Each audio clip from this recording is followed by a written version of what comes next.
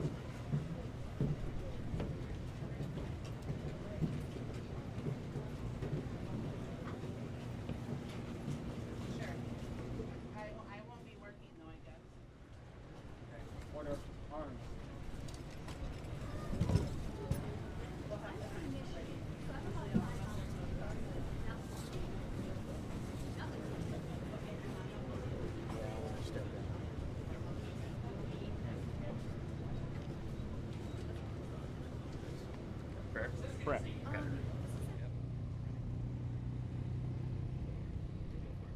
Dear Heavenly Father, we just thank you, everybody that showed up here to this awesome Crandon International Speedway.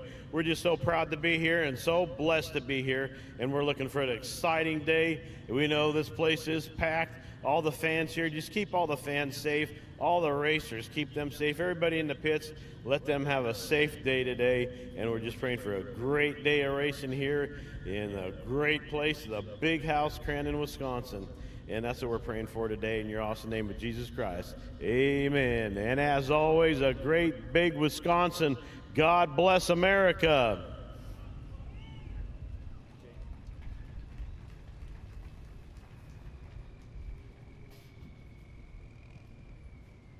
Color guard, KH, port, arms, present, arms.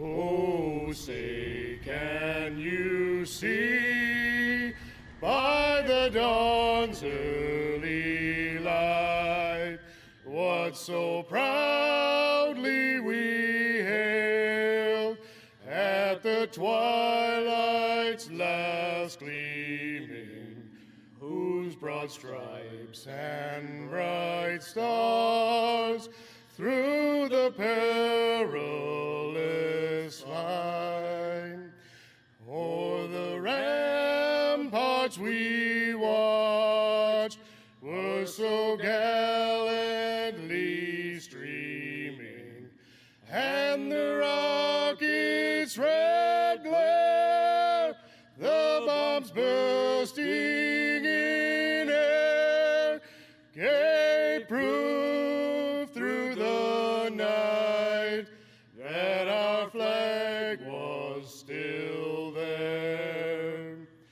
Oh, say does that star-spangled banner yet wave o'er the land of the free and the home of the brave.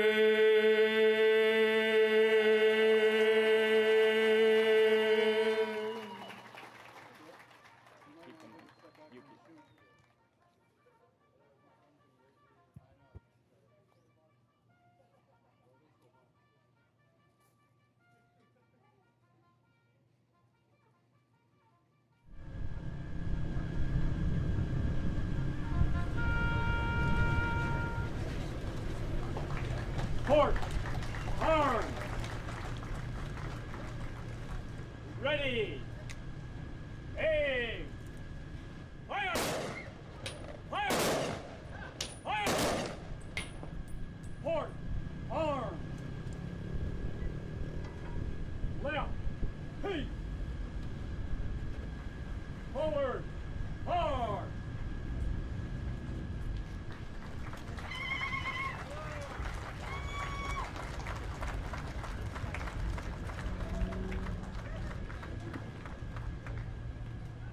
And once again, we want to thank the Northwoods Color Guard. Jake Creasel doing a great job along with Bob Smith, the Color Guard commander there with our national anthem as well as we kick things off here. The opening ceremonies at the Big House. We've got the Parade of Champions coming up here next, and a number of our sportsman competitors, people that were out here battling just one day ago. So it'll be exciting to watch them make a lap, and then, of course, we'll get the Pro 4s lined up, and we'll turn them loose. Nothing better than starting with a little America, a little bit of, just the ceremonial fire and feel of it all. And right now to have the wind blowing and the Stars and Stripes blowing straight out is just absolutely beautiful from here in the announce tower. In case you guys are wondering, it's a beautiful early day here in Crandon. A little bit breezy, a little bit less warm than we thought it was going to be, but we're hearing possibilities of temps up to 90 degrees today. Yeah, before things are all said and done. By the way, happy Labor Day weekend to everybody here. It's a holiday weekend, and of course everybody knows that it's synonymous with Crandon's big Cup Day as well, the most prestigious race in all of short course off-road racing. It'll be contested here at the end of the day. So a full day of the absolute best going at it. We are excited as we hear the cars are rolling here for our Parade of Champions. Coming down that front straightaway, if you will, from the Land Rush start, that is anything but smooth, which of course makes it all the better to watch as they come sailing down through there at speed, the better part of 100 miles per hour through turn number 1 here, and they'll fan out 3, 4, 5 wide.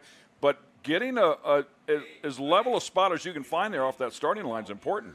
Well, it's definitely a tricky place to pick your starting position, right? It depends on the level. It depends on the holes. Also going to depend on the watering and what happens in between races there. So certain drivers will pick different ideas. And as we're looking at the track, as we're getting ready to have the parade come through, you can see they've been working on the track. There's some moisture in the ground. When it gets to be warmer and breezier, you start to get a drier track, which can sometimes make it for a harder surface. And here comes the pace truck, Crandon pace truck coming around. And, you know, when we talk about ceremonial, we talk about all the things that go along with Crandon. There are so many different classes racing here, Ken.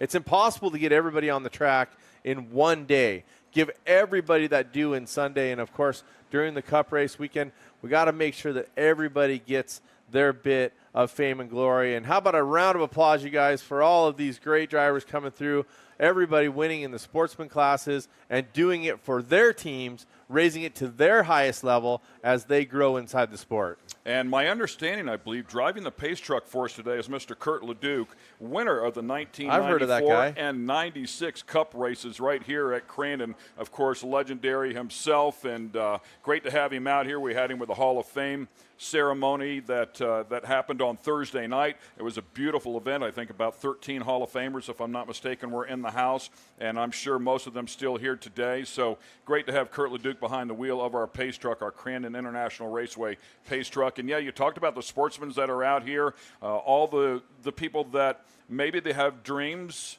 of getting up into the pro ranks. Maybe they're just happy right where they're at. We've seen a number of competitors find a class that they're comfortable with. It's a class they can afford. It's a class that affords them the time to chase it in a proper manner. And these are all the sportsmen that have come out here and enjoyed some success here this weekend. Well, back talking about Kurt LeDuc, I feel like he really embodies everything that Crandon is all about. The passion for racing, the passion for family, the passion to share with the fans, and the personality to go along with it. I mean, just seeing the smile on Kurt's face to any time you catch him around the track tells you the story about how he feels about Crandon.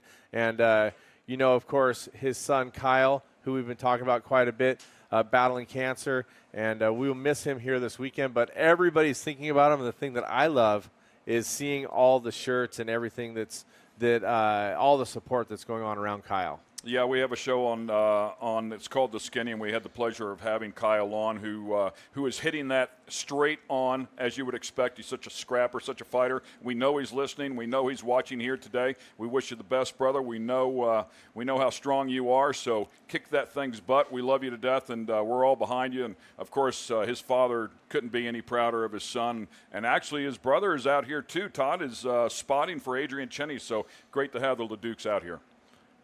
Always got to love that LeDuc energy, right? No matter which one of the LeDucs, Valerie included, the sister. I mean, the whole family has just that personality, Absolutely. that big smile. Everybody's stoked. Everybody's happy. And Valerie raced for a bit. Yes. She was in a pro light truck there for a bit. Absolutely. And seeing the parade of the sportsmen coming through here is a great way to start the day. Looking forward to this Pro 4 race that's going to be kicking us off here shortly. It's the energy that goes along with that is beside nothing. By the way, for the fans that are watching here, take a look at some of the vehicles that are out here in the sportsman categories and down to the youth categories as well. If you want to go racing, there's something here for you. 100%. Stock truck, single buggy, super buggy. There's side-by-sides. Carts for the kids. Carts for the kids. I mean, it's a great family atmosphere. You teach them a great work ethic. They're around positive people, competitive people. So, yeah, there's a lot of opportunities out here. If you've ever been thinking about going racing, maybe this is something that will fit your budget or your starting line procedure, if you will, if you don't have a lot of experience. Absolutely. And I can remember being a youngster getting my start in Baja Bugs and just that energy, even though you weren't the biggest class, it was still awesome to be out there. It doesn't matter. If you're racing, it's a lot of fun. How about a nice round of applause, ladies and gentlemen, for all of our sportsman champions here this weekend? Good stuff. Great to have them out there, and congratulations on your success here at the Big House. Track looking good here. A couple more things to take care of, and the Pro 4s will get lined up here. And, of course, we'll let you know when that's going to happen. In the meantime, we're going to send it back down to the podium where our Erica Allreed has a very special presentation. Erica? Thank you so much, Ken. Joining me is none other than Wolfert Eibach, who flew in from Germany just for this race here at Crandon. Wolfert is a big part of the preeminent spring industry in the world and is a big part of that. And Wolfert, I'm so happy to have you joining me. Just like me, this is your very first time at Crandon, so what do you think of the big house? I'm just overwhelmed. You know, I'm in this kind of motorsport since 4 decades. I have been on all continents in racing, but this is absolutely overwhelming. And I know there are some people, also really heroes in the industry. I know Selfish, he's considered the godfather of off-road racing. He is here, and he's overwhelmed like I am. So this is what you have created here, is the top of off-road racing. Well, we are so happy to have you and a lot of other big names joining us here this weekend, but your springs have single-handedly changed the game in motorsports and in the off-road industry specifically. So how has that challenge allowed you guys to develop and be at the top of the industry? It's total dedication. That is the first thing. Then driven for quality. And we did one thing that I personally did nearly 4 decades ago. I created the double spring setup, which means a stiffer mainspring and a softer top spring, with which you can create your own suspension characteristic. And that's, I think, the most important part for off-road racing. And Wolfert, it's from my understanding that your management and Crandon got together to put together a special surprise for you. So I would now proudly like to announce that this is the Eibach Winner's Circle. And it's here for you. Now, folks, Wolfert had no idea that this was happening, so we're kind of putting him on the spot here. But Wolfert, can you give me your reaction to this? It is unbelievable. Yes, I'm so long in this business. I'm working 65 years in this company now, from 3 people now to 700. This is the crown of my career. Well, Wolfert, congratulations. We are so excited to see which drivers can come down to your winner's circle. So thank you again for joining us. And guys, back to you. Thank you, Erica. And Wilford, I have to say on a personal note, being friends and someone that's a part of the Eibach team, he is the most humble, most outgoing and personable person you'll ever meet. He will shake hands with everybody on the team and everybody he meets. And one day I ran into him the first time I met him in 2018. He was looking at my race truck at the Baja 1000, had an Eibach sticker. He's like, I appreciate this. We went out and won the race, and so it's been a great relationship with Eibach. But he is just a genuine and humble human. He is absolutely aces. Great to have him here, and great to have the Eibach Winner's Circle, so we'll keep that in mind throughout the rest of the day as well. Pro 4s are pulling out onto the starting line, ladies and gentlemen. Yeah.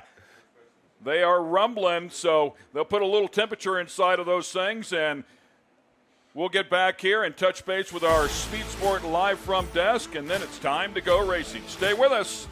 We're at the Big House on Labor Day.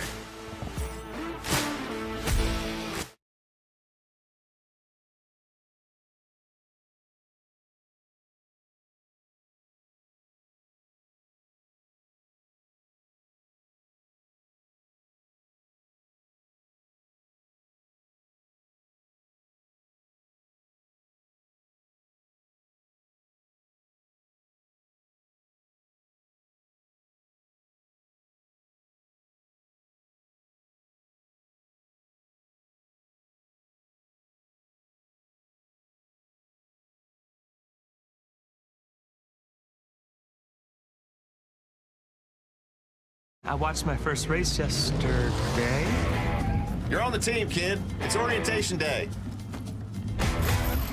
Hey, new guy, let's get you up to speed. Lunchtime.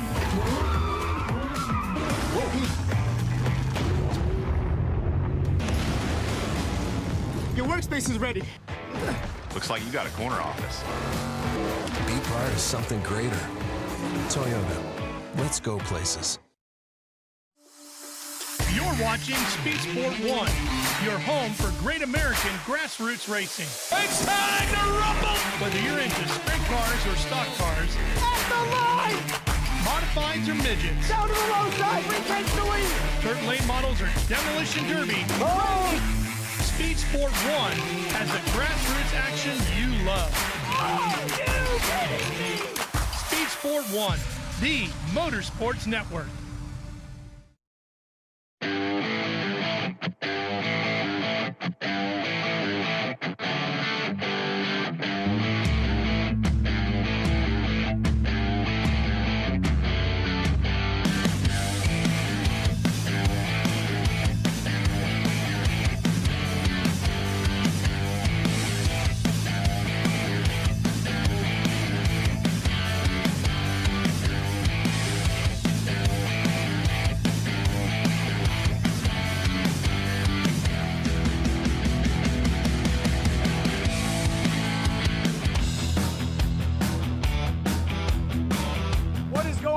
Crandon, we are here at the Project X Ridge where the party happens during the Ultracross on Friday and Saturday night. Our friends at Project X are giving away one of their 41-quart Blizzard boxes to keep all your beverages and food cold for the trails and for partying on the Ridge. Make sure you stop by their display here on the Ridge to sign up to win and check out their game-changing off-road products. You'll be able to check out some of the exact same products that we run on our championship-winning Ultra 4 truck, as well as the Fun Runner LT Bronco, the Ghost Box, the HP85, all the game-changing Project X products. Come by, check it out. It's going to be a cool party.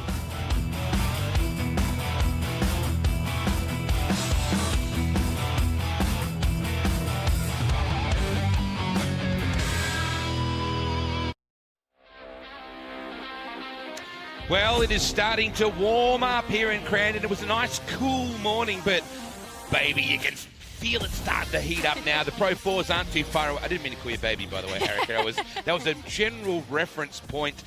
If this is your first time or if it's your 54th time, welcome to the big house for what is going to be an epic day, Erica. Absolutely. The fans are already crowding in. All of the chairs are almost full, and we've got a packed hill over here. So I'm excited to get down to some racing. I'm not sure what would be more scary, competing in Pro 4 or trying to move somebody's lawn chair today. Honestly, I think it might be moving a lawn chair. I think you're right. People really fiercely protect their patch of turf. This is going to be an incredible day. We're going to see the big bangers up here very, very shortly, the Pro 4s. And I love it when Ken and Cameron get after it as well. Some fantastic food around the place. What's your food of choice? I mean, I feel like I would be doing it wrong if I came to Wisconsin and didn't get some cheese curds. Yeah, I think you're right. Even the cheese with the pretzels is really good as well. This is a great little team here in Crandon. Of course, we kicked off the weekend with the greatest rock and roll band of all time. Kiss played here on Friday. So we are going to rock and roll all night and party every day for the rest of today. There's a big party coming up at the end of the day. Did you know that? Is there? Yeah, apparently. I think it's a party all day anyway. This is going to be an amazing day of competition. Of course, the Red Bull Cup is coming up later on today. I can't even imagine what that's like. I can't imagine either. And talking with a lot of the drivers, I'm like, are you going to hold back during these other Crandon World Championship races to solely make it to that Cup race, make sure the car is good? And they said, it's World Championship Day and it's Cup Day. They're going for both of them. So there's no holding back in any of these races here today. So it'll be a sight to see. Any trophy you get today is absolutely worth it. I'm kind of hoping we can get these fans up and about and get a bit rowdy, Erica, because all day yesterday and throughout the day at the parade, and everybody just wants to get in amongst it and be part of it. So later on, I want to send a wave up and down here. Look at all those fantastic people. Could you just stick your hands up for us, Crandon, and get a bit of a look at you wherever you are around this circuit? Give us a wave because we're sending you out all over the world at the moment. And what you want to do is stick your hand up and go, we're here and you're not. And why aren't you here? Because this is going to be a tremendous day.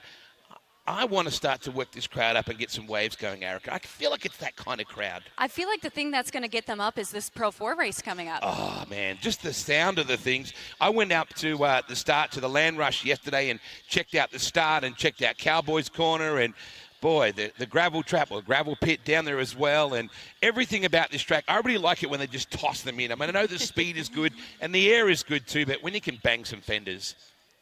It's definitely a spectacle to see, and like you said, when they hit the track, the place goes nuts, and understandably. But, you know, you and I were talking about CJ Greaves earlier and how it's really hard to bet against him. But we can't forget RJ Anderson. He's won that Cup race before. He's very strong and dominant and a well-known name in motorsports. The best part about an elite competition like this, Erica, is anything can happen, and it absolutely will. I said yesterday, this place reminds me of a Walmart without the roof. You walk in, you go, I didn't know I needed that. I didn't know I needed that. That person definitely looks like they're walking around in that place. It's an amazing event. It's going to be elbows up and spurs on for the Pro 4s. Please stay hydrated. Now, for those adults, that means margaritas, Bloody Marys, and Red Bulls and vodkas. I'm pretty sure that's what that means. But try and drink some water as well. Try to keep the sunburn cream on as well. We're going to head upstairs in just a moment. Ken and Cameron, I'm pretty sure they're limbering up, doing their calisthenics, and getting ready for the Pro 4. Hey, Crandon, can you make a bit of noise for us? It's time for your Pro 4s. Thanks a lot, Wade. Yeah, we're excited. By the way, you nailed that. Cameron Steele just pushed out 30 push-ups up here, man. We've got a ton of energy inside of this booth. Welcome, ladies and gentlemen, to Labor Day weekend here at the Big House, Crandon International Raceway. It's time to go racing. We couldn't be more excited. The Pro 4s are on the line. Let's talk about them for just a moment. 18 inches of travel in the front, 20 inches of travel in the back, a minimum of 4,000 pounds, 48% of that total truck weight on the front axle. Of course, these things make monster power, 950 plus horsepower. Woo-hoo! All four corners digging, ladies and gentlemen. And we have to talk about the players inside. CJ Greaves leading the point, looking for another championship. He already has 10, leading the pile, looking for 11. Of course, he has a bunch of Cup wins as well. We'll talk about that a little bit later in the day. Jimmy Henderson is definitely keeping the pressure on. But back to CJ, 98 career wins from Pro Light, Pro 2, and Pro 4 alone. He has a chance to hit the magical 100 here today. We'll certainly keep our eyes on him. He added to that just one day ago, of course, whenever he won the Pro 4 race. Jimmy Henderson has been on fire. He has definitely been the guy to watch here this year. He turned that program around, formerly underneath the Greaves tent, by the way, but they dug in deep, and he certainly has some speed. Adrian Chinney, fresh off a win at Bark River, his first win since 2018. Estero Beach. How about that? So incredible stuff here. Let's talk about our starting grid. There is CJ Greaves. We mentioned RJ Anderson before, a Cup winner, a champion out here as well. Jimmy Henderson, as we were just talking about, and Adrian Chinney. Of course, legendary Johnny Greaves back in the house. Johnny. Woo, Johnny can get it done. No question about that. Kyle Cheney, Cole Mamer, Andrew Carlson, Johnny Holcher, new to the category, and Ben Passa. So we are looking forward to this, baby. And the number one star of the entire event, the Land Rush start. Absolutely. The most exciting turn in all of motorsports, and we're going to send the baddest trucks in the land down through it.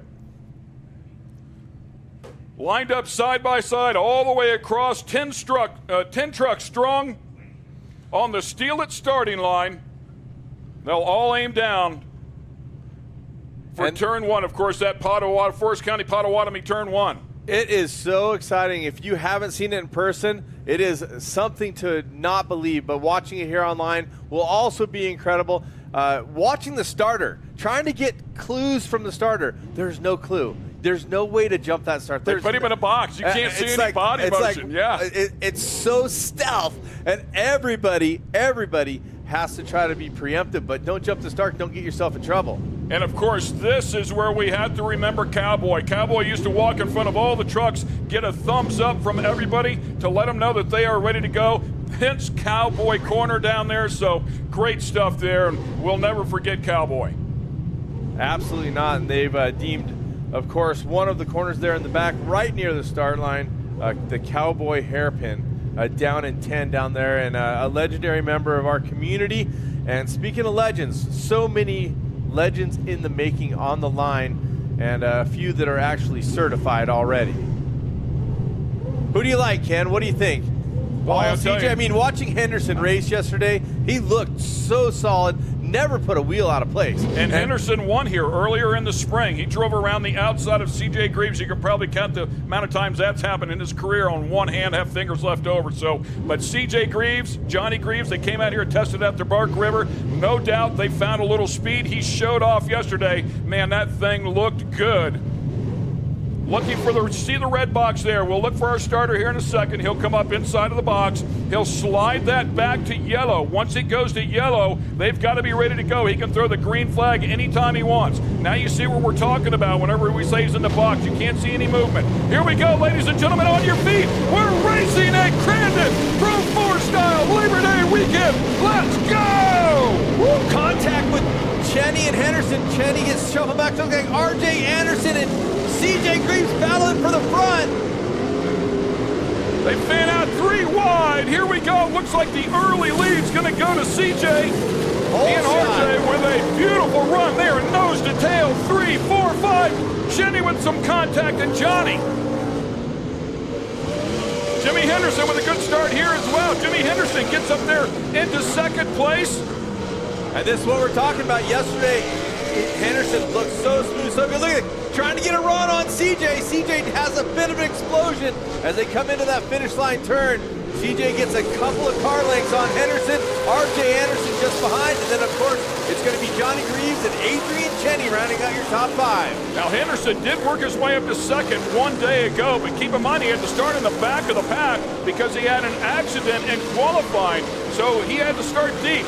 But with that said, CJ right there through that right-hander as they head back to Argonne Corner. That truck launches, and look at the distance he's put on Jimmy and the span of just a few yards. Currently sitting at about 6 truck lengths lead. You can see CJ using the middle of that turn, and Henderson going a little bit further out. RJ Anderson down to the bottom a bit more, so a couple different choices there. And you can see the water they put on the track has dried up a bit. The wind and the temperature are going to play a factor in that, so we're going to have a little bit of dust, drier conditions here. And I love CJ's setup here as he goes into turn 2. I feel like his setup is so smooth and clean going there. That's what makes it hard for people to put time on him, because he has each one of those lines set up exactly the way he wants it. When he has clear track behind him, 2, 3, 4, 5 car lengths behind him, he can pick the line he wants, which is generally the fastest line. Yeah, no doubt that truck is really switched on as we watch this battle here. RJ Anderson and Johnny Greaves. Of course, Johnny Greaves, a 9-time champion of the Pro 4 category, over 100 wins, and he's right there on the back. Now, keep in mind, he was in a vicious wreck earlier this year, has been picking his way back, but Johnny Greaves back in form now, ready to rip.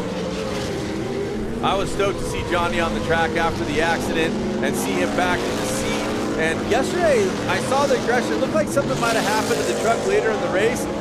But right now, it looks like he's spot on, trying to chase down the 37 of RJ Anderson. C.J. Greaves, Jimmy Henderson, then it's R.J. Anderson, Johnny Greaves, Cole Mamer. Cole Mamer's had a ton of speed here, relatively, actually really new here to the category, but getting it figured out here just a couple of years behind the wheel of a Pro 4. Of course, R.J. Anderson, a champion and championship-winning driver. That is a son of Hall of Famer Randy Anderson, crew chief for so many years for Walker Evans. And you can see that setup, R.J. Anderson a little wider there in front of the stands. He goes out on the turn, out on the jump just a little bit more than C.J. That's one of the spots that I see where C.J. really has a more direct straight line than quite a few of the other drivers. Well, I'm not going to lie to you, man. The fact that CJ could drive away from this field the way he is it's just hard to put into words. They found something here. That he has not had the fastest truck this year. Jimmy Henderson has really had the truck to beat. But clearly, CJ and Johnny, when they came out here to test, found something. And boy, they are applying it all. They've been finding something for decades, yes, buddy. They have. Let's be honest. I mean, CJ, the prodigy of Johnny, I mean, the two of them working together, the synergy, being able to test different setups, work on different setups, talk to each other, and look at that setup, super wide. CJ went for a very wide early rotation. Looked like he wanted to get straightened out a little bit earlier. As you can see, RJ coming around, still apexing that turn a little further out. Interesting, different lines being used. the dirt looks a little bit different today than it did one day ago when they were out there racing. So I like the way that CJ is lining it up and making it as direct as possible. Off camber, Forest County, Potawatomi, turn 1. Down in there about 100 miles per hour or so. And we'll watch it here. Yeah, going into Cowboy Corner in the back, you can see that a bit of a Scandinavian flick, if you will, where they turn it one way and then really set up and flick it back the other way. And of course, he'll back it in here in Calamity Corner about as hard as you could flick one in. So beautiful.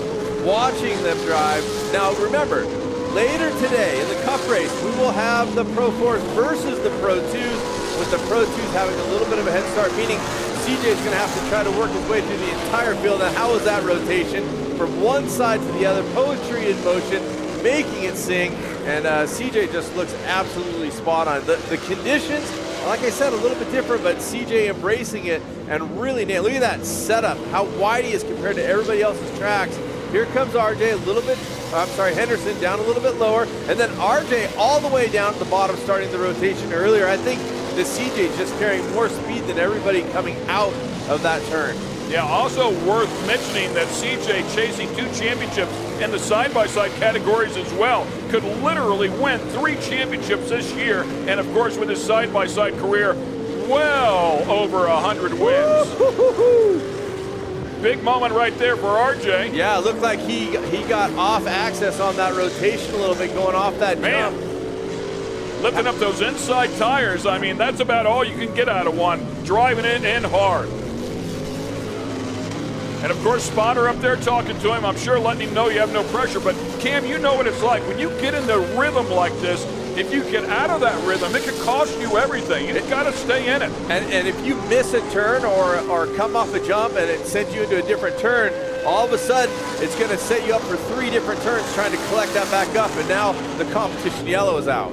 So let's talk about this for a moment. Of course, they'll make one lap here. CJ will bring them back around right in front of the crowd and restart the field. But now the track is completely different than the track that they were on when we started. And a lot of people, it looks like Johnny pulled over there for a moment to sort something out, to go back to get his spot there ahead of the Baja Vita sponsored Cole Mamer truck. But now this track is completely different, and these guys, when they set up, this is what they set up for. So the ones that have set up for late in the race, whatever their tire cut may be, this is what they're planning on. We'll see if they've got anything for CJ. Well, so far, it looks like no is the answer.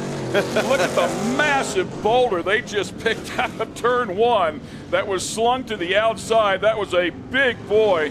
They're talking to Hall of Famer Scott Taylor. He's had rocks come through the windscreen in the front. They roll around, get underneath the pedals. They don't have brakes because there's a rock underneath there.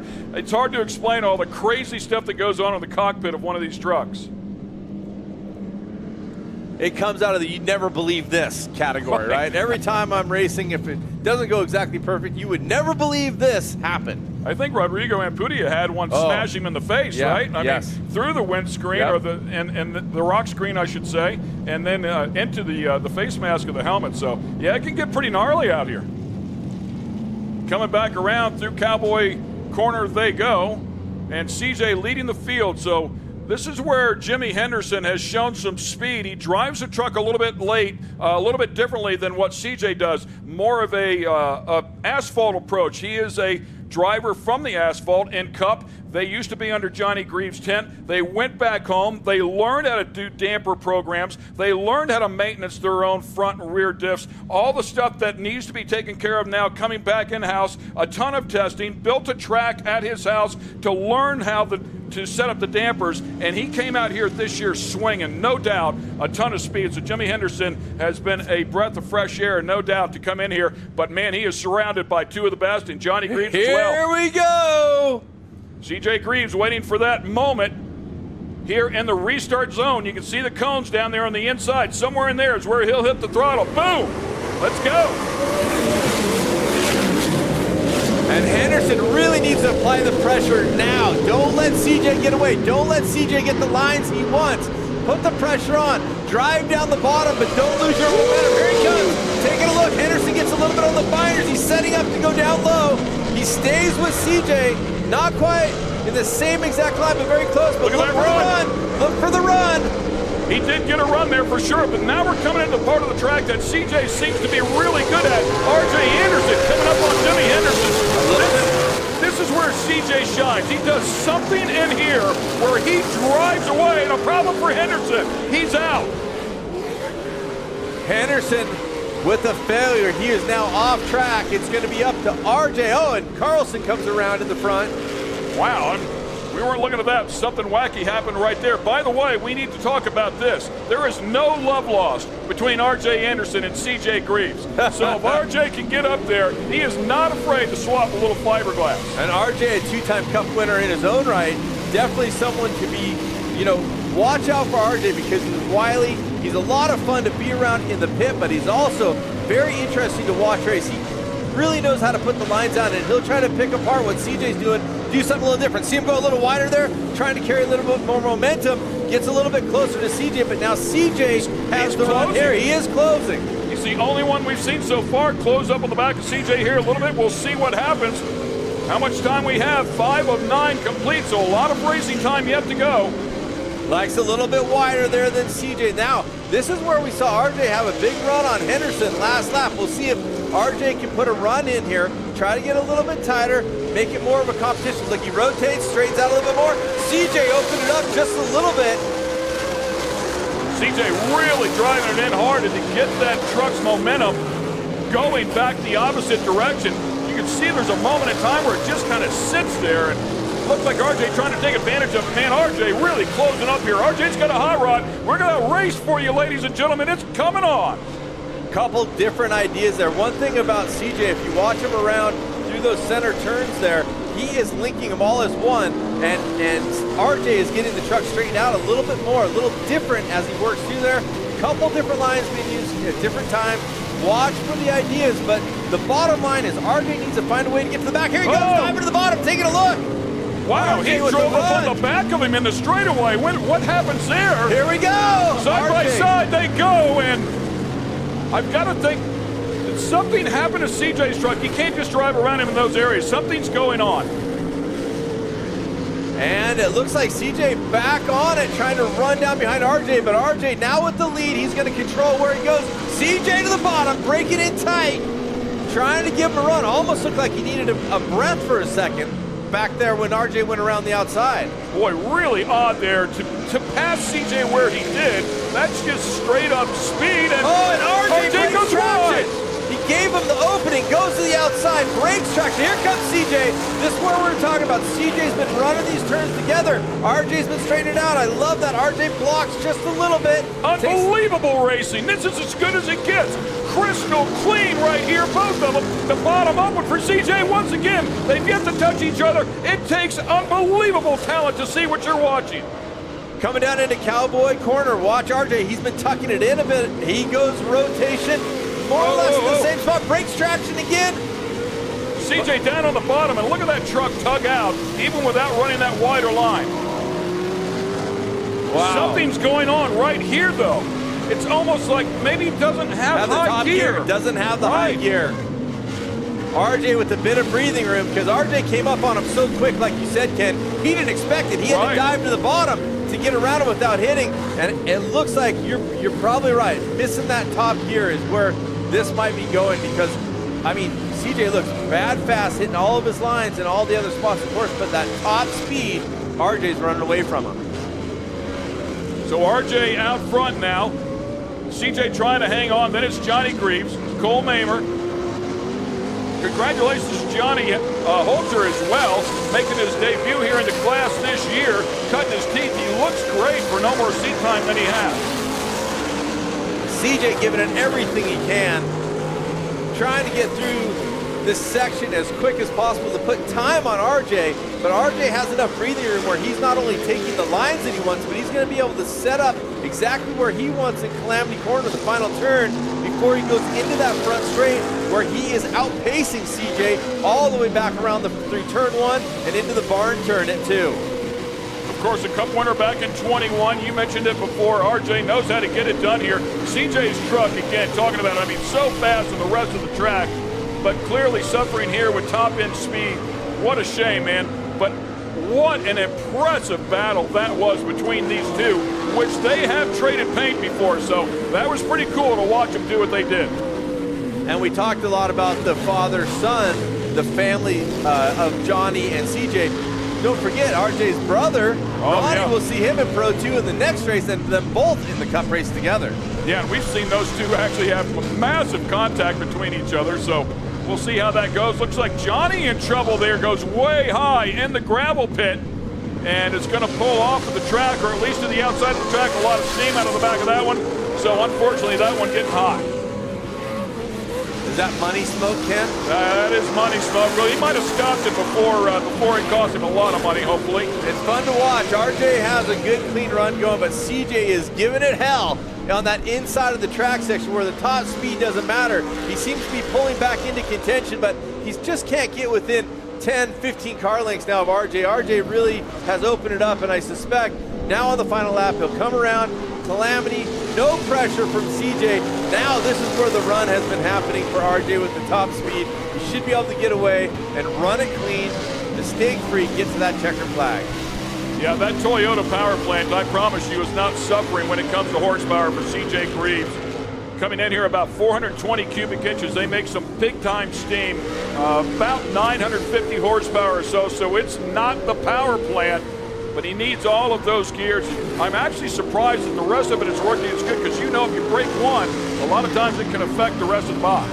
It starts a trickle-down effect. Everything starts to fail. Shout out Cole Mamer. Looks like he's going to bring home that podium, but R.J. Anderson bringing it around. Gotta love it, coming towards that checkered. Final lap here through Calamity Corner. Looking for the checkered flag. It's going to be R.J. Anderson. That claims the win here. He draws first blood, if you will. Oh, and it looks like CJ's truck also getting hot here. Might be a tell. CJ's truck has got both of those trucks have the same issue there. So hopefully everything okay with those power plants. Didn't get too hot there. Driving it pretty hard there right to the very end. Well done by R.J. Anderson, that BF Goodrich NOS-sponsored truck. And, wow, lots of steam coming out of CJ's truck now. You can see the water on the ground where he stopped there. Yeah, it looks like, is that steam or just dust coming out of Cole Mamer's truck as well? By the way, congratulations. There's steam coming out of all of them, I'm telling you. Helmets too, right? There's steam coming out of their ears if they're not R.J. Anderson. We'll take the top three over there. Congratulations to Cole Mamer. He's the third one across, so he'll make his way to the podium. Jumped up to third in the points just one day ago, was able to just sneak past Adrian Cheney by one skinny little point. So Cole Mamer having a good, solid year here as well. Unfortunately, Jimmy Henderson's truck not making it to the very end, so they'll have a little bit of time, hopefully get that one fixed up for the Cup race. What do you think, Crandon? Do you love Pro 4? They love it. They're here. They know they love it. They're already here on top of you. They don't. You can rev them up all you want, but man, oh man, they're here for a full day of racing. Remember, everybody, at the end of the day, the Red Bull Cup, Pro 2s versus Pro 4s, lining up, and look at that, R.J. Anderson out of the truck. R.J., you know what I love about R.J.? He's a great race car driver. Yes, his dad, a Hall of Famer. Actually, his dad joined us on our dirt bike trip to Cabo this year. Oh, nice. Got to learn a lot about the Andersons, but R.J. is his own personality. R.J. is fun. R.J. is outgoing. R.J. is personable. He will talk to everybody, and everybody loves to engage with him, and he engages well, but he is a race car driver, man. He's a race car driver. You see him at the awards banquet, they'll show up with the pink flamingo shirts. I mean, he is a fun-loving cat for sure. Cruise by his pitch, you'll figure it all out. But, man, when he puts the helmet on, he can for sure throw down, much like his brother Ronnie, no question about it. Exciting to see RJ draw first blood today. We'll see how that plays out in the Cup race later today, but they're getting set to get to the podium. We'll get to that shortly.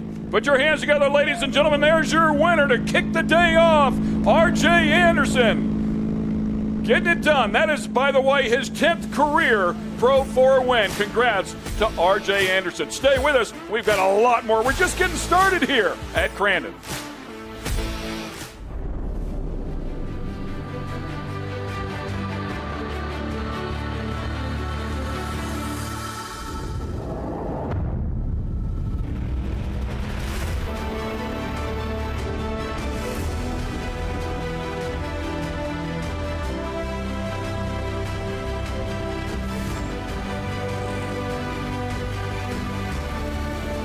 On top of the box, baby.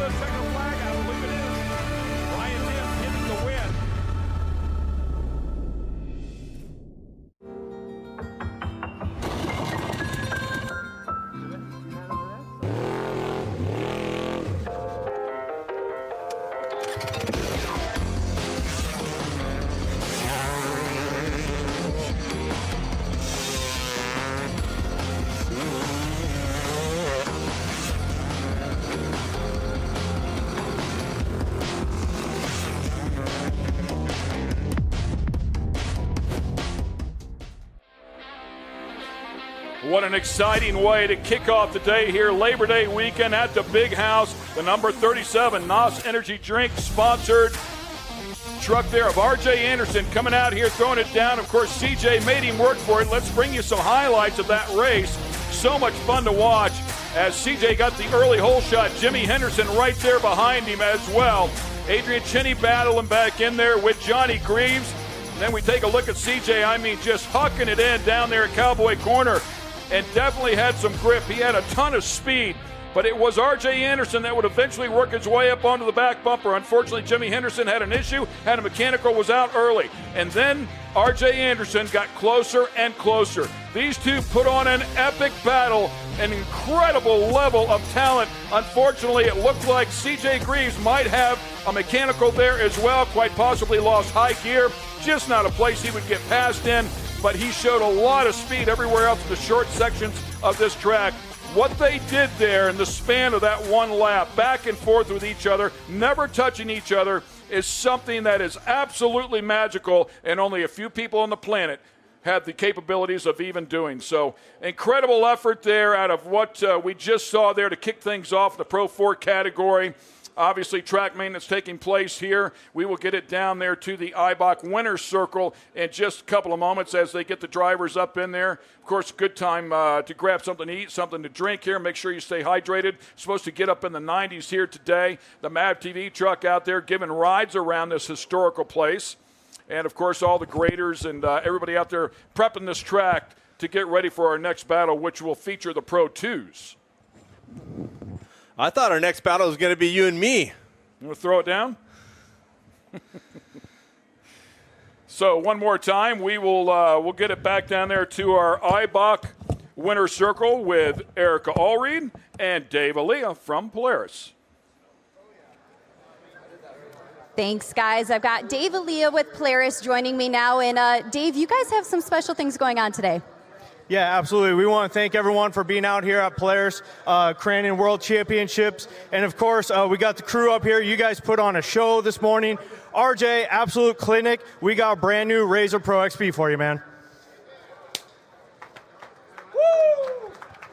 Thank you so much, Dave. And congratulations to RJ. And now with our top three in this Pro 4 class. So Cole Mamer, why don't you come over here and join me?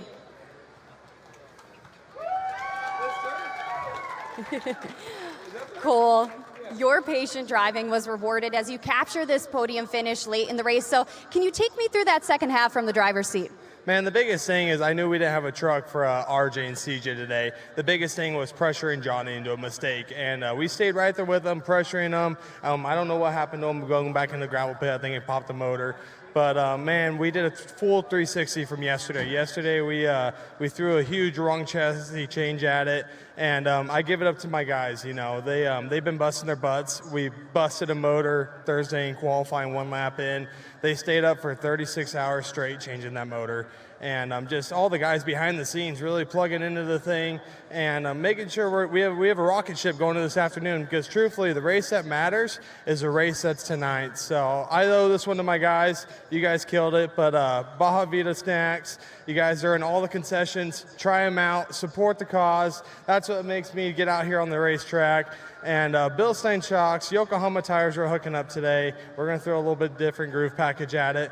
And Supreme Suspension, Sparco USA, Rod and Supply, Go the Lithium Batteries, my mom, my dad, my grandpa, my whole family that coming out here, my girlfriend, her parents, everybody that came out here. You know, I couldn't do it without you. It's a team effort, and we're a small team. We're up here competing with big dogs. So we're coming for this cup race. We got some more left in the tank, and I think it's time to bring the rowdiness back. Well, Cole, congratulations on righting the wrongs and taking this third place position. So next up, we've got CJ Greaves. CJ, if you want to come join me. CJ, again, congratulations. I know you're one spot shy of where you want to be, considering you led the first half of that race, but I know you have to be proud of the effort and fight you displayed in this one. Yeah, we had a really great truck, man. We worked hard on this thing, getting the setup good, made a couple changes since yesterday, and then unfortunately right there at the caution, we lost fifth gear. So thank you, RJ, for not running me over down the straightaway. I know we're going from doing 103 to my truck's only doing 80 through the coming into turn 1. So I really appreciate him being aware and not running me over. And we just tried to do the best we could and hold on there with only running 4th gear down all the straightaways. So we'll be ready for the Cup race. The track was awesome. Cliff, Jason, all your crew. The track's been phenomenal all day. So hats off to them guys. All you Crandon fans for coming out here. It's amazing. It's going to be a heater, so stay hydrated so we can party later tonight. But I just got to thank all my sponsors, all my crew, Monster Energy, Toyota, Fox Shocks, Vision Wheel, Toyo Tires, Impact Safety, VP Lubricants, Luke, all his crew, everyone that works hard on these things. Thank you guys, and let's go get it at the Cup race. Well, congratulations on the 2nd place finish. We look forward to seeing a redemption drive from you later on. And now our 1st place finisher, RJ Anderson.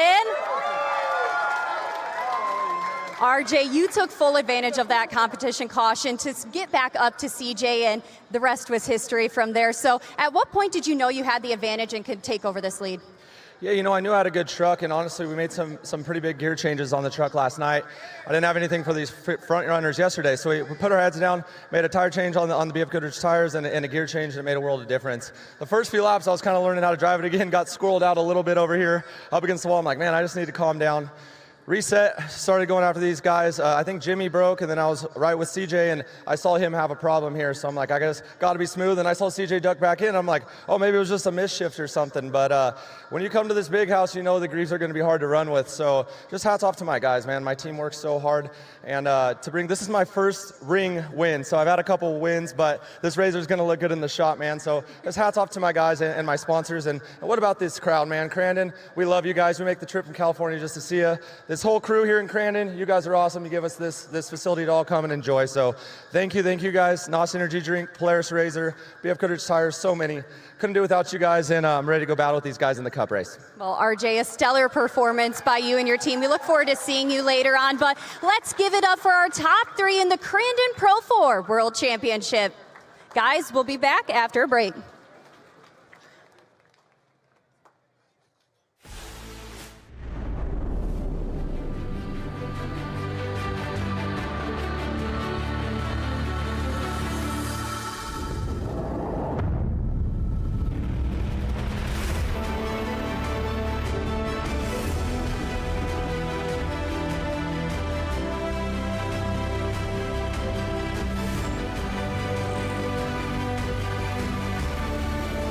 On top of the box, baby.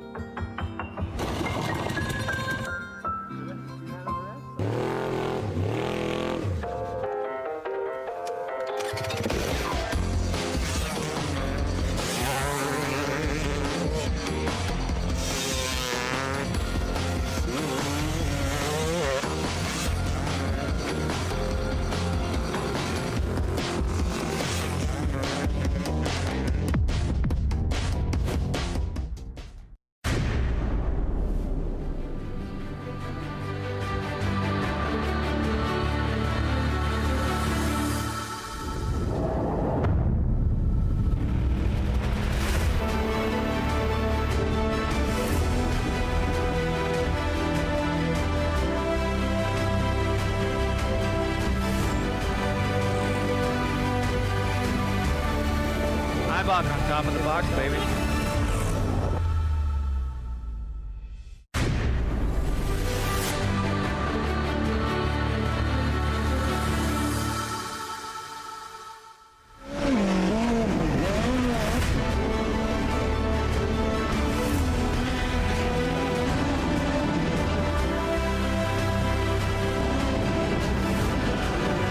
But here comes the battle for the checkered flag. I believe it is Ryan Jim getting the win.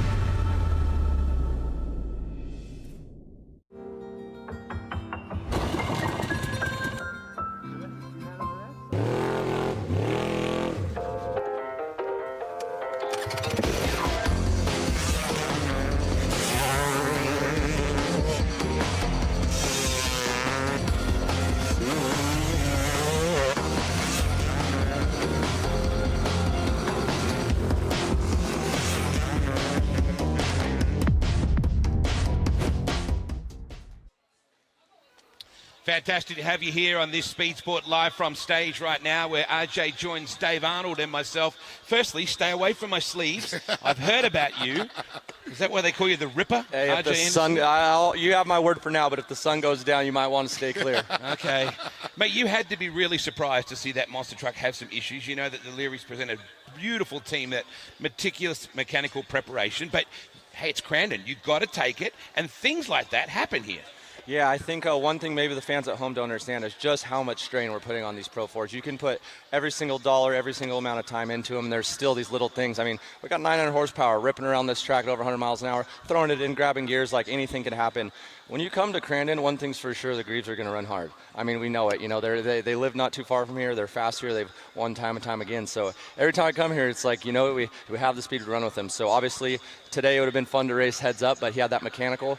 We took advantage of it there. We had a little bit of a problem yesterday and put us back to third. And so today was our day. So I'm really happy for my team. Well, one of the big questions I want to ask, too, is watching Jimmy Henderson right in front of you, and you're going there. You see CG up there. You know, that's your big goal. Get to the front. You got Jimmy there. Jimmy has the problems. Then I see the side-by-side action that's happening, and you're going to CJ. Now, going into Calamity Corner, how crazy is that being side-by-side with him going into it? Yeah, you know, I actually had a little bit of an advantage there because the first few laps, we changed some gear ratios last night, and they're quite a bit different to drive. So what that means is, like, in these Pro 4 trucks, I have a 6-speed manual transmission. So into these corners, whether you're running second high or third low, like, there's a lot of changes. So when we make a big change, it's relearning how to drive. That's your RPMs, the gears, where you want to be. So the first few laps, I needed to clean it up. So those guys started to leave me a little bit, and it gave me some time to slow down, find the lines. You know, I wasn't pushing as hard as I could, and I saw some things those last 2 laps before the yellows, like, okay, I think I need to make some adjustments here.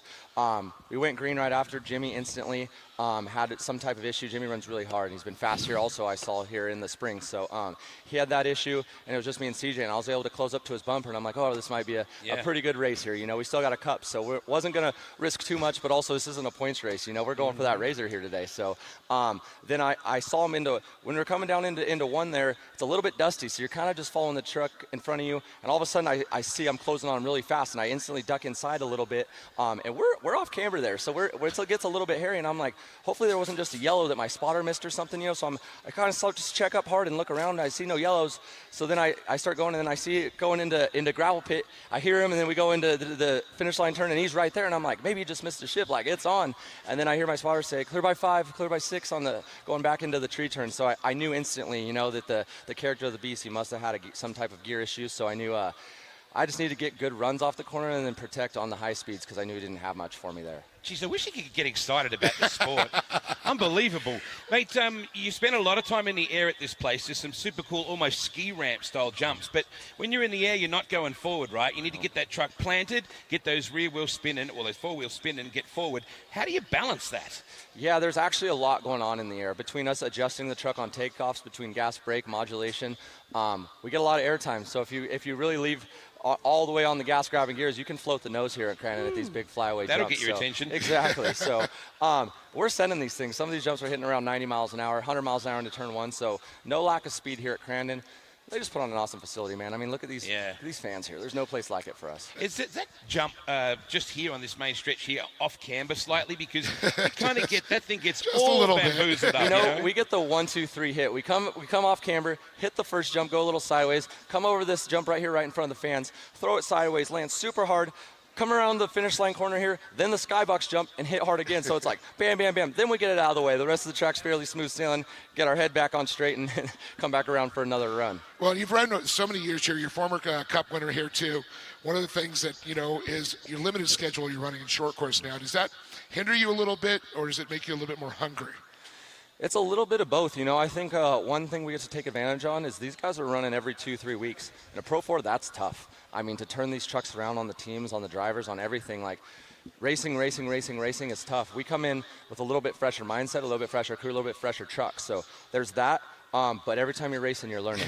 So those guys are constantly learning. When we show up, we're like, oh, man, we have to learn twice as fast because we have half as many laps as them. But our team's done an awesome job with this truck this year. Two wins in 4 races, so as well as a third. I think we've got a good truck going for this Cup. Mate, the NOS guys do a great job with their socials, and you do some amazing things. I know Sheldon Hordenshield's always doing some sick stuff with drifting, and they put you guys in Volkswagens and all sorts of cool stuff. What a great ambassadorship that must be to be one of that team. Man, I joined the NOS Energy family a couple years ago, and it's been one of the best partnerships ever. Me and my brother have an awesome time. We're like a family, like you said. Like, we got Sheldon out in the rocks. We took him to King of the Hammers in a race. Yeah, I rode with, he rode with me, and then I rode with him. So I don't know if either of us enjoyed the passenger seat, but a great character and a great driver as well. Speaking of the Volkswagen, he put me into the wall in Irwindale pretty hard. So it's fun. Chris Forsberg. Not that he's bitter. No. I was in the back seat. I was just a passenger, so I owe Sheldon one for that. But a great family and a great brand to have supporting us here in the off-road scene. Hey, man, congratulations. You got plenty of work to do later on today. Please put your hands together for it, folks. RJ Anderson doing an awesome job. We will take a break here from our Speed Sport live from stage. Thanks to our great friends at Toyota. Let's go places. Let's go to a break and back in a sec.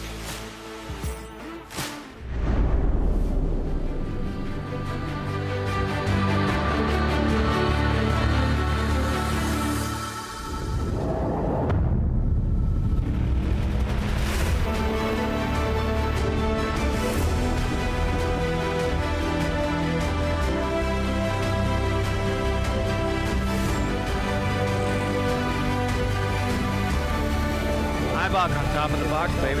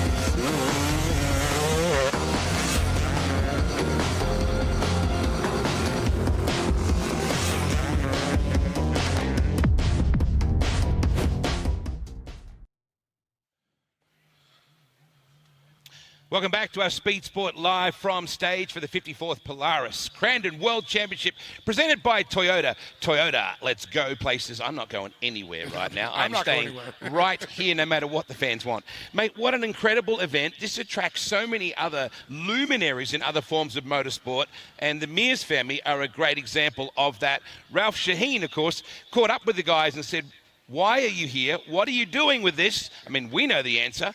Ralph found out more. Okay, so here we are with the Mears gang at Crandon, but you guys don't really have a huge history here. I can't believe that. You, Roger, have never been here before, and Casey, you've only run here once in a super light? Yeah, years ago. How did this happen? How did we have to wait so long to get you guys here? That's a good question, right? That's a good question. I mean, I always wanted to come because I always saw it, and of course, Flannery, met him in Riverside, and some of the different guys at different tracks, and said, you got to come do it, you got to come and do it. And we kept meaning to, and we kept trying to make it happen with our team, but it never felt right. Just didn't get to do it. So here you are now, but your kid's driving, but I heard you talking over there at the truck. You're telling him what he needed to do. I don't know, maybe we need to find you a truck, Roger. No, I think I'm past. I'm okay. You sure? Yeah, I'm fine. I get the feeling, Casey, he could wheel it. The guy with all the truck experience is sitting next to me, and I'm here with 3 laps, so yeah, we might need to swap out and let him get in. Yeah, I think he could still wheel it, huh? Oh yeah, yeah. Actually, we went down and did a really fun ride down in Baja, and I got to rip pretty hard with Cameron Steele and those guys, and had an absolute blast. And we had a great time. You got to get the juices flowing a little bit again. Yeah, I did. Doing that 5 days solid of just going as fast as I wanted to go. It was great. Yeah. One thing I do want to say is I've been able to run with him over the last few years in a lot of different things. I'm glad I don't have to race him. Yeah. So you talked about the IndyCar stuff, and you and I were chatting just before we started this interview here. 258 miles an hour at Fontana in an IndyCar, just mind-boggling speed. And then I think about turn 1 here and how hair-raising this thing is. Does it compare? You know, it's completely different, but the feeling's not a whole lot. I mean, because here you are now taking anytime you take something to its limit at the fastest speed that it can take, it gives you a similar sensation, you know. But, you know, being on dirt, being sideways, going through a corner at 100 miles an hour in one of these trucks is a pretty awesome feeling. And I'm glad I've got to experience that. What is turn 1 like here? Describe it for us. How do you drive it? Well, I mean, going into it, I didn't realize how blind it was at first. You know, now having driven it, I mean, you're coming into this thing at 100 miles an hour over a slight rise. You can't see, the wall disappears, the inside wall disappears, so you can't really see where you need to set up to get into the corner. So it's a little bit unsettling, you know, at first, trying to figure out where that point is, where you're going to throw the thing sideways at 100 miles an hour and hope that you did it right, you know, not knowing what's on the other side. Yeah. And right now in my truck, I go in there wide open, throw it sideways, and it's spinning the tires so hard that I actually have to roll out of the throttle just a little bit to get to hook up. And then when it does, I can get back wide open to straighten up for that jump. But it's a super cool sensation. You know, you get in there and it's real light, it floats in, and then when it gets and lands and it gets all that load, and then all of a sudden you feel the G's and you're in the gas hard. It's a really cool sensation going over that rise that fast. Okay, so you're running with Ryan Beat this weekend. Tell me about the truck and the strategy, how you're approaching the weekend. Well, I mean, this all came together kind of last minute, and I wasn't going to turn down the opportunity. And so I said, absolutely, I'll do it. Ryan's a great guy, and he's got a great program. He was quick time right out of the gate. He built a brand new truck that's beautiful. But to do this, they found another team and program that had an older truck to rent for me. And so, I mean, really, for me, I'm out here to experience this place. I'm always going to go as fast as I can, but I got a lot to learn in a short amount of time. So he's been really good about, you know, maybe making some changes to that truck that he would have done to his truck, try to get it as close as we can for me to go out there and just get laps, learn, have fun, and get the best result we can. Well, it's always so awesome to have all these great dignitaries and racers that come here. I know we've had, you know, like we got Tanner Fowles, Travis Pastrana. But, you know, folks, it's time to go back to racing. So we're going to go throw it back to the booth. Back to Ken and Cam. Thanks a lot, guys. What a great interview there with Ralph Shaheen and of course, Roger and Casey. Yeah, no, what an honor for me to be able to spend some trail missions time. We did a trip this year in Baja together. Being able to hang out with Roger again, who was friends with my mom and dad, who are both now passed. My dad always talked about Roger and Rick as like the youngsters in the racing back in those days. My dad starting in 70 at the Baja 1000. But being able to hang out with CJ, you know, he's won a NASCAR race. He won in a Chevrolet. He's back in a Chevrolet today with Ryan Beat Racing in the number 25. He is just one of the most personable, nicest dudes in the world. And guess what? He gave me a ride to the track this morning. That's right. I was hitchhiking a little bit, right? So Roger Mears and CJ picked me up and give me a ride in. But just great people, and it's great to have Ralph breaking it down, getting in there. 258 miles an hour in anything is hair-raising, but this turn 1 here, the Forest County Potawatomi turn 1 is as gnarly as anything you'll ever do in motorsports. No doubt about it. By the way, he finished up 11th one day ago, so congrats to Casey Mears on that with a field that was in excess of 20 trucks. As you take a look at the big screen here for the 54th Polaris Crandon World Championships, brought to us by the U.S. Air Force. Pro 2 Sunday final lineup right here. Corey Winter, by the way, the winner one day ago, as he is a points leader in this category, followed up by Mickey Thomas. Ryan Beat, third in the points, was also up on the podium here, along with Keegan Kincaid, who had a win here at Crandon earlier in the year. He's pretty good. We're about to go racing here, by the way. The Pro 2s are on the line. They are warmed up, making noise. We'll look for our starter there to make his way up into the box, of course. Crandon, get ready to go. It's going to be just as exciting. Yeah, if you love the Pro 4s, you're going to love the Pro 2s, and there's twice as many. So we'll throw it down here with some of the absolute best in the business. Dustin Grabowski getting his feet wet as well inside of this category. One podium on the season inside of the top 5. Johnny Holter with a win a little bit earlier in this season as well at ERX. So, yeah, there's some big hitters in here. And then we have, as I talked about before, Jarrett Brooks is back, former champ. Tanner Faust in the house. Casey Mears, Amanda Sorensen, a drift driver, also out here having some fun. So, yeah, we've got a stacked up field, and they're cleaning those things out. Is it all right to be a little bit nervous? Absolutely. What's it like? What's it like for these drivers right now? Right now, it's go time. You're making sure that you have all your safety gear, and I'm always grabbing my seatbelt, making sure that it's tight, making sure my neck restraint is on, and just making sure that everything is spot on, set to go. As soon as I see him run across the front right there, now my eyes are on the starting flagger, and I want to be ready to go. I'm kind of brake holding a little bit, throttle anticipating. Last time he went green right away. This time, pretty quick. Pretty quick. 2 rows of Pro 2s going at it. Mickey Thomas right dead center in that bright yellow truck. That is Jared Brooks. It looks like it's going to be Corey Winter again with another hole shot. Oh, contact. Contact. Mickey Thomas goes for a big ride in turn number 1. Rips the left front tire completely off. Spotter's doing a great job with all the other trucks to keep him out of Mickey, but that is a big moment. Just a little bit of touch there, and it launched him to the outside. Went for a big ride. Safety there immediately as well. We want to make sure that Mickey is okay first and foremost. They are right there on top of it. Corey Winter with the hole shot. The rest of the field still racing, but no doubt they will check things up here before they get back around here to Forest County Potawatomi turn number 1. Boy, scary moment, and you know that's what builds the drama at this racetrack. Is it is sketchy, but everybody is full in. And Winter, a challenge from Brooks right behind. Watch those front 2 spots.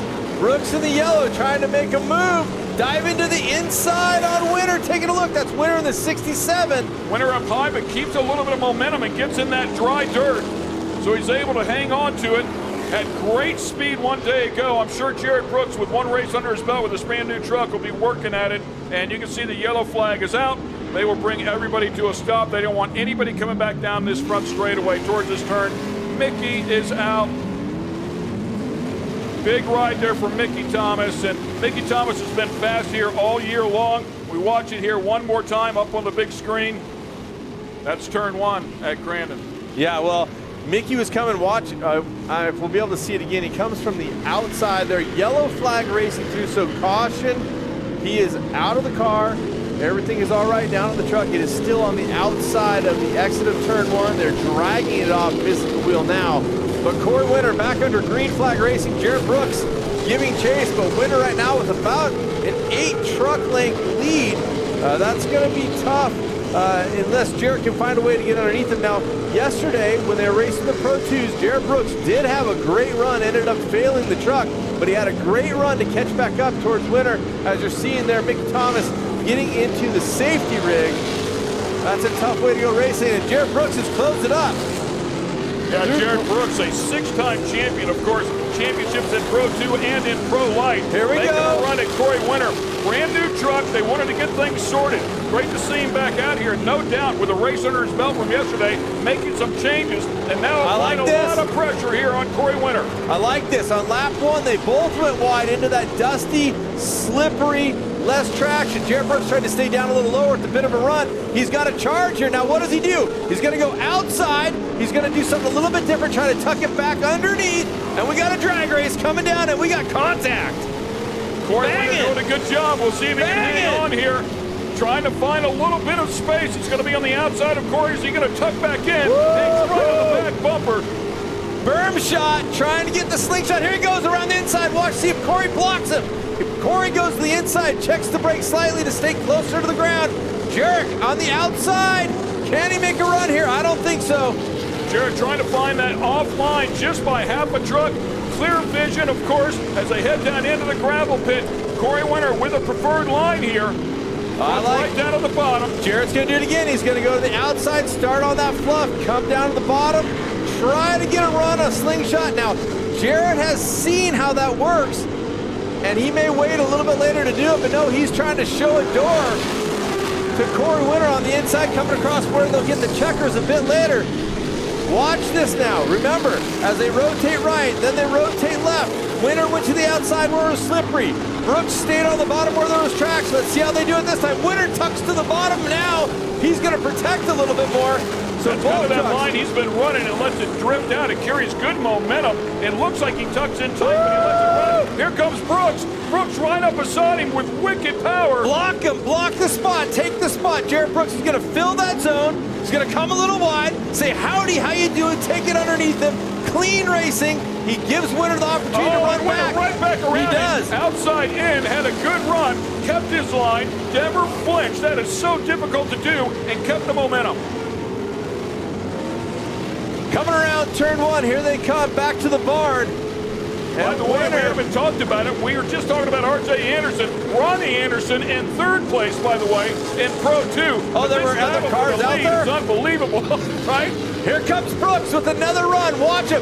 Is he going to go to the outside and try to go outside and back to the bottom? He's going to stay all outside. Watch him rotate. He's going to come underneath the back bumper. And here comes the slingshot. Trying to run up alongside Winter, but Winter with the run this time. And Winter has a hot run. That thing digs out right down to the bottom again. Goes Brooks. Brooks nice and clean, though, yet to get it to the side of him. Front half of the race. We'll see how things go as they continue on here. Lap 3 of 9. Brooks has been so good in this back, setting up the slingshot. Watch for him as they come through this Boxo Tools turn. Watch the setup now. This is where Brooks has been really getting that slingshot speed. He stays lower. See Winter out, breaking traction in the dust. Brooks lets it drift to the outside. I don't know if he's going to have the run this time, but if he does, I'd be a little meaner. I'd put the elbows up, put the door on him if I get the opportunity to get in there and block a little bit. Don't let Winter have that clean line to come back in. And yeah, maybe the officials won't love it, but a little bumping is okay in my book. A little bit. Both of them almost identical speed. In the meantime, while these guys are racing, Ronnie is slowly picking away at it as well, getting ever closer. Of course, he'll use that mandatory caution to really close up the gap, save the truck a little bit for Ronnie, right? You talk about the competition caution. Remember, one of these trucks should be set up for early in the race when it's more muddy. Some of the trucks should be set up better for later in the race. We'll see who has the best truck, but look at that. Brooks, under braking, continues accelerating, likes that fluff. Again, same move, outside to the inside. And he's got a bit of a run. Now what he's been doing, he's been tucking to the inside to try to get alongside Winter. This time he's not able to do it. He actually had a better run. Look at this, he's on the inside. This could work. Bump and bump, bump and run, bump and run. No, a little bit of contact. It's not enough. Nice and clean. And that's the spot he wanted to hang on to. Coming to the mandatory caution right there. Corey Winter able to hang on to it. Corey's truck got a little bit tight there in the gravel pit, and he consequently had to really battle with Brooks there through Calamity Corner. So everybody making it to the mandatory caution here. What a battle, to say the least. Incredible stuff. Does it sound like we're having fun? Oh man, this is huge fun. Are you kidding me? Just think, later on we're going to have the 2s and the 4s on the track at the same time. So Corey Winter, Jared Brooks, Ronnie Anderson, Johnny Holter with a great run, along with Bob Brand, all inside of the top 5. Dustin Grabowski 6th. Then it was Tanner Faust down there in 7th. Some big players here inside of this category. Doug Matag, unfortunately, a little bit deeper down in the pack. It's been really fast this year as well. We take a look down through there just a bit more. Casey Mears a little bit deeper down in the field. Mayan Spaccarelli, great to have him back out here as well. Has been running on the West Coast. Ran with us a number of years ago and was fast one day ago in 6th place. And so here you are, right? You're behind the pace truck. Corey's nice and calm there. Jarrett's stepping out, breaking a little traction. It's like, where are the head games here, right? Who's got who and who's head? Corey Winter's playing the head game where you're like, I don't even care if you're behind me. Here's what I think. Corey Winter, this isn't a points race, but Corey Winter has been so close to winning a championship and has just laid up short a couple times. To who?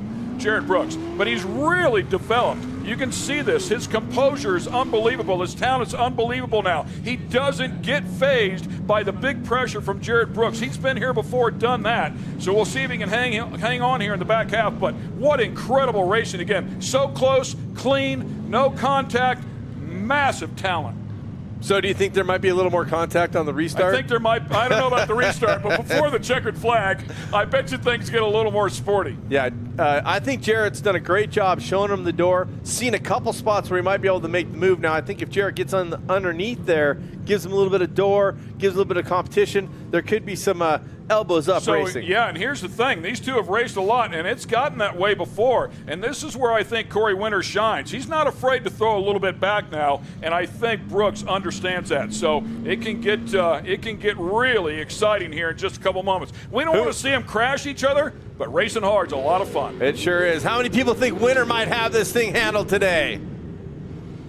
Chasing that championship. Look at this.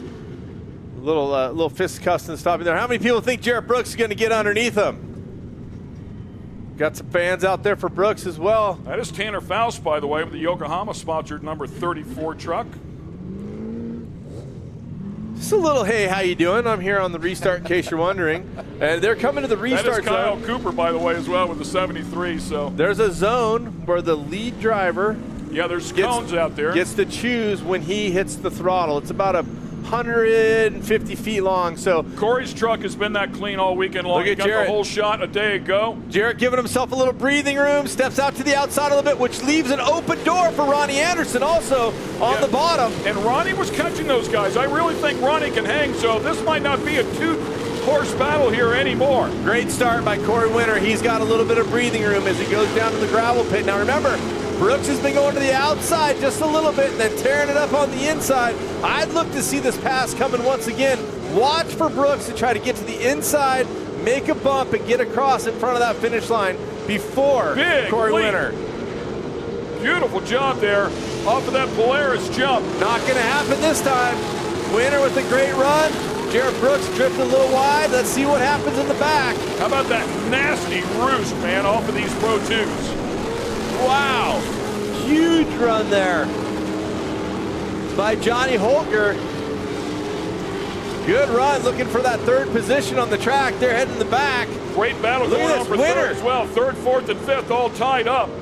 Winter in another gear, shifting it up, it seems like. You talked about setting up for the second half. Maybe that's what's come to him. Looks like the 43 truck here also completely off of the track here, trying to get back on. That's Bob Bland. Yeah, Bob was inside of the top 5. I said Bland. Brand. Hello. Too excited. Here we go. Winner, Jarrett Brooks, Ronnie Anderson. Corey sneaking away here now. A little bit of breathing room. Doug Matag, by the way, way deep in the pack, showing some real speed, trying to scrap his way back up. But now Corey Winter's spotter telling him clear by 3, clear by 4. Oh! Up on the bike, hits a hole right there through the gravel pit, launches that thing up on 2 wheels, not phased at all. No, but it gave Brooks just that little bit to get back into that position. Now, Corey wants to have 3 or 4 truck lengths so he can pick his line, right? If he has a little bit of breathing room, he can do what he thinks is the fastest on the track. But if Jarrett can tuck it in there, all of a sudden, you got to start protecting a little bit if you're Corey Winter. And Corey right now knows he's got a mirror full of Jarrett Brooks. Wheel rotation, very similar. Brooks rotates a little bit earlier. He's staying down lower. He has been doing this. And this is where that slingshot's been working. But last time around, Corey Winter had a huge gap. And another one now, man. I mean, really digging out of that turn now. As it dries out, it's possible Winter is set up for late in the race. Oh, he hits that berm, scrubs off some speed. Jarrett Brooks with the run. By the way, Johnny Holcher slowly catching Ronnie Anderson as well. Johnny Holcher trying to get up in a podium position here. A great run from him. Well, just a minute ago, Johnny was like basically up in the bed of his truck. He was right there pushing. The number 93 Yokohama truck coming on as well as we keep an eye on the top 4 here. Yeah, we have a bit of a breakaway with the top 4. And right now, speaking of breakaways, how about 8 truck lengths for Corey Winter? Our best battle is for third, but they're starting to breathe a little bit. We'll see what happens as we wind down the laps. Just 4 more to go. By the way, Corey Winter with 9 podiums on the season through 11 rounds, 3 of those wins. Here comes Brooks one more time. It almost looked like Winter checked up just a little too much there. He wanted to get the truck back on the ground for forward momentum, but here comes Brooks Brooks once again. And I think that's a great call. I've seen Corey do that a number of times. He doesn't land quite as hard, gets it back on the ground, drives away, and gets that gap right back. Preserve your vehicle. You know where he does it really well? Right in the front of the grandstands, where everybody's on the grass there before they go into the barn turn. He checks it, scrubs just a little bit, gets back down to the ground. I saw CJ Greaves doing the same in the Pro 4.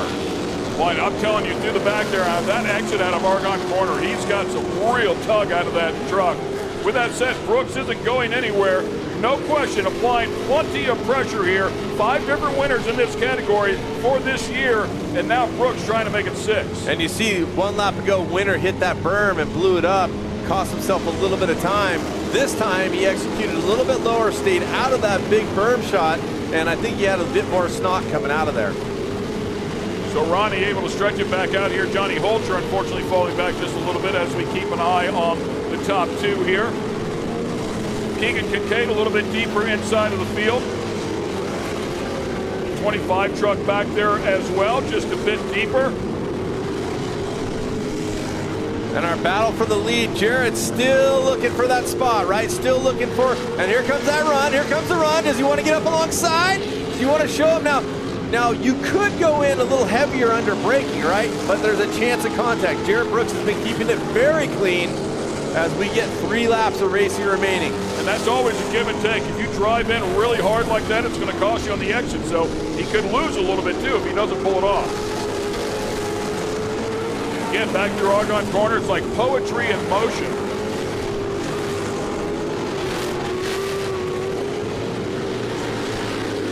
Brooks hanging right there. The brand new Pro truck that brand new Pro 2 truck that they built, he never competed in and sold it. Then the people that currently own it wanted him to shake this thing down. And again, he's pulling in. Window net was down. He's getting called in for that window net. Yep, so he's going to have to put the window net down or he will not have an official finish coming into the pits. Is Jarrett Brooks, putting it up. And you know what, I got to say, that's all on the driver, right? Someone else might pull you in the car. Someone else might put the window net up, but you always got to make sure your steering wheel's on and your net's up to stay. Unfortunately, it's going to drop him way back in the field. Corey Winter off to the races by himself. Huge breathing room over Ronnie Anderson. Tough break for Jarrett Brooks. Yeah, Corey Winter with 5 career Pro 2 wins, looking to make it 6 here. It would be his 10th podium on the season. Really has developed into a massive threat anytime he shows up here in the Pro 2 category. By the way, of course, the history of the winners goes deep, as Dave Winter was a major sponsor for the late Rick Huseman back in his Pro Light days. So they've been in this game for a long time. Wonderful, wonderful people. One off the track, that was Tanner Faust way off the outside of the track there at the gravel pit, doing a little stunt driving. Doug Matag, I talked about him picking his way forward. He's a number 81 truck. You see the hood off of it. Doug Matag has been very fast. Anytime he shows up, he's a player for sure, but was way deep inside of this field. And on the final lap, Brooks is back out there trying to race back through the pack, but it's all about the Vision Canopy truck. That's right, Corey Winter bringing it down. Number 67 doing work in front of the fans. Looking unbelievable. He hit all his marks. He never got nervous. Brooks could get right up alongside of him. It didn't matter. He took his line. He did what he wanted to do. Brooks even got by him one time. Corey Winter holds it together, keeps his mind together, and goes right back by. Right through the gravel pit here one more time. And head up over the Polaris sky jump. Back there, Ronnie Anderson with a good run here in the 52 truck. NOS Energy back machine. Holter there in the 3rd and final podium position by Yokohama. But across the stripe, it's going to be Corey Winter for the 4th time this season. 10 podiums, 2 seconds, 4 thirds. And of course now, a Crandon champion. How about that? Pretty cool stuff, I got to tell you. It's impressive to see. Crandon world champion, I should say. As the Crandon International Raceway pace truck will pick up our top 3. Keegan Kincaid picking his way up into the top 5. Had a good back half surge out of that truck. You're a mess here, Cam. What are you doing, bud? Thank you. I'm not sure. I'm just trying to get in your way as much as I can. But that's why you love me. Good stuff here as we take a look at our results. Congratulations to Corey Winter, our winner. What a great last name in motorsports, right? Especially when you're on top of the box. Right. Ronnie Anderson, of course, Holcher there right behind him. We talked about Keegan Kincaid making a good run from the back up inside of the top 5. Doug Matag was, I want to say, if he wasn't last, he was second to last at the restart. And I mean, he threw it down to get up inside of the top 5. Casey Mears, a great run here up into 7th. 11th one day ago, now 7th. Spaccarelli back in there, lost a couple of spots from yesterday. Unfortunately, Brooks, who had a shot at this win, had that window net come down, had to pull in, took him out of contention. What a shame about that. So stay with us here, ladies and gentlemen. When we come back, we will talk to our winner, Mr. Corey Winter, as we'll wait for him here just a moment to climb out of this truck. But what an amazing season he is having as he is oh so close to chasing down his first career Pro 2 championship. Put your hands together for him.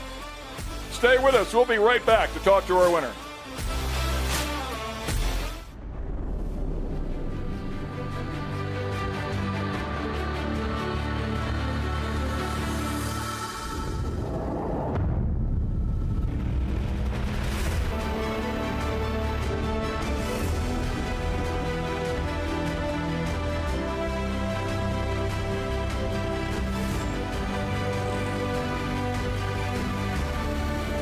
On top of the box, baby.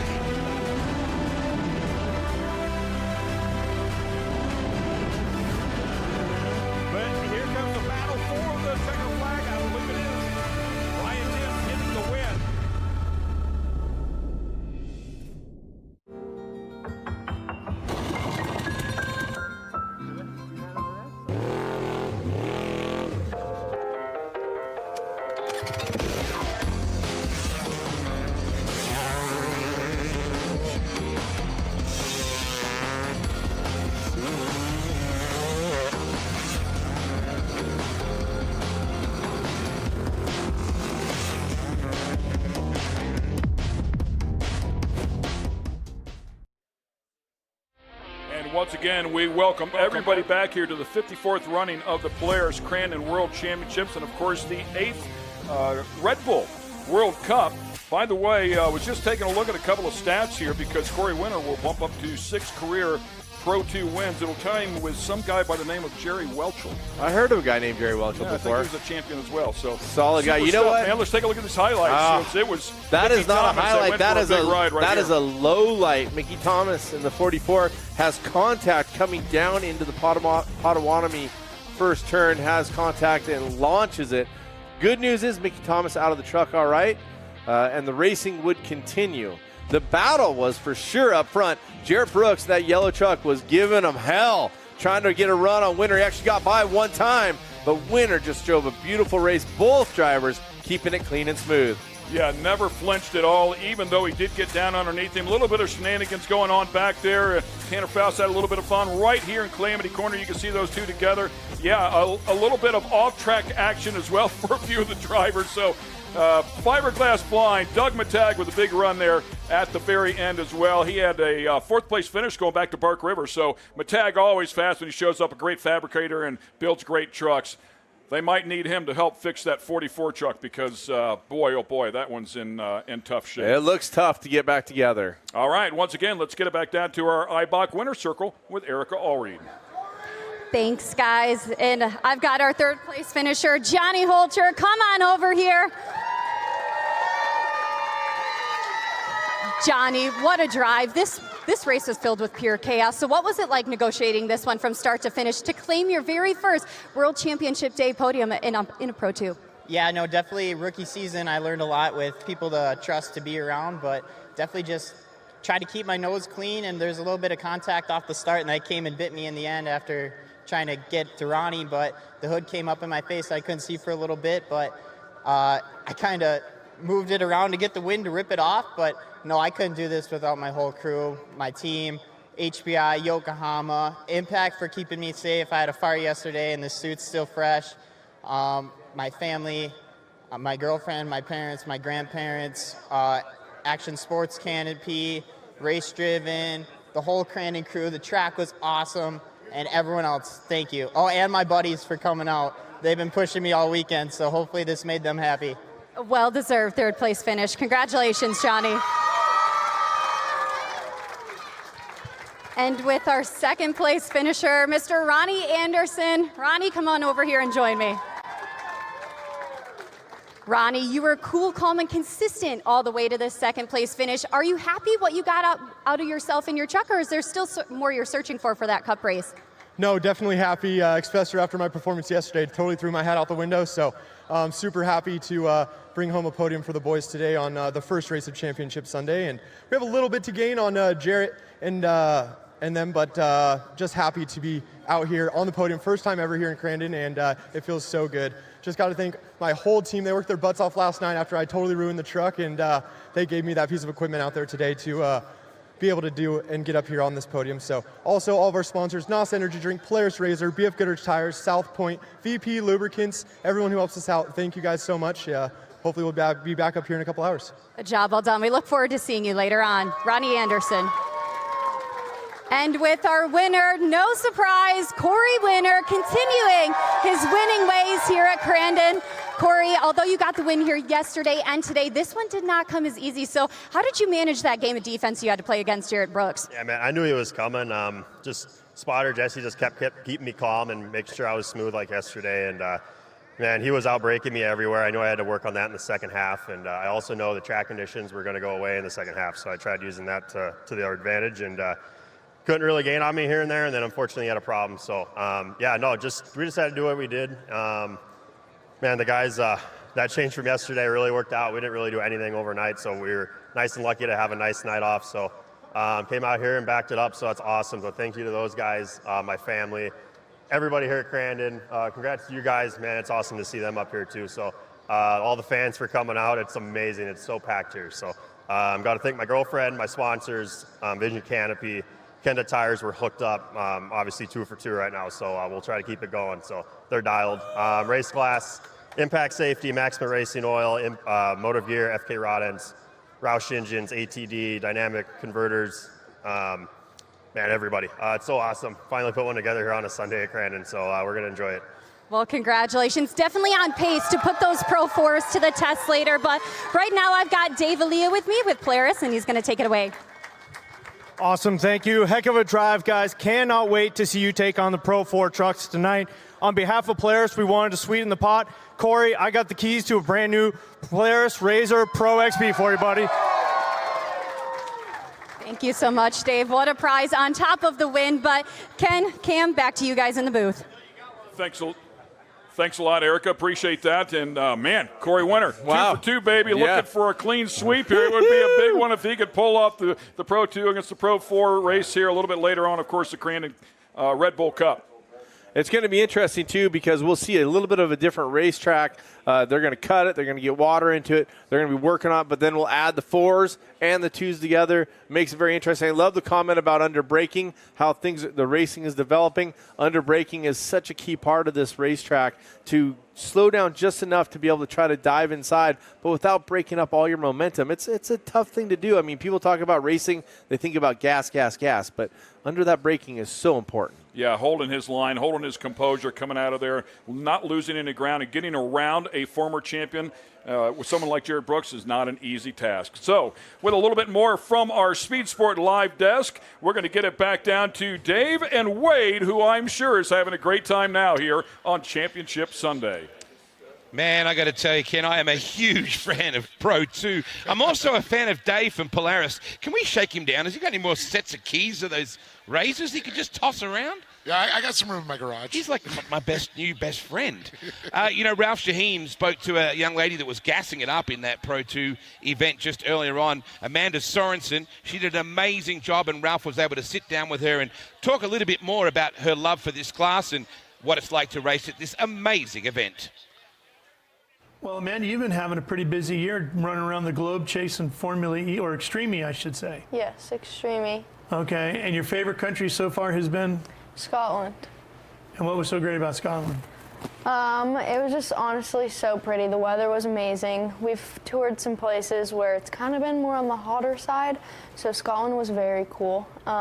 Also, we got to technically race, like, it was literally 2 different tracks because Saturday it was dry and Sunday it was downpouring and rain, so it was so wet and slick and muddy and slow. Towards the first day it was very high speed, lots of traction. So Extreme E is a very different form of motorsport. How has that prepared you for everything else you're doing? I would have to say it's kind of reversed. Everything that I've done has prepared me for Extreme E because it's so different and extreme. Like, going into Formula Drift, like, you don't really have a lot of seat time. There's not a lot of practice. You get 12 laps and you go out there and you race. For Extreme E, similar. We actually get 4 laps total, and then I go to sleep, wake up the next morning, go straight into racing. So, like, as far as the readiness and being super on top of everything, I've kind of learned from Formula Drift going into Extreme E, and then also, like, growing up in the dirt and racing, you know, short course, you have that door-to-door action where you're just banging doors with other people, and everything really, even I also used to competitively figure skate, and I would say, like, that was kind of what has taught me the proper mindset for motorsports. Wow, okay. So how does precision translate over then to Crandon? Okay, Crandon. Honestly, I would have to say this weekend, you got to be very precise, obviously. Like, we have, what, 30 trucks in our Pro 2 field? Yeah. Something like that? Big class. The goal is to make it to Sunday's last race. So going out there and really just being precise through every race, I think is going to be important, as well as I'm not getting much seat time. I got 3 laps in practice, and I'm going straight into qualifying now. So now that I'm going into qualifying, you know, I'm having to take every single lap that I'm doing and absorb as much knowledge as possible to prepare myself for the next obstacle or race that's coming up in front of me. Crandon, this weekend, strategy, Pro 2, first time you've been in one, first time you've been to Crandon, you're running with Ryan Beat and his team. That's a lot. Obviously, I am here this weekend to prepare myself for an Extreme E race with the GM crew next weekend in Italy, but I have kind of just, I'm taking it race by race. Like I said, the goal is to make it to Sunday's last race, the Big Cup race, right? So starting in practice, taking those 3 laps in, that was just more of like getting comfortable in the truck and remembering, you know, that short course, those roots that I have in me that I had started out from. And really the goal is to just kind of set a pace. I don't want to go out there and light the world on fire, and I'm not going out there and being, you know, whole shot into turn 1, but I'm definitely going to be competitive, trying to keep up with the rest of the pack, and taking it race by race. Like I said, I think everything from this weekend leads into the final, whether it be, you know, understanding each turn and how to drive that turn and applying it every single time and being, you know, very precise. Yeah. And then also finishing in every single race. I'd rather finish mid-pack than take myself out, and now I'm starting last again, you know? So get the laps. And it is about seat time this weekend and really just continuing to develop myself as a driver, so. That's great. So you live in Vegas. Yeah. There's a little Formula 1 race coming up. You got room for a few of us from the crew to come hang out, or? I'm sure we could accommodate. It's going to be crazy, isn't it? Yes. It is already crazy, actually. And you're going to be turning 21 on the Formula 1 weekend in Vegas. Yep, I'll be 21 on the Formula 1 weekend. Oh, boy. Well, have fun here in Crandon. We wish you luck with it, and we hope to see you in Vegas. Thank you. Look at old Shaheen trying to get himself some free accommodation in Vegas. Ever the opportunist. Welcome back to the Speed Sport Live from stage, presented by Toyota. Let's go places, and the guy to my left is certainly going places. You were born a winner. yeah, I've heard that one before. No pressure at all with that. No. Mate, I got to say, I'm a huge fan of Pro 2. They're a little bit like my favorite pair of jean shorts. Everyone loves a little tail hanging out. You know what I mean? Yeah, I'm slipping, sliding around a little bit. That's how these things go fast around here. It's like lock to lock inside those things. They must be so much fun just to kick them in. Yeah, especially through Argonne today. That was drying out big towards the second half, so you're full committed to going up against the K-rail, and then all of a sudden you hit your braking point, nose dives, and you just whip it the other way, just like a Pro 4 actually. So, you really got to control it though with the throttle. It's when this track goes away and dries out some, that's notorious for these Pro 2s. That's the only fast way around the track is trying to find that cushion. So it's all about finesse. Well, let's talk a little bit about the battle you had out there with Jared Brooks, and it was one epic battle for sure. And keeping that thing hung out, literally it looks like, you're a ballet out there. You guys were mirroring each other. It was very clean, kind of like they do in drifting. Did you just call him a ballerina? Yeah, ballerina. He's got the legs for it, I heard. Hey, that's pretty smooth out there. Yeah, he's like smooth. There you go. Dave, it's different. Different, all right. Well, get confused sometimes. But, talk about when you went into Cowboys Corner, coming off Argonne, coming in that area. You talked to being a little slippery there. Talk about the line choice coming in. Was that you going a little bit preferred middle line there? Jarrett kept on coming down low. Yeah. Were you just trying to pinch him off a little bit there, trying to stub him and make him lose speed? Yeah. Towards the first half, the track was definitely for that turn. It was right in the middle of the corner. And then as it started going away, it started going more and more up the K rail. And when he got close to me, it was kind of my mistake. I should have moved down a little bit more just to kind of protect. But after that caution, I looked. We're going around that corner. I'm like, man, there's like 2 truck lanes worth of dirt nobody's touched on the bottom. So I'm like, man, if he's going to be there, I can actually use that. It's just some of the stuff you look at. So, but yeah, definitely the race line kind of moved up, but it's ever changing, and you just got to be on the lookout of where you want to put your truck. I was almost flashing back to the days. I've watched all you guys grow up and back to the old bog cart days. Yeah. And it's kind of like, well, this is like deja vu all over again. Yeah, everybody's here, but in bigger trucks and stuff. So, yeah, it's pretty awesome. I guess being a Pro 2 driver, if you had a business card in a nightclub, Dolphin Trainer would be the number one, right? But then Pro 2 drive would be right up there as well. If someone says to you, what's a Pro 2? Well, I drive one. How would you put that into words? Oh, man. That's, everybody calls them a trophy truck, right? So you got to start out with that, but then you got to say, but like motocross, supercross, you're on a track, you're on a closed circuit, and we're going door to door just like they're right next to each other. So I kind of compare it to a trophy truck style, same size and stuff, same speed for the most part, but then we're just 110% next to somebody the entire time. So it kind of puts in perspective, man, it's kind of like motocross, supercross, yes. So which is where a lot of these guys they also are involved with that too. So you're throwing a few elbows too. Yeah, for sure. And if you spin out one of these compared to unloading on a 250, there's a big difference. Yeah, we're a little safer in these usually. So yeah, it's pretty awesome. Corey, when you got the thing absolutely pinned to the mat through turn 1 and you run past, 30,000-40,000 of your closest friends. Do you get any sense of how incredibly BAD-A55 that is? Yeah, it's wild to think of. Out there you're focused forward for sure, but when you get up here and you're just looking out, this place, especially yesterday and today, it's a madhouse. It's packed. It's awesome to see. So it's a great job by Crandon and promoting this place and all these great sponsors and getting all these people out here, and they're so dedicated. They've been here for years, and it's just awesome to see. For sure, there's some satisfactory going by that in the lead. Well, you got the World Championship right now. Now it's the Cup race coming up, the Red Bull Cup. You've set the momentum. You've set the tone.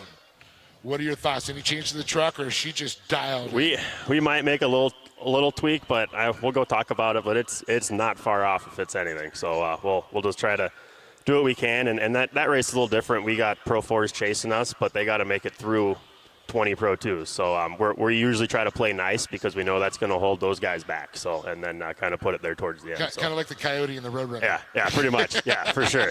He's got the Acme where's the Acme plunger? Yeah. He's too young to remember that. Oh, no, I know. Wile E. Coyote. Yes. Yeah. It's going to be an amazing afternoon. Congratulations to you, mate. Boy, Thank I can you. see you driving down the road in that Razor. Oh, yeah. That's a nice plus to get in this way. I want to come back and go run the woods with you. Yeah, for sure. You know the worst part about this? In a moment, he's about to go back to the pits. The only winner sitting here is going to leave us. Congratulations to your world champ. It's got a good ring to it. We'll take a quick break here from our Speed Sport Live from stage, presented by Toyota. Let's go places. Crandon, it's going to get hotter. Cannot wait for the rest of the day.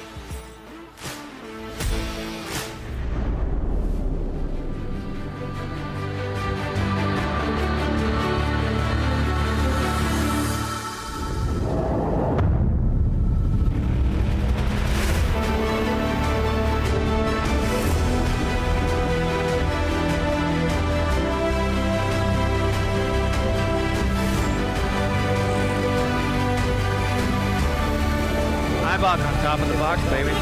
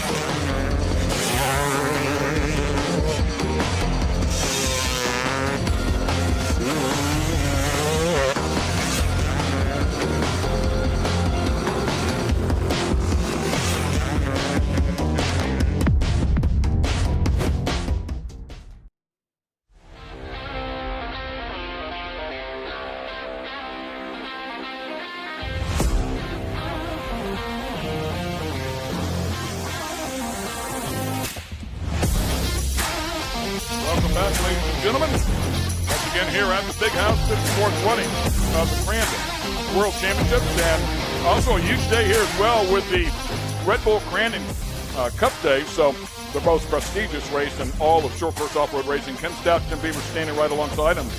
We have some great side-by-side racing coming. That's why you have joined me here in the booth. Yeah, we've got some big side-by-side races. I mean, we're going to crown some world champions here at Crandon today, and both Pro Stock and Pro Turbo side-by-sides have some of the best side-by-side racers from all across the United States, and a little bit of an international contingent coming here, descending on Crandon for what is the biggest day in side-by-side racing in the world, right here at the Big House. Really excited to get Pro Stock side-by-side underway here momentarily as we got some track prep going on. And, man, these Pro Stocks, they are getting ready to unleash on this track. And beautiful racing conditions here today, Ken. Yeah, no question about it. A little bit warmer, but, I mean, it's summertime, right? It's Labor Day weekend. This is what it's all about. Let's talk about these vehicles. You know them inside and out, all-wheel drive cars. Now, these are normally aspirated, naturally aspirated engines. We'll see the Pro Turbos come up here a little bit later on. We call these Pro Stock, and then the other one's Pro Mods. But these things are very, very quick, very fast. To put it in perspective, there's factory drivers in here, factory Can-Am drivers. There's factory Polaris drivers, factory Yamaha drivers. The factory battles are definitely on, no question about that. CJ Greaves leading in the points, 8 wins on the season through 11 rounds, and it's really win or at the back of the pack. So it's cost him a little bit of points, but not near enough to put it a threat for that championship. So we'll find out if he can do it. He's also a threat. Kyle Chaney and him are battling in the Pro Mod category as well. But it's a lot of fun. These cars are very developed at this point. Yeah, you know, and I think one of the big stories heading into today was Honda had that massive breakthrough yesterday. Yes. Dave Mason Jr. taking the victory in that Honda Talon. That was a big deal. You know, Honda now has inserted themselves into the equation where, hey, we want to come out here and play. And, you know, battles between the manufacturers, that's an amazing thing. And, you know, the Pro Stock side-by-side category, these things are very similar to what you can buy on a showroom floor. You know, the width, you know, they're limited on width, so they're not as wide as the Pro Turbos. You know, like you'd said, the naturally aspirated engines are down on horsepower. So this is a lot closer to what you can buy at your local dealer. And I think that's what's exciting about this category. You know, it puts it into perspective how fast and how advanced side-by-side racing has now become in short course. Yeah, you've talked about that. In an effort to make these different manufacturer vehicles competitive, there's a lot of different weights as well. For example, the Polaris Razor, 1,600 pounds. The Can-Am weight, 1,600 pounds. The Yamaha, 1,775, along with the Arctic Cat. And the Honda weighing in at 1,600 pounds.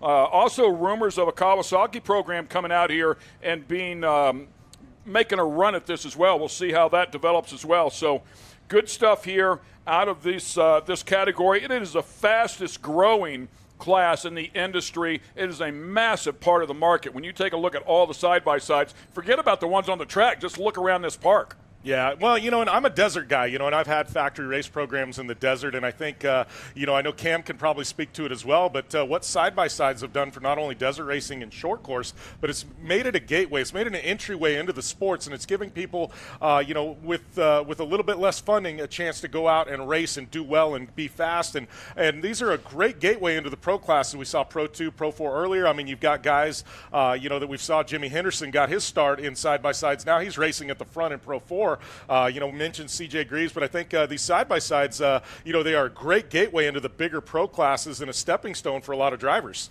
Yeah, I agree 100%, and really switched on. The damper programs are critical if you want these things to be fast. I mean, if you're going to go out there and compete with a CJ Greaves, you better have all the parts and pieces working. I love it that the Yamaha is a manually shifted car. You have the CVT-style clutches. We talked about these things being all-wheel drive. There's young guns inside of this category. There's some seasoned veterans. A Rodney Van Eperen, certainly been out here getting it done for a long time. So, yeah, there's some diversity here, a lot of talent, and a great class to get in there and cut your teeth. And you don't have to start off in the Pro Stock category. You can start off in a couple of sportsman divisions a little bit lower with the same exact car. Yeah, and I think that's what's great. They've got a ladder, to get up here to pro stock and to get into the pro turbo classes. They've got those pro-am divisions that we saw, earlier in the weekend and things like that. So really is a ladder system that they developed here in short course racing here in the Midwest, and I think it's really great because you're seeing the talent when they get to this pro stock and get to the pro turbo level really, able to throw down on track. Yeah, and the largest classes we will see here, these things are 20 to 30 deep at any given time. So it's great to see all the people come out here and really, it's like you said, there's just an opportunity here. It opens up a door. It's a little bit less expensive, but you can come out here and compete with some of the best in the country. Yeah, absolutely. You're talking about best in the country. We've got CJ Greaves, one of the guys you got to say we've got to watch CJ here today. Yesterday, unfortunately, CJ leading and on the last lap had a problem, ended up knocking him out of the race. But you got to think CJ's going to be back with a vengeance today. Got a little bit of a chip on his shoulder, and today's the one that counts. They're giving out world championship rings. Yeah, like I said, he has 8 wins out of 11 rounds. The ones he didn't win, 14th, 19th, and 23rd yesterday. So typically, it's just been some sort of mechanical that has caused him. He's always out front, no question. And, it sounds like the C.J. Greaves story up here all the time, but when you're chasing 3 championships, you have a legitimate shot at all 3 of them. How do you not talk about a guy like that? And we talked about him coming up on his 100th win in Pro 2, Pro 4, and Pro Light all combined together. If we add in all of his wins from the side-by-sides, forget about it. Might be 200 now. Well, you talk about, here we go. We are Green Flag Racing in pro stock side-by-side. I'm going to stop talking. We're going to watch these guys go into turn number 1. Great stuff, man, right off the bat. Looks like Owen Van Eperen with the 5 car out there chasing the number 22 of Dylan Marquardt. Marquardt with a great hole shot. Yeah, we've got Marquardt and Van Eperen, and it looks like we've got one of the Hondas in the mix as well. Honda coming out here flexing their muscle just one day ago as they fan out here. Yeah, that is Marquardt there, and it looks like that is Kirchmeier in the Honda. Kirchmeier getting pushed out to the outside in the 75. That's Owen Van Eperen, the number 5 Yamaha, so that's pretty cool right off the bat. A couple of different manufacturers battling up here in the front. Dylan Marquardt hanging on to that lead. Here comes Owen Van Eperen backing it in just a little bit, trying to get around that Honda. Looks like he's going to be able to steal second. Yeah, and a lot of these side-by-sides, this first lap, it's survival. There's so many cars out on course. Got a lot of moisture in the track. It's really slick. You want to try and just survive this first lap, make it into lap 2 when it starts drying out, and really throw down the hammer as the cars get gapped. But it looks like Marquardt's still leading there in Argonne Corner. What another attack on the Honda there, a little bit deeper. A battle here for the lead. Owen Van Eperen trying to get underneath Marquardt. Couldn't make it happen right there. Marquardt hangs on to it, gets a nice run. They come right back in here to the Forest County Potawatomi turn number 1. They run a little bit shorter course here. Yeah, left front. One pulling off the left front there, but Van Eperen putting a lot of pressure. Looks like that is Mayer there. Yeah, complete collapse. Suspension failure there on the left front as we go back and take a look at Dylan Marquardt out front with the number 22 car. Again, Owen Van Eperen right behind him.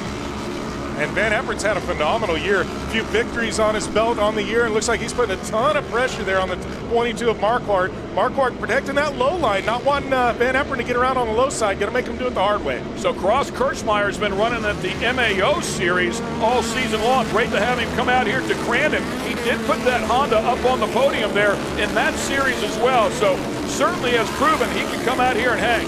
Yeah, I think that's awesome. The Hondas are out here, they're playing. Gives us another manufacturer doing battle. So we watch through the Boxo arch, down into the Boxo Tools turn.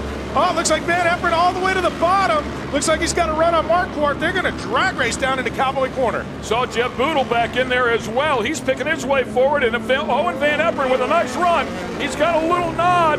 He's going to get the lead. The 5 car, the Yamaha, goes out front.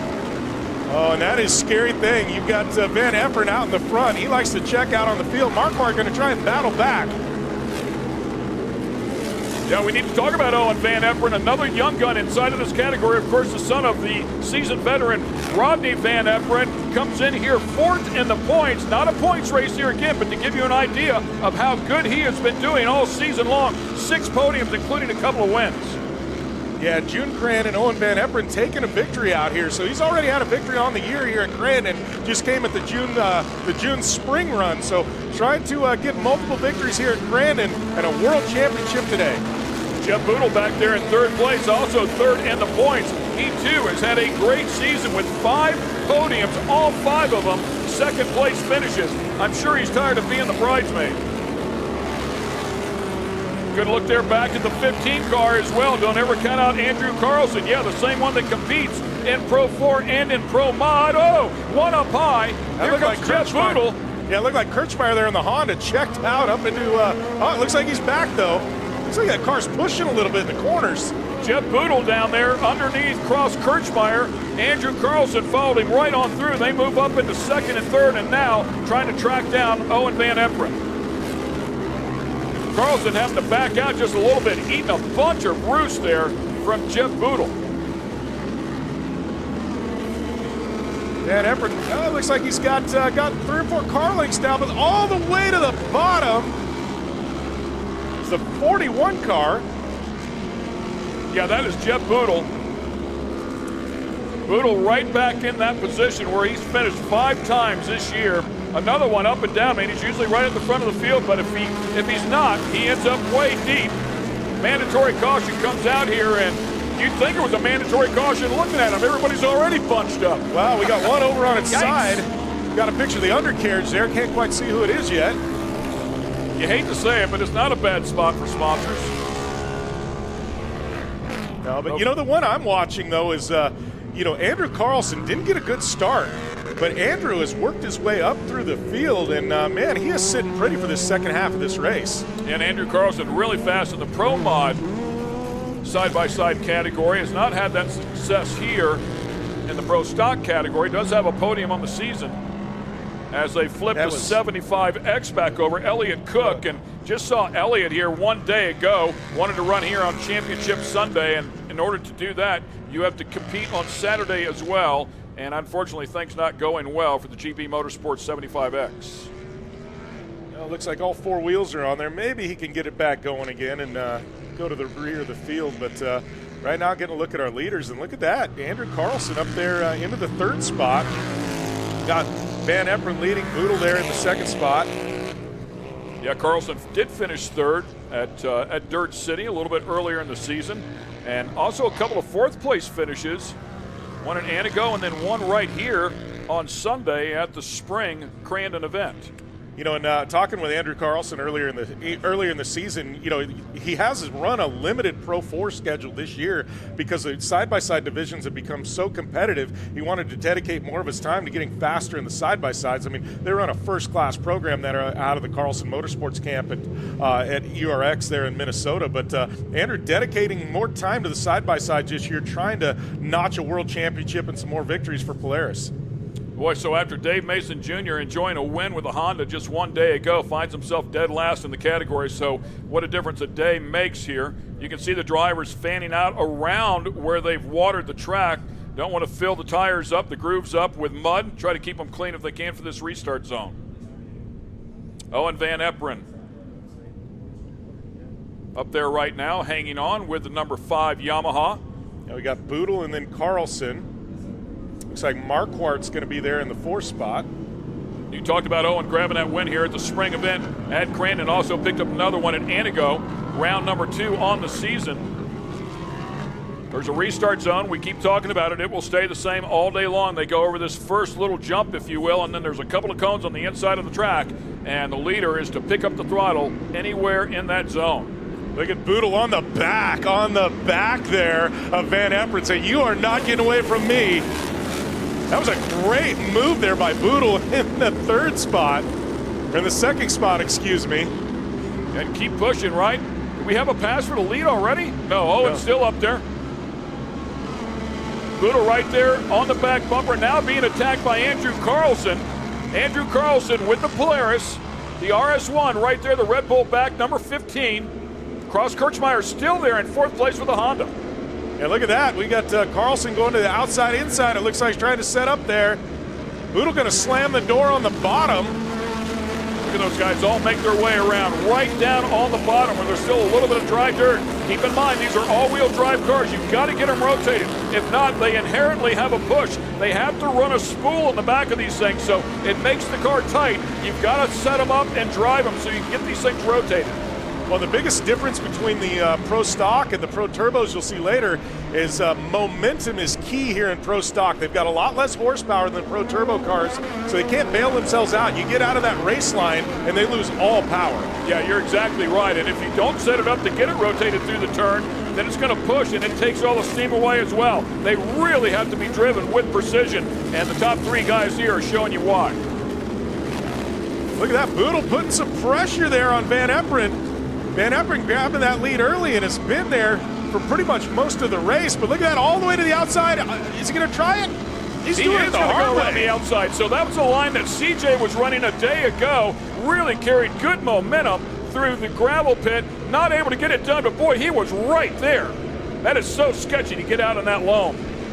I think Boodle's got the faster car here. Van Eperen doing a great job of holding him off. But how long can he make this stick? By the way, we haven't mentioned CJ Greaves. I'm not sure that he's in the field. A really good chance he is busy thrashing on the Pro 4, changing that transmission since this is not a points race. And look at that, all the way to the bottom. Andrew Carlson trying to get around Boodle now. Getting a tire on him. We're going wheel to wheel. Little tire smoking. He gets it all the way up underneath him.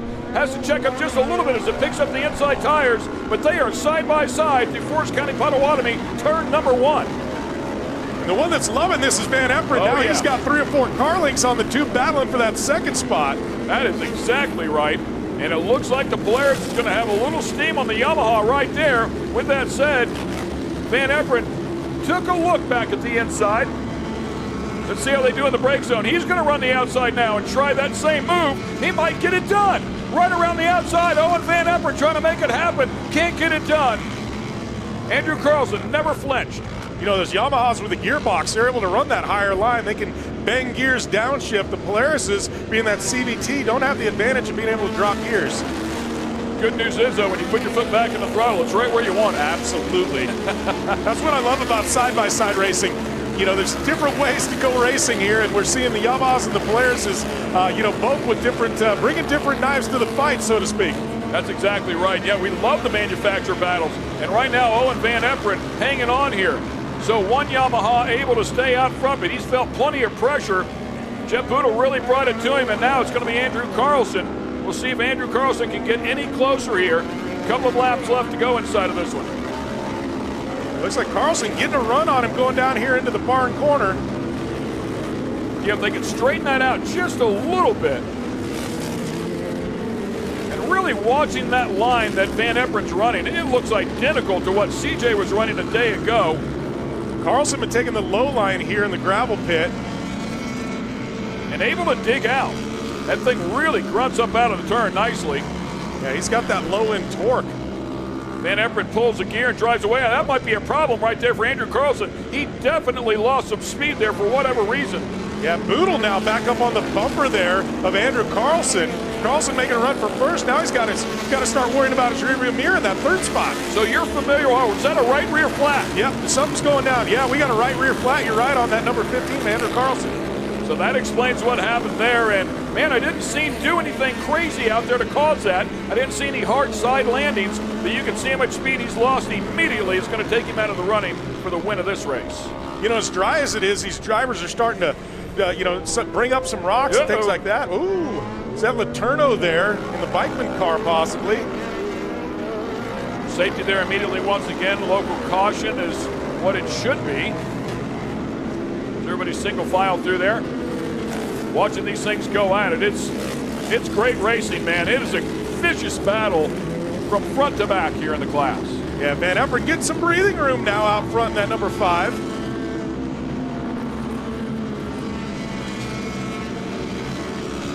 Take a little bit deeper look here in the field. Again, Dylan Marquardt, who had that great start there, got the whole shot. That's the 11 there of Jacob Jorgensen in the Speedworks car. Yeah, Jeremy Houle and the gang over there definitely know how to build a race car, no question about that. Came out here, flexed his muscle himself a couple of years ago and now has some customers. looks like Jorgensen putting a little pressure on Marquardt. Kind of stalking him right now. Yeah, Marquardt able to stretch it back out there just a little bit. The Arctic Cat, by the way, talking about that, weighs in at a hefty 1,775 pounds, so a bit heavier car. Lined right up with the Yamaha. They make good power, so they tag a little weight on them.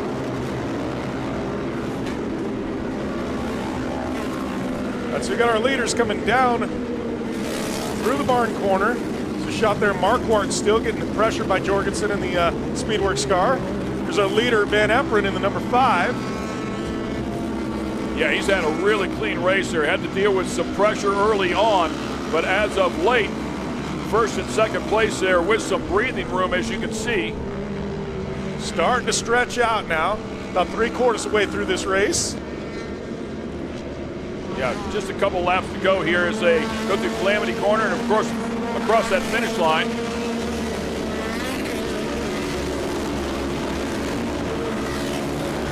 Van Eperen just trying to settle in and hit his marks now.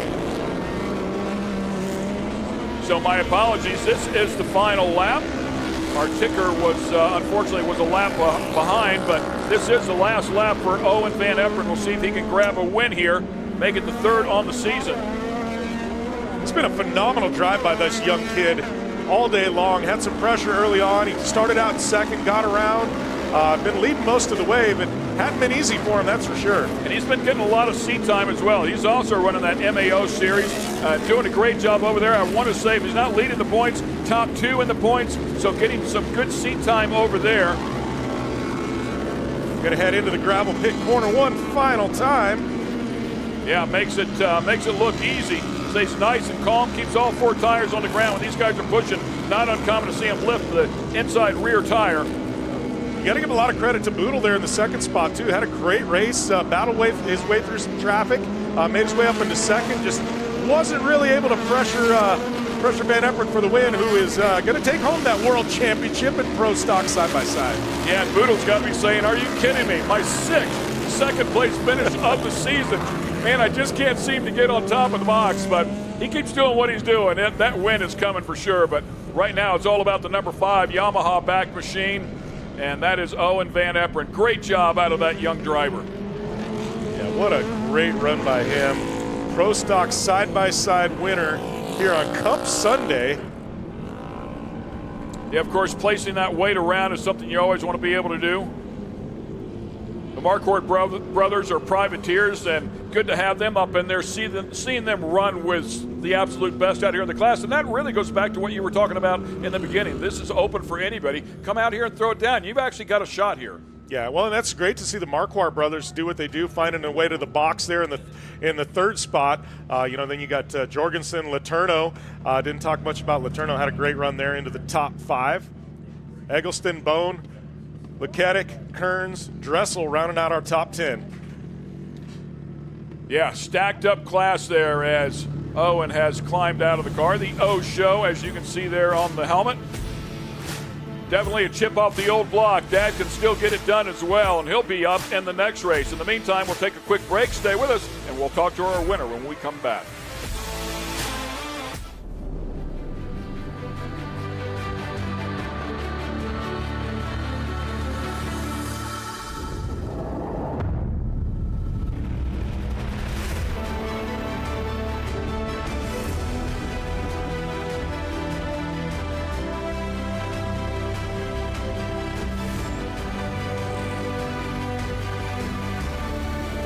On top of the box, baby.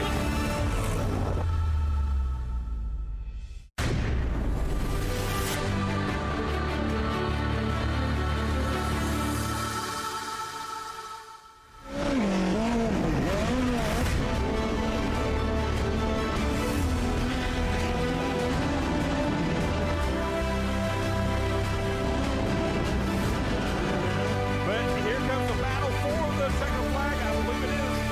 Ryan Jim hitting the win.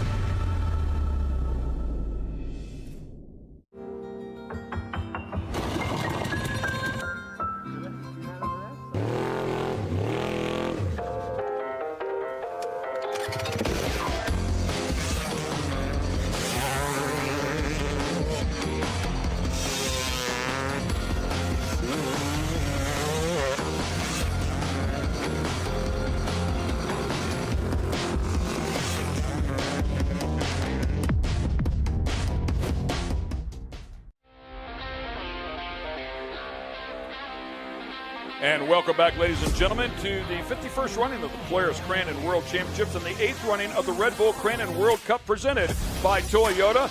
Packed house here at the Big House. Let's show you a highlights reel here of our Pro Stock category side-by-side battle. Yeah, Marquardt getting the whole shot early. See him diving down there through the barn corner. A lot of bumping and grinding early on, deep in the field.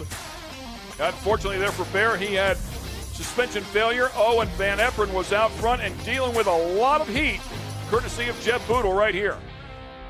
Yeah, Boodle slicing and dicing there with Van Eperen. Then Carlson got into the mix. Carlson putting a lot of pressure there for that second spot. Dyson back and forth there with Boodle. And then unfortunately Andrew Carlson with that flat right rear took him out of the hunt. That opened up the door for Owen Van Eperen to go ahead and for Owen to go down there and win that race. Sorry, a little bit of chatter in the ear here that threw me off. Thanks a lot, my buddy, my buddy Jared. So, all right, let's get it down there to the winner's circle here. Once again, courtesy of Eibach, the lovely Miss Tiffany Stone. Thank you so much, guys. Big congratulations to our top 3 finishers. I want to bring over Dylan Marquardt first. Dylan, when you walked up here, everybody was cheering for you. It was a battle out there, obviously second, but not where you want to be right now. But overall, how does it feel to be here at the Big House, Crandon, on Labor Day weekend? Honestly, this is just a dream. You know, I've been coming here since I was really young, and to be up here on World Cup Day is it's pretty special. You know, I really couldn't do it without my mom, my dad, my brother, my girlfriend, my aunt, my crew guys, Craig and Edo, all my sponsors, Marco Custom Homes, KGB Customs. Thank you, Kyle, for spotting. You kept me in that one. And Corey, thank you for spotting also this year. Revolution Industrial Services, Maxima Racing Oils, MRT, Muscle Wheels, VP Race Fuels, JP Remington. You're the man. I couldn't do it without you either. Owen and Rodney. CJ has been a huge help. It sucks he wasn't out there, but thanks to him. There's so many people I miss, and I'm sorry if I forgot you, but this is pretty special. Well, that smile says everything for you. Nice job. Congratulations. Hop up on number 3. And taking that second place spot, Jeb Boodle. Jeb, make your way down here. Jeb, we've had the pleasure of talking many times at MAO, and we talk about seat time. Seat time is everything, and you proved it right here. How are you feeling? How are the track conditions? Yeah, the track was like in really good condition. It was a little rough coming to the end when I was chasing down Owen. I was doing everything I could, but track was really good, and these guys were fast. It was hard to keep them in front of them, and I just want to thank everybody who helped me up, get up here.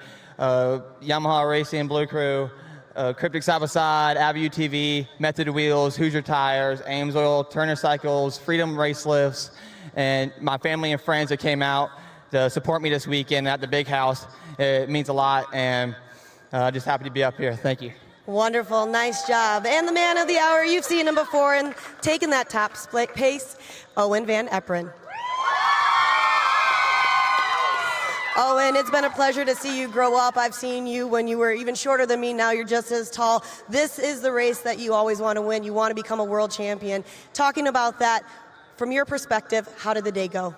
I couldn't be any better right now. I mean, started up front, made a couple passes, and got in the lead, and from there I just ran good, consistent laps. And Jeb was on me the whole race, and I was just focused on not making mistakes. My dad was talking to me the whole time. He's like, just be consistent, don't make mistakes, and that's what we had to do to get it done. So it was an awesome race, but we're not done. We got to go get in the turbo right after this and see what we can do in that.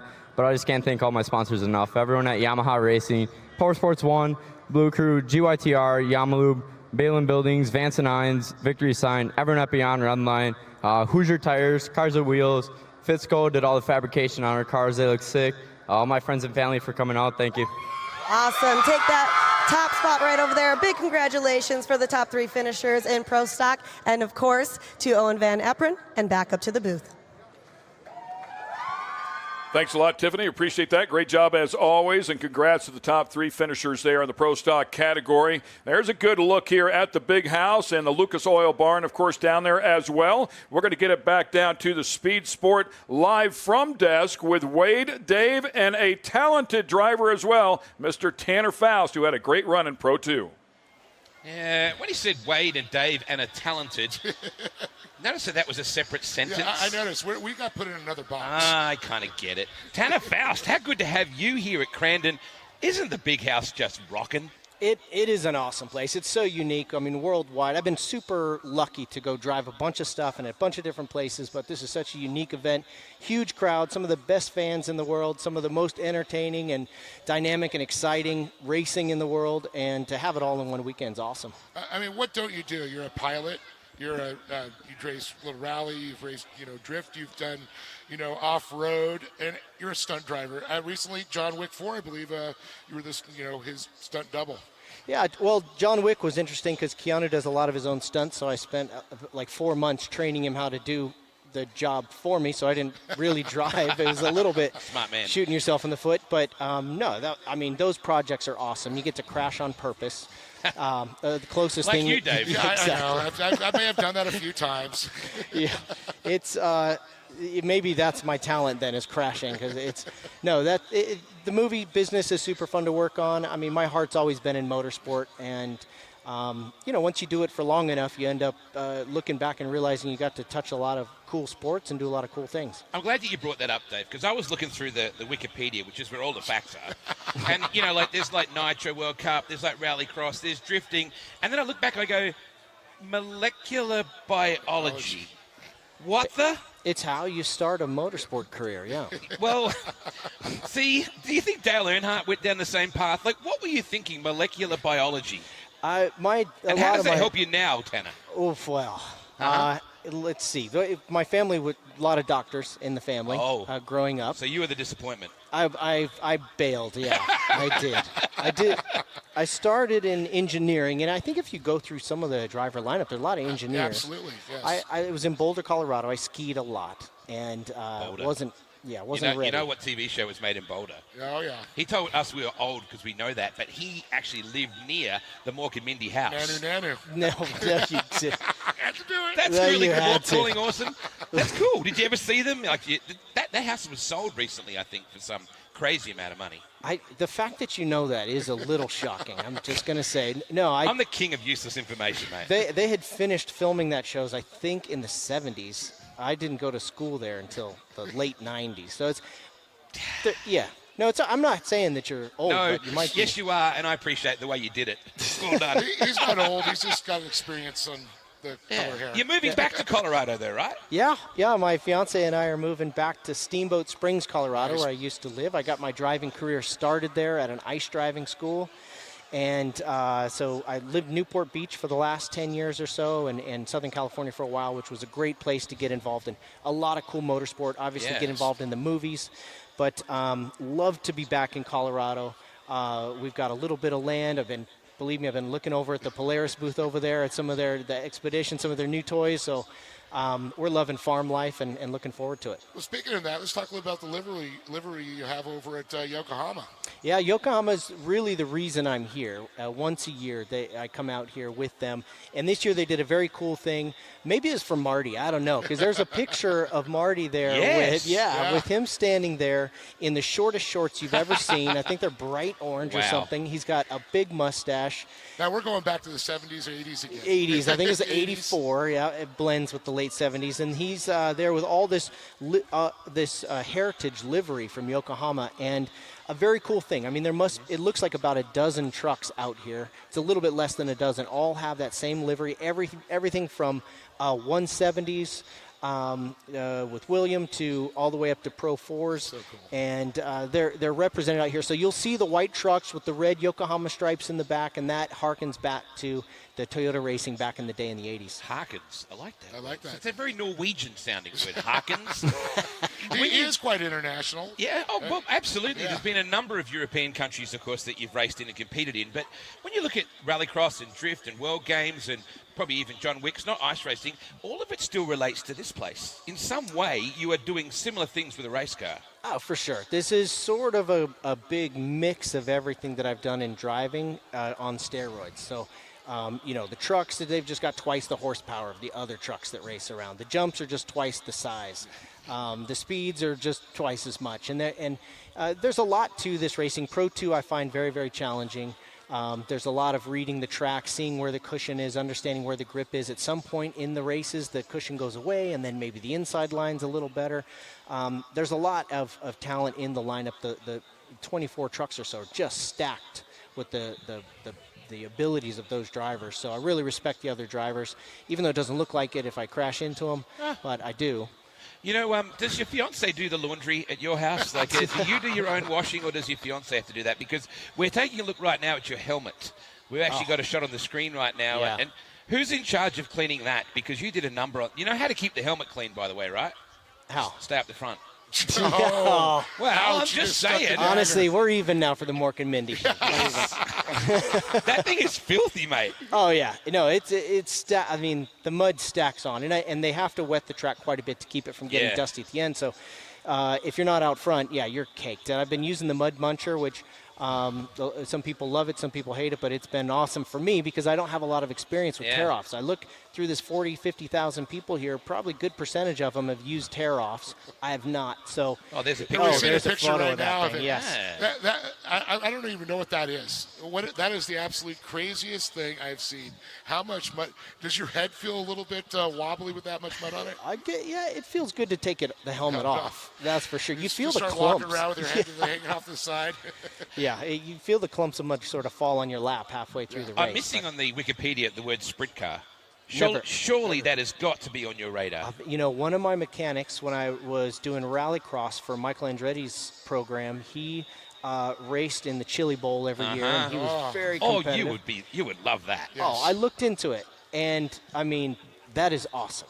That stuff is awesome. The cars are awesome. The racing's awesome, but I don't know if it's something just to jump into out of nowhere. Well, people have done that. I've actually seen a lot of people do that, yes. Really? Yeah, Gary Scelzi did it, top NHRA superstar, jumped in and was fast, like almost right off the get-go. Oh, man.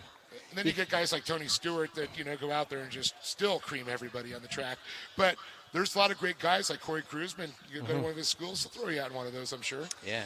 Get cruising. We're not done yet. Can still give it a shot. You're still a young man. Yeah, just because I've seen Mork and Mindy doesn't mean I have to stop racing. I appreciate you bringing that up. It is so good to catch up with you here this weekend. Crandon is just off its head, mate. How good is it? So wonderful to have you bringing your profile to this too, Tanner, because you've got a phenomenal social media following and you bring a number of dimensions in motorsport to this. So thanks for coming, mate. Oh, it's such an honor to be here. It really is. I mean, I really am not exaggerating when I say best fans, best racing on earth.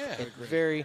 It is a corner of motorsport off-road is one segment, but the family atmosphere, whether you're in the pits, whether you're in the stands, or whether you're at the KISS concert. Okay, KISS concert's not that family-oriented. Whoa. Did you make the KISS concert? I did. Of course I did. Are you kidding me? That was awesome. Yeah, it was very, very cool. But no, I we'll love show this his tattoo later. Yeah, I got on this side, I got Gene Simmons right there, buddy. We are going to wrap things up, but I got to tell you, Tanner, out of all the interviews that Dave and I have done, this has definitely been the most recent. Yeah. Good to see you, mate. Thanks so much. We're going to wrap things up. Tanner Faust, everybody. Big round of applause for him. So cool to have him here. We'll take a quick break here from the Speed Sport Live from Desk, presented by Toyota. Let's go places.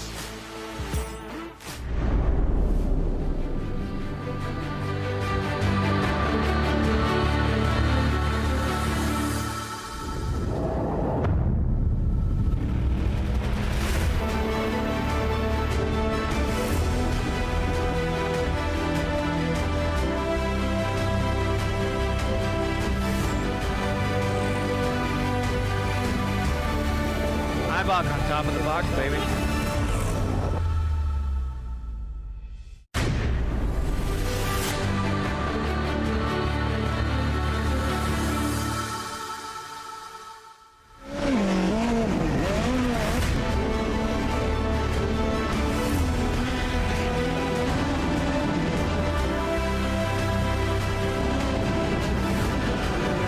But here comes the battle for the checkered flag. I believe it is. Ryan Timms getting the win.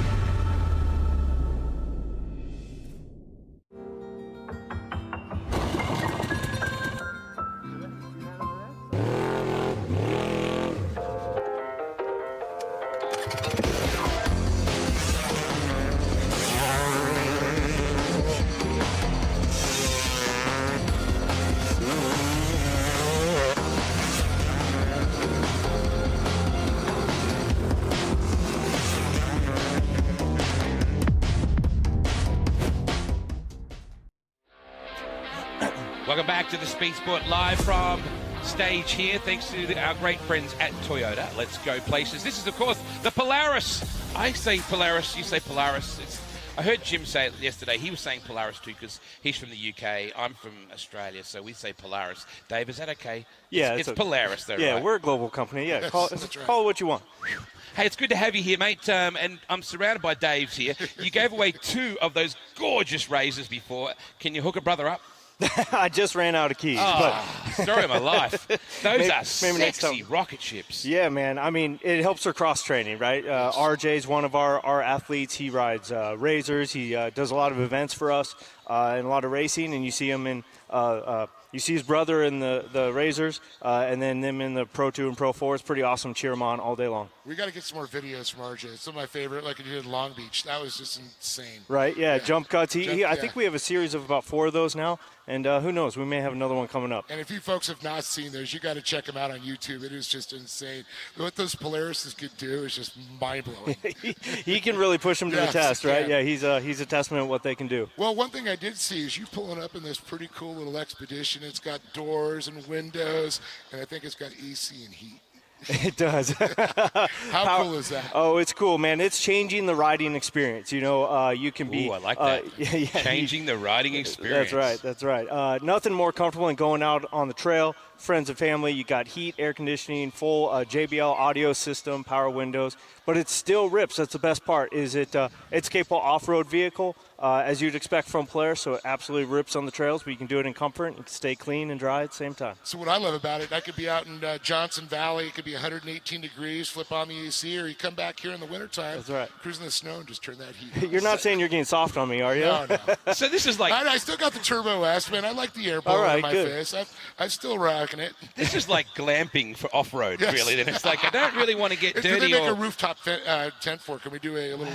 They do, yeah. We actually have a Polaris rooftop tent, yeah. Oh, okay. That thing's just getting awesome now. That's right. Dave took me for a walk through the pits yesterday, and I was staggered by just the professionalism of the teams and the involvement. But I thought, if there's ever a form of motorsport more than any other that translates to social activity on the weekends, this has got to be the most saleable form of motorsport. You can literally translate what they race to taking a scaled-down version. You're not going to take a Pro 4 out to the forest tomorrow with your kid. But, hey, what an amazing transfer of sales. Yes, absolutely. I mean, here where we are in beautiful Wisconsin, huge market for us. You can see the crowd here. Everyone has a side-by-side. You can see the families are using them to get around. They can go out, recreate on the weekend, and then they come cheer on the athletes here in the same razors that they can buy at a dealership. So it's a pretty cool deal. We love supporting it. That's why we signed a multi-year contract with Crandon here to continue to give back to racing, give back to our customers, support the events here. We couldn't be happier to be here, and it's really fun to watch the racing and see everyone enjoying their side-by-sides on the trails. Yeah, and of course, they always say what wins on Sunday sells on Monday, and, you can't go buy a Pro 4, but you can go buy a Polaris. That's right. Well, we have a couple of wins in the books already. Yes. We're hoping for a few more. It's been a great weekend. Really proud of the team, stoked on the team we have. Not only do we have the Anderson brothers and the Greaves, but I specifically want to call out, we've got 3 employees that are racing this weekend have done well. Robert Loire got a third place yesterday. Yeah, we've got David Gay and Andy Ives racing in the Pro Stock. And then we have 2 employees that their children are racing this weekend as well. A Razor 200 and the Youth Razor 1000 class. So and pretty really cool family event. Yeah, it says a testament to such a family sport. That's one thing is, mom and dad can go race and the kids can race all at the same place. Yeah, family sport, and Polaris is an enthusiast company. So it's pretty cool to see the employees and the families out here. In the last few days, just traveling around this region, I've been staggered by the amount of side-by-sides and off-road vehicles off to the side of the road, just in and out of the woods everywhere. It seems like Wisconsin has more bars and pubs than it does gas stations. God bless America. A lot of cheese curds and a lot of off-roading. Is that kind of the 3 basics, you think? Yeah, I think they go hand in hand, except for the liquor store. We'll leave that one alone. Yeah, leave that alone. Afterwards, when you finish literally, when you're driving in here, the entire front is lined with UTVs. Yeah. That just says everything. Yeah, I'm going to say majority of them are Polaris. Right? I'm not biased or anything. Yeah, it's inspiring, isn't it? It's so cool to see people are riding their side-by-sides to this event, and they come down and enjoy it. It's really cool. And the other thing, too, it's not seasonal. That's the thing that blows my mind about this. When it gets cold and it snows, hell yeah, I'm going to take my Polaris out. Like, you don't just put them away in the shed and lock them up for 6 months.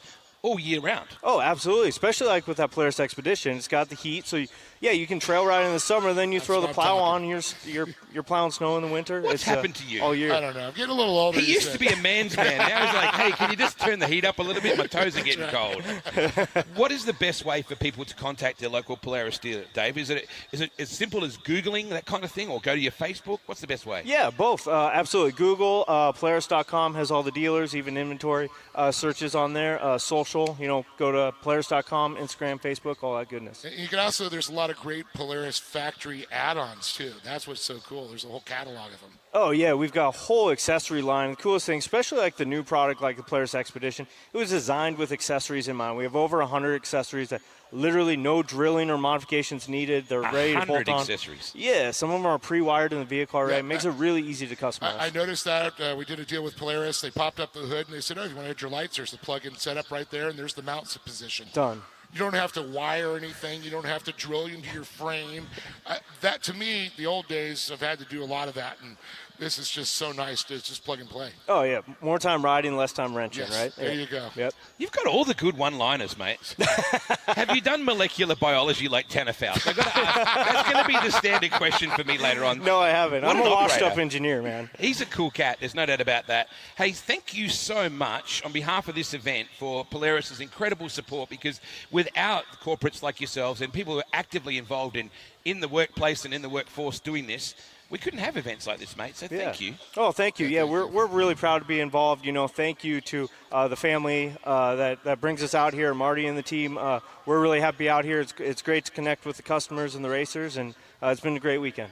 Oh, mate, I want to check this Expedition out in case it gets a little cool later on. Let's go. I do have the keys to that one. Do they have those in Australia? It gets a little hot out there or what? You know what? We probably do. Polaris is big in Australia too. Yes. We probably do. Dude, I'm going to be in Australia in 4 weeks with an Expedition. You're going to take them for a ride. We're going to go shoot some roos, mate. Yeah, let's do it. It is what. That's a thing, by the way. They're vermin. Don't think I'm not loving animals. We love our kangaroos.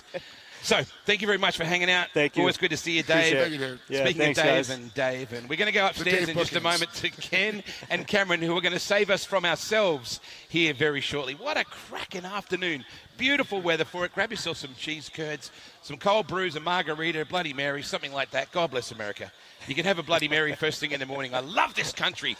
We're going to go upstairs too, Ken. We're going to be racing very, very shortly as we continue this incredible Polaris Crandon World Championship from the one and only Crandon, Wisconsin. Let's go. Will somebody please get Wade a shovel so he can dig himself out of that hole he's in down there? It was a pretty deep hole through the course of that interview. Well, he's a big guy. You got to have a deep hole. He's a blast, man. Great to listen to down there on the Speed Sport Live from Desk. Great job to Wade and Dave as well. And certainly want to thank Polaris for all of their involvement here, what they're doing, not just here at Crandon, but for the industry as well. Super cool to have manufacturers like that involved at that level. Yeah, absolutely. I was a Polaris athlete for 8 years, and they do go above and beyond for the sport of side-by-side racing and recreationalists, and putting on drives and rides and demos and things like that around the country, and giving everybody the opportunity to get behind the wheel of one of their awesome machines. Taking a look at this lineup here, ladies and gentlemen. Time to go racing here one more time. Pro Turbo side-by-sides. And take a look at the names that are lined up there across the front row of this one. Some big-time players. Kyle Cheney inside of this one. C.J. Greaves in here. Robert Loire, who had a great run just one day ago up on the podium. By the way, C.J. grabbing the win. Rodney Van Eperen inside of this one. His son, Owen Van Eperen, right alongside. They have put on some great battles as you take a look at the starting grid. Andrew Carlson, who has been really hot as of late, up on the podium one day ago. Brian Wazak. We'll see Jeb Boodle again. So, it's stacked up here with some really talented drivers all the way down through this incredible class. Yeah, even 12X there, Kyle Ahrensberg. Short course people may not know him, but the owner of Vision Canopy does a lot of desert racing. He's trying his hand at short course here at the Big House. But look at that. That's going to be two of the favorites here. The Van Eperens there, the 5 and the 45. Owen just coming off a big win in Pro Stock, trying to make it perfect today. Is it me, or does Owen's car look just a tick wider? Maybe they're trying something there. By the way, I saw Cody Martin's name down in there as well, a Can-Am factory driver, as is Kyle Cheney. Extremely talented, very fast.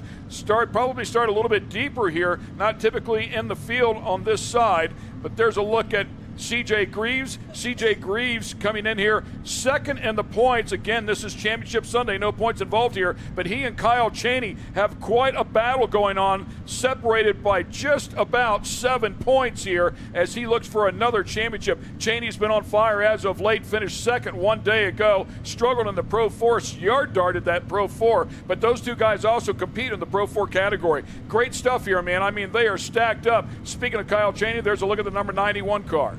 Yeah, you know, you're going down this is a star-studded list of who's who in side-by-side racing, and I'm just looking at it. I have absolutely no idea who's going to come out on top here in turn number 1. Yeah, I couldn't agree with you more. As we take a look at you can see the 45 car there of Owen Van Eperen. It looks like also the number 41 of Jeff Boodle there. Last-minute conversation with a crew member trying to get things sorted there. They have the pumper hose that they might be trying to connect the pumper hose, or maybe it's the tear-offs that he's battling with, whatever the case may be. Pumper hose is on, that's for sure, and window net going up, and yeah, it was a stack of tear-offs there. It looks like they were trying to sort out. Yeah, pumpers are crucial today with as warm as it is. If that pumper hose isn't blowing, or your pumper gets clogged with mud, or the filter gets clogged, and you're not getting that fresh air pumped into your helmet, your face shield starts to fog up. Fog isn't good when you're a driver because you can't see. So, you know, a lot of times they're not having to worry about that so much. Today, as warm as it is here at Crandon, not only do you have, you know, engine temperatures running hotter, things like that, driver body heat now is hotter. There's a look at the 52X and NOS Energy Back Machine. That is Ronnie Anderson, a championship winner here inside of this category as well. Did that over at TexPlex a couple of years ago. Very, very fast in these kinds of cars. So Ronnie, his brother, RJ, of course, both extremely talented. Yeah, drive a little bit of everything, both of them. They're not scared to try their hand at just about anything. But looking at that front row, what a mean lineup. And oh man, this is going to get exciting, Crandon. I mean, we've got the biggest, best side-by-side drivers in the world getting ready to unleash on this track. Yeah, it's going to be a lot of fun. Everybody's sailing down into that Forest County Potawatomi turn number 1. Here we go. Green flag out. It's showtime. Looks like Loire there.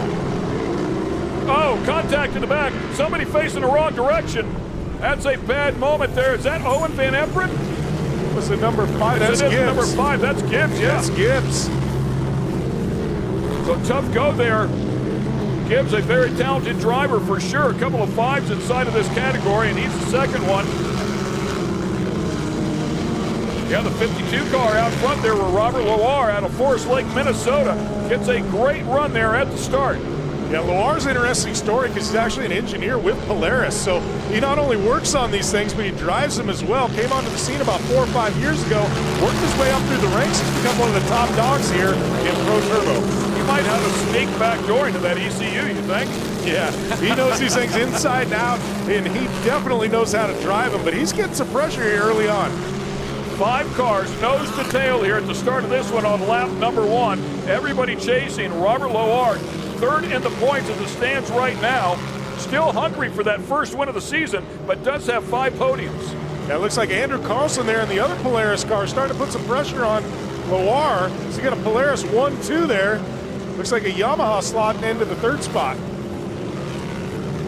Yeah, we'll see how the Yamaha does here, falling back just a little bit early on. And you see that happen, you think, is it speed? It might not be. They might not be able to see where they're going. So they put 2-3 stacks of those tear-offs on, and these opening laps, it's really muddy. So sometimes they'll check up just a little bit while they pull a tear-off and try to sort things back out. That might have been a moment exactly as I was speaking as well, as you saw him dart down to the inside of the turn. And Loire just out front, protecting super well. Carlson looks like he's getting a run on him at times into the corners, out-braking him into the corners, but he just can't make it stick. He can't get the run coming out of the corner. It's like he's almost scrubbing too much speed, hard braking in. So it's Loire, Andrew Carlson, that's Rodney Van Eperen there in 3rd, CJ Greaves in 4th, Kyle Cheney to round out the top 5, Owen Van Eperen right behind them, then Ronnie Anderson. I mean, one name is as big as the next. Everybody fast. It looks like Van Eperen making a move there into 3rd place. They're hitting that cutover. They're going to dive down into Forest County Potawatomi turn number 1. Loire all the way to the bottom. Andrew Carlson trying to get a run on him, coming down in front of the grandstands into barn corner. Loire doing a great job driving that line. He knows that's the preferred line here with this style of car. doing exactly what he needs to do. Good momentum here. Carlson been sitting back there in the second spot since the start of the race. He's watching all Loire's moves, trying to figure out where he can make a pass. Andrew Carlson, with a couple of wins on the season, has really been fast as of late, has really put together some great stuff. A couple of back-to-back podiums. Yeah, Look at these guys nearly 3 wide. Yeah, Carlson winning here earlier at the spring run in June, so he knows how to win here at Crandon. He's going to have his work cut out for him today with Loire in that number 1 spot. Cheney back there with the number 91 now, breathing hard as well. That might be CJ right in front of him. Yeah, it does look like the Monster Energy back car of CJ Greaves. Look at CJ back it in there, take that low line, tries to drive right down underneath Van Eperen.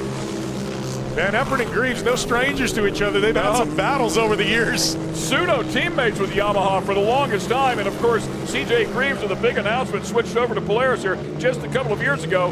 Bit dusty right down in there, but none the worse for wear. Everybody looking good. 3 of the best pro mod racers in the country right there.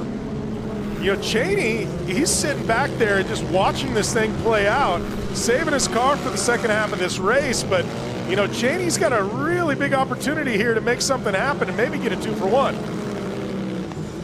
Good battle here. Rodney Van Eperen will not flinch, I guarantee you. There is no level of pressure that he can't endure coming from somebody behind. He's seen it all. Looks like a big moment down here in Calamity Corner. Exactly why it's been named that. A couple of cars over on their lids. Safety down there immediately to take care of that one. That's Kyle Ahrensberg there in the 12, the owner of Vision Canopy. Big supporter of a lot of short course programs out here. Yeah, I mean, and in particular, Corey Winter, right? Points leader there in the Pro 2 category. So great to have him out here, and you love to see sponsors that involved. Absolutely. I know he's been involved with Adrian Cheney's program over the years in various capacities as well. I know Cole Mamer's got you know, a lot of support, I believe, from him. So yeah, it's a really good guy. Tough break for him, but he was trying to fire it back up there. Saw some smoke rolling out. Typically the case is oil will run to the top of the motor there just a little bit when they're upside down. Be pretty cool if he could get that thing fired back up and rejoin the field. Yeah, so it looks like our running order here is we've got Robert Loire out front, followed by Andrew Carlson, Rodney Van Eperen, CJ Greaves, and Kyle Cheney, our top 5. I mean, that is a who's who of side-by-side racing. No doubt about it, man. No doubt about it. Owen Van Eperen down in there as well. Ronnie Anderson now is falling back just a couple of spots. Jeb Boodle back in there.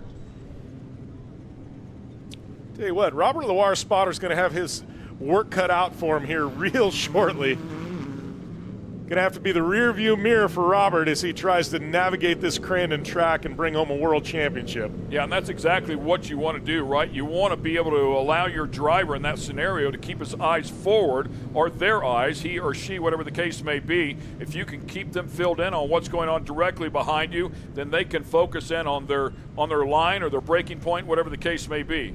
Well, and I'm watching this track as it's you know, started to progress throughout this Pro Turbo race, starting to dry out. And these turbo cars, I mean, they have a lot more horsepower than the Pro stocks, but they're still a limited class vehicle.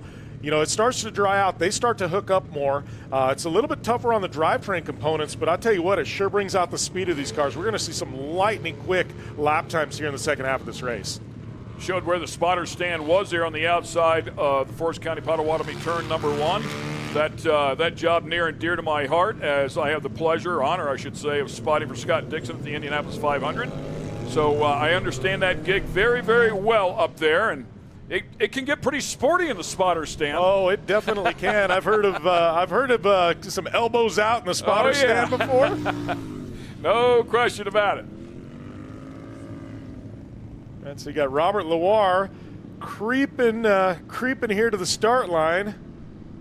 Delaware-style double-file restart is what they refer to it in super lates, where the leader is by himself, everybody else stacked up side by side. Loire with a great restart right there. That's exactly what he wanted. Well, that was a big jump. He nailed it on that one. Andrew Carlson could have his work cut out for him to cut that gap. So you've seen, though, Carlson, it looks like he's got a little bit stronger brakes than Loire. He's been braking really late into the corners. And Loire pinched the entry down just a little bit there on the gravel trap. It cost him some speed, and consequently, they're closing in on the back of Van Eperen. Now, taking a look at the outside, Being joined by Andrew Carlson there on the inside. CJ Greaves right on the back bumper as well. It is on. And it looks like Van Eperen now getting around Carlson. CJ Greaves now going to be battling with his Polaris teammate there for the 3rd spot. Kyle Cheney still sitting back there in the 5th spot. Teammates by sponsors only, by the way. He will have no problem trying to get around him. Van Eperen trying to hang on here. Checks up for that one just a little bit. As Andrew Carlson closes up Loire with a great run here. Got a little bit of that back that he lost. Look at Carlson all the way to the bottom through the barn corner, trying to get a peek at the inside of Van Eperen. Van Eperen, who's really been on fire as of late. Whenever I say that, Rodney Van Eperen, 3 consecutive podiums, including a win at our past 4 events. We got Van Eperen all the way to the bottom. Just couldn't get a look there at Robert Loire, who, to his credit, has driven a phenomenal race. He's hitting his marks. He's not making any mistakes. He's making it uber tough. Again, he's driving into those turns. He's giving up a little bit of speed on the entry, but he's doing a great job taking that line. You can see those guys racing so hard behind him. He kind of took a little bit of that momentum away from Van Eperen. Andrew Carlson took advantage of it. Wow. And then Andrew Carlson and Van Eperen get together. Carlson goes jumps down on the track. He and Ronnie Anderson get together. That was an Andrew Carlson just swapping lanes right in front of Ronnie Anderson, who had nowhere to go. Yeah, it looks like, look at it, Carlson up out in the dirt. He's got issues. There had to have been something broken in that contact. Yeah, I mean, just a crazy moment there to come out and change lanes right in front of everybody there. Yeah, after that big spin, I mean, he's lucky he didn't go upside down on that 360 spin. You got to wonder if Ronnie Anderson's car came out unscathed, though. Look at that rear. Looks a little crooked there. I don't know that it did either. I'm with you. Maybe. Does he have a tire going down? That was Jeff Boodle that just passed him, by the way. So Boodle having another good run here, picking his way forward to the back half of this race. We go back up to the front, yep. Yeah, meanwhile out front, Robert Loire, like you said, though, he's scrubbing a lot of speed in those corners. But he's running that bottom line, so no matter how hard Van Eperen attacks that turn, he can't take advantage of it as long as Loire's car is down there, and then Loire gets a good run out. Look at the exit he gets. I mean, no question the way those guys are driving back. And CJ gets into Van Eperen, never lifts. They go side by side. And Van Eperen feeds it right back to him. Van Eperen will get the elbows out, but it looks like it's going to be CJ Greaves that gets the advantage here. There's some full contact side-by-side racing today here at Crandon. They're so close, man. You've got to pitch it in behind him. On top of him. Van Eperen just landed right on top of the right rear of CJ. We've got a semi-demolition derby out here between Van Eperen and CJ Greaves. You gotta love this fight here at Crandon. I can't believe both cars are still going at full steam. That was a hard hit, and there's the damage to CJ. Yeah, CJ looks like he's pulling off. Damage is done there to the Monster Energy back car of CJ Greaves.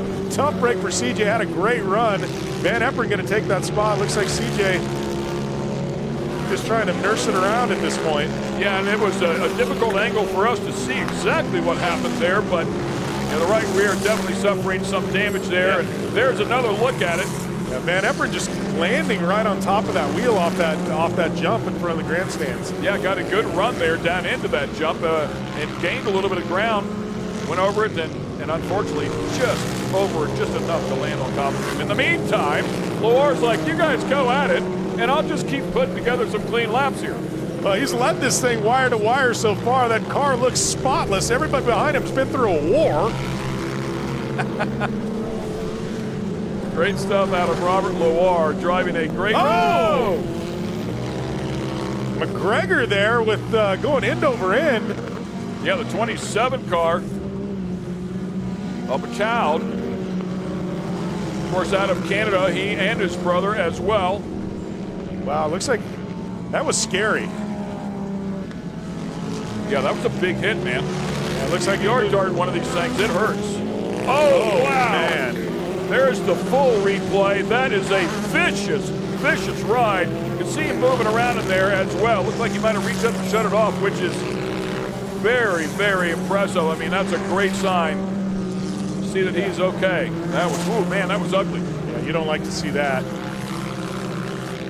41 car of Jeff Boodle in there as well. Another one broke up there on the side. This has been a war zone of a Pro Turbo side-by-side race. but they're fighting for a world championship. And right now, that man, Robert Loire, looks like he's going to get some pressure here. And it looks like we are going full course red here. Give safety all the room that they need to go down there and take care of that incident. Yeah, that was a big off. Yeah, I mean, that's pretty rare. You just don't see that level of wreck out here in these side-by-side classes, which is why all the safety preparations, and when they tech these cars, there's a strict rule book here of how these cages have to be made to help the driver stay secure, because something like that is always possible out here, albeit rare, but it can still happen, obviously, and we'll make sure the drivers are as safe as they can possibly be.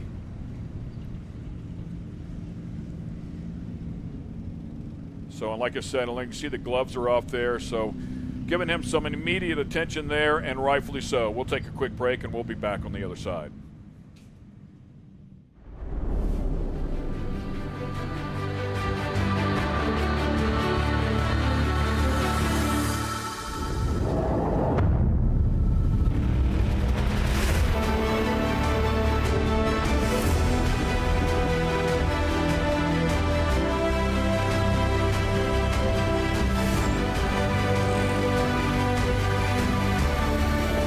On top of the box, baby.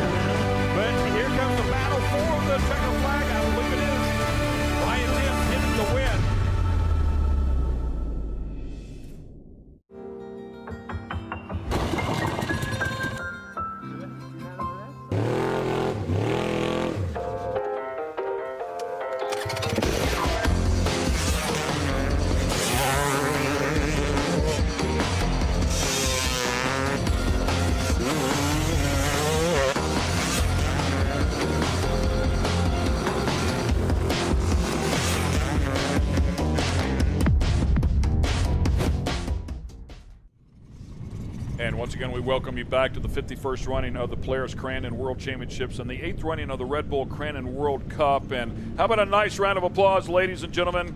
Greg Michaud climbing up out of that car. Man, it was a scary, scary ride, but that is a great scene right there, seeing all the safety aspects of these vehicles and what they make the drivers wear as well, doing its job.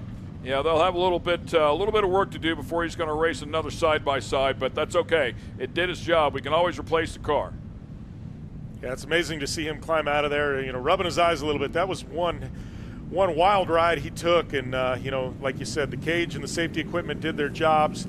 He's going to walk away to race another day, and that's all you can ask for. You bring that up, and a lot of people don't think about that. When you go through a vicious barrel roll like that, the G-forces are so high that it actually does affect your eyes. If you can think, if you have presence of mind in the midst of all that craziness, to close them, it's exactly what they need to do. I say that because if we go back to a race in, I believe it was Pomona, California, with Johnny Greaves back in the championship off-road racing days. He went for a vicious barrel roll ride like that and literally had to push his eye back into the socket, believe it or not. And then, of course, he did Johnny Greaves stuff and showed up the next day inside of the truck. But it's crazy of all the things that you don't think about that could happen that do happen inside of these cars whenever you're going through something like that. So really glad he's okay. It might have been while he was rubbing his eyes. They're definitely sore. So, and they'll probably have black eyes come tomorrow. We've seen that happen to all those guys that go for those crazy rides. Van Eperen there, that's Rodney Van Eperen with some smoke coming out of that one.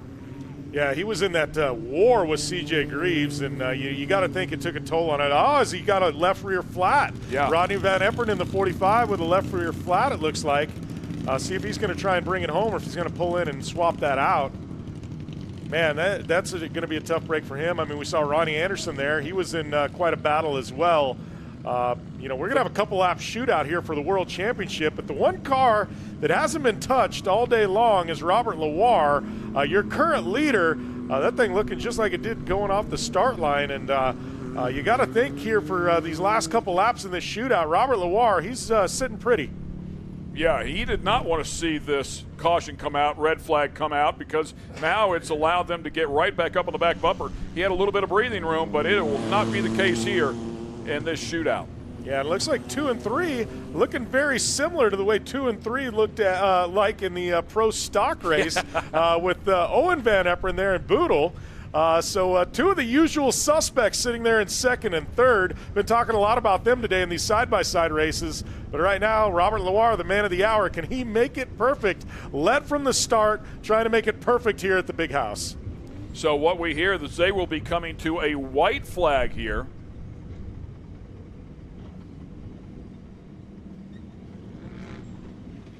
As we take a look at the lineup here. This is the 52 of Robert Loire, and then the 5 of Owen Van Eperen, the 41 of Jeff Boodle, and then the 52X of Ronnie Anderson. I believe it might be Zach Beavers there behind Ronnie. No relation to me, but yeah. Great last name. So the way things work here at Crandon, they're going to be going green, and then they're going to take the white flags. It's going to be about a lap and a half shootout, give or take, here for the win here, and to crown a world champion in Pro Turbo side-by-side here at the Big House. Don't know what happened to Kyle Cheney out somewhere along the way as well. There was a battle back there. It was crazy. It was second through fifth or sixth. It was definitely elbows out, gloves off. These guys were fighting. Big dogs were throwing down. The guy that survived all challenges is still out front in that 52 car. And you got to wonder, too, Ronnie Anderson sit back there in the 4th spot. He was banged up pretty good. Yeah, he went through that battle with Andrew Carlson, and we were surprised he didn't get a little bit of damage out of it. But I think Ronnie, if everything's good, he's been pretty strong today, fighting his way through traffic. See if our pace vehicle pulls off, and it does. Hands the field back over to the 52 car of Robert Loire out of Forest Lake, Minnesota, looking for his first win on the season. Boy, it'd be a special one. Robert Loire waiting. Oh, look at that jump. Again. That was a great jump for Robert Loire. That's going to make it tough for those guys sitting back there in second and third with only a lap and a half to go. Ronnie Anderson with a little bit of contact there with Jeff Boodle. Boodle down on the inside. Anderson not able to capitalize on it. In the meantime, the 52 car of Loire out front. Nice wide angle of attack here into the gravel pit. Robert Loire, he's been protecting down low all race long.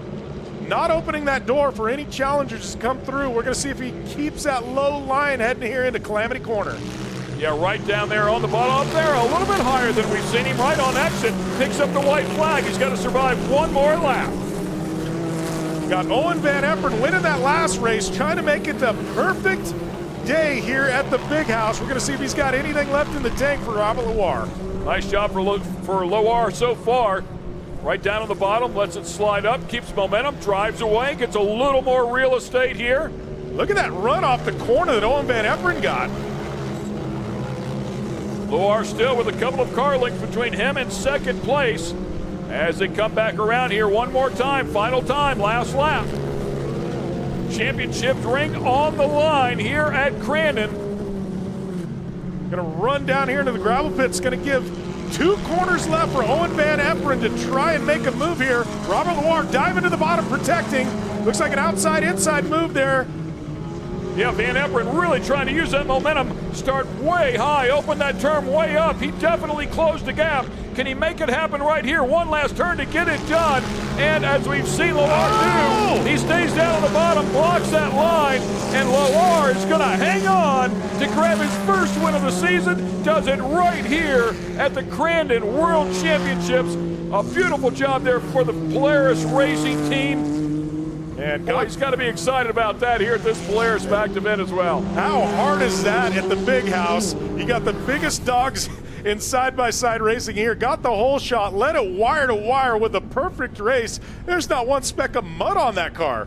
And got your buddies here from the factory as well, so super cool. By the way, 5 podiums on the season, 6 now, but this is the first win, so congrats to him. Was on the podium here, by the way, one day ago as well, so got it figured out, put it all together here today, and stands on top of the box.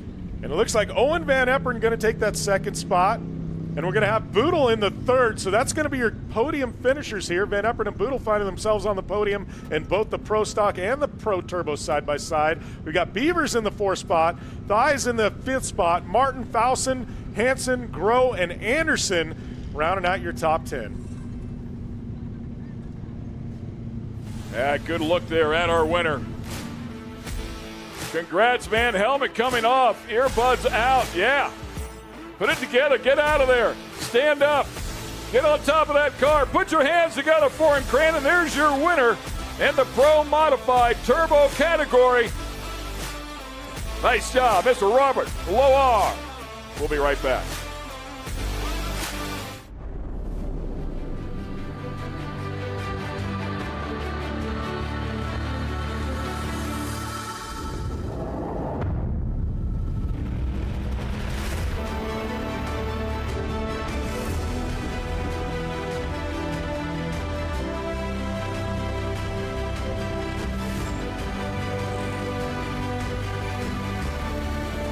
On top of the box, baby.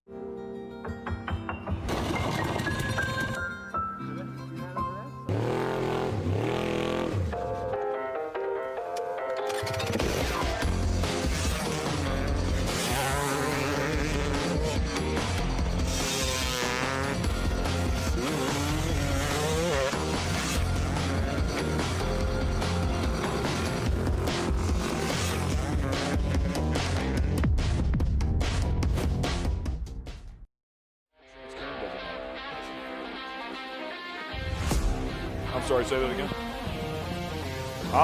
Welcome back. Sorry, ladies and gentlemen, caught us off guard up here in the booth as we're doing a little bit of track prep, and my producer's trying to take the blame, but I'm not going to let him do it. Let's show you some highlights here of our Pro Modified category. Yeah, it looks like that was Gibbs there early on getting spun, but Robert Loire out front early and just the man that couldn't be caught all day long. He had a lot of challengers, and Van Epperen. We also had Andrew Carlson in the mix there for a while. Big spin there by Andrew Carlson, keeping it on all fours. Ended up getting making some contact with Ronnie Anderson, and here we got CJ Greaves and Rodney Van Epperen with one heck of a battle for multiple laps, just banging on each other. And then, of course, this vicious roll right here. And really glad that that Greg Machode was okay afterwards. It took a little bit to get him out, but safety stopped all the racing to make sure he was okay, as they should. So that'll get you back up to speed there on the Pro Turbo category there as well. And down there at our IBOC winner's circle, let's get it over to Tiffany Stone. Thank you so much, guys. A big congratulations, everybody. That was an epic race. So much happened in that. But I want to bring our third place finisher, Jeb Boodle. Jeb, we just had a chance to talk, and we've been talking all season. This is the first time you've really raced at the Big House during Labor Day. We've talked about it for the World Championships. To be able to get 2 podiums here, that is a feat in yourself. Anybody who's raced here knows that. How are you feeling overall from the weekend? Man, I feel great, especially after the day we had yesterday. We had some mechanical failures and then a driver mistake in the right turn over there. But it's good to be up here at the Big House for Fall Crandon, my first time running up here with these big boys in Wisconsin, Minnesota, and everywhere. So not bad for a rookie. So I just can't thank everybody who helps me get up here, my dad, my family, all my friends that come down and help support me and work on these cars. It's a task, and it's hard work to get these things running every weekend. But I also want to thank my sponsors, Hoosier Tire, Method Wheels, Cryptic Side by Side, Turner Cycles, Freedom Race Lifts, Fug 21 Fuel Additives, and everyone else I forgot. Thank y'all. It means a lot. Nice job. Hop up on number 3. Taking that second place spot, Owen Van Epperen. Oh, and I know that you were pushing there. There was quite a battle for second through sixth. What was your spotter saying the entire time? Obviously, we've had some stops. We had to restart a full red. Then you go green, white, checkered. How did you accomplish all that? Yeah, I mean, I was just doing kind of what I did in pro stock, which was running my laps. Some guys were going at it in front of me, so I knew sooner or later they were going to get tangled up, and then that happened with a bunch of them. So it just is what it is, and got second today, which is pretty good. 1-2 on the day. Couldn't ask for much better. Robert was on rails all day. So I just can't thank all my sponsors enough. Everyone at Yamaha Racing, Steve, Donnie, Glenn, Jim, all them guys do so much. Yamalube, GYTR, Power Sports 1, Vance and Hines, Balin Buildings, everyone at Beyond Redline, Hoosier Tire, Kaiser Wheel, Victory Sign, all my friends and family for coming out. Thank you. Nice job, Owen. And taking that top spot like we've been talking about. It's been 5 years in the making. I love this for you, Robert Loire. Robert, not only do you work on these, but you've proven what they could actually do out here on this track. You are clean. I have never seen a driver come off of that being pristine. This should just be hung up. Fantastic job. Walk me through your entire weekend and this race today. We did everything we could to be ready for this race, be prepared. My coworker, I call him my mechanic, but he's just my coworker. I sit by him, I work with him, and we leave work at 5 o'clock, sometimes a little earlier to sneak out, wrench on stuff, 4 hours every night. We're just doing this for fun, trying to kick all the factory guys' asses. I mean, that's the gist of it. And it's just so much fun. All kidding aside, this sport is awesome. This place is awesome. The World Cup is awesome. All the races are awesome. Like, this is just absolutely incredible.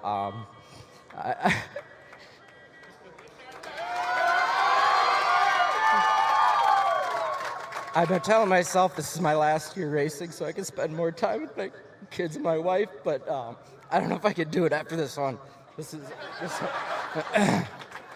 This one means a lot, but I'd just like to thank everybody. Mason Todd just busting his little ass every night with me. David Gay helped me out with clutching. Andy Ives, Brett Carpenter from Polaris, John Grouse from Polaris, Derek, Matt Bone, my spotter. Just the list goes on. My wife, parents, in-laws, friends, just everybody. I know I'm going to forget somebody, but this is incredible. And of course, our sponsors, Polaris Razor, Fox Shocks, Hoosier Tires. Vince had the shocks working awesome out there. We made a bunch of changes for this race because they peaked the jumps up, and I think we all saw it paid off out there. So I'd just like to thank everybody. And thank you, and awesome event. Well, Robert, you know when you usually cry, I have to give a hug. It is a tradition here for anybody who's ever cried. So come in here, Robert. Nice job. Hop up on number one. A big congratulations to this guy, your top 3 finishers. This has been an amazing race. And back up to you guys. Thanks a lot, Tiffany. Yeah, that's a great moment, special moment there for sure. So congratulations to him, man. Obviously heartfelt. Oh, yeah, and, he's been working his butt off for numerous years. Finally to come out on top here at the Big House and win the big one, you got to give a big high five there to Robert Loire, and what a great effort today. Yeah, I mean, holding off absolutely some of the best dogs in the country as well. Good stuff there for sure. Plenty more racing yet to go. We're going to take a quick break here. In the meantime, we'll be right back with you here at Crandon International Raceway.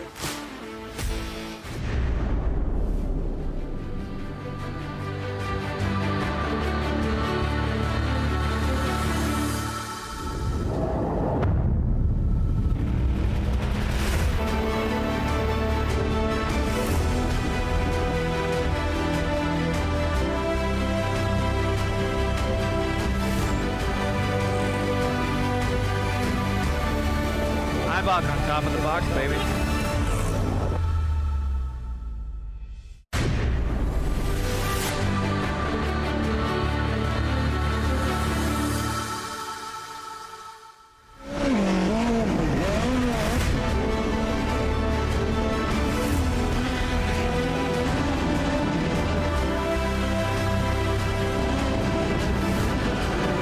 But here comes the battle for the checkered flag. I believe it is. Ryan Timms getting the win.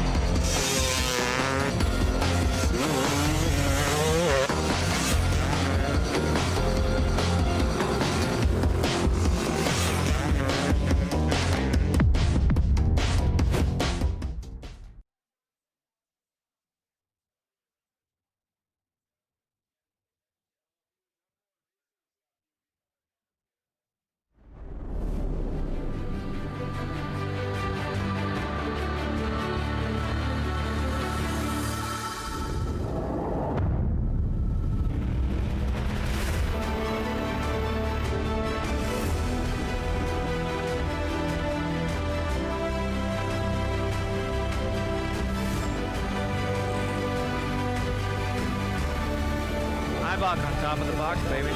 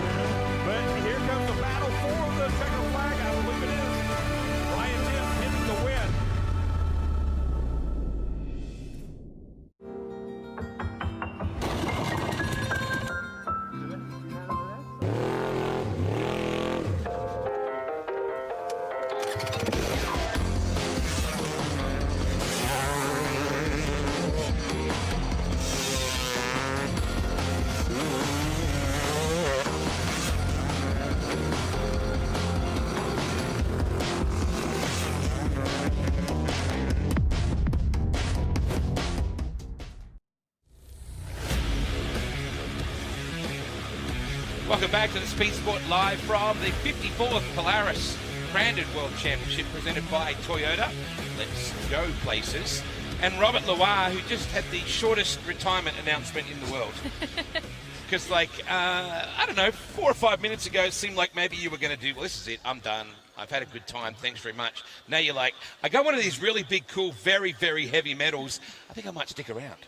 Yeah, it makes you change your honey. mind pretty quick. Did you at least look at her first before you said that, or? Maybe just a little bit, yeah. Okay, so there's a little bit of a babe. You see this gold thing? I'm really important now. I got to keep winning, so we're going to stick at this. Yeah, and I can buy her a new kitchen now, so. Oh. The silver lining. That's a smart man right there. Why have you persevered so long with this when it probably felt like you were never going to get to this moment? What kept driving you? Just everybody pushing me, and just everybody in the community, friends, family, the racers. It's just so much fun. Everybody's like a big family here. We look forward to coming to the races so much, especially Crandon. And we saw the emotions on the podium. I mean, it's a full circle moment for you, like you said, but can you try and sum up what you were feeling when you finally took that top spot? Yeah, it took a minute to kind of finally set in and soak in. A lot of emotions. I mean, we've been pushing so hard, and throughout the year we've had a lot of bad luck, and I feel like it was nothing that we did. We tried everything to make sure everything was up in tip-top shape, and just we always got taken off the top spot, and this one just, it needed to happen. Like this morning I woke up and I told my mechanic and I told my friends, I'm like, we're gonna win this. Oh, you had that moment. Yeah, it's literally, it's gonna happen. So does it make it that much sweeter that it's here at Crandon, it's here at the big house and in front of that crowd? Yeah, for sure. I was just telling Marty walking up here, this is the year to win. This is the place to win. We haven't gotten a win all year. We've just been fighting some battles here and struggling, and for this event to take that win is for sure the top spot. There's such a twitchy concept. Short wheelbase, pretty gnarly. You got a bit of power to work with, but I guess you got to keep them straight all the time. But there's always the idea that how hard are you going to push these things, because they can bite. Oh, yeah. There was a few times we got up on 2 wheels, and we just kept pushing. I mean, that's what you have to do. You can't leave an inch here, especially this race. Like, somebody is going to attack you on the inside. Somebody is going to push you out. Somebody is going to take that 15 grand away from you. So there's a couple of champions now that live in Forest Lake, or Flake, as my buddy Brooke Tatnell calls it, because he's lived there for, probably 20 years now. What's Forest Lake, Minnesota? I've been there. It's a nice little place. Really cool lakes, obviously called Forest Lake. What's it like? Yeah, it's just a small town. A lot of racers. Haven't been really able to put my finger on it. Like snowmobile racers, sprint car racers, off-road racers, just boat races, everything. Every kind of racing is there, and it's where a lot of racers grew up. So it's a cool little town. And a culture, and yes, I have been to Forest Lake. The producer was querying me like I was just adding some romance to the story. I have actually been there. It's a nice little place. The culture of motor racing helps. When you go to a community like that where there are so many various champions in different forms, it's almost like a feeling in the town that you're going to go fast. Right. Yeah, it just, you get up and you go to work and eat, sleep, breathe racing.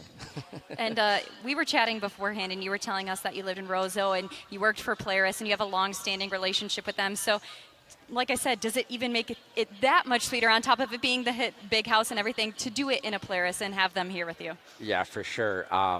It puts a lot of stress on me because I want to win, but also I want to do it in front of everybody that busts their butt every day at work to make the Polaris RZR the best vehicle ever. And it's awesome to be able to show it off and prove to them like it is the best vehicle out there. So yeah, it's a lot of stress, but it's also a lot of motivation at the same time.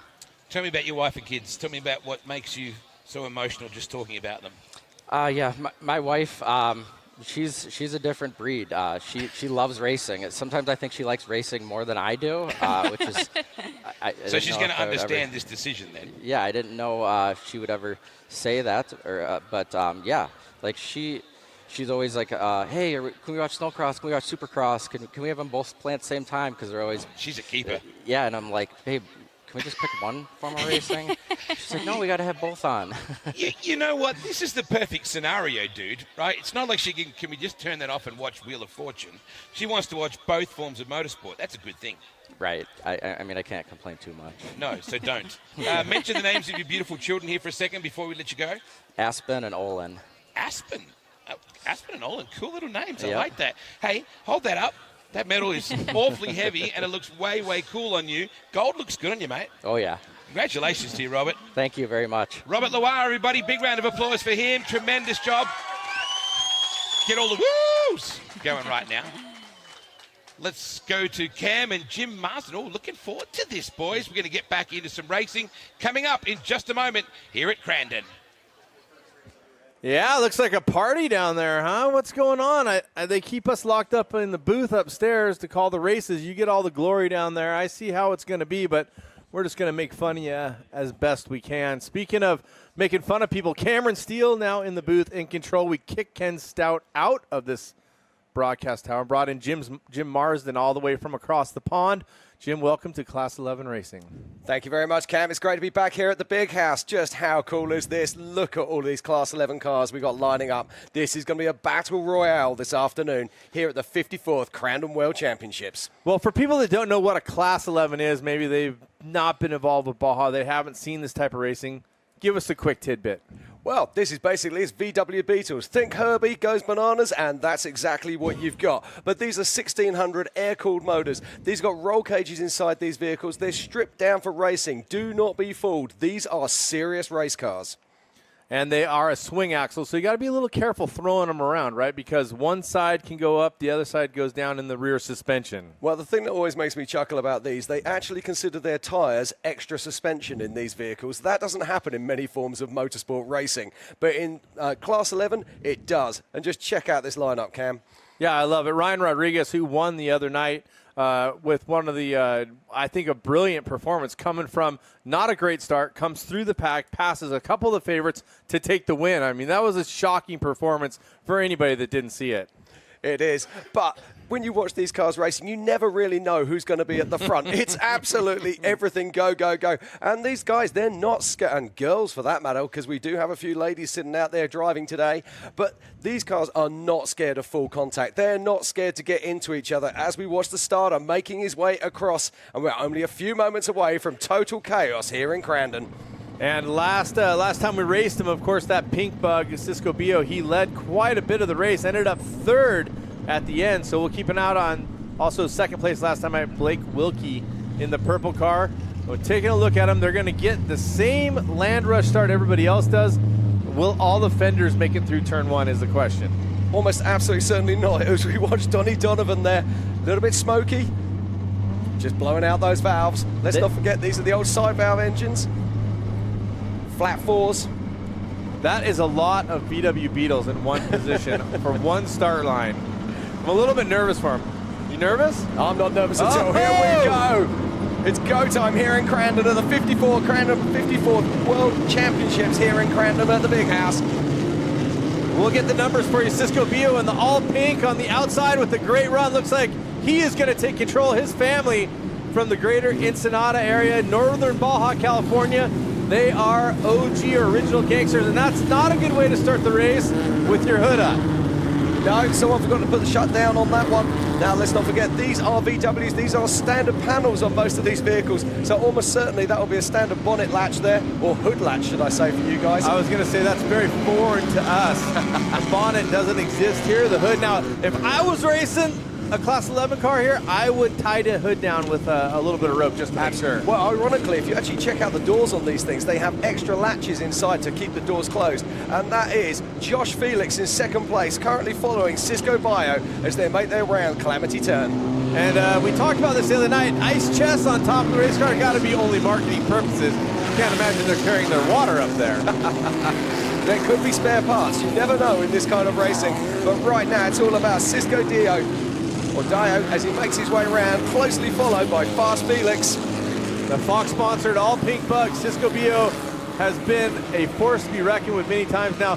He's also famous for being the navigator for Rob McCachran, who's a 6-time Baja 1000 winner. So he's got some pretty good credentials. His family has tons of credentials, and just some of the sweetest, nicest, most hardcore racers you'll ever meet.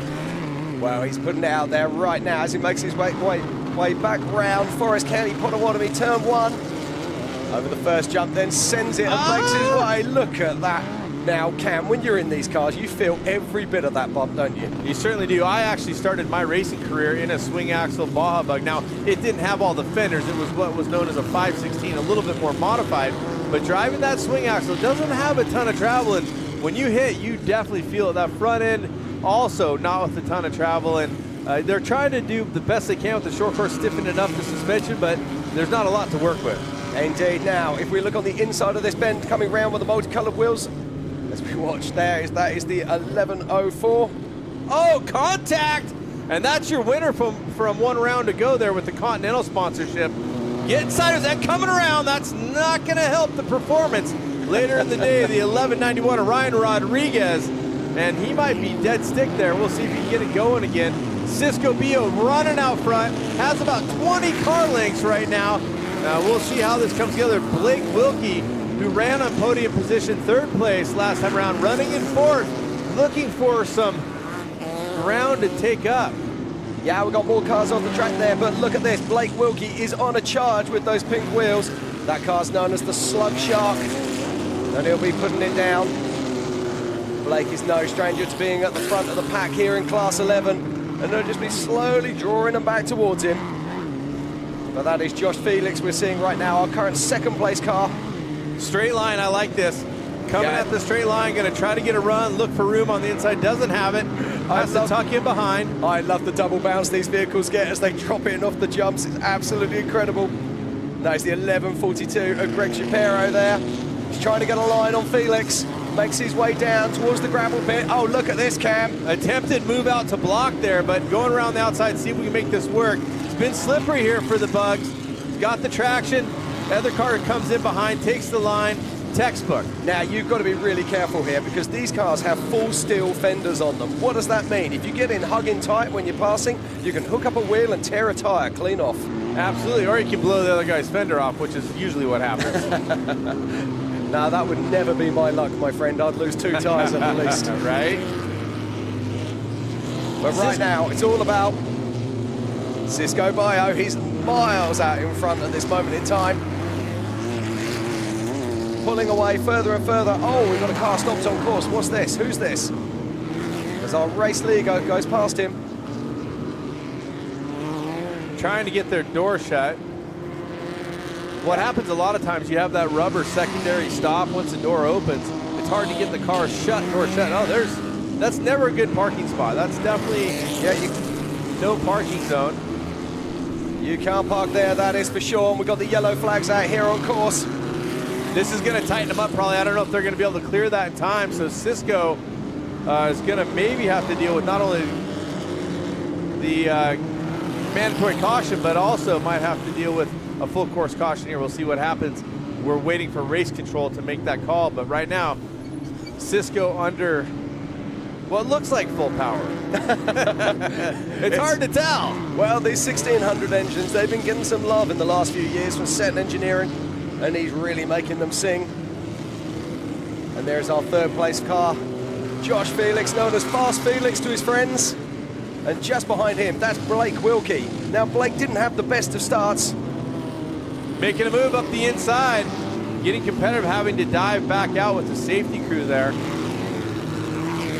Now I was talking to these guys, and they actually, on this kind of race, they strip these cars down. Oh, look at this, Blake Wilkie trying to make the move there on Fast Felix. He's going to try to dive inside here to get a straighter run. Now watch for the dive. I'm looking for a down to the inside here from Blake, and there you have it. Not only take the line, might be able to fill it, right? The other driver has to check up, not to run back into him. Drag racing, though, we'll see. Blake has control of the inside as he comes up here. A little bit of a short track from what we've seen from some of the other classes. But Blake with a great line, holds it down, now has about 8 car lengths. Exactly, he forced Felix out onto the wider line there. And you can see Felix having to work that car really hard. But now they're coming into lap traffic. And that is Donnie Donovan there.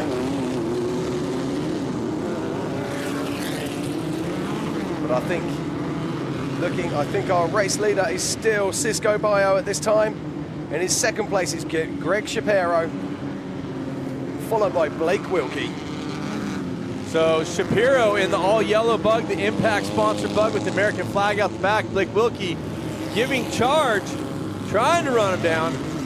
And look at this on the back of Shapiro. You can see there his fender's bent out. Someone's already got into him. I love watching this racing, Cam. It's absolutely brilliant. And we're starting to see these vehicles popping up at all kinds of different race series. We see them at King of the Hammers. We also see them at the Mid 400. And we're now seeing them in Nitro Cross. It's pretty exciting to watch because it is such a great entry level. Yes, they have a complete roll cage. They have race seats, race harnesses, just like the other race cars, but they retain the stock Volkswagen exterior. Now they can gut them out inside, but they have to have the working hood. They have to have, as you would call it, the bonnet on the rear or the rear hood. Yeah, and they have to be there. And the fenders all have to be the original steels. Now the interesting thing with these is they're running out of wheels. And you may think that's crazy, but genuinely they are. So a mainline manufacturer has actually stepped up and now making alloys that look identical to the old-fashioned steel wheels. How cool is that? No, I know. In the original, back in the days when I was racing Baja Bugs, it was hard to get those original parts, manufactured. You had to get them from secondary manufacturers, try to find them. Really tough to do, but, and yes, if you've driven a Volkswagen Bug, this is a 4-speed Bug just like you drove at home. Absolutely. Now, Wilkie is trying to make a move here on Shapiro. He's got to be careful. That fender's hanging off. If that drops off, it's going to go under his tires, and that's almost going to be instant flat tires. You're such a naysayer, doom and gloom guy. That's his bumper, not his fender. You stop that. I'm happy to call it a bumper. It's a bumper where I come from. I was just trying to fit in with the gang. And look at this, Blake Wilkie trying to put the Slug Shark alongside Shapiro. Let's see if he uses the exact same line. See him come straight. Now, right now, gonna try to take a little bit wider line, carry more momentum here, then watch as the yellow car pushes to the outside. Blake goes inside, takes the line once again.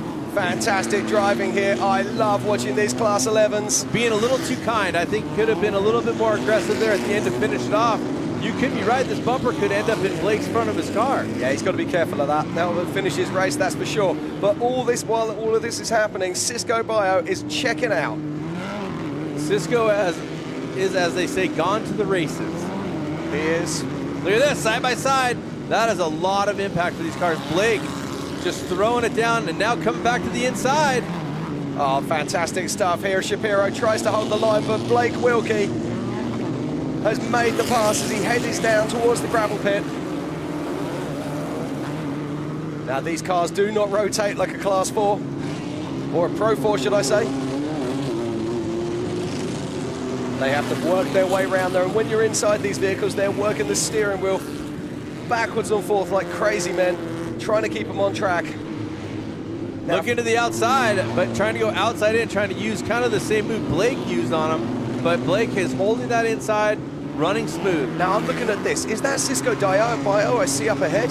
It looks like he's closing the gap here. I think Blake Wilkie is closing the gap on our race leader. So Cisco Bio, your leader right now, and Blake Wilkie now in second, has gotten past the third place car, obviously, and is now making moves forward, trying to shorten that gap with just 3 laps of racing remaining. we'll see if he's able to shorten that up and make it a competition here. Absolutely. Now, these cars have the same spotters that you'd expect to find in Pro 2 and Pro 4. They've got the spotters up in the tower, and Cisco's spotter will be saying to him, hey man, you want to be standing on it? Blake's catching. Blake's using a similar idea there when he's coming into that big jump there. He's straightening it out all the way from 1, coming out of the main start straight all the way through, not having to put any turn. Anytime you put a turn in, you're scrubbing speed just a little bit, and Blake's going for that straight line. He's also doing the same up there by the Boxo turn, trying to come around the multi-turn segment there. And that's what makes these cars so much fun to race. It is a real driver's class. As you say, you've just got to be finding all those little bits of speed and not losing speed. And not killing your car. Yeah, absolutely. And by the way, slug bug. Just had to do it. My daughter, my 11-year-old Kay, and I do slug bug all day long, so I had to throw it on you right here. No, I'm down with that. As we watch our current race leader, this is Cisco Bio. Make his way around, only a few short laps less to go in this incredible Class 11 race here at the 54th Crandon World Championships. A mistake by Blake there. He drove it too far down, I think, trying to carry that speed. Ends up scrubbing. Look at this, Cisco. Oh, look at this. Cisco makes a mistake, follows a lapper. Got to get him out of the way, gives him a push. Remember, couple laps left here, and just one race ago, Cisco put himself in position to lead, but then guess what? Couldn't manage better than a third, got passed by 2 cars late in the race. So he might have a car that's set up better for that mud or early slick.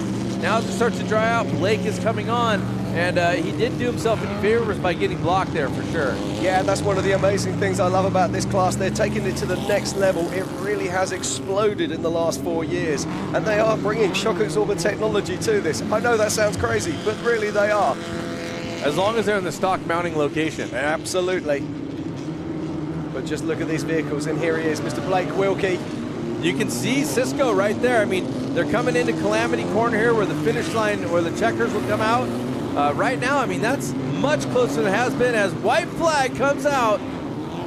It's fantastic. Right now, Blake is sitting there and he's pedaling as hard as he can. The 2 lappers could come into effect here. This is what the problem is. Cisco had tunnel vision last time trying to go around lappers, cost himself. Now he's got 2 lappers right in front of him, get by 1. He's got 1 more, but I just think Blake has too much ground to cover to try to get up there and make it a race. Well, you saw Blake there. He came in so hard under braking. The trouble is when you come in that hard under braking, you lose all your forward momentum. It's all about the flow on these vehicles as they make their way around this famous course. Still 2 cars to get by for Cisco. He's going to try to hug the inside here. Both cars giving room. Oh, look at this. One coming over towards him, but that Fox-sponsored bug is going to do it, I believe. 2 more turns for Cisco Bio and his family. Yeah, Cisco's race to lose right now as he makes his way over, heading down towards the gravel pit for the final time. Stranger things have happened. Oh, yeah. Well, they don't call it Calamity Turn for nothing. He makes his way around. He'll be coming off the Polaris launch. One of the nicest and most friendly guys you'll meet in off-road racing. Very unassuming. Over the launch he goes and heads on for the last time into Calamity Turn. Ladies and gentlemen, the checkers coming out. Cisco Bio all by himself coming through, and that's going to do it. Your Class 11 winner, the Pink Bug. Cisco Bio getting it done, and of course, Blake Wilkie coming across in second. Yeah, that's a fantastic result. Now, Blake Wilkie's got an incredible record. I think he's finished every single Class 11 race that he's ever entered. That's a pretty amazing stat, considering how fragile they can be. Absolutely. So our unofficial top 3 right now here at the 54th Crandon World Championships. Greg Shapiro in 3rd. In 2nd, it's Blake Wilkie. And in 1st, it is Cisco Bio. That's fun stuff, huh? I'm loving this, mate. Does racing get much better than Class 11s? I know we love Pro 4s, I know we love Pro 2s, but this is awesome. In 10th position is Bab. And then, of course, going up to Murray, McMurrin, Jones, Boyer, who is the 2nd oldest driver in the class. Rick Boyer has been racing for 50 years. He's 68 years old. In 5th place, it's Felix. In 4th, it's Steele. In 3rd, Shapiro. In 2nd, it's Wilkie. And in 1st, Cisco Bio or Bio, depending on what part of the world you come from. But a lot of fun to watch these Class 11s.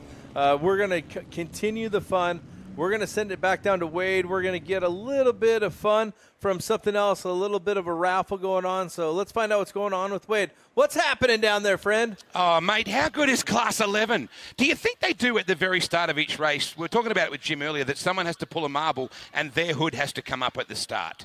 Seems like it's a thing. How about the gun show and Kathy? I'm feeling... Oh, wow. Back up to you, Cameron. This just got really ugly really quickly. Kathy, it's good to see you, love. Races for Christ is an amazing organisation. I always say that that track chaplains and motorsport chaplaincy, they're like a spare set of car keys. Absolutely. You never know how bad you need them until you need them. This is really cool. Proceeds are going to the Races for Christ organisation. What are we doing?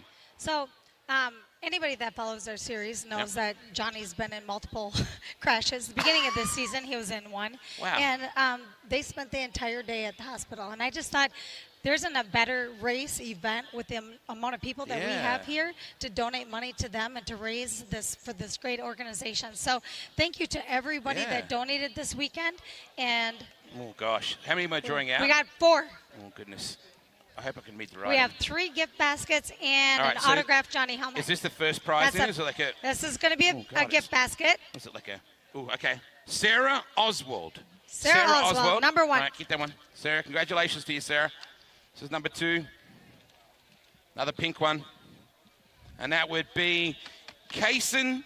Would you say Womble? Womble. Kaysen Womble. It's probably not, but that's how we say it in Australia. Kaysen Womble. This is our second last one. Another pink... Oh, are you kidding? No. Can that... Wow. Can that happen? It is. They bought this 2. Kaysen Womble. Again. All right. Well, you better shake it up a little bit. Come on. We're going for the helmet this time. So. Oh, this is for the helmet. This for the helmet. Okay. Johnny Greaves, autograph helmet. All right.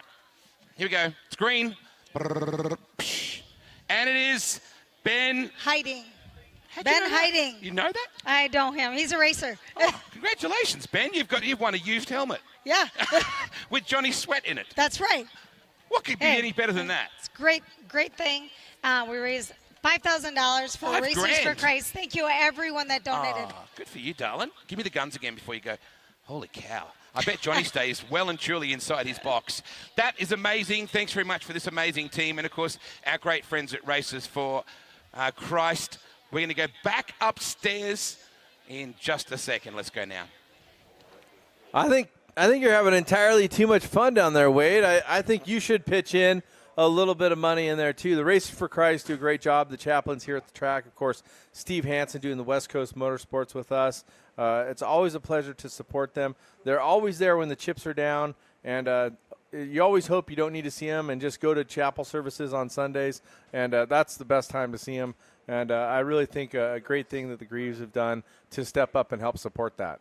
Yeah, absolutely. But it's racing, particularly off-road racing, is all about the family, isn't it? We say it so many times. Everyone wants to help everybody when they're in the pits. Doesn't matter what it is, whether it be a nut and bolt, whether it be helping tear down a car, or if you're injured. I mean, we're seeing it right now with Carl LeDuc, of course, and the support that his family are getting from all of the racers and all of the fans. And it's just awesome to see. Of course, all of us thinking about Kyle LeDuc and his battle with cancer, all of us wishing him well, missing you at the track, Kyle. Great to see your truck here. I know he's listening at home. Just want to send our love to you, of course.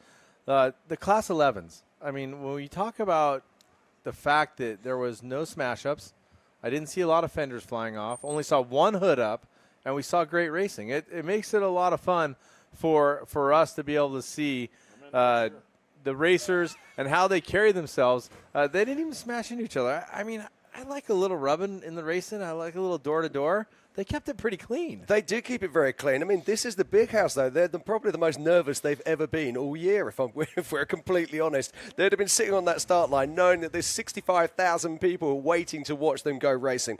But I love that class so much. We saw a few spins. Yes, we saw a bonnet up. And Wade's right. It is mandatory. I think someone pulls a card and they have to do it for themselves on that particular race. But when you watch it, it's just great fun. And the nice thing about it, it's an inexpensive motorsport, which is why we're seeing that explosion. I mean, right now, you can buy a Class 11 car for around about $30,000. That's pretty cool. That is pretty cool. I mean, still $30,000, I'm just saying, but a lot of fun to get out there and race. And what we're going to do right now, we're going to move back down to the podium and hear from some of our winners. Hear from this podium because I got to hear what they have to say. And what happened to Cisco the first night? Why couldn't he do it 2 days in a row? Welcome, everybody. We're down here at the podiums. We are going to do our podiums for our Class 11. We're going to bring right on over here Mr. Greg Shapiro. He is in that number 3 position. You were fighting super hard to keep that number 2 position, but Blake Wilkie, he had something under his sleeve, I think, and caught up to you. Oh, boy, he did. I'll tell you, the impact safety 1142 was really shooting for that bridesmaid position. I wanted it so bad this year, but Blake is a heck of a driver, and he kept the pressure on the whole time. So he capitalized on my mistakes. Well, it was definitely a fun race to watch from up here. I mean, you've been doing this for years, and I know you have great experience in it, but watching you guys go off those jumps, I mean, the landings in these cars, how is that feeling on your body? It's pretty rough. Can you imagine taking your stock Toyota Camry off those jumps? Tell me what that would do. That's awesome. But a great race out there, number 3 up here on the box. Who would you like to thank for getting you up here today? Oh, by all means. First, I got to thank my co-driver, Brandon, right here. My wife, just endless support. My title sponsor, Impact Safety, for keeping all the racers out here safe. Jimenez Racing Engines for giving us the power. Dave Foltz Trans for getting all that to the BFG tires on the ground. Awesome. Well, congratulations, Greg. We're going to bring up our number 2 position now. Mr. Blake Wilkie, go ahead and make your way up here to the stage. Blake Wilkie, this is your second time being up here this weekend. I believe the same position as well, but I just said to Greg, you must have had something up your sleeve because you were like on it the whole entire time and you made up so much ground. The start, I wasn't getting any traction, but once the track started to come alive and I started to find traction and kind of see where they might have been spinning, I kind of made my my line selection based off of that and just kept hitting my marks, didn't make any major mistakes. A couple times, little tiny bit of contact with in the beginning, but I still got all the fenders and she's ready for more. I did see I think it was your passenger front fenders a little bit loose, but it just put another bolt in it, right? Yeah, we're going to run it. Well, good job out there this weekend out here in Crandon. Who would you like to thank for getting you up here today? I mean, dude, Ryan towed my car out, so shout out to him for helping me get the car out. So I know it's a long drive, so yeah, but my title sponsor, X-Comp Tires, I mean, without them, it wouldn't be possible, and everyone else on this suit, Boxo, they're one of my partners, and this is our 41st race and our 41st finish, and I think it's like 36 podiums now, so we got some magic. Well, that's awesome. You also threw down the fastest lap today as well with a 1:22. I'll take it. Let's go. I need a beer after this, though. It was hot. Awesome. Well, congratulations to Blake Wilkie. We are now going to go to the man of the hour, Cisco Bio. Let's make your way right on over here to this number 1 position.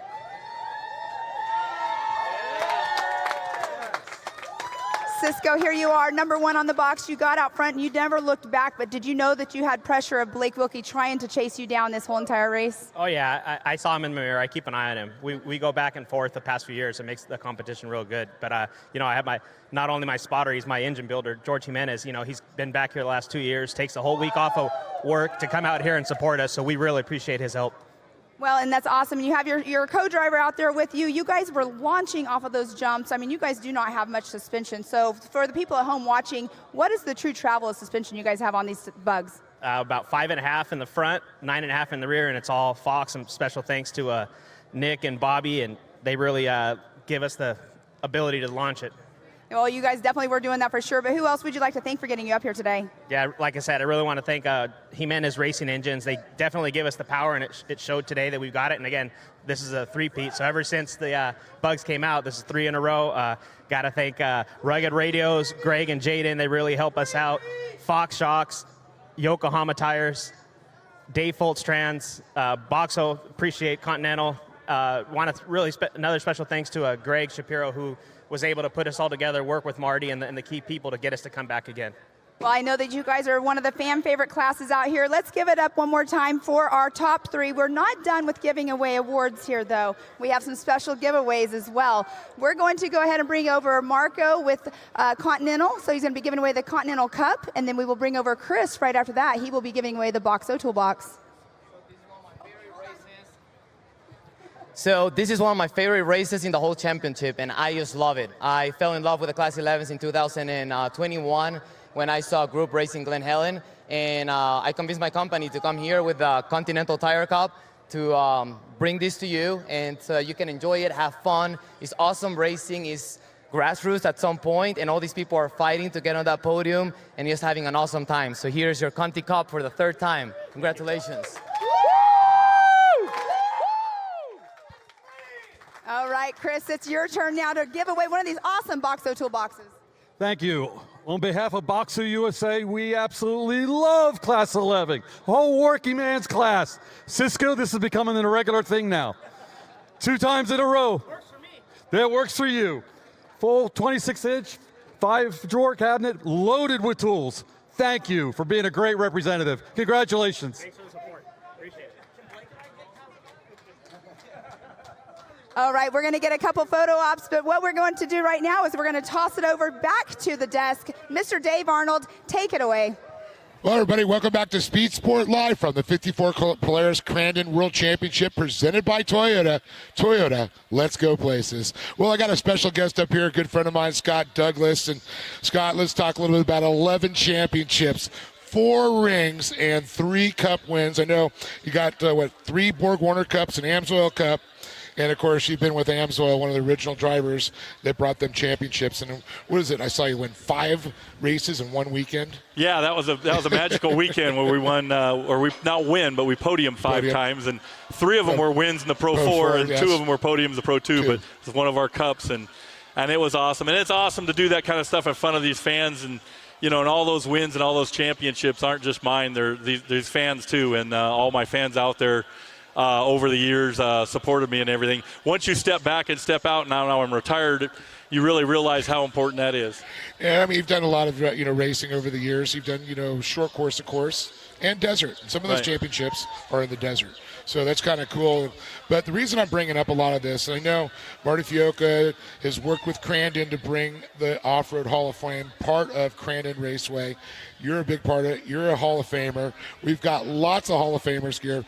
But the special thing is coming up next weekend in Las Vegas, the Off-Road Hall of Fame banquet. Yeah, and that's when I'm going to get inducted, and that's when my induction is. So it's awesome to think about that I'm going to be involved. I'm going to be part of the Hall of Fame. It's like the last piece of your puzzle on your career. And to think about you know, I had childhood heroes, Parnelli Jones and Walker Evans and Roger Mears and all that. And then I got to race against those guys and beat them a lot of times. And now I'm going to be in the Hall of Fame with them and also, you know, with just fantastic people and fantastic personalities like Cameron. I mean, what a great guy. I mean, there's a whole bunch of stories. I could tell them forever. Yeah, it's cool. And of course, Roger Mears is here, and Walker is walking around. We've been telling stories. I was going to say you had to have some stories there. Roger and I have huge stories because we raced Class 7 unlimited mini trucks, and back in the day, it was a big factory class, so it was huge. And I'm the only one that's ever won an overall desert race in a factory unlimited mini truck. Beat the trophy trucks and beat the unlimiteds. Happened in '93, but I'm the only one that's done. It's never been done since, so it's awesome. And actually, Dave Mason Sr. was riding with me, and he's here in the crowd too. And so I just got a lot of friends and families here, and a lot of memories. And this whole thing, getting inducted to the Hall of Fame, has brought back all kinds of cool memories and stories. And looking at all these pictures, and I just have really realized what a blessed and lucky life I've had to be able to live out my dream. And during the moment, I was caught up in it, but now that I get a chance to reflect, it's just unbelievable. And next weekend, it's all going to go down at South Point Casino in Las Vegas. Yeah, absolutely. Michael Gong's place there. Yep. He's another Hall of Famer, and he's another fantastic guy. I've been a big supporter of the sport all these years. But I got to thank Crandon. I mean, they do such a nice job here, and they've been a big part of my career as well. And I came out here in '94 the first time, and being from California and everything, I heard stories and everything, but until I raced on this track, I had no idea. And how it's evolved now and how the family's taken it over, they've done a great job, and we're constantly growing. Love coming out here and watching, and always love seeing these big crowds and just all the people coming up. Yeah, and it's so great to see how Cliff is, involved with the Off-Road Hall of Fame, and how Crandon and him, and I know Marty Fiocca was a big proponent of putting everybody together. Yes. No, he got a lot going on it, and he's helped Crandon out a lot. But, it's been the Flannerys and the Flannery family, and all the way back, and they're just such great people. I mean, I remember all the things that they used to do, and even Jack and everything. And we never would pack up on a Sunday. We'd pack up on a Monday because we'd all go down and drink at one of the bars and have a good time. Doesn't matter if we were battling or whatever. And the good old days was a lot of camaraderie and really neat. There still is a lot of that, but it's a little bit more business now. And I also want to tell the fans that I'm going to be signing some posters that I've got after the next race over at the Amsoil trailer. So if they want some posters with me in the Hall of Fame, if you still want them, I got them, and we'll go from there. I know you got one of your trucks over there sitting at the Amsoil booth. Yeah, I've got one of my what I do now. I'm into a lot of things, jeeping and I've got some hot rods, but I've got a 78 Ford F-150 with a Coyote motor, and it's on display out there. It's just a beautiful piece, and it's Tony's Hot Rod Shop out of Anago did all the work for me, and they just did a fabulous job. And I'm just proud. Those guys got me into something else that took my focus away of still wanting to be in racing, because you just can't race forever. Age kind of puts a limit on everything when you're a race car driver. Well, I got to say, I mean, growing up, I've watched you. I've, over the years, been part of it, so it's really cool to have you here. Congratulations on getting inducted into the Hall of Fame this next Saturday. And if you want to go meet Scott Douglas, head on over to the Amsoil booth. Talk to him, get an autograph. And, folks, don't go anywhere. We got more racing coming. So we'll be back in a short moment with more. And don't forget, the Cup race coming up to cap it off here in Crandon.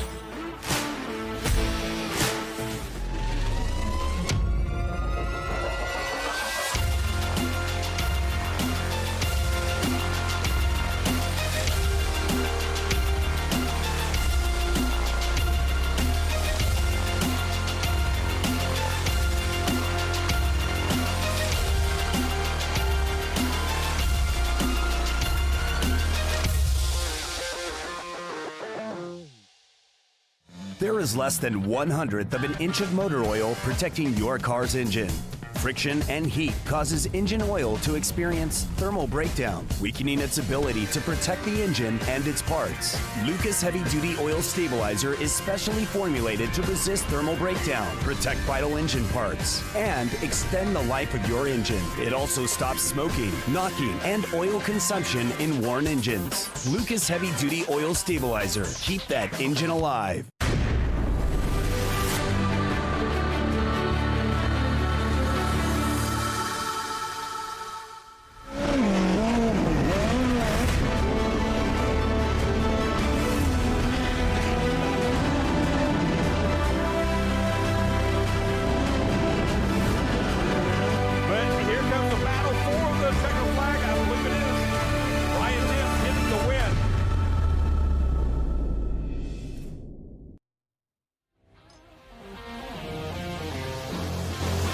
Welcome back to the Speed Sport live from the 54th Polaris Crandon World Championship.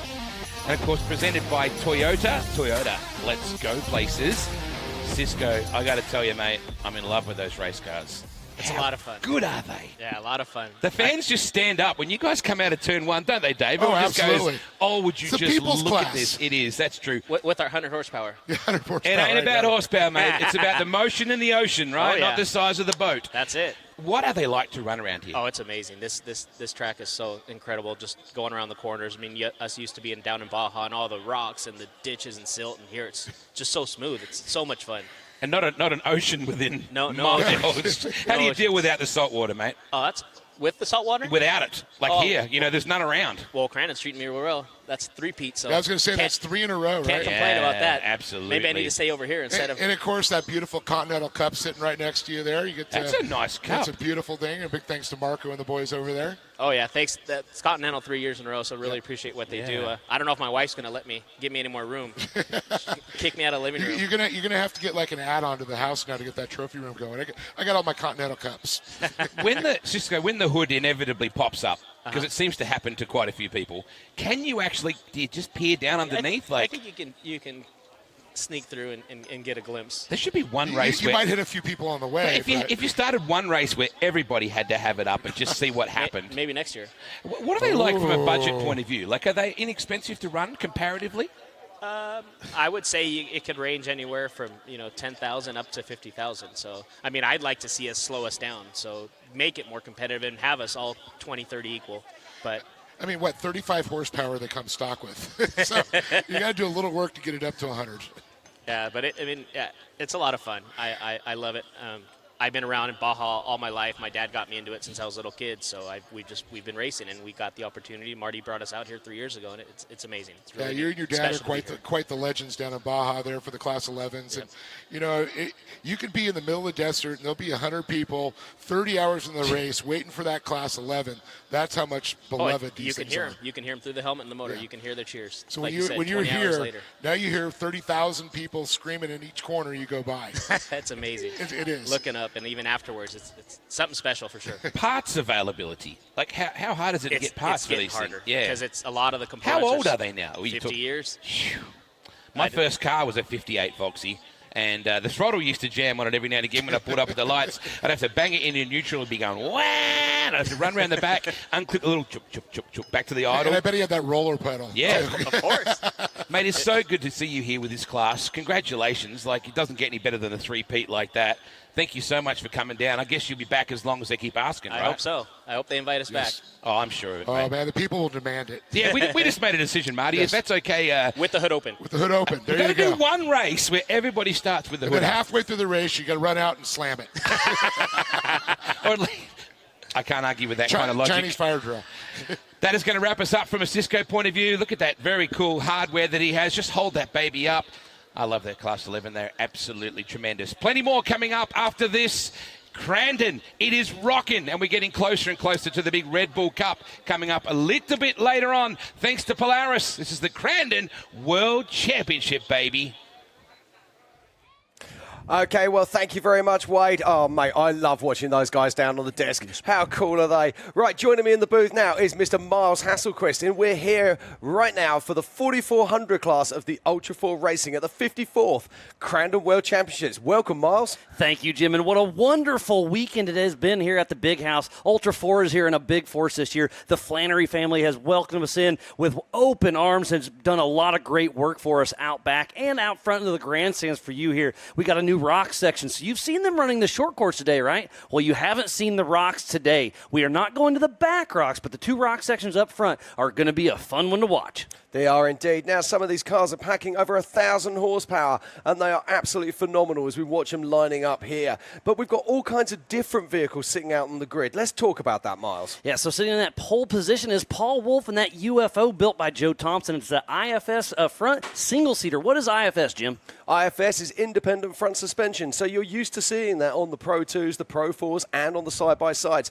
But it's not absolutely a necessity for 4400 class vehicles. And in fact, we do have solid axle vehicles racing with us this weekend. It just goes to show what these cars can do. They can do a little bit of everything, racing here at the Big House for the biggest short course in the world. And then we race King of the Hammers through the mountains, through the desert. We go out east to Pennsylvania and run through the tight woods and the rocks and everything in between. This is going to be an amazing show to watch. Do not go anywhere. This is a 4400 unlimited class, unlimited suspension, unlimited horsepower. It is going to be a fun race to watch. 10 laps, 10 and a half laps if I can correct myself. Yeah, there's going to be a lot of brutality out there on the course. These cars are not scared to go side by side and have wheel-on-wheel action, that's for sure. And there's some grudges to settle out there on this course. Last night we saw last year's winner. In fact, Lauren Healy was looking for, I think, a three-peat or even a four-peat, and it got taken away from him by Paul Wolf. So there's going to be grudge points out there for sure. Yeah, Paul Wolf started out early with a great race and just kind of ran his own pace and had an amazing day. But he's going to be starting side by side with Lauren Healy, then Brett Harrell, Philip McGilton, Chad Hunt, John Grounds, Ryan Rockhold, Eric Blaze. Yeah, then Brian Cross, Vaughn Gittin Jr., Patrick Peterson, Tad Dowker, Christopher Branton, Shannon Campbell. Then Roger King, Paul Horschel, Tom Prendergast, Jeremy Jones, and Justin Hall. We should have about 19 4,400 cars take the line, and it is going to be a spectacle to watch. There's our physical leader winner last night, Mr. Paul Wolf, the 1018 out of Brighton, Illinois. Now, you have to say at this moment, has anybody got anything for this man? He is on a charge. He is absolutely killing every track he visits right now. But there's guys lining up next to him with some serious horsepower. Lauren Healy is going to be looking to take that whole shot right off the start. So they are going to do a land rush start, just like you've seen all day, but it is a limited land rush start. We're going to start where the UTVs were starting as well, so we don't have quite as much speed going wheel to wheel into the Potawatomi turn number 1 here in just a few minutes. And look at that stacked field. This is going to be a great race to watch. That is absolute fact. There's Lauren Healy, who won this race both times last year. And I just saw Faye cruise by. We should be live racing in about 30 seconds for the 4400 Unlimited Ultra 4 USA at its finest for the 54th Polaris Crandon World Championship of Off-Road Races here at the Big House. Yeah, you can see him literally getting ready. They are straining at the leash here. Thousands of horses getting ready to leave the line here at Crandon. And speaking about horsepower, on the top left is Paul Horschel with 1,200 horsepower in that third row. It's going to be tricky for him to get around. This first turn is going to be very, very important. Hopefully we can get everything going straight with no mishaps. We'll see how it shakes out. Yeah, also sitting at the back of the grid is Casey Gilbert. He qualified in 4th yesterday, but couldn't get his car running. And it's go time here in Crandon. And it looks like Brett Harrell may have the early lead with Lauren Healy right behind him, trying to make it around Paul Wolf, Philip McGilton, Vaughn Gittin Jr., Chad Hunt. Paul Horschel jumps up early. Yeah, look at this, Mars. They get away clean as they make their way down. Oh, we've got... And that was Paul Wolf that went for a tumble, and it lands, so he'll be able to take off, hopefully. Hopefully the car is still okay. You can see him open, trying to get the car is moving. Yeah, it looks like he's okay, but look at the front. Those Project Deck lights are hanging off, so he's going to take off. This is not a competition yellow, so he's got the work cut out for him. Tough break for Paul Wolf. Not sure exactly what happened, but right now it is Brett Harrell, then Lauren Healy, Philip McGilton, Vaughn Gittin Jr., Paul Horschel, Chad Hunt, Christopher Brenton, Casey Gilbert, John Grounds, Ryan Rockhold, Tad Dowker, Jeremy Jones, Justin Hall, Woody Rose, and Tom Prendergast. Yeah, now Brett Harrell is out in front. He's making his way down into the Brannock Rocks right now. Hot on his heel, his last year champion. So Lauren Healy, but look at this coming up alongside them. Open wheel action, door to door, they get into each other. Lauren Healy goes for the pass and makes it stick. That was a little interesting how that happened, but he made it work. And Brett Harrell is driving Lauren Healy's last year winning car, so Lauren Healy really wants that new car to do some good work. He does. Brett Harrell's put a bigger engine in there, and it's full company size horsepower, over 900 horses. But look at these vehicles. And look at the hood on Lauren Healy. That visibility may be hurting him on some of these jumps. Yeah, he's putting that Ford horsepower to work as Lauren Healy makes his way down. And that is a brand new Triton engineering machine with a Fortin sequential transmission. And look at it, is he riding a little bit low? The right might have a little bit of issue for Healy, can't quite tell. Yeah, they'll be wanting the suspension down on these to make them handle a little bit better on this short course, as we see him powering around the gravel pit right now. So Lauren Healy trying to get away from Brett Harrell. Brett Harrell's dropping about 6-7 car lengths back, and then Lauren Healy's team member for the Fun Harbor Off-Road team, Vaughn Gittin Jr., the drift master, is not too far back. So that hood is really starting to flop around as Lauren Healy grabs another lap and heads into the Brannock Boulders right in front of the grandstands. Oh, he's fully sideways as he comes out of there. Now they've got to be careful going through those rocks. It's so easy to tag a tire, and if you tag a tire on this race, you are done. The attrition could set in. Remember, this is a 10.5 lap race, and they are going to give it their absolute all. And it looks like the fastest lap time is Lauren Healy right now. It is indeed, but look at this battle here at the moment for second and third place. That's Brett Harrell and Vaughn Gittin Jr. Vaughn Gittin Jr. has been a multiple champion in this racing, but he's more often well known for being a world champion drift racer. We usually race endurance races most of the time. That just kind of spectates what these cars can actually do. So we actually have a spot on the stand just like the short course drivers have for normal. So these are the Swiss Army knife of off-road. They race King of the Hammers here at the Big House, through the woods, and everywhere else. These cars can do it all and do it all well. As we're watching Vaughn Gittin Jr. trying to take over from Brett Harrell, who finished third place last night. Yeah, Brett Harrell, his son Brent, has absolutely dominated in the 4800 class here at Crandon this weekend. So he'll be looking for another podium. Lauren Healy starting to walk away a little bit with this race. The battle right now is Brett Harrell, Vaughn Gittin Jr. Right behind him is Paul Horschel. We'll see how hard they hit the Brannick boulders right in front of the grandstand. Lauren Healy is starting to walk away. Brett Harrell's got look at the 1,200 horsepower of Paul Horschel. It's going to sneak around Vaughn Gittin Jr. Is he going to make it stick? It does not look so. Yeah, it's great to see Paul have problems last night, and he'll be putting that Dugan's engine to work as he powers round the back. All four of the cars up front have huge horsepower, amazing drivers. This is going to be a battle right now for second, third, and fourth is the battle we are watching right now. Lauren Healy out front physically, but the battle for second, third, and fourth is right here in front of us, and they are having some fun. They are indeed. Also worth noting that out on course today we've got Jeremy Jones, Justin Hall and Woody Rose, who raced in 4,800, but they've stepped up into 4,400 for this race today. Oh, look at this. Brett Harrell goes wide. Vaughn Gittin Jr. takes advantage and passes him in the rocks. The Spider Track 1-2. The Spider Track backstretch is awesome out there. Vaughn Gittin Jr. overtakes Brett Harrell. Now Brett Harrell's got his teammate Paul Horschel right behind him. So Horschel Machines 3-4, and Triton Engineering up front with a 1-2 with Funhaver Off-Road Team. So right now it is the Lauren Healy and Vaughn Gittin Jr. show. Paul Horschel goes way wide. Brett Harrell gets back into that third position. Yeah, and I've just seen something quite incredible. I'm just watching Paul Wolf is back out on track, but I can see a puff of smoke from the back of his car. I do wonder if he's running wounded. And speaking about wounded, you can see the front clip of Lauren Healy. That visibility could be giving him some issues. And Lauren Healy pulls off. There's something going on. No. Lauren Healy looks like he is out of the race. So now it goes to Vaughn Gittin Jr. out front. And then Brett Harrell and I can't see anything physically wrong with Lauren Healy's car. So it's a tough break for the two-time king and last year's champion here at Crandon. But right now, it's all about the Bronco of Vaughn Gittin Jr., who powers his way around. So right now it is Broncos 1, 2, and 3 with Vaughn Gittin Jr., that Monster Energy sponsor machine. Right behind him is Brett Harrell into the Spider Track backstretch, and then Paul Horschel. All three amazing machines. And they're really going to give it their all for that Crandon ring here at the 54th Polaris Crandon World Championship here at the Super Bowl of Short Course at the Big House. Vaughn Gittin Jr. hitting the Yukon launch, coming around Calamity Corner. This is a 10-lap race. Oh, Chad Hunt's out of the race as well. Tough break for him and Lauren Healy. We saw Lauren Healy and Brett Harrell have a little contact earlier on in this race. That's probably what started the damage for Lauren Healy. Yeah, oh, look at this. Paul Horschel. Contact in the Brannick boulders. And Paul Horschel gets all the way out of line. Brett Harrell is in a battle today. He is having to fight off everybody. Now, just watch that front flat tire for Paul Horschel. That's going to really take his toll on that, especially when you go in these deep corners trying to dig in. So the attrition is setting in, Jim. We talk about racecraft. You have to pick your moments. Paul there possibly got unsighted as he's punching his way through the rocks. And that little moment in time is going to cost him dearly.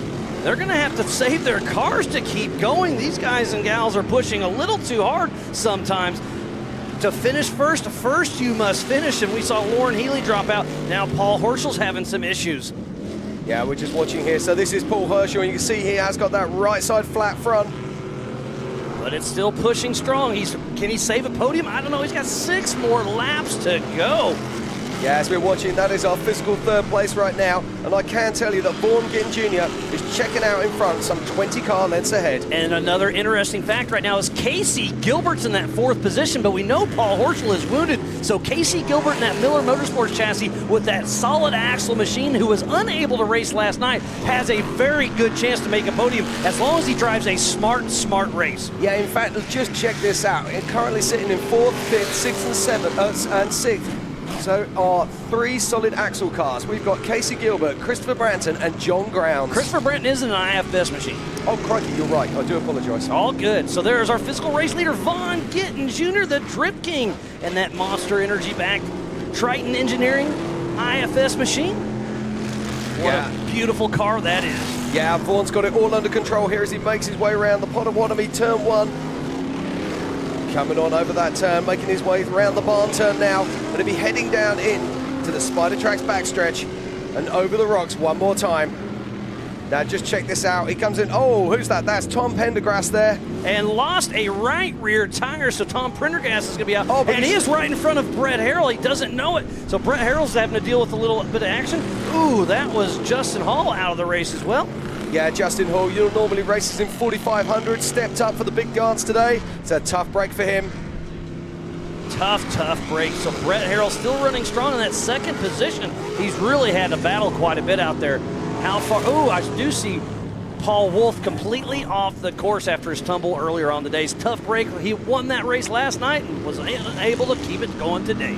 Yeah, I'm sure he'll have a story to tell. There'll be some reason as to why he had that multiple flip earlier, but it's a testimony to these cars that he can even keep going at all, Miles. Brett Harrell through the Brannock boulders right in front of the grandstand. We're halfway through this 10-lap race, and it is still Vaughn Gittin Jr. 1, Brett Harrell in 2, Paul Horschel in that third position with a flat tire. Yeah, it looks like John Grounds has made his way up to 4th position in that Miller car. So great stuff there from John Grounds, but that means where's Casey Gilbert? Casey Gilbert dropped back to 6th position. I'm not sure what's happened there. I see Ryan Rockhold off pace a little bit as well, as Vaughn Gittin Jr.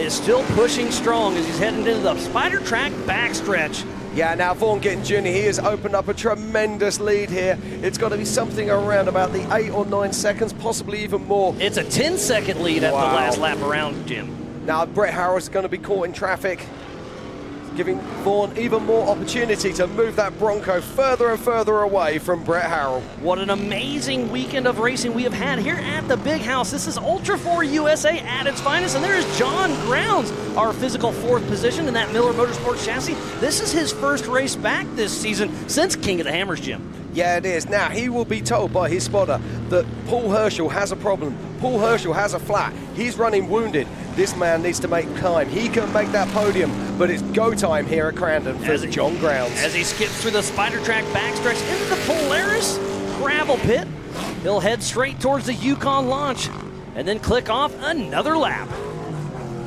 There's a parking lot out there, Jim. The attrition is setting in. Yeah, this course is tough. Yeah, we just see John Grounds there going past Ryan Rockhold, who's coming to a halt. It's a tough break there for Ryan Rockhold. But John Grounds looking good here in that solid axle Miller car. Into the Brannock rocks. Making light work of those, but look at how they're jumping off the backside of them. So that is a solid axle machine, Jim. You can see it up front. Explain that real quick. Well, solid axle is exactly what it says, solid axle. The IFS machines have independent front suspension, just like this one here of Brett Harrell and, of course, Paul Horschel. Paul Horschel still pushing strong in that 3rd position, but that right front flat tire, he's already had it for about 3 laps. Can that Nitto tire hold up to this abuse being flat for that long? Oh, that is Patrick Peterson. Right rear smoke, is that brake issues or something? I would assume, so tough break for him. Yeah, literally a tough break, because that's smoking real hot. Patrick Peterson out of Wisconsin having a little bit of bad luck with Bad Axe Productions. Tough break for him, but he's still plugging along. Yeah, well, he's got a choice, Miles. He either pulls over or he keeps on pushing. Back to John Grounds, our physical 4th position, still pushing strong. That 4415 Proving Grounds racing machine. He wants to give a huge shout out to Ryan Rockhold. On their way out here, he had a truck issue, lost a turbo, and the Ultra 4 family comes to help him out and gets him here to the track. Yeah, absolutely, but it's all about this man right now, Vaughn Gittin Jr. The green flag is still out and flying as he's heading towards the Spider Track backstretch. We'll see what kind of work he can do. Yeah, there's about 2 laps left in this race, but Vaughn Gittin Jr., it's his race to lose right now. And he has stretched that lead from 10 seconds all the way to 23 seconds. So Vaughn Gittin Jr. with a commanding lead over Brett Harrell. Yeah, Brett Harrell's putting together a fantastic race, and just behind him is the genius that is Paul Horschel. Now, Paul Horschel's got that flat tyre, but he's still able to push on it. I wonder if there's some kind of liner system inside that wheel that's allowing him to really keep going as the way he is. And they'll be checking for that after post-race to make sure that there are no illegal tyre inflation devices. So the white flag is out for Vaughn Gittin Jr. 1 more lap to go. We'll see if he can keep it together. How far back is Brett Harrell and Paul Horschel and John Grounds? Can Paul Horschel keep that tire together for another lap? Time will tell, but it is running out. It is indeed. I just saw Paul Horschel laying down the biggest jump you've ever did see. With a flat tire. But right now, here we go. It's Vaughn Gittin Jr. holding it together as he comes around the Forest County Potawatomi turn 1 jump. And he takes the 2nd jump, makes his way into the barn turn for the final time. Vaughn Gittin Jr. heading towards the spider track backstretch, a little ski jump and into the rock section for the final rocks here at the Big House for the 54th Polaris Crandon World Championship of Off-Road Racing. Oh, look at this, Miles. It's a full throttle assault as he makes his way down towards the gravel pit. Throws the steering one way, throws it the other, hits the skinny pedal, launches towards the Polaris launch and Calamity turn. So Vaughn Gittin Jr., one more turn to go here in Calamity Corner. The checkered flag is out for Vaughn Gittin Jr. and that Monster Energy Triton Energy machine. Vaughn Gittin Jr. makes it happen. Yeah, Vaughn takes the win here at the Big House at Crandon. And we're just watching now in second position. This is Brett Harrell in the Horschel built machine, powering his way around with a huge engine over the Polaris launch. This car, that is Paul Horschel in third position. Brett Harrell in that second spot is the car that won last year. Look at that Nitto tire, held up for 6 laps, completely flat, but it looks like Paul Horschel's gonna be able to make it done, and Brett Harrell grabs the checkered flag in second position, and the tire comes off in the final corner for Paul Horschel. He won't care about that. This is a right-hand bend. He's taking the pressure off that wheel. He crosses the line. He takes the checkered flag. What a fantastic run there from Paul Horschel. So unofficial third position is Paul Horschel. Unofficial second, Brett Harrell. And winning this race for the 54th Polaris Crandon World Championship is Vaughn Gittin Jr. Yeah, just crossing the line to lock out a fourth position and our highest placed solid axle car. It is John Grounds. And we'll start from the back of the pack. Philip McGilton, Tad Dowker, Paul Wolf, Justin Hall, Lauren Healy, Chad Hunt, and Tom Prendergast. In 10th is Rockhold. In 9th is Casey Gilbert. In 8th is Peterson. In 7th is Jones. In 6th, a fantastic run there from Woody Rose. In 5th is Christopher Branton. 4th is John Grounds. And then in third place is Paul Horschel. Second place, Brett Harrell. And top of the box, Vaughn Gittin Jr. I hope you guys and gals here at the Big House had as much fun as we did watching the Ultra 4 USA race. I love seeing the short course races, but you throw little rocks in the mix, you can't get much better than that. Yeah, I'm loving this. Now, Vaughn is going to be super pumped if you don't follow him. Get on the Fun Haver and go and check these guys out. Vaughn Gittin Jr. is teammate of Lauren Healy, who was last year's winner. And they are going to be so excited by this race. Now, this car's around about 2 years old now, Miles, and it's just really coming good, isn't it? Every single race is really at the front end of the pack, just laying it down, podium after podium. It's very impressive. Yeah, Vaughn Gittin Jr. has been racing with us for 6 or 7 years, started in the 4500 Yukon Geared Axle modified class, and then made his way up to the top of the cream of the crop. And there's Lauren Healy, teammate. Yeah, Lauren Healy, his best mate, and of course his teammate, coming over, jumping off of that UTV so he can say, hey bud, you're the man. You are a champion here at the 54th Crandon World Championships. So thanks for tuning in. We're going to step away and we'll have some podiums coming up here in just a moment.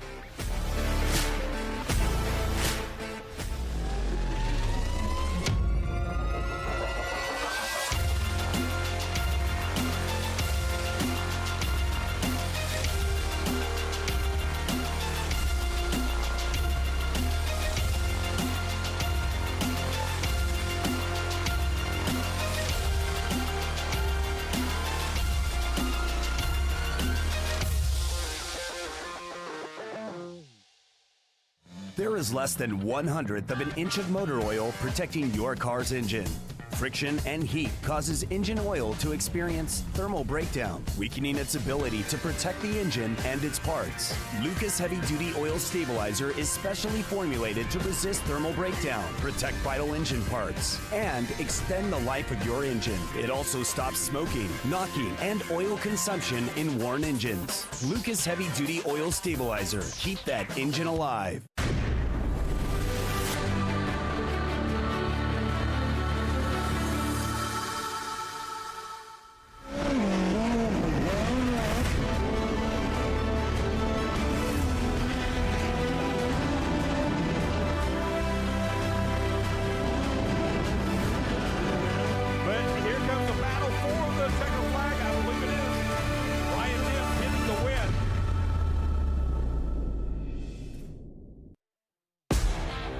Welcome back to the Big House for the 54th Polaris Crandon World Championship of Off-Road Racing. This is our winner of the 4400 Ultra 4 USA, Vaughn Gittin Jr. getting all excited, popping that monster energy. What a great race that was. So much action all over the track. We had some issues on course. We had some wins out there. What a great race. So we'll do the AMSOIL highlights. Look at that. Lauren Healy and Paul Wolf got a little tangled up early on in the race. So that's what took out Paul Wolf. He was able to go for a couple laps, but wasn't able to stick. And then there was a great battle. There's Philip McGilton coming from the back of the pack, but there is Lauren Healy and Brett Harrell getting a little tangled up. You can see the front hood of Lauren Healy, who is winning this race for quite some time, Jim. Yeah, I do wonder if there was some damage done to him as we saw him pull over, and then it became all about Brett Harrell, who took a lead when Lauren Healy pulled over, and we're just seeing a shot of that now. Yeah, you can see some break for him. And then Paul Horschel and Brett Harrell battled in the Brannock Boulders, was able to drive it back in, and then he got a flat right front tire, and he raced about 5 laps on that tire, was able to still salvage 3rd position. Yeah, Tom Pendergrass there lost the wheel as he makes his way around in the UFO-built machine. But what a race. It was absolutely fantastic, and we have a new champion here in Crandon. Fun Haver off-road team. Lauren Healy won this race last year. Now his teammate Vaughn Gittin Jr. winning this race today. What a wonderful race we had. He gets that Crandon Championship ring. That's going to mean a lot to Vaughn Gittin Jr. It does, and it means so much to the crews from the Ultra 4 family to come out here to Crandon, to the Big House, and to be racing here in front of these tremendous crowds. So we're going to... Thanks for everybody tuning in. Pam Hall, one of our team members, is down there with Vaughn Gittin, Brett Harrell, Paul Horschel. Pam, what do you got for us? Thanks, Miles and Jim. I'm up here on the podium with our 4400 class winners. Mr. Paul Horschel, come on over here in that 3rd position. You were definitely out there chasing down. You were all battling it out. That last, I think it was 4 laps or so, you had that front flat, but you stayed on it, and here you are, number 3 on the box. Yeah, it was tough. I tried to make a pass, and I was racing against these guys, and they're the best guys out there, you know, especially my teammate Brett here. He was having a good run and tried to pass him on the inside. We love to race each other. Tried to pass him on the inside in the rocks, and unfortunately just popped a tire. But I think it was about 6 laps on the flat, and that just goes to show you how tough these Nitto tires are. Yeah, definitely. I mean, it really started coming apart after having that many laps on a flat right here at the very, very end. But here you are, number 3. How are you feeling right now? I feel great for where I started and what happened last night, and, you know, my crew working on my car all night and getting it ready to go. I feel great. I feel really blessed to have my family here, my crew here, and all these fans here. And, you know, I can't say enough about Crandon. Well, it's definitely a great place out here racing. You had a blast out there today. Congratulations. Who all do you want to thank besides your family and everybody out here helping you out? Well, it's my family, and then it's, you know, my crew, and then it's Brett and his crew that we kind of team up, and, you know, we race each other and we push each other. It's everybody that comes to help us, you know. Even some of the other teams, we borrow parts, you know, we work on our cars. You know, besides that, Nitto tires, building the best tires out there for Ultra 4, Fox Shocks, TMR Customs. They build some awesome 4x4 and race car parts. Obstacle, the whole army of people that come out here to support me, and I just can't thank everybody enough. Trail Ready Wheels, you know, Trail Ready Wheels held up to all that beating on a flat tire. Well, congratulations on being number 3 up here on the box. I'm going to now move on over to your teammate, but congratulations. Thank you. All right, number 2 up here, Brett Harrell. You guys were battling it out, teammates out there. You were on the 3rd position last night. Here you are in the 2nd position. How are you feeling today? I'm pumped, you guys. This is the fans out here. This track is so awesome. We love you guys. Seeing 50, 60,000 people out here cheering us on, and this is why we do it, you guys. It's for you guys, and I can't be any happier than what happened today and last night. You know, I bought that car from Lauren. We put a big block in it. We finished it Monday night, jumped on the road, drove straight here. First time I've raced that car. It's awesome. I'm glad to be up here. I'm glad to have 2 podiums, first 2 races in the car. There's going to be more. That is awesome. And also your son was up here last night as well in first position in his class. So you guys have had a very successful weekend. And as Paul was saying, it's a whole family team behind everybody. So who all would you like to thank? You're 100% right. And we've got the best crew out there. And I want to thank my wife and my family, my son. He helps out a lot in the shop. My whole crew, Foster, Josh, Mitch, Zig, Dawson, Paul. And, you know, these guys work their butts off on our cars, and I can't thank them enough. My guy Steve at home, Andrew, all these guys put their heart and soul into this, and I can't thank them enough.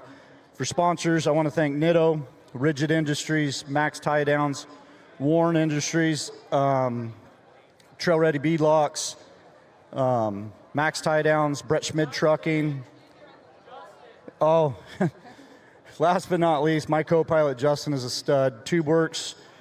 These guys build the best diffs out there, and my co-pilot is a badass. He's 125 pounds, a pit bull, and that guy, I love the shit out of him. Well, Brett Harrell, congratulations on being number 2 up here this weekend on this Sunday day. It's so much fun to see all of you guys up here, so congratulations. Thank you, Pam. All right, we're going to move on over to Mr. Vaughn Gittin Jr. You are in this number 1 spot. Vaughn Gittin, you were up here last year in the 3 spot, but how do you feel being up here in the number 1 spot this year? It feels absolutely amazing. You know, last night I made an absolutely stupid mistake. My brain was not there, and and was forced to finish my race early for going down pit road the wrong way. And I went home last night and beat myself up and just said, you know, today's the day for redemption. Showed up focused. The goal was to run 8/10 for the first couple laps and let it kind of unfold, but be there in the mix. You know, unfortunately, Paul went out on the first lap. I hope he's okay. But, you know, I was just tracking down Lauren from then on, and I think Lauren had an issue. I saw him park for the last few laps, and I got clean air and just checked out and was just in a zone, just hitting all my marks and doing my thing. And, yeah, I'm super grateful. There was a thrash today. We found some things on the car from last night, later this morning. Fun Haver Off-Road team is some of the hardest working men and women in the game, running 3 vehicles in 2 different classes out here this weekend and podiums in every single race. So shout out to our team. You guys are unbelievable. You guys are an inspiration, and I'm grateful to have you all around and choosing to spend your time to support mine and Lauren's dream. And yeah, this is Crandon. This is the big house. This is what dreams are made of, and for me, this is quite a dream. You know, I have to give a huge thank you, obviously, to Ford and Ford Performance at Bronco, and that horsepower is just unbelievable. Fox Shocks, I mean, we've been working all weekend to be able to fly through the hydroplane through those boulders. Nitto tires, Pennzoil. I'm hitting 260-degree temps, 280-degree oil temps, and just kept my foot to the floor because I know we can. You know, Project X, their lighting last night was unbelievable. And, yeah, just super grateful. Optima Batteries out here is a big supporter of everything that we do. So thank you all. Thank you, Crandon. Thank you to our team. And last but not least, this is a Monster Energy party tonight, ladies and gentlemen. Let's go! All right, everybody, let's give it up one more time for Vaughn Gittin Jr., Brett Harrell, and Paul Horschel. You guys get up on those boxes, take those pictures. An amazing race by these guys just now, but we're going to toss it right on over to our live from desk. Wade, take it away. Thank you very much, Pam. Gee, they're excitable critters, aren't they? I love some of those speeches. So cool. Ralph Shaheen was a busy man earlier in the week catching up with a number of different people involved in this incredible sport. Jason Robinette is a man who's heavily invested in this sport. He owns the incredible Mid-America Outdoors and the Ultra 4 USA Series. Ralph caught up with him earlier. You know, Jason, I've met a lot of people in motorsports. And the thing about motorsports, it's an energy thing. It's a passion thing, right? And you feel it right away when you meet somebody, you're talking with somebody about racing, where their passion is, where their energy is, what's their motivation.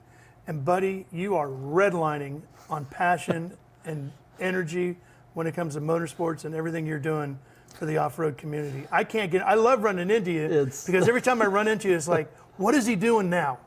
Well, I ask myself that every day. What am I doing now? Where have I got to go? Or how did I get into this, maybe is what you should be asking. Absolutely. You know, as far as that red line goes, I think my passion in off-road's a little bit different than most people, though. It's I don't have an interest in going out there and suiting up and running in that car 100 you miles didn't grow an up a hour. desert rat or anything, did you? I did not. I did not. So it's, I think it's the energy that gets fed off of everybody else that does have the passion that really draws me into it. And then just the opportunity of growth and to just be a part of something that is so special as off-roading, you know, and it's this place right here, the Big House. I mean, this is It's something, isn't it? Short course. What has surprised you the most about off-road racing? How much passion is actually here and how much of a family it actually is. It's the best kept secret in motorsports, American motorsports. That needs to change. Yeah. People, if we can make that change, I believe off-road is on the verge of truly being a household product, you know, and be up there on those same platforms with some of these other entities that have blazed a trail before us, you know. So Is that also the strongest part of why it will succeed, do you think?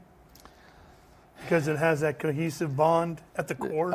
I believe it does. That passion has to be driven, and it has to be, there has to be a business sense that gets attached to it. And honestly, that's where I come in. That's my passion of it. It's being able, I thrive off of the passion, but it also pushes me harder to make sure that off-road is taken care of as a whole. When you get all done playing with off-road racing, what do you think is going to be your proudest accomplishment? What's your number one goal? For me personally, Yeah. it's that I'm doing it with my family. I built businesses and raised businesses, and I had to be away from my family in order to do that. And I've got the opportunity for myself to do this with my family and my friends. And that's my accomplishment. It's not a dollar amount. It's not a conquest Ticket to go sale out and number conquer. or anything like that? Absolutely not. It's we did it with integrity. We did it the right way, and where the cards fall is where they fall. But we did it together.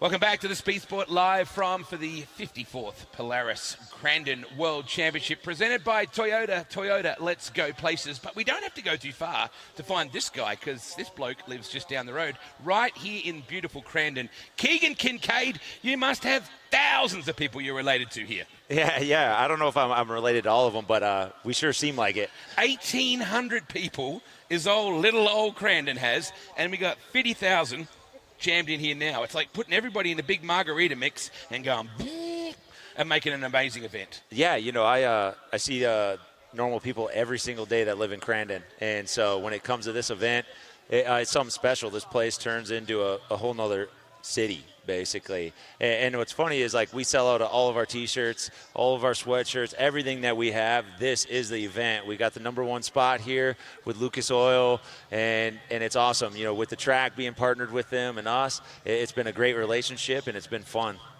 Well, one thing for sure is we've seen is 2 years ago, you were the Red Bull Cup winner. CJ Greaves last year takes it away from you. Is there a little bit in He's the loving back, that you brought that I up. know. There's a little bit in the back of your head going, okay, my hometown, you got this one, CJ. I'm coming for you.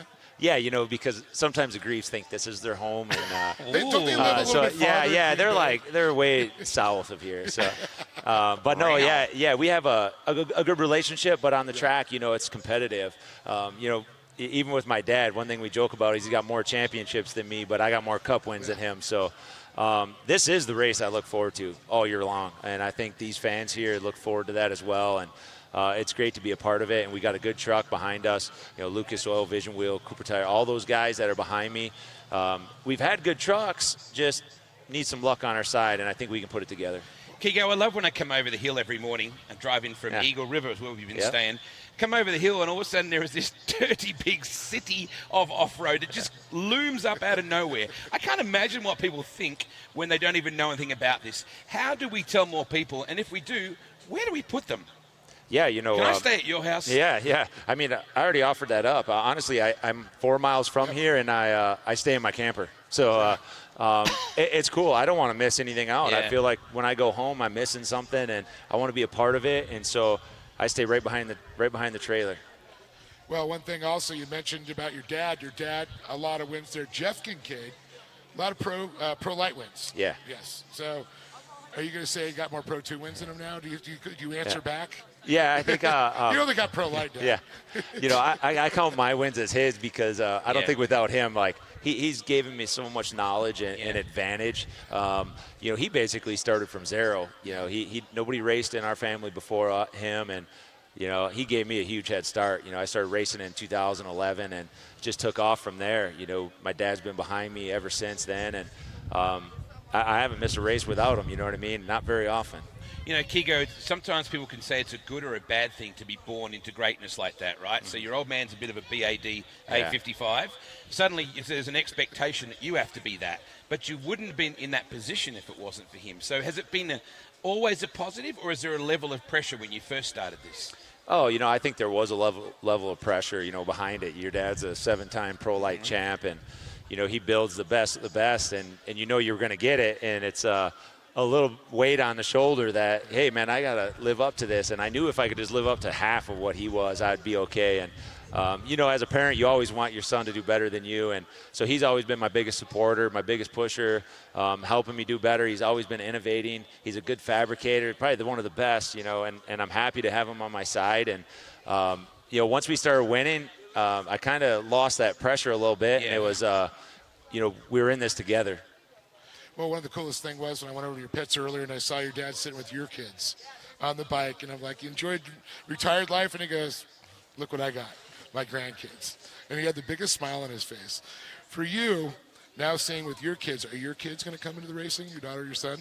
Yeah, my dad never pressured me to race. It was always, I don't want to force you to do what you wanted to do. I was into sports, played basketball a lot, went and played some college ball, and really just had fun. And one day he came back, he said, hey, you want to build a pro light? And I said, yeah, let's do it. And so I was 21 when I started racing. I wasn't even young.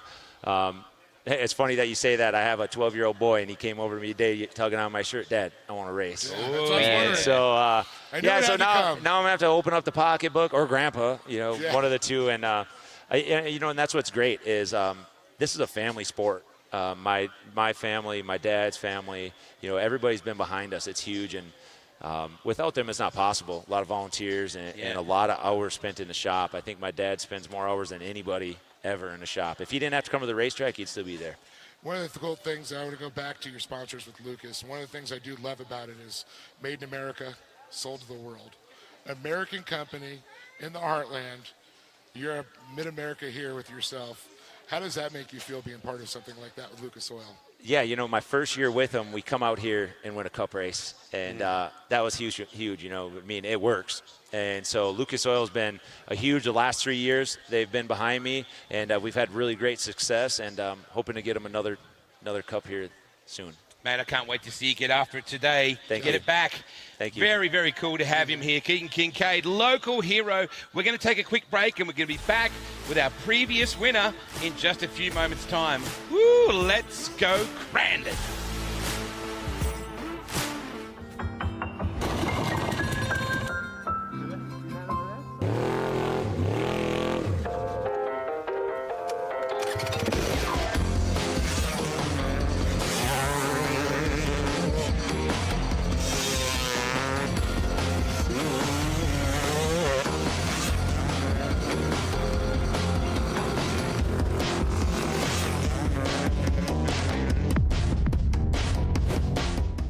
One of the main reasons for poor vehicle performance is a dirty fuel system. It can cause decreased fuel economy and actually do harm to your engine over time. By adding Lucas fuel treatment to your vehicle, it cleans and lubricates the entire fuel system, pump, carburetors, fuel injectors, and valves as you drive. It also improves your vehicle's performance. It's a non-solvent product designed to protect both gasoline and diesel engines. Lucas fuel treatment. It works.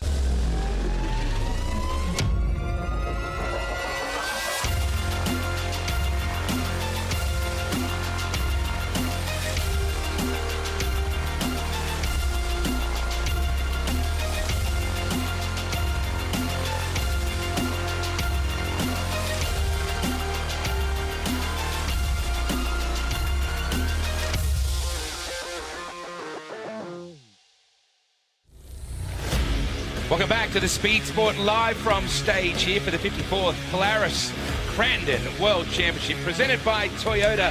Toyota, let's go places. Dave, I'm a little concerned this guy on the left of me doesn't know how to have a good time. He seems very shy. He seems very withdrawn. He doesn't like to talk. Boy, you are a wild thing, brother. I love it. Vaughn Gittinger, wonderful to have you here. Hey, congrats on the win. Thank you very much. Yeah, it's an honor to have this around my neck right now. Been coming here quite a few years and never been able to get on the top step. I'd be lying if I didn't feel slightly empty that I didn't get to battle Lauren for it. And he went out. I was just starting to reel him in. And, we have such a good partnership and relationship on the track. I was really looking forward to that. But nonetheless, this is Crandon. Anything can happen. And today was our day. Man, you might blind somebody with that. Thing's pretty shiny on that one. But, one of the things, though, the fun havers, that's what you guys are about, man. Having fun, having a good time. And this wasn't exactly your world, although I know Lauren brought you into it. You like to go burn rubber on asphalt quite a bit.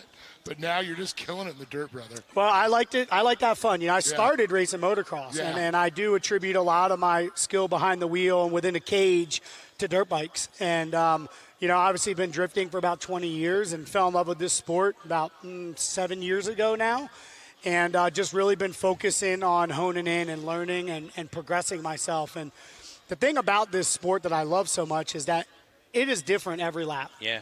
On asphalt, you're shooting for the same line. It's pretty consistent. Track temperature changes things. But this track, you get out first 2 laps, it's wet. Then it dries. Then it blue grooves. And you're just constantly just on that balance and finding that edge every lap. And so it's just you're so focused and so engaged. And it's epic. When you come down to turn 2 in particular here, are you on the chip or are you just banging the throttle? Because it's like bap, bap, bap, bap, bap, bap when you're coming in. No, I was on the chip. Basically what I was trying to do was stay low on this big jump, get down the ground sooner so I could accelerate. And rather than grab third, I would just limit myself in second. Like me in the rental car. Yeah, just to keep the truck, because you're in a drift there. And so I was so focused on turning that into like one drifting turn. So if I grab third, it might hook up. So I just wanted to just keep it there. And that Ford Performance Bronco and that motor can handle it all day long. So it I wasn't worried. sounds so fat, mate. Yeah, definitely. It's we figured about lugging it down a little bit. You get too high of a gear. Whoa. Yeah, but it's got power down low. It doesn't care. Yeah. It just pulls it. When you attack the boulders, do you go into it every way the same, where you go, I've just got to nail this like you would in stutters in motocross, right? Or is it you go, hang on, do you assess every situation differently, or you just go, I'm just going to pull it up over my head and go for it? Yeah, no, it changes throughout the race. So every lap you're watching and seeing what's forming. There is holes that form, and that's where you can get, the key is to not get kicked sideways. So we've been working with Fox all weekend. We run the Fox Live valve, which is the same things that come in the Ford Bronco Raptor, the F-150 Raptor. And so the shocks are adapting while we're going through there. Wow. So I was literally able to hydroplane through the rocks. But once I had a lead, I started being a bit smarter through there because that's where you get the flats. Hydroplane through the boulders. One last question. What's next for Vaughn Gittin Jr.? What's next for me? Going home to hug my family tonight. And then this week we've got a fun event, Mustang Week down in South Carolina, then Formula Drift the following week in Utah. And then we'll be back in Ultra 4 in Lake Havasu in October. Could you try to get a decent life and have a good time, mate? I'm worried about your mental state. Thanks, brother. Great to meet you, champion. What Appreciate a fantastic guy. Awesome, Vaughn. He would have fun at a tax convention, that man. I'm absolutely certain. Let's go up to Ken Stout and the man of steel. We're about to go live racing right now. Boys, is Cameron still limbering up, or has he got through that point? Great stuff down there. Congrats to Vaughn Gittin Jr. as well. Great to see him come out here and have some success at the big house. Of course, Wade and Dave doing a great job down there as always. And we're just about ready to go racing here one more time. Up next is going to be the Pro Buggies, a class near and dear to our hearts. And back in 2012, I believe it was Stout and Steel that was banging bars a little. Well, the only time we really touched, I think, was when you were passing me, like the second time maybe. Was that mean lapping you? Yeah, probably. Ouch! I can't believe you said that. I don't think I ever lapped you. Yeah, I don't think I ever got lapped. But I was working on it. It was awesome. I got to run an extra lap more than everybody else because you guys would slow down for the mandatory caution lap, and I would run it wide open to catch back up. I love that. No penalty for you. I got all the penalty flags thanks to Greg Fouts. He liked to give to me black flag. Should have got a lot more. I'm ready. Let's do some pro buggies. There's nothing I love more than a good buggy race, and we have some hitters on the lineup. And actually, my former teammate Larry Jobe is out there, and he was fast qualifier a day ago. And Well, then, he was leading the race for a long time. Popped a snap ring off his axle. Okay. Which Ralph, who was one of our crew leads at Menzies when we were racing together, he reminded me that happened to me while I was racing against Larry one time. How about that? That's crazy. But, yeah, so stranger things have happened. It looks like we're getting close to going racing. Yeah, so Billy Booth actually took over the points lead one day ago. He was leading in the points. Mark Steinhardt captured that lead. Billy Booth was able to retake it one day ago and also earned his first win on the season. 8 podiums, but got his first win on the season one day ago. So we'll see how that works out. Yeah, we talked about Matthew Brister, who was out here on Friday night in that cup race against the Pro Lights. Went for a massive ride, but he came out here, got the car back together, and finished 6th yesterday. Pretty amazing. Pretty amazing. If you saw that wreck, it was a vicious barrel roll that ripped up 3 corners, and they got it back together. He came back out here and threw it down. So we'll watch some of the good ones out here get it done. Starters in position. Watch for that yellow to become visible. Green can come anytime. He's been doing it pretty quick. And we're off. Pro buggies and a whole lot of, remember, touching wheels, not a good idea in pro buggy. Those open wheels, someone can go for a ride. Coming in hot. Turn 1. 2.4 liters getting it done. Manually shifted. Oh, and a big moment right there. Oh, and nobody tagged him. Thank goodness. Wow. So manually shifted. They do have turning brakes in them. 4 cylinders, make a lot of power, weigh in just about 2,000 pounds. The Ponzi back machine with a hole shot here. Nicely done. It looks like Brister's right there in second. If my eyes don't deceive me, this is a good time to be in second, right? You have your troubles over the weekend, come in to win the cup race. And so making their way through Calamity Corner here, first time around, out across the start line. Michael Meister leading the group here, and you mentioned it before, followed up by Brister, then Steiny right there in 3rd place. Kirkham and Billy Booth round out the top 5. Steinhardt breaking traction a little bit there, maybe giving up momentum, doesn't lose the spot. As we stay with our leader as we head down into Cowboy Corner. Where will they set up? It's their first time seeing it this time around. Michael Meister knows how to get it done out front here early on. Won the first 2 rounds of the year. Has been up on the podium, I believe, 4 times along the way. So he's a tough one. But how about Brister right there behind him? That's the car we were talking about that against the Pro Lights on Friday night was in a massive crash. Went barrel rolling down the track, ripped off 3 corners, and now contending for the lead. Meister looking very solid, nailing the line. Brister's going to have to find a way to make time. I saw him going out of one or coming into one, tightening it up, trying to take a shorter line, but that requires a little bit more turning as you come down through the front straight. About a 10-car length lead right now for Meister. Yeah, then Brister, then Steinhardt. Steinhardt leading the points, of course, a multi-time champion out here in the Pro Buggy category.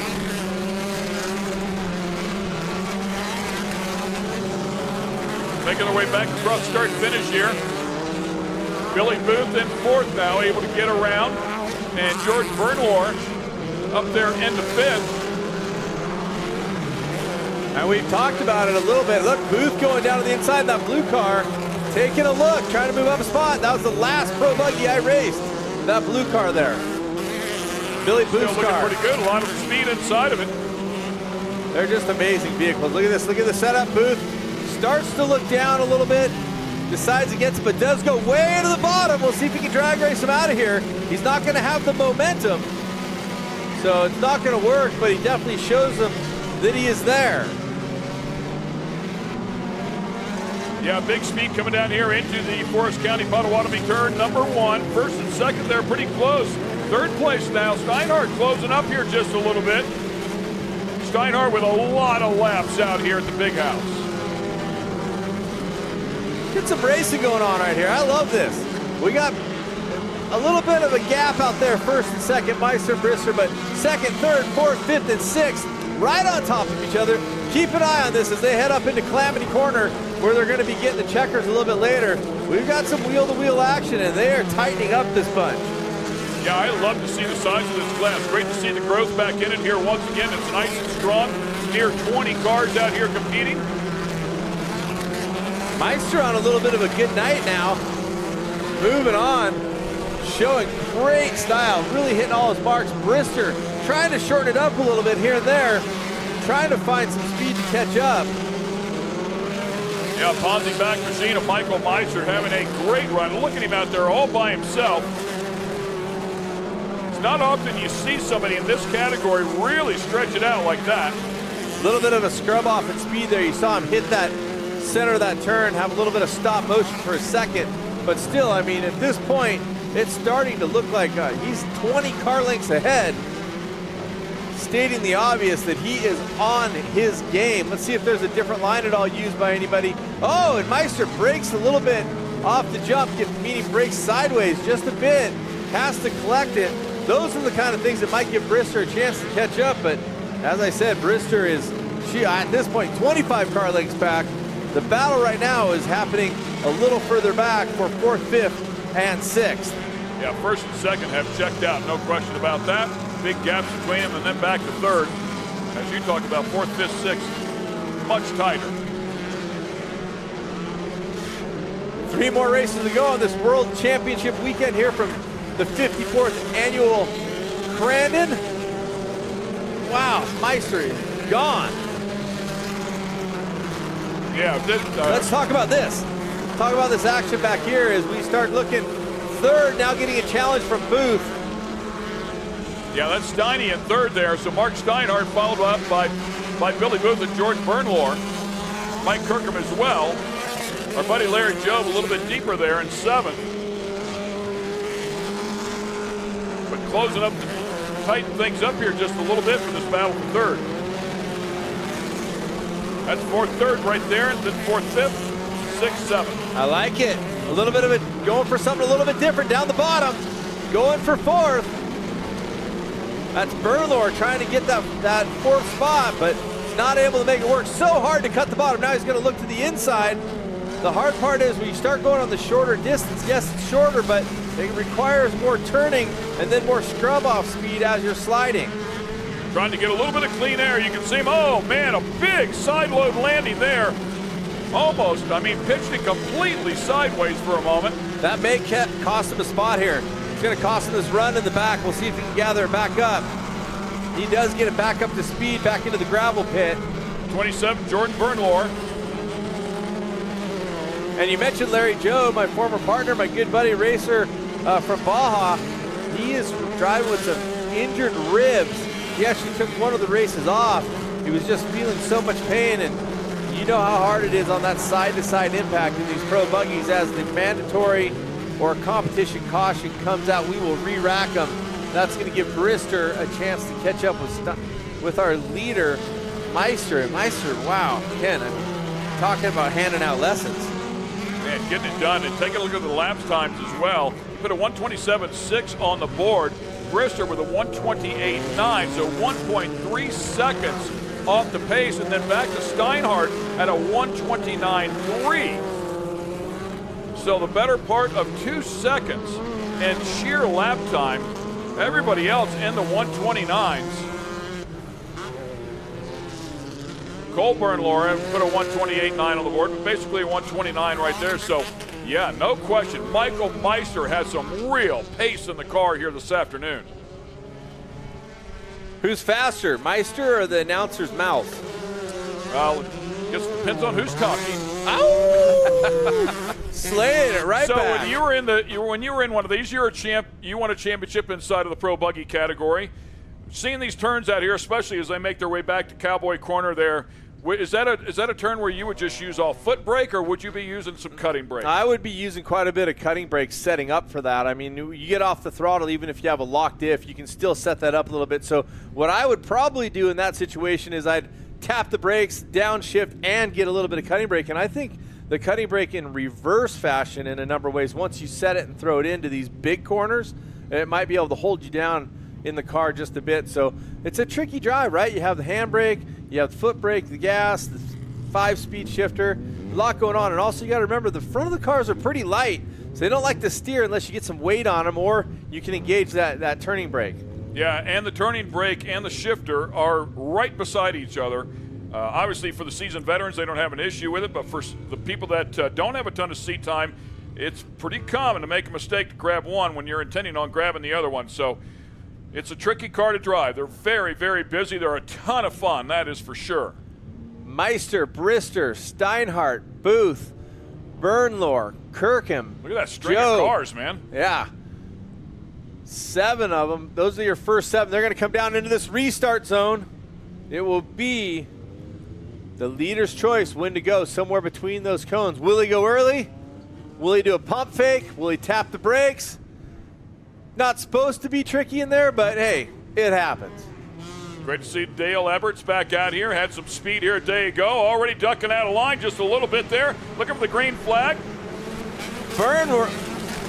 Yeah, the 27 with the massive jump. He was trying to predict it to the inside. He turned back in and then still went out. So Bernlohr in the 27, I believe, picked up a spot on the restart there. How about that? The Cameron Steele School of Restarting and Pro Buggy. And we got well, looks like a squirrel fest over there, folks. Someone must have thrown some peanuts out on the racetrack. Hopefully everybody's all right. Looks like they're just turned around. Hopefully not a big deal. And we'll get them cleared as Meister brings them across the stripe. That's where they'll get the checkers. Then Brister. Steinhardt. Already, look at him driving away. He's already put the better part of 7 car lengths on him. And Bernlohr, and Booth locked in a battle for that 4th spot. Yeah, Shiny Booth and Bernlohr have been duking it out the entire time. Trying to get a little run there on a couple of cars out of Argonne Corner. You talked about the competitors. Looks like there's still 3 cars out there.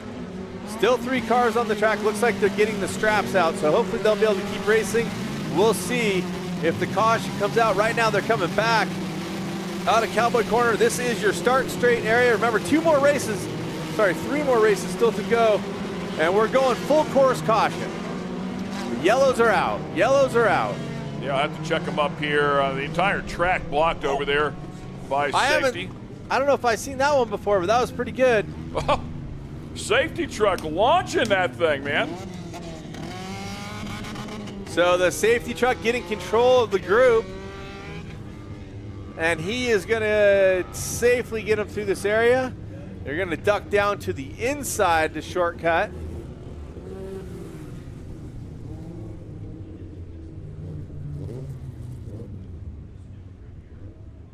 And they're talking to the drivers, the 3, the 72. Unfortunately, contact back there.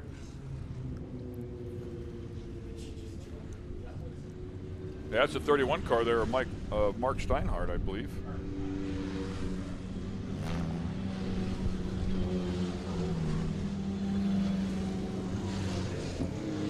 See if we can figure out who was involved in some of that stuff. The 72 car, it would appear as though they're pulling them clear.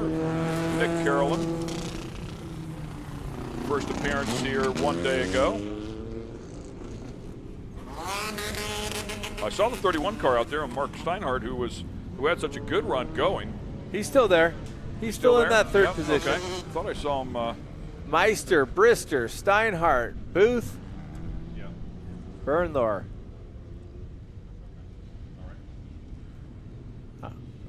Yeah, so Wade's down there at the booth, and all that action going on right there in front of you at the desk. Tell us what you saw there, Wade. Did I just see the pace truck actually make contact with that green and black entry? Well, we were trying not to say anything, Wade, well, of course. Sorry, but that looked like a hip and shoulder. In my language, that's what you call it, don't argue. This is such a cool sport, guys. You've got such an incredible event here. I just can't believe there's so many cool aspects of all this sport. The fans, the passion, the people in the pits, the families that get around and woohoo at the end of every prezzo. It's just such an amazing event. Yeah, definitely amazing, and we got him re-racked. It looks like we are getting the course clear, waiting for safety to give us the all good. It looks like, Wade, we're going to be going back to racing. There's some great restarting going on there. Oh, we saw a car, someone pulling out of line and giving some space there, changing positions. The officials giving that re-rack over the radio. Each driver has a radio. They are listening to course safety or to the caution crew, and they can be lined up live during the race. So they said that's how they went across when the yellow came out. So they'll re-rack them in that position. Right now, though, Meister has really been doing work, and Brister's going to need to have a great jump on this restart if he wants to try to play ball. Meister, Ken, has just been looking absolutely phenomenal. Yeah, that car is just an absolute rocket ship, and I mean, unless Brister can somehow get him out of his game if he were to miss a shift, which is not out of the question inside of these cars. I never missed a shift. Come on now. Be honest with us. Well, okay, maybe. All right, so now Meister has the control. The question is, will Brister try to preempt it, try to predict? He could try to get on the gas just before and step out, but he doesn't know when Meister's going to go.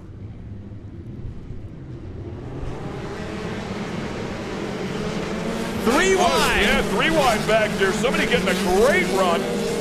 Larry Joe, it looks like. Was that Joe? Oh, breaking traction. That might have been Everts. I think it was. Meister clean and away. His track to decide where he wants to race. Oh, and a battle coming up for fourth. Meister right back in the swing of things. A great restart right there. Booth getting past. He was side by side there going through the gravel pit.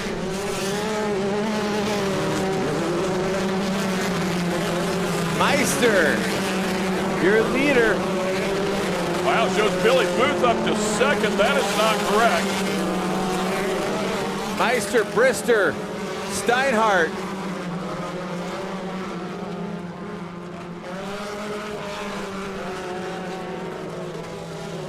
So we'll keep an eye on the guys up in the front here. It looks like Everts is off pace. Something happened just after that restart or before on that number 7 of Dale Everts. The extra timeout here, of course, is allowing this track to dry up pretty quickly in the heat of the day. Everybody looking for some clean air, trying to see where they're going. Brister's looking for somewhere to run to pick up some, find those seconds he needs, but honestly, Meister has not given an inch. He made a wiggle here earlier, and he does again. He has a big landing, but sets up perfect. All those cars looking so good in the front that they're just not giving each other anywhere to make a spot, make a move. Meister, Brister, and Steinhardt, once again, still out front, the top 3. Meister again stringing together some great laps. Already structured this thing back out. I mean, the better part of 10 car lengths here over second place. And the same thing with Brister. He's got to have at least 10 car lengths over Steinhardt. However, Steinhardt and Bernlohr absolutely in the thick of a battle there. Bernlohr's got a move on him. See if we can get it. And Bernlohr has a tire on him going in. How about that? Coming into the boxel corner, and he's going to lose another one to Booth. Yeah. 2 are trying to go by at the same time, so he's trying to battle forward and protect behind. Never an easy thing to do. Oh, Bernlohr steps out, breaks traction, but is able to keep the position. So Bernlohr up to 3rd, and more action coming. Here comes another car to join the fray. Is that Job? I think that might be Larry Job. I believe it is, and down to the inside contact. Larry, I believe, gone sideways, trying to tuck it in the bottom. Yeah, they were 3 wide there for just a moment. That was Larry Job in the 07. Larry, unfortunately, yep. And hey, that's, he kind of went for the gusto there and cost himself. Well, that was the twofer if he could pull it off, right? He was definitely down the bottom. We'll have to get another look at that to see if he was overexcited trying to get in there and get it stopped, or if he got chopped off at the bottom. Really good chance the other driver didn't know he was there. Tough I agree. Spot for the spotters to see as well. Definitely not a spotter-friendly area. Bernlohr there in the 27 car. Love those things. When they're loaded up and they carry the front end, it's pretty cool. We're going to go back and take a look at this replay here with Larry Job down at the bottom. Job down to the bottom, and You know, he was hot coming in there. I don't know if he's going to be able to get it collected, but Steinhardt definitely chopped down right into where Larry was at. One of those things in racing, right? One guy's going for a mad pass down the inside, trying to collect it. Another driver's trying to turn to the inside to get the driver in front of him. Yeah, I just don't think Steiny anticipated him even being there, so don't think he was trying to chop him off. Back looking at our leader here once again. Huge lead right here. Good night now. 20 car lengths already on Brister. Hey, and Brister coming back after that huge crash to finish 6th 1 round ago. Come here to the Cup race, be on the podium. That's a huge result. That team had to replace at least 2 full corners of that car and more, and they're able to do it.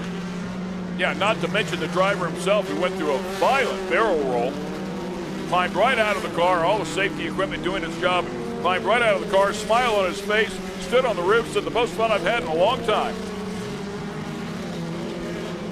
55 of Brister. Yeah, tough second place here. He's the better part of 3 seconds behind first, and Bernlohr about 3.5 seconds behind Brister.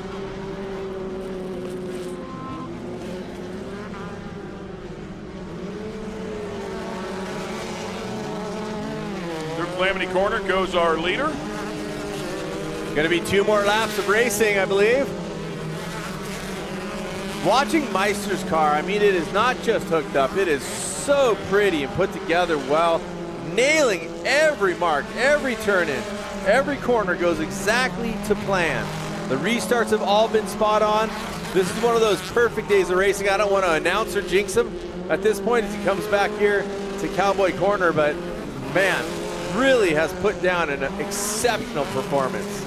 You were talking about some of the cars and how they've advanced over the course of time, not needing to use that cutting brake quite as much as they used to, and I think the Funko cars were the first ones to really taking advantage of that, moving the driver's weight forward a little bit more so they would turn in without the use of that cutting brake. Of course, remember, there's so much weight in the back of the car with the engine being back there, so it's difficult to get these cars to rotate in. Yeah, I was driving the Illumicraft cars that had more cab back, but Illumicraft, Funko, all of them came with this cab forward design to put more weight on the front tires and give it more turn in. And basically, the change for the cutting brakes really came in the fact that some of them were running lock diffs. So if you try to use that cutting brake, it locks both back tires instead of just your inside or just your outside. And that's where some of that came from. You have to be disengaged off the power to get it to work. That was Mike Kirkham in the 56 car making a nice pass there out and around the outside. Final lap here, white flag out. Another look there, Kirkham. Our top 3 are gone. 4th and 5th, maybe a battle to be had, but right now it looks like these top 3 are going to have a clean run to the finish as long as they don't have a problem. White flag, as you said, is out. Fun racing, good to watch the pro buggies. Today, not a lot of back and forth, and Meister really just class of the field, man. Yeah, just different class, right? Yeah, well, he took him to class is what he did. Right? 126.1, closest lap to him at 127.2 by Brister. Here he is right in front of the stands. Going to be heading for the barn turn. Meister on the gas, Brister giving chase, but at this point, 30 car lengths behind and gone. Great racing. The best racing we saw all day was Bernlohr to move up to 3rd. Through the gravel pit here one more time.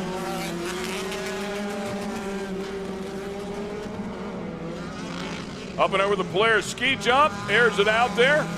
Lands fairly hard. Pitches it into Calamity Corner, pulls a gear, and across the finish line he goes to grab the win. Congratulations to Michael Brister. Boy, handing it out, smacking down on the guys. Oh, I did say Brister, didn't I? Michael Meister. It's hard not to combine their names, right? Michael Meister. Well, that was first and second, all in one name. You nailed it. You shortcut that. Congrats to We've been talking a lot about this, Ken. Let's take a quick look. Now the race is over. This is the crash from Matthew Brister a couple nights ago. Take a look at this crash. Comes together with Trey Gibbs in the race between Pro Light and Pro Buggy. Watch this. Oh! And that's the car that just finished second here today. Finished sixth one day ago. Hats off to that team, that crew, all the people that jumped in on that one to put it back together, and not just put it back together, but fast. Yeah, and I would give them crew of the weekend, but I'm hearing one of our top Pro 4s might have had a motor and transmission change, right? So there's a lot of crews working hard. There are your final results. The 54th Polaris Crandon World Championship. Meister, Brister, Bernlohr, Kirkham, Steinhardt. I mean, everybody had such a great race. Steinhardt actually got shuffled back a little bit later on, but Bernlohr was the one on the move, but Meister was the one breaking hearts. Yeah, great battle. Once again, great to see the strength of this class. Car count back up there where we love to see it. Michael Meister popping the lid there on the roof, pulling the pumper hose off. Radio cord out.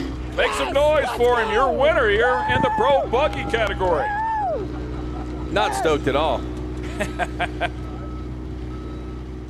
Good stuff. Of course, as always, we'll take a quick break right here, and we'll be back to talk to this very excited driver. He is now a Crandon World Champ. Stay with us.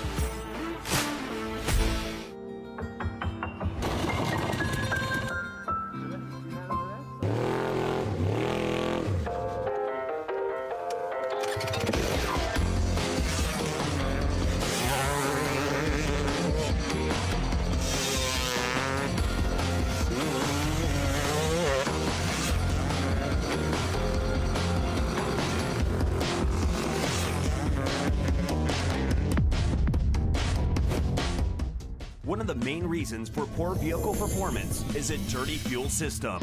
It can cause decreased fuel economy and actually do harm to your engine over time. By adding Lucas fuel treatment to your vehicle, it cleans and lubricates the entire fuel system, pump, carburetors, fuel injectors, and valves as you drive. It also improves your vehicle's performance. It's a non-solvent product designed to protect both gasoline and diesel engines. Lucas fuel treatment. It works.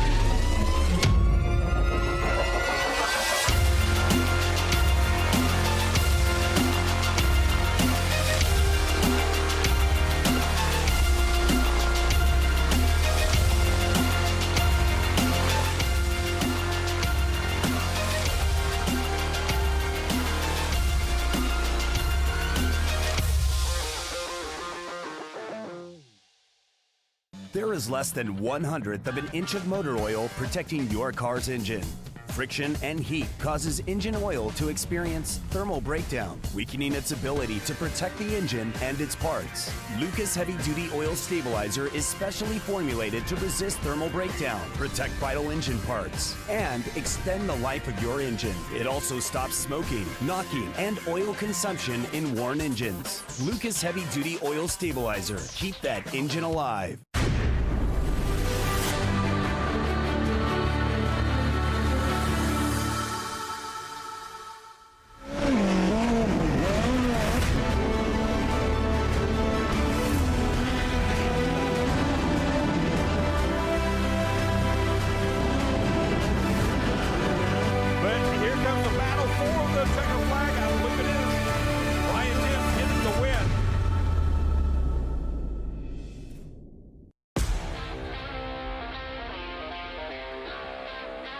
Oh, yeah. Big crowd down here at the Big House Labor Day weekend. We've got a couple more races here, but first we're going to show you the highlights of this one. Got Sporty right off the bat. That was not exactly a highlight. That's a low light, if I'm not mistaken. That was actually Larry Jobe who raced back up and tried to get himself in podium position later in the race, but there was some chaos along the way, but really just some great driving by a number of teams here. When you start looking, here's the one I was talking about. Larry Jobe diving down the bottom, inside Steinhardt, gets contact with Booth, and basically eliminates himself from a chance. But hey, he was going for it. I like that part. Yeah, for sure. Going for that Crandon World Championship hardware. Can't blame him for that. Always good to see him 3 wide down there in the bottom. Steinhardt might not appreciate it. I don't think Steinhardt was going to be digging that. No, not so much. Steinhardt pretty much ran in podium position the whole time. He's a player. In the mix. Gotta love it. Gotta love all the action here in Crandon. The fans are thick. Get ready to go down to the IBOC podium, where I think it's going to be great to hear some of the stories. I want to know what the setup was. Just straight runaway. Let's get it down to the podium. All right, our third place finisher, Jordan Bernlohr, come on up here. Jordan, although you captured this final podium position, this one was no easy feat as you had to battle your way through the pack. So what were you finding during those closing laps? Yeah, you know, I made a mistake on the start that left me about 5th or 6th, and then I just had to go to work. And I've been battling these guys all year, and I've been struggling with getting passes, so we're finally getting passes, and the rest was just attrition. So. Well, you were able to gain some momentum at the perfect time, so congratulations on this third place finish. All right, and our second place finisher, Matthew Brister. Give him a big round of applause, guys. Matthew, it's been a whirlwind of a weekend for you, to say the least, from the lowest of lows with one of the most gnarly crashes we witnessed here this weekend to a high as you capture this second place position. Take me through the emotions of this weekend and what this one means to you after the adversity you faced. Yeah, you know, a driver error and a racing incident on Friday made me pretty much destroy the race car. We got it thrown back together. I have a part from just about every car that was on the field with me out there, so my car was a collection of everybody, and you know, it was enough to get second place. I got to give it to Michael. He's got his setup figured out. We got to do our homework again a little bit, but you know, it feels good to get something from this weekend, and it feels good to race in front of all of you fans. I have to give a huge thank you to all of the teams that helped me get out here, specifically Namer Motorsports. You guys have got to go buy a bunch of Baja Vita jerky because my bill with them has been racked up this weekend. The Parson family, they were in my pit every time the car was back there, and you know, I couldn't have done this race or the brush run without them. The Ward family, me and Bud slaving all night on the car. We're brothers, and you know, it feels good to do this stuff together and you know, to make this team whole again. Mike Ward, he's my spotter. He's excellent behind the camera. He lets me know whatever's around me, and you know, he's just the best guy for the job. My mom, my dad, my little brother, my older brother, you know, all of them for coming out here. I couldn't do it without any of them, and I'm super fortunate to be able to do it. And all of my sponsors as well, Vision Canopies, Falcon Tires. Doug isn't going to like me saying that, but I'm running these tires without support just because I like them. They're the only tires that are mat-proof, so highly recommend them for future super buggies. Roush Performance as well. I had those guys in my pits all weekend. They were helping me with tunes and helping me get the car back together. And Pro-Am as well. Those wheels are strong. You guys saw one get destroyed. That was the first one I've destroyed in years. So, and then, yeah, all of you fans. Marty Fiolka helping me be the promoter's choice to be able to race today. And everybody for coming out, the Flannery family, all of the staff at Crandon Off-Road. We, you know, this is the race we look forward to the most every year. So thank you guys. Well, on behalf of our crew, we can say we are so happy to see you back up here and healthy. A big congratulations. All right, and our first place finisher, Mike Meister. Mike, for the second year in a row, we've seen you rise to the occasion to claim this top spot for the Crandon Pro Buggy World Championship. From green to checkers, it seemed like a flawless race. So did it feel that way from the driver's seat? Yeah, for the most part. At halfway, I knew all these guys behind me. Matt's totally on it. He comes. They travel so far to just make this race, and you know, I know they're busting their butts, and especially after his last weekend here. But you know, I was just making a little bit of mistakes. The track was really drying out, and you just kind of had to adjust rotating and adjust with what tires we were running. But we picked an awesome tire. Crandon always puts on a great Sunday for this World Cup Championship day, and you know, it's just great to look back and you know, see all these people, and it's been a wild year in Bark River. This last 3 weeks ago, we had a big one too and wrecked, and I got to thank Mikey Vandenheuvel, all them guys that Brad for getting there during the days and helping out. Otherwise, this thing would have been racing this weekend. So thank you, Mike Vandenheuvel, for getting me in his shop and rebuilding me, and everybody else, like Noah, Austin, my dad, Caitlin, my fiance, everybody. It's just a huge team effort this year, and I just look forward to what's next here. But I got to thank Ponce North America, Michael Meister Logging, Advanced Coatings, Bubbler, Mid-Wisconsin Beverage, Apex Auto Systems, Star Powder Coating and Fabrication, VP, JP Remington, and everybody else. It takes a huge effort, and it's so tricky out there in the track, and I look forward to coming home on top again. Well, a flawless race from start to finish. Soak this one in, Mike. You deserve it. A big round of applause for our top 3. And let's send it to our Speed Sport Live from desk with none other than Wade and Dave. Yeah, it's definitely none other, because you certainly wouldn't want any others. That's for sure. One of us is enough, Dave. Wow, it's getting super intense now. You feel the impetus is really starting to build towards the Red Bull. Can't wait. Oh, yeah, I can't wait for this. I mean, Pro 2 versus Pro 4, come on. I'm really digging Pro 2s. I'm going to be honest. I mean, Pro 4s are the big bangers. I get that, but wow. But I know we got a Pro Spec versus Pro Light. Yes. Now, when you talk about Pro Spec, how about the 2022 Pro Spec champion? Oh, Gray Ledbetter. Yeah. Man. Yes, on many levels. Awesome. Super promotable, super racer, that's for sure. Ralph Shaheen, our very own Ralph Shaheen, sat down with Gray and had a bit of a chat about all this cool Crandon caper and what she was about to do this weekend. Well, Gray, welcome back to Crandon. This is not your first trip here. Have you started to feel more and more comfortable? Because coming here can be intimidating. Yeah, for sure. I think the 50th was actually my second year here, and so I kind of just jumped in it. And there's so many people, and the crowd is insane here. But I think running the spring Crandon race definitely makes you feel more comfortable going into fall. But this track is just crazy. The fans are always incredible here, and it's one of my favorite places to come when it comes to the environment and the atmosphere. Now, do you have to psych yourself up for turn 1 the night before, knowing that's coming in a few hours? Do you lay awake at night thinking about it? Because to me, when I think about turn 1 here at Crandon, there's only 2 places that I think personally, from what I've seen, are as heart in the mouth, jaw dropping, hair up, oh my God, what's going to happen? And that would be turn 1 or 3 at Indianapolis and 1 or 3 at Knoxville.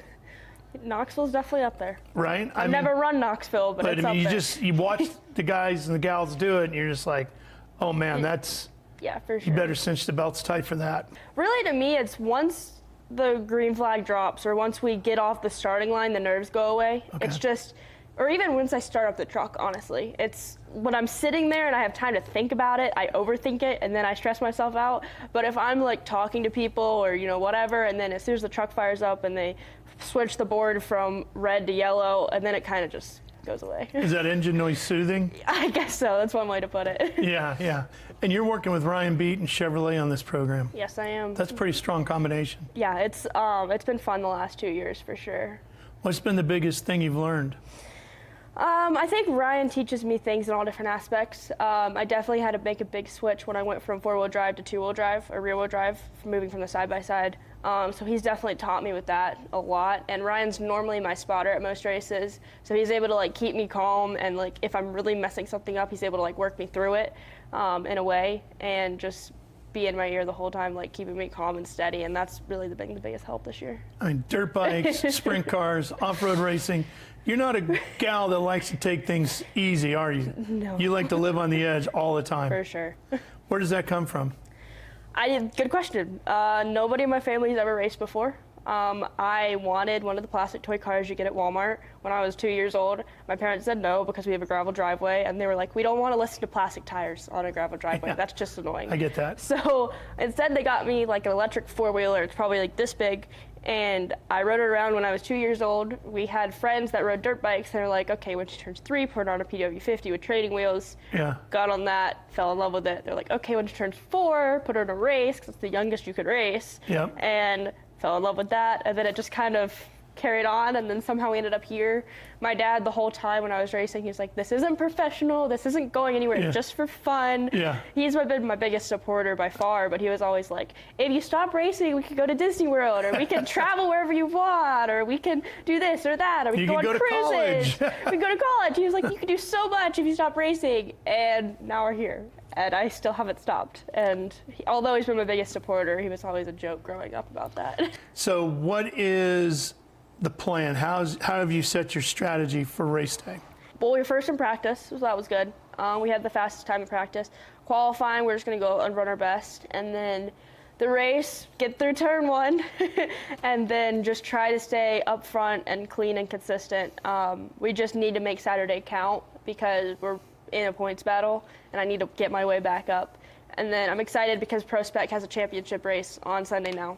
So throw it all out there for Sunday. Big stage. Yeah, for Big sure. stage. All right. Well, best way to get through turn 1, hammer down, right? Just like that sprint car. Absolutely. All right, great. Best of luck this weekend. Thank you. I can listen to Ralph Shaheen talk all day.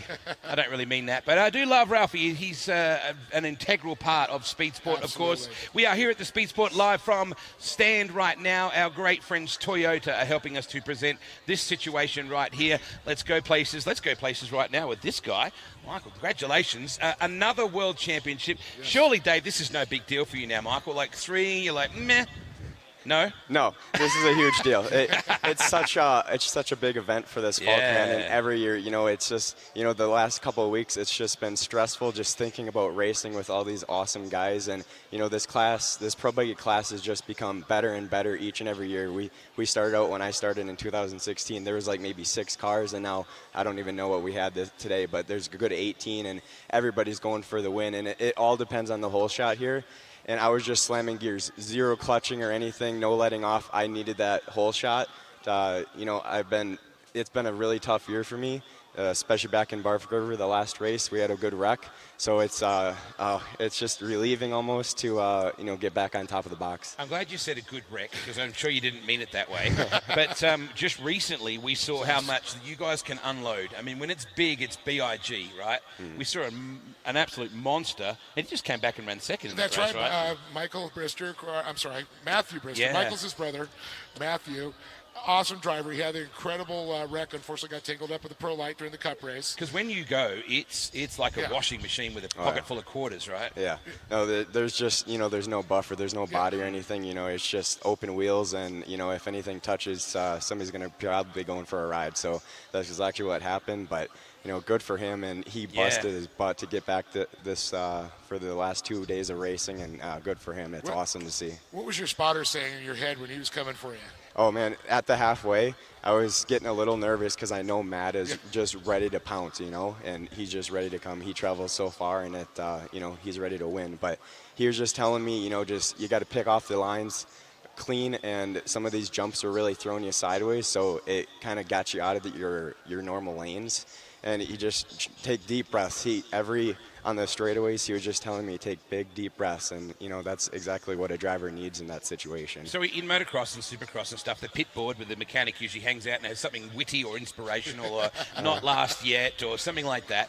What's the funniest thing that your spotter has ever told you? Or you prefer minimal chatter, or is he like, you can't pit right now, Cole, we're eating ice cream? Do you get any of those sort of ones? Oh, like, he knows when I'm nervous and whatnot. Brad's my best friend, and, we've done, we're both 28 years old, and we've wrapped up 5 Pro Buggy championships, and, we've done like 3 of these World Cups. So, it's just our very small team here, my fiance, Caitlin, and my dad, and a couple other tight people.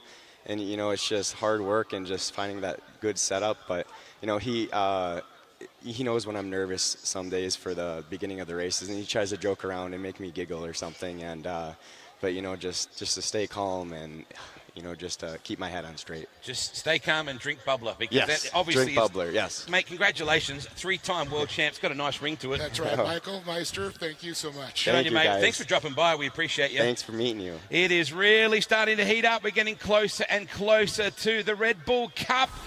You're not going to go anywhere, because why would you? We're here at Crandon, and we're getting closer to the big dance.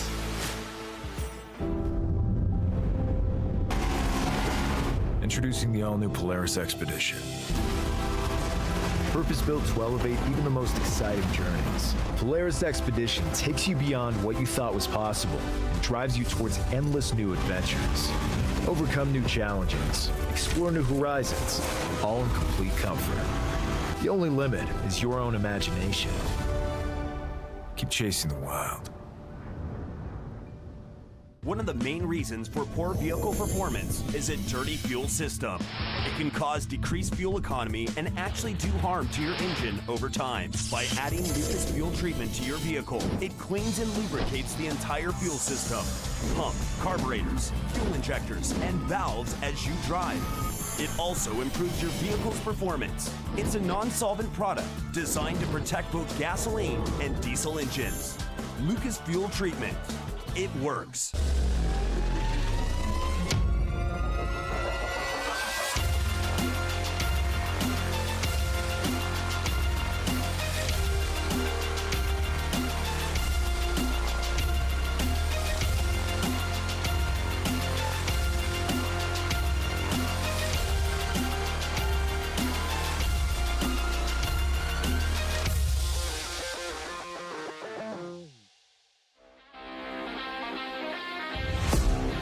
Boy, the sun is beating down on top of the Speed Sport live desk here, presented by Toyota. Let's go places. It's been hot, it's been cloudy, it's been hot, it's been cold, it's been a Katy Perry song all weekend.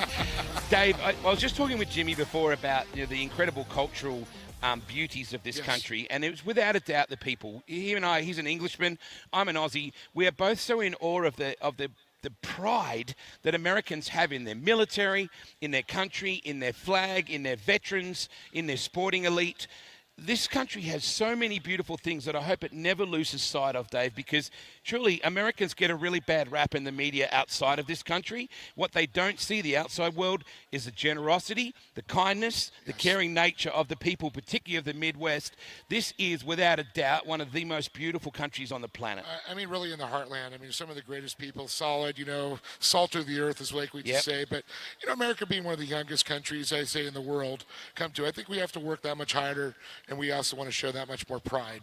And we worked and fought for those stars and stripes. Yeah. It was beautiful today with the color guard, with the guys actually firing the guns. I nearly sugar honey iced tea. Yeah. I was like, whoa, we actually fired a couple of shells come out, the whole bit. It was really special. Those American Legion guys, very, very proud of what they do. In off-road racing, there's nothing more American either. I mean, we pretty much invented the sport, I'm going to say. And, I think we've set the example around the world. I know, like with Ultra 4 USA, they have Ultra 4 Europe now. Yeah. And they're seeing that around the country. And I know, like a couple of your countrymen, Toby Price, Paul Wheel, they come over here to race, but they brought off-road racing really to Australia. Yeah, look, absolutely. And Toby, I'm glad you brought up Toby Price. He's an absolute BAD A55. Oh, yeah. Both in a four-wheel sense and on the bike. It's a car winner.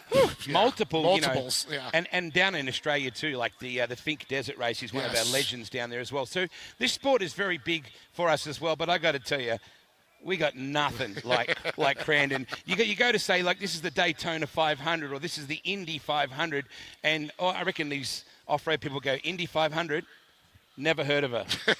Because this is just in its truest form, isn't it? It's loud, it's dirty, it's exciting, and it's in your face. We like to sling mud, I like to say. Absolutely. In a second, we're going to head back up to the booth, the Tower of Power, where Ken and Cam are about to fire up. I love listening to these guys get after it too. Miles and Jimmy did a fantastic job. Let's go upstairs to the voices right now. Ken and Cameron, boys, let's rip. It's Crandon. Thanks a lot, fellas. We appreciate everything you're doing down there as well. Yeah, just about time to go racing here. We have Pro Spec, and then we have Pro Light, and then, of course, the big dance is coming up immediately following that one. Pro Spec, let's talk about those a little bit. New class here, and it's very similar if you look at the vehicles to what a Pro Light looks like. Matter of fact, a former Pro Light truck in there, Dylan Parsons, has had a good run. I believe currently fourth in the points, and it's a former Casey Curry truck. So updated by Mikey Vanden Heuvel, who is a big name around here in the Wisconsin area. His father raced and was very successful as well. So pretty cool for Dylan Parsons to see some success in one of those older trucks and to have a class that can accept it. The big difference is they run a V6 in them, instead of the 4 cylinders, or now the 500 horsepower V8s and the Pro Right. Lights. The Pro Light's going to be the V8. This is going to be a V6. What this is, a lot of the idea behind this class was let's resurrect or bring back some of those inch and a half tubing cars that are only set up for the lighter setup, right? And so we had those 4 cylinders that are quite a bit lighter. Now the big V8s are heavier. Now this has this 6-cylinder. They're running this car, bringing it back, and it's interesting to watch them run. It's one of those classes where you really got to make sure you're on your momentum. Let's take a look at the starting grid as we get ready for this World Championship race. Yeah, and the 2 names right at the very top are battling for a championship as well. Nick Visser, you can see up there at the top, 4 wins on the season, 9 podiums. Chad Rayford, as he'll start off in second there, 5 wins and 8 podiums. So they've been throwing down here. We talked about Gray Ledbetter a little bit earlier. We saw Ralph Shaheen doing an interview with her. Phenomenal season last year, currently 3rd in the points. She also has a couple of wins, 8 podiums. So it's pretty cool to see him come out here. This class, by the way, grew a lot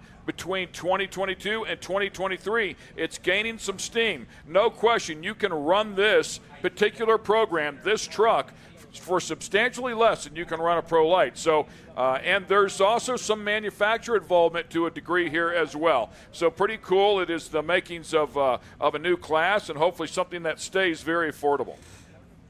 I'm looking forward to seeing what they throw down here because watching a day ago, I was interested in how they were setting up their lines. Now with this track has a bit of water on it. They just put a fresh coat on, just cut the track a little bit for them.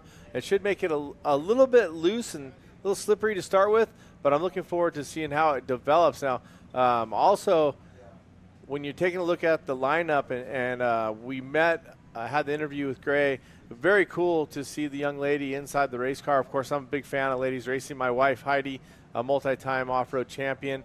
She's actually here for her first Crandon to watch the race, so it's exciting to be able to share. And my daughters are here, actually able to watch Gray out there racing. So I really dig having the ladies out there on the track, mixing it up, and there's no reason why they shouldn't be. That is a look at Dylan Parsons. We were talking about him a little bit ago. Currently 4th in the points here. Of course, this is all about Championship Sunday. Matt Gerald, who ran some Pro Light stuff and some buggies as well, is the guy that's doing the tuning on that. Dylan, a former single buggy champ and 2021 Driver of the Year. So having a good run, learning his craft here inside of the trucks, getting faster and faster all along the way. Does have 3 podiums on the season. As we take a look, still 1 crew member out there, and I believe that is on Gray Ledbetter's truck. So trying to get things sorted here. They do have a rule for a 2-minute mechanical, so they got the timeout sorted out. And it wouldn't surprise me if that's a radio communication thing. Happens on a regular basis. Well, one of the things that does happen, because most of them don't have mounted radios, they have handhelds in there, and sometimes the battery can jar loose. And you can't race without having your spotter being able to tell you what's going on the track. Also, the safety communications are involved there. So that is from what we're hearing, has been confirmed. So just getting the radio stuff, it's just drives me crazy. You test everything in the pits and everything's working great. You get out on the starting line and invariably something like this happens. And I constantly use this reference. We put a man on the moon in 1969 and we still struggle with radios around a 1.75 mile track. It's just crazy how they constantly seem to cause issues, but they'll get things sorted out here for Gray Ledbetter. It is so important from a safety standpoint, if nothing else, that the spotter have communication with that driver. And they are on the clock.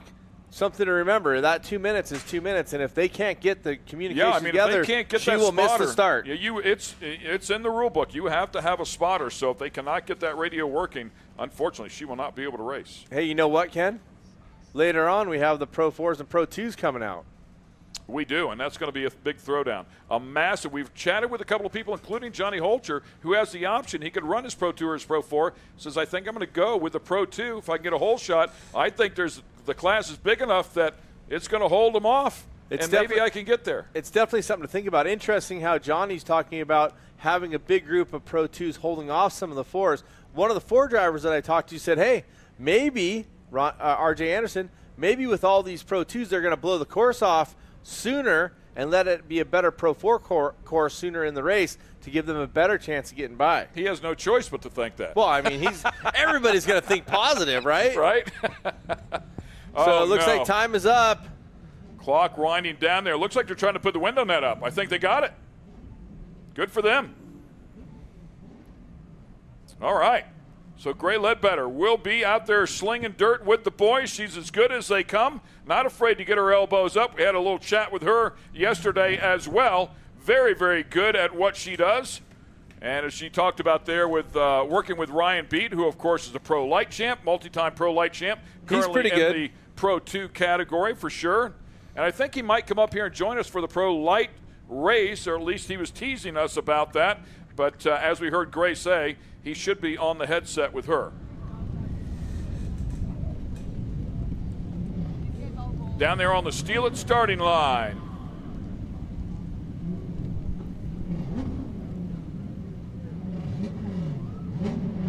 And the starter waiting for the move to the starter stand, it looks like. Up the ladder he goes, so it won't take long now. You can see the red board right there, slide that to yellow, as we've talked about all day long. And after that goes to yellow, he can throw the green flag anytime. It's been thrown at relatively quick here. I mean, pretty steady. A little bit of a sequence. You would do it. You would get a count. I think you would try him. I think setting up anticipation maybe for later. Going quick now. They'll go yellow. Then the starter decides on the green. Quick again. Maybe later. Holding that flag. Wow, what a jump on the inside. I think that is Dylan Parsons. He had that good-looking truck down there. See if Dylan can make it work for the number 99 truck. Woo-hoo-hoo. Way up high. Oh, somebody almost in the wall there.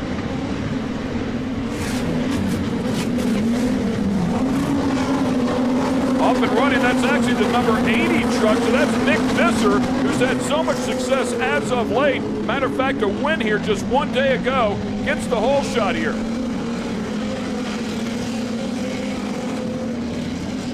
And you can see a little snotty out there, fresh water down, everybody getting to the tear-offs, trying to blow off this track. That's what we're talking about for later on, Pro 2 versus Pro 4. Chris Vandenelsen, by the way, in second place there, already jockeying for position. The 29 of Chad Rayford down there, sliding down underneath Vandenelsen. Chad Rayford looked so good 2 days ago. Had a problem with the car late in the race, but it was one of the races that I really watched from right on the side of the track. Very impressive drive. Yeah, and Rayford's been really fast. These have been the two that have been battling all year long for first and second. Looked like the 66 truck of Chris Vandenelsen might have slid up there a bit high through Argonne Corner. So first and second now with a bit of a gap there back to third. Similar lines, chopping down to the bottom a bit is Rayford. Taking a little bit of look, getting out. Third place, comes around, collects a couple other cars. Is that third that was there? Either way, one comes around, takes a couple with them. Fisher back through Potawatomi, turn number 1. Funny how it goes, right? He actually has more podiums, a total of 9, but it is Chad Rayford who has the most wins at 5 with 8 podiums. So these two have been the class of the field this year. Currently stretching it out. Also, first place, picking the lines as desired. No pressure from behind, so to speak, at this moment. But it will only build. That Yokohama truck looking good out front. Yeah, there's a number of trucks with that Yokohama on the sponsorship on the side. Of course, Tanner Faust, one of those in the Pro 2 ranks. Tighten it up, tighten it up. Here we go. First and second, within battle distance, Visser and Rayford. Rayford with a little bit of a straighter line there. Drifts a little wider. Let's see who gets the straight line here under the box of tools. Turn. Yeah, Rayford's not going to go away. Very fast, and I love the battle of the tires, right? Yokohama and Kenda both sponsored trucks by tire companies. The tire wars are on. Energy drink wars and tire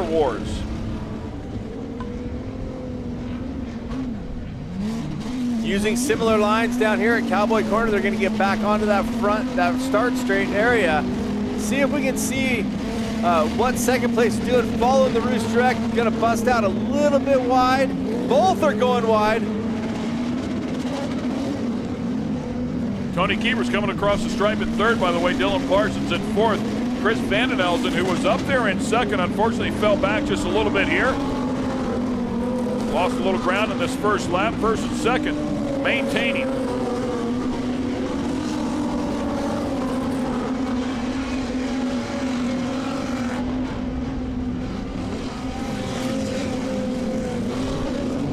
Out through the gravel pit. The gravel pit will bite you. It looks easy. They make it look easy. It's amazing how much speed is carried down into that turn. And then the rise up here to the finish line or Calamity Corner. They're tight. There's some racing to be done here. I remember back in the day, it was Kurt Leduc who used to hold the rookie meeting, and he would tell them to drive through that turn. Do not try to back it in. I should have listened. When was the last time you listened to anything? Yeah, I should have listened to that one because I went for a ride in the gravel. Here we go, diving to the inside. Rayford showing him that front tire, using a little bit different line, not able to keep the momentum. Almost looked like could have held the momentum on a little bit more there, but a great race nonetheless. Stepping out, let's see if they rotate slightly differently here. See if Rayford tries a different line. No, they're gonna basically do it the same. Rayford does chop a little lower, potentially scrubbing off a little bit of speed as they head up that front straight. I agree. I think Visser's using, they don't have the big power, so momentum is your friend, and he runs that wider line, gets his hands back to straight a little bit quicker, but maintains, lets that engine maintain some RPM. Slightly different lines here, looking a little bit to the outside. Hard is landing on the right front. Setting up that corner, got one inverted. I believe this is down in Calamity Corner, down there before they come back around onto that start straight. We'll see if they can get it uprighted before the cars get there, if it'll be a local yellow or Cowboy not. Corner. I'm sorry, Cowboy Corner. I said Calamity. I did say it was the right area going into that, back to the start straight, but yes, that turn will Cowboy. bite you as well. He gets a lot of heavy loam down there. If you back it in there and drive it in too hard, you don't have the rear tire spinning, it'll bite you. And that is a mandatory caution there for our leader as safety heads out to the back.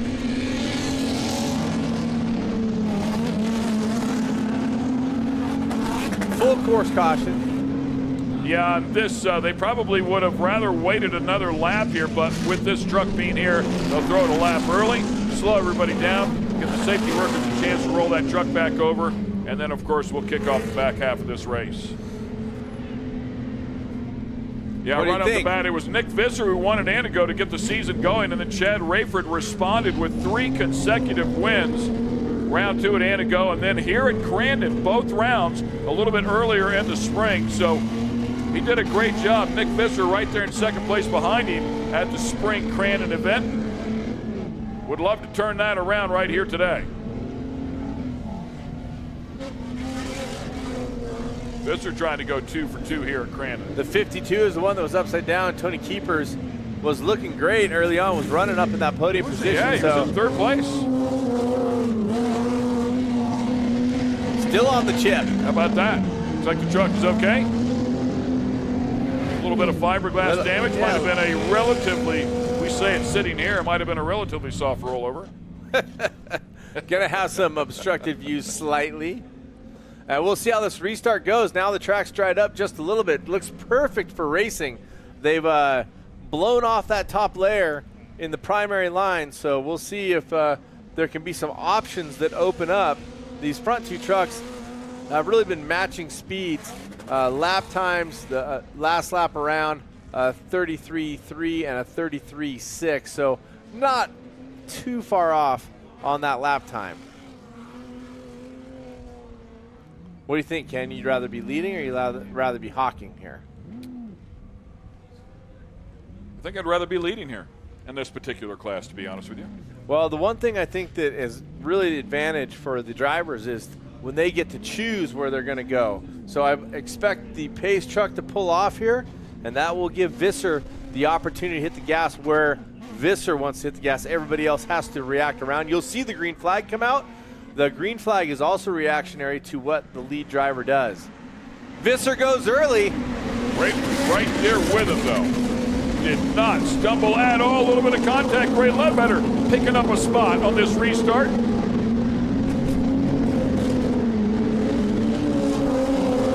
The question is, can Visser get that track? He wants to race on his own. Same amount of travel as the pro line, throwing it down in there. 12 inches in the front, 14 inches in the rear, much like a pro light there. So you see these things land, and they land fairly hard. They'll squat down. They look pretty good. Not much rebound there out of Visser. Just squats and takes off. Chad Rayford definitely bringing the heat now in the back half. Yeah, Rayford trying to go a little bit wider, tuck it in underneath. We'll see how it goes here. This section has been ripe for some passing, some setups that have been going on. Rayford with a look, looking down on the inside, trying to run a different line. Visser breaks traction. They go together, though. They stay together on the same line, basically. I expected maybe Rayford to try to drop to the bottom, maybe show a wheel, but not the right time or place as decided by Rayford. And again, the first two with a little bit of a gap. Look at this battle here for third as well. Quickly developing between Parsons and Podolsky. Rayford was in the back of the truck there for a second, back of Visser's truck. Right, looked like he's jumping in the bed. Here we go. He's gonna run. Running up the inside now. That opened up outside is gonna give a little bit less scrub to your leader, but your second place carries a lot of speed in there, trying to keep it as straight as possible, least amount of turning. Scrubs the least amount of speed. That's a big hit right there every time. And that's 2 times, yeah, at least 2 times, if not every time, like you say there. See how long that truck can hang on. Man, he lands really hard. Rayford really with a tough landing truck there. No rebound, it just squats and goes, but it's still tough on the driver. Interesting, having just had that restart, getting them close together. Third and fourth right on top of each other as well. Yeah, good battles going on here between Parsons and Podolsky. Down to the inside for that third position. Ray Ledbetter up there in third right now. She was able to get around Dylan Parsons on that restart, so she bumped her way forward there. Now the 99 of Parsons trying to get back, maintains. Looks like she's got a little gap, so Ray Ledbetter coming on here. She did a great job on that restart. Almost like her truck was set up for a less wet, less slippery course, right? Track, and her truck's coming in, looking great right now, making a run, trying to catch up to that second position. Clearly in third. All hers right now. Yeah, we'll keep an eye on this lap time too. I'm curious to see where she's at, because much like where we saw CJ was really fast a day ago, she really does good. The exit out of Argonne Corner was great. You can see her just drive away. No one driving away in that front spot right now. Visser still leading the number 80, the 29, and Chad Rayford giving chase. Yeah, about 4/10 on him last time around. See where we're at here when they cross the finish line here one more time. Going to make their way through the gravel pit. Ooh, a little bit of redirect there for Rayford. Has to not collect it, but has to straighten it back out and get it in position once. Gives Visser a bit of breathing room possibly, but Rayford has been chasing, looking for a spot, looking for a mistake from Visser, and Visser hasn't given anything up. Yeah, this battle's still going on here as we're safely past the halfway mark. Visser a 131.1, Rayford a 131.12. I mean right there. And Gray Ledbetter a 131.6, about a half second off of them, but keeping pace with the leaders. If they get the racing, she'll tighten right up.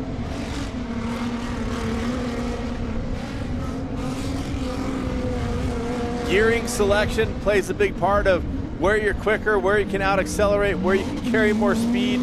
Having that gear on demand, so important. And gearing here at Crandon is tough. You know, you walk around the pits, you see, people running in podium position, changing gear sets. Minimum weight, by the way, for these trucks is 3,000 pounds. A 4.3 liter V6 will cost you about $9,000 ready to race. G-Force transit shifter, $5,200 in the terms of racing. That's a pretty economical way to go. And man, he gets me every time with that landing. I'm waiting for it to rip the right front right off. And they can only do it so long, right? Eventually, if you land, if you side load that truck over and over and over, sooner or later, something is not going to be happy. So Visser still hanging on here. The top two running about the same pace, but not enough steam there for Rayford to get around him. And now it looks like Visser's starting to stretch it out just a little bit. Looking clean. Truck looks perfect. So the track getting quicker. The track getting quicker every lap here. Visser knocking off another half second, actually a little bit more, about 0.6 of a second. And Ledbetter right there with Rayford now. All depends on your setup, right? Where you want to race, how you want to race, what part of the track you want to be on. If you like the drier condition, you like the more wet condition. Some people might set up for a more wet condition to have a better run in the front. Some people might set up for a more dry condition to have a better run in the back. And right now, Visser has been looking great. Right now, throwing some gap on Rayford. And Ledbetter's not far out of this, but a bit of a hike back, about 20 car lengths from second to third. Here's a look at Gray Ledbetter there. Yeah, she got in the thick of it there at the start of this race and had to scrap back up. I believe started off in the 5th position there on that restart, 5th, maybe 6th, and made a couple of passes there, worked her way up into the top 3. You can see there, that one's been through a battle.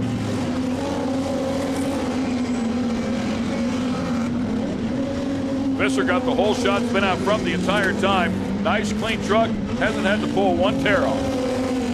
Rayford giving it all. I mean, Rayford is there again, has tightened it up just slightly. Looks like about 5 car lengths, but gonna run out of time here pretty soon. Won't be long before they're seeing that white flag.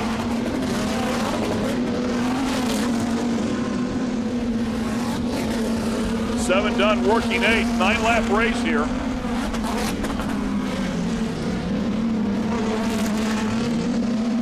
A lot of confidence in that truck, watching the way that the driver's throwing it around, putting it right where he wants it to be, locking in, full contact, and just always right in the exact spot where they want to be. This is where some ruts do develop. I like this start at the higher line, drop down, drive through, carry your momentum on the return of the start straight.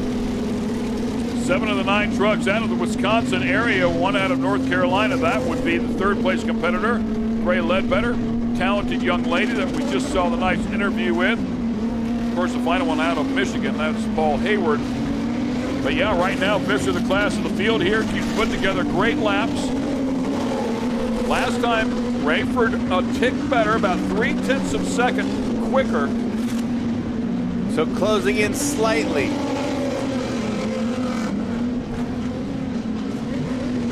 It's right here where, to me, it seems like Rayford gets a little bit of a run. Likes this uphill gearing. Right here, you're right, man. He really closed it up. He's got to run up beside him right now. Now drop underneath. Nope, not able to do it too close. Going to stay to the outside. Now drops underneath. Tries to get a run. Trying to set up a pass possibly in here. Look at this one on the bottom. White flag is out. Trying to hang on. That cost him right there. That really cost him. Driving it wide there, sideways, not going to help. Had a great run going. Not over here. Closes it back up here one more time. Trying to bring some heat. Traction. Here we go. Visser makes a mistake, and he's going to make him pay. A change for the lead on the last lap. Chad Rayford goes to the front. Visser has to be sick. One small mistake, and man, they make you pay for it. It's not over there. He's got to get his composure back and go for it. And that will end his efforts right there to win this one. Almost nothing worse than leading every lap except the one that counts. That is a heartbreaker for sure. Nick Visser putting in a good effort, but Chad Rayford just keeping the heat on him the entire time. Rayford drove a great race. Hawked all the time, looked at different lines, tried to straighten it out, tried to make it happen. He backed off a little bit for a couple of laps, and all of a sudden, boom, here he comes again, right? Just when you thought he didn't have anything. Oh, look at the right front there.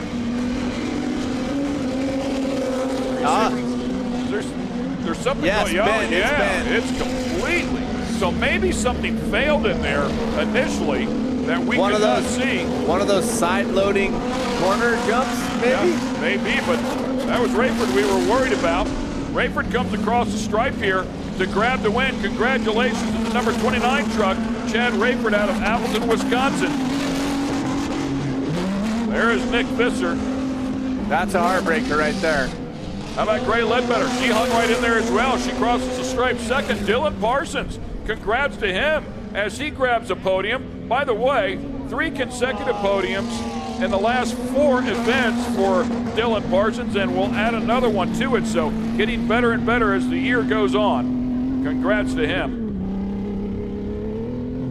That'll be a total of 9 podiums and 6 wins for Chad Rayford, and of course, that Crandon, that prestigious Crandon World Championship.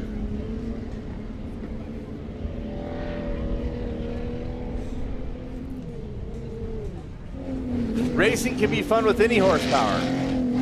It really is. It's all about the level of competition, right? Absolutely.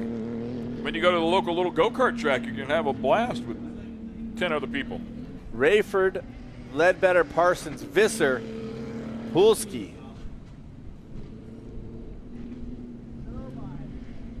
Your top 5. Rayford, I felt like just laid in wait, just kept picking away.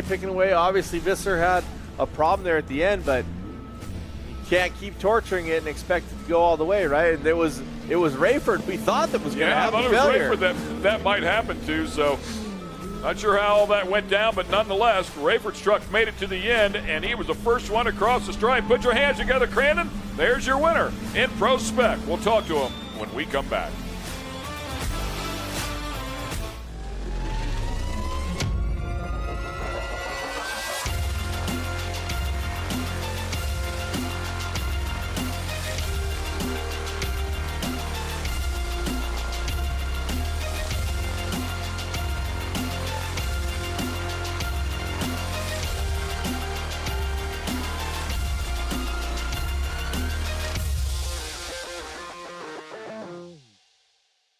There is less than 1/100th of an inch of motor oil protecting your car's engine.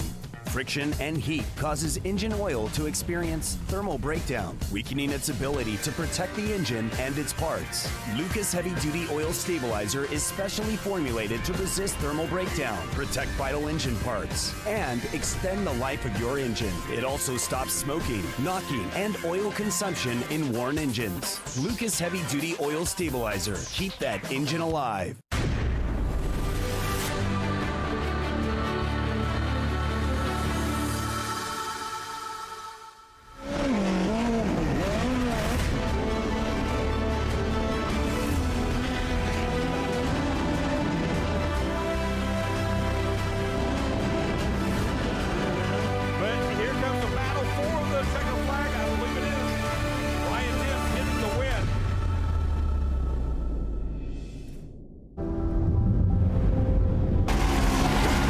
Introducing the all-new Polaris Expedition.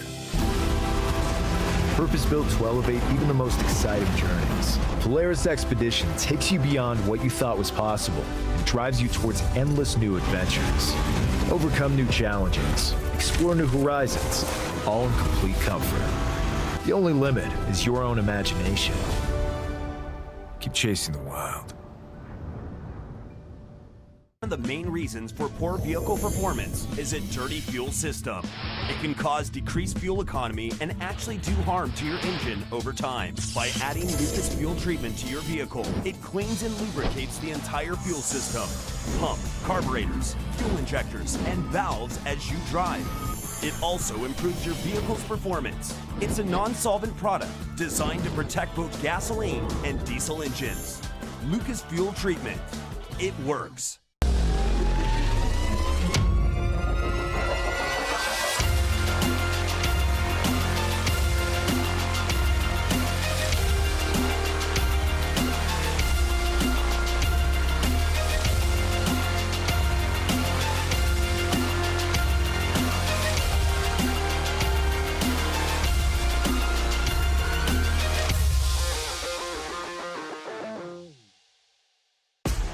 Well, Once again, welcome back, ladies and gentlemen, to the 54th running of the Polaris Crandon World Championships and the 8th running of the Red Bull Crandon World Cup presented by Toyota. That is just around the corner, of course. We're going to bring you some highlights here of our Pro Spec race.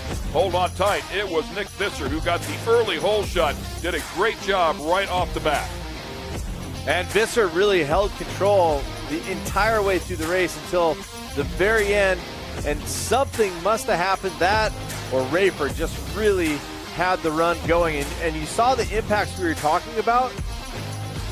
And it wasn't to be for your winner. But, of course, everybody has their challenges here. No matter what class, no matter what level of racing, upside down, right side up, it does happen. But at the end of the day, Rayford coming through shining like a rose. One of those impacts right there, that's what we thought would be the cause of the damage.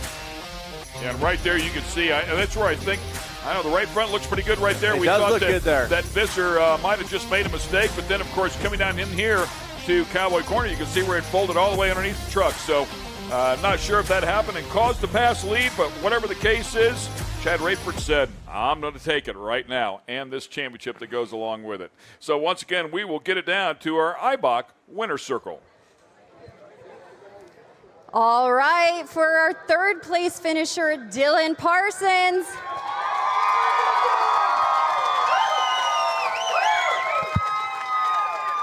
Dylan, although you found your way to this final podium position, you didn't necessarily start here. So where do you believe you were able to find the advantage and make some key passes for this third place?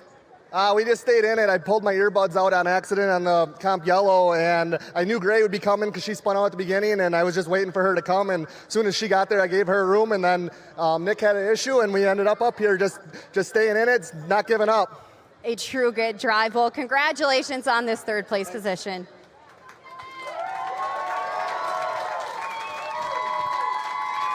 All right, and with our second place finisher, Gray Ledbetter. Gray, it's no surprise that we see you up here. You have been absolutely dominating this year, and it's a testament to all the work you and your team put in. So what was the main ingredient in putting this one together from start to finish? I'm not sure. I honestly was like, okay, I'm starting on the outside because we had bad luck yesterday, and I was like, I'm just going to keep it clean as I can on the first lap, first turn. I ended up coming out third or fourth, and I was like, okay, cool. And then I ended up spinning out on the tree time because it was a lot more wet than I thought it was going to be. And I was like, okay, I'll just keep calm, try to be consistent as I can. If there's car in front of me, I'll pass, and then just save it for the halfway. And then it ended up working out, and I was like, coming to the last lap, I was like, obviously I want to be up front, but I'll be like, okay with third. And then obviously Visser made a mistake with Rayford, and I ended up getting second, and I couldn't be happier. And just like everybody's been working the butt off after we had issues with the truck yesterday, and it just wouldn't be possible without them. The whole team, Ryan beat M for busting his butt on the truck. My parents, my family was watching, Bill Steen, Toyo, Chevy, Pennzoil, everybody else that I'm forgetting. I just couldn't be happier, and especially the fans, because I can't see any grass being here. Well, you rebounded quite nicely after an early mistake, so congratulations on this one. It was hard fought.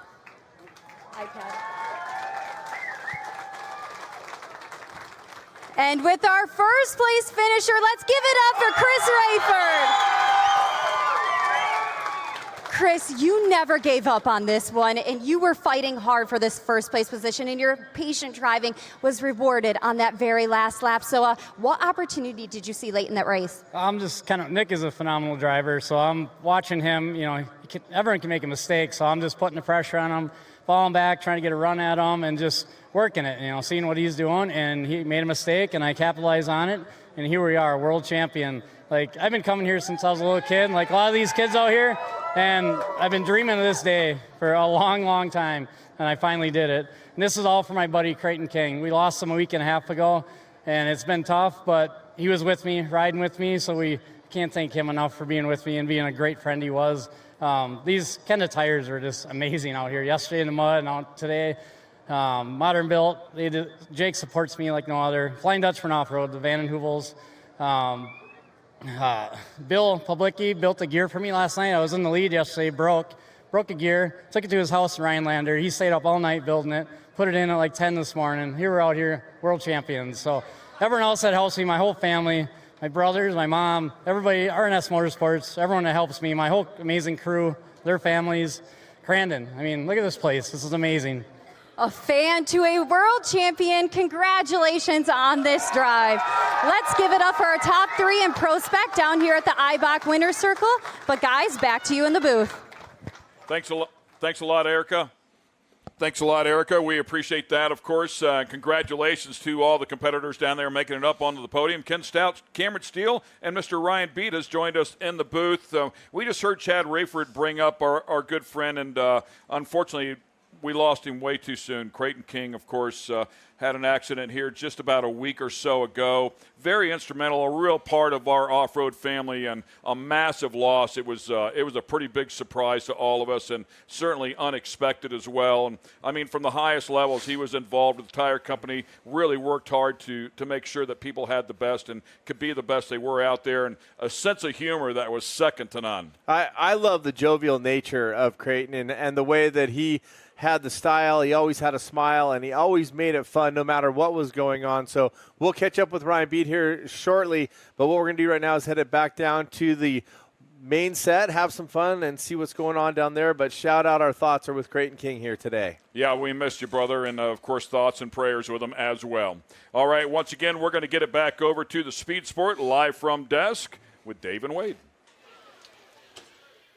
Thank you very much indeed, boys. Well, I think that really touches on the culture and the community that's involved in this sport, Dave, and I think that hit it right on the head for a lot of people that, you know what, they might race the, out of each other, but we're all friends and we're all family. Yeah, absolutely, and I considered Crandon a good, family member and all that. One of the good friends that we traveled for over 15 years. So we're going to take a look here at Crandon King's life. And it's one of those things that you look back and you remember the good times, and you remember that the guy went out the way he loved to live was fast. Forever 15, Crandon King. Let's take a look at it.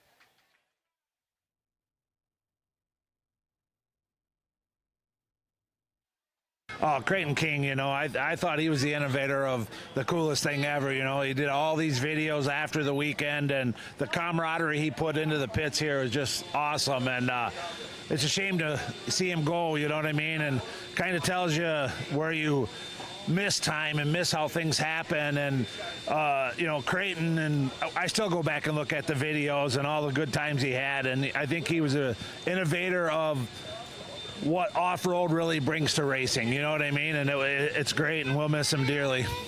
Crandon was incredible. He recruited me out of motocross, actually. Started getting tires and stuff for our motocross program at that time, and was a huge part of Maxxis, and just wanted to make sure that when I was ready to make the switch, he was there and ready for it. And when he was around, man, between behind the scenes and all the fun videos and fun times we had with that, and then even the tire program was just really, really good. He wanted everyone to be happy, everything to be perfect all the time, and outside of his work, the personality he was at the track was just something that will forever be lost, but we won't forget him. He's been an awesome part of the sport. I think everyone here at Crandon, he's in our hearts, and hopefully we can all have fun this weekend in memory of him. He helped us he helped take us to that next level. I mean, we had some great sponsors in that, but when you were involved with Crandon, you had more than a sponsor. You had a friend, a family member, a guy that was there to call, in the off season and just talk with, and I mean, him and I became really good friends. Even after he left that program and stuff, we still stayed in touch, and it's just one of them guys that you keep in your hearts and forever. Crandon meant the world to me. He was my first tire sponsor with the tire company, and he just supported me personally. He sponsored me with his own company after he left the tire company, and he's just the greatest guy you'll ever meet. He'll do anything for anyone, just always happy, always living life to the fullest, and just in a great mood, and just, we're going to miss him terribly. He was a great friend of mine after all these years, and just, it was a tough day. It's still tough, but we're going to live life like Crandon and just be happy and enjoy the time we had with him. Super great friend. Him and I hung out for years. He lived in my driveway for years between events. I'd do anything for him, and he'd do anything for me. Well, we're here at the Speed Sport live from desk here for the 54th Polaris Crandon World Championship presented by Toyota. Toyota, let's go places. Man, it was so great to see that, and I know Chad Rayford, you know, you were part of that little memorial there for Creighton, and you put it on top of the box, I got to say, just was a testament that he was looking down on you, my friend. He was definitely looking down. I think he was messing with me a little bit yesterday. You know, I had a good lead and broke the truck. But that's Creighton, you know, the jokester. So the jokester, exactly. Yep. So he was back riding with me today, and we pulled it off. It was world championship for Creighton King. You know, a lot of people think that the trucks are cool, like that it's about steels and wheels. Right. It's not. No. It's about flesh and blood. It's flesh and blood. And you know, a lot of times it's not even the stories of what happens on the racetrack. It's those laughs in the pits. It's those miles on the road. It's we become a community, and it's like a pub brawl out there, right? When you're racing. Oh yeah. But we would all go to war for each other. Well, yeah, we're in the pits. Like, I'll borrow parts of my biggest enemy, you know, just to make sure they're on the track. We all help each other out. It is a family. We camp out for 4 or 5 days every couple weekends, and you become a family. You're the fiercest competitors, but you're friends off the track, and you'll do anything to help each other out. Well, I got to wonder what was going through your head after yesterday. And, of course, that was, you know, you had a great run at the beginning, and then it wasn't. So was that a little bit in the back of your head on the start today? Oh, yeah. You know, you definitely always remember that, but you just go, you put it behind you as soon as that flag drops, and you go for it. Was Creighton's voice in your head? Creighton, I can hear his voice. I hope I don't lose that because I can always hear his voice, but I can hear him talking to me. I used to spot for Creighton when he raced light buggy here. So we had a lot of good memories, and he was with me the whole time, and I just never gave up and pushed to the end, and here we are. There's 50,000 of us here. There's probably only 200 of us that know what it feels like to do the land rush of you. What is it like when you're sitting at the line waiting to go and you know that down there is a corner that you can't see the other side of and you're going in with 12 or 13 other hard-charging people? What's that like? Well, luckily, like I said, once the flag drops, you kind of forget about it. Yeah. You honestly don't think about it. But today, we had some manual transmission, so we put a rock under the tire to hold us because it's downhill. I rolled over the rock, so I had to hold the brake. So with the clutch, they killed me off the line, so I had to work my way up. But yeah, it's intense. When you're sitting there before the green is when you're the most tense. Like the nerves hit a little bit, but it goes away as soon as you take off. So you have to remind yourself to breathe? Oh yeah, because you will hyperventilate and not breathe. So. I love that in a sport like this, you can still put a rock underneath the tire and you still roll over it. Right. Well, I mean, normal cars, when you're sitting there in flatlands, it's, you know, you do the old heel toe type of thing. When you're on that hill, and the way these trucks are set up, the pedals are spread out a little bit more, so it's really hard if you don't have giant feet. Right, and we got a big throw on our clutches, so it's not possible heel to toe. But yeah, it made it more intense, though. It made it more worth the while and more of a story. You know, theoretically, if you could put 2 million people in here, 99% of them would be moved in some way by what they see here. Yeah, definitely. How do you put this into words as a racer, let alone as a fan? I mean, this weekend has been unreal. All the events they've put on, Crandon always does an amazing job, but every year they seem to step it up.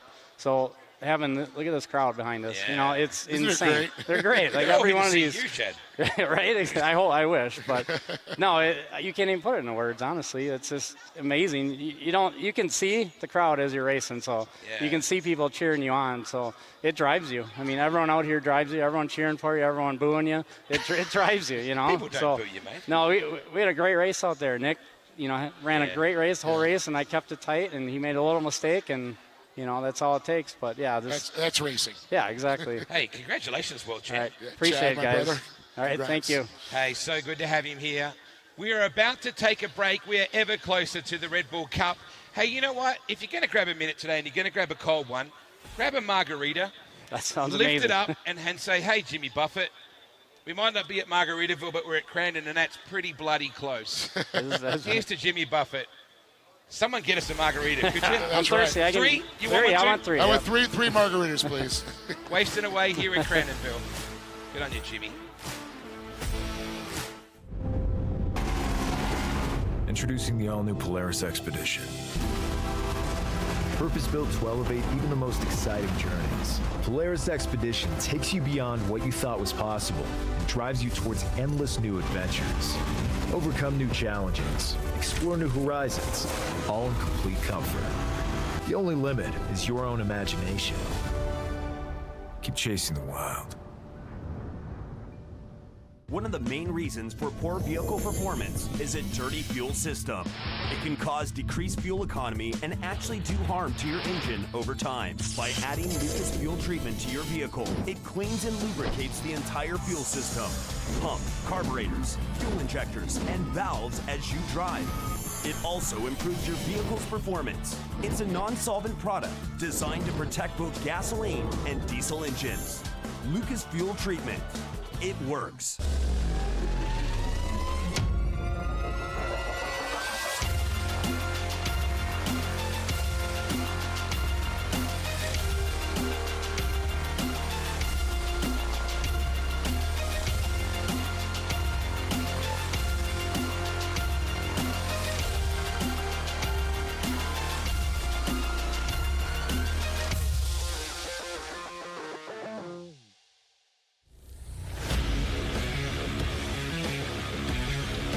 Welcome back to our Speed Sport live from the 54th Polaris Crandon World Championship, presented by Toyota.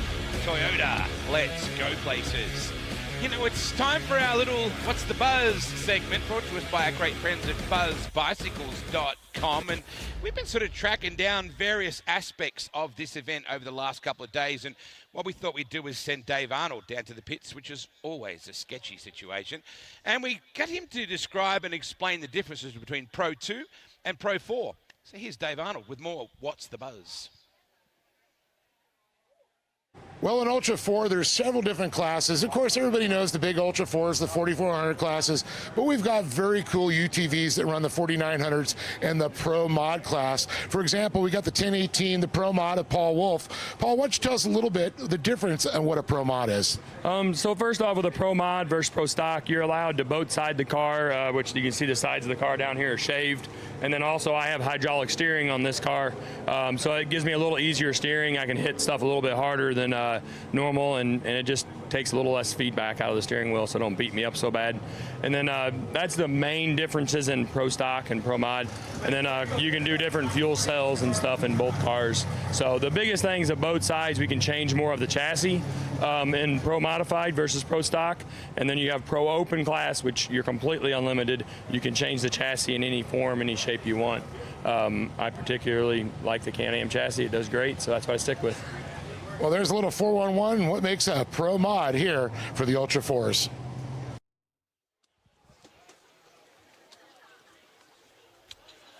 Thank you very much indeed, Dave Arnold. Now, thanks to our friends at buzzbicycles.com, we have some free swag to give away. Hands up if you want to win some free Buzz Bicycle swag. Everyone loves a bit of free stuff. If you want to come over by our Speed Sport Live from stage, we are going to throw it out to you right now. So you want to wander over, we can give you some free swag. Speaking of free stuff, Ken loves free stuff, and the Man of Steel loves it as well. Let's go back upstairs to the booth. Boys, we're only moments away from the big dance coming up shortly. We do love free stuff. We noticed how you conveniently forgot about us when you ordered 3 margaritas instead of 6, and I say 6 because multi-time Pro Light champ and Crandon World champ, Mr. Ryan Beat, is up here in the booth with us. You know how to get it done in the Pro Lights, man. You need to build these things. You've got the Fab Shop in North Carolina now, made the big move from the West Coast, and you really have a lot of hands in a lot of the Pro Spec trucks and a lot of the Pro Light trucks out here. Yeah, we've been pretty busy over the past couple of years, but excited to be up here in the booth with you guys for the first time, so we'll see how we do, and hopefully get to watch this good Pro Light race. It's always a, spectacle here at Crandon watching this race. These guys are not afraid to beat and bang for sure. So when you come here with Pro Light, would you do anything set up a little bit different from a typical race here? Yeah, absolutely. This track has such a high speed, throughout the whole track that you try to gear that truck, you try to take all the aero that you can and throw at it. You do everything, get the truck rolling as free as possible to carry that momentum and speed that you need for this track. Coming through turn 1, flat out, they're on the mat? Yeah, you do not lift. You lift, you're in trouble. So it's one of those deals that you come from the tree turn, and it's flat to the floor all the way through turn 1 to the jump. I have a question, Ryan, something that I was asked by a fan. How many practice laps do you get? Because you don't get any practice the day of the race. How many actual practice laps do you get outside of the racing here at Crandon? Well, it depends on how much you come and test. A lot of these guys have come here prior. I mean, once the official weekend starts. official weekend, you'll probably get 6 laps between practice and qualifying. So it's a quick learning curve if you haven't been here before. We're about to go racing here, folks. Kyle Greaves, by the way, on a tear, the reigning champ in the category, looking to win another championship. Just won one day ago. Trey Gibbs has been very good as well. 8 podium finishes, including a win. Kyle Greaves, 7 wins on the season. He has been on fire. The starter making his way up to the starting stand. Maddox Bailey coming in here third in the points. Brody Ecclestone also having a good day one day ago. Those 2 young guns up on the box as well. Green flag flies. Here we go. The Crandon World Championship for Pro Line. It is on. 500 horsepower V8s making their way down to the Forest County Potawatomi turn number 1. Kyle Greaves with that hole shot. Right out of the back goes a KGB truck.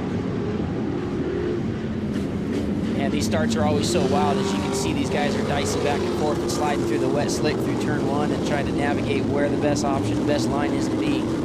It's hard to tell, too, because you don't know how much water's been put down, right? Your spotter can kind of give you an idea, like, hey, this section looks really wet, or try to stay outside here, but until you actually get there, you don't know what you're getting. Yeah, and this track's very tricky. Oh, Maddox Bailey getting taken out and going around. Bummer for him. But yeah, this track's very tricky. There's a lot of spots on it that look like it has grip, that's really slick, and there's some spots that look like they are going to be slick that have grip. Connor Berry there as well, unfortunately sitting there dead stick, and Brody Ecclestone having some issues here. Jacob Rosales right behind him trying to make him pay. As we go back up to our leaders. They're on the slipping side. Greaves throwing it around.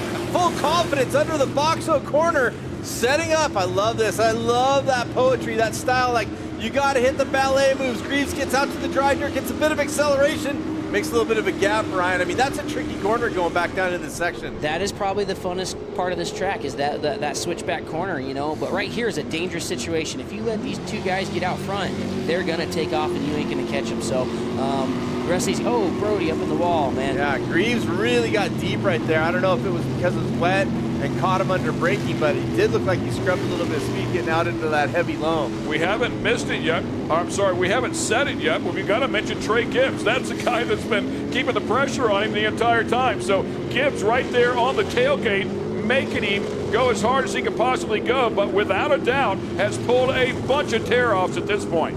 For sure. And he's using like 1 lane down from him, Ryan. I mean, talk about the subtle changes or subtle things that you would do different, not to directly follow or to try and see what your competitor in front of you is doing. Yeah, so you don't want to be behind, directly behind. You want to try to be 1 lane off just so you have clear vision. The roost is so heavy, especially when the track's this muddy, that you don't want to be going through your tear-offs in the first 2 laps. And that's a pass for third, if I'm not mistaken.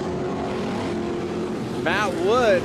And contact. Big contact. And that a chain reaction there, and then right back into the wall as well goes the 36 truck.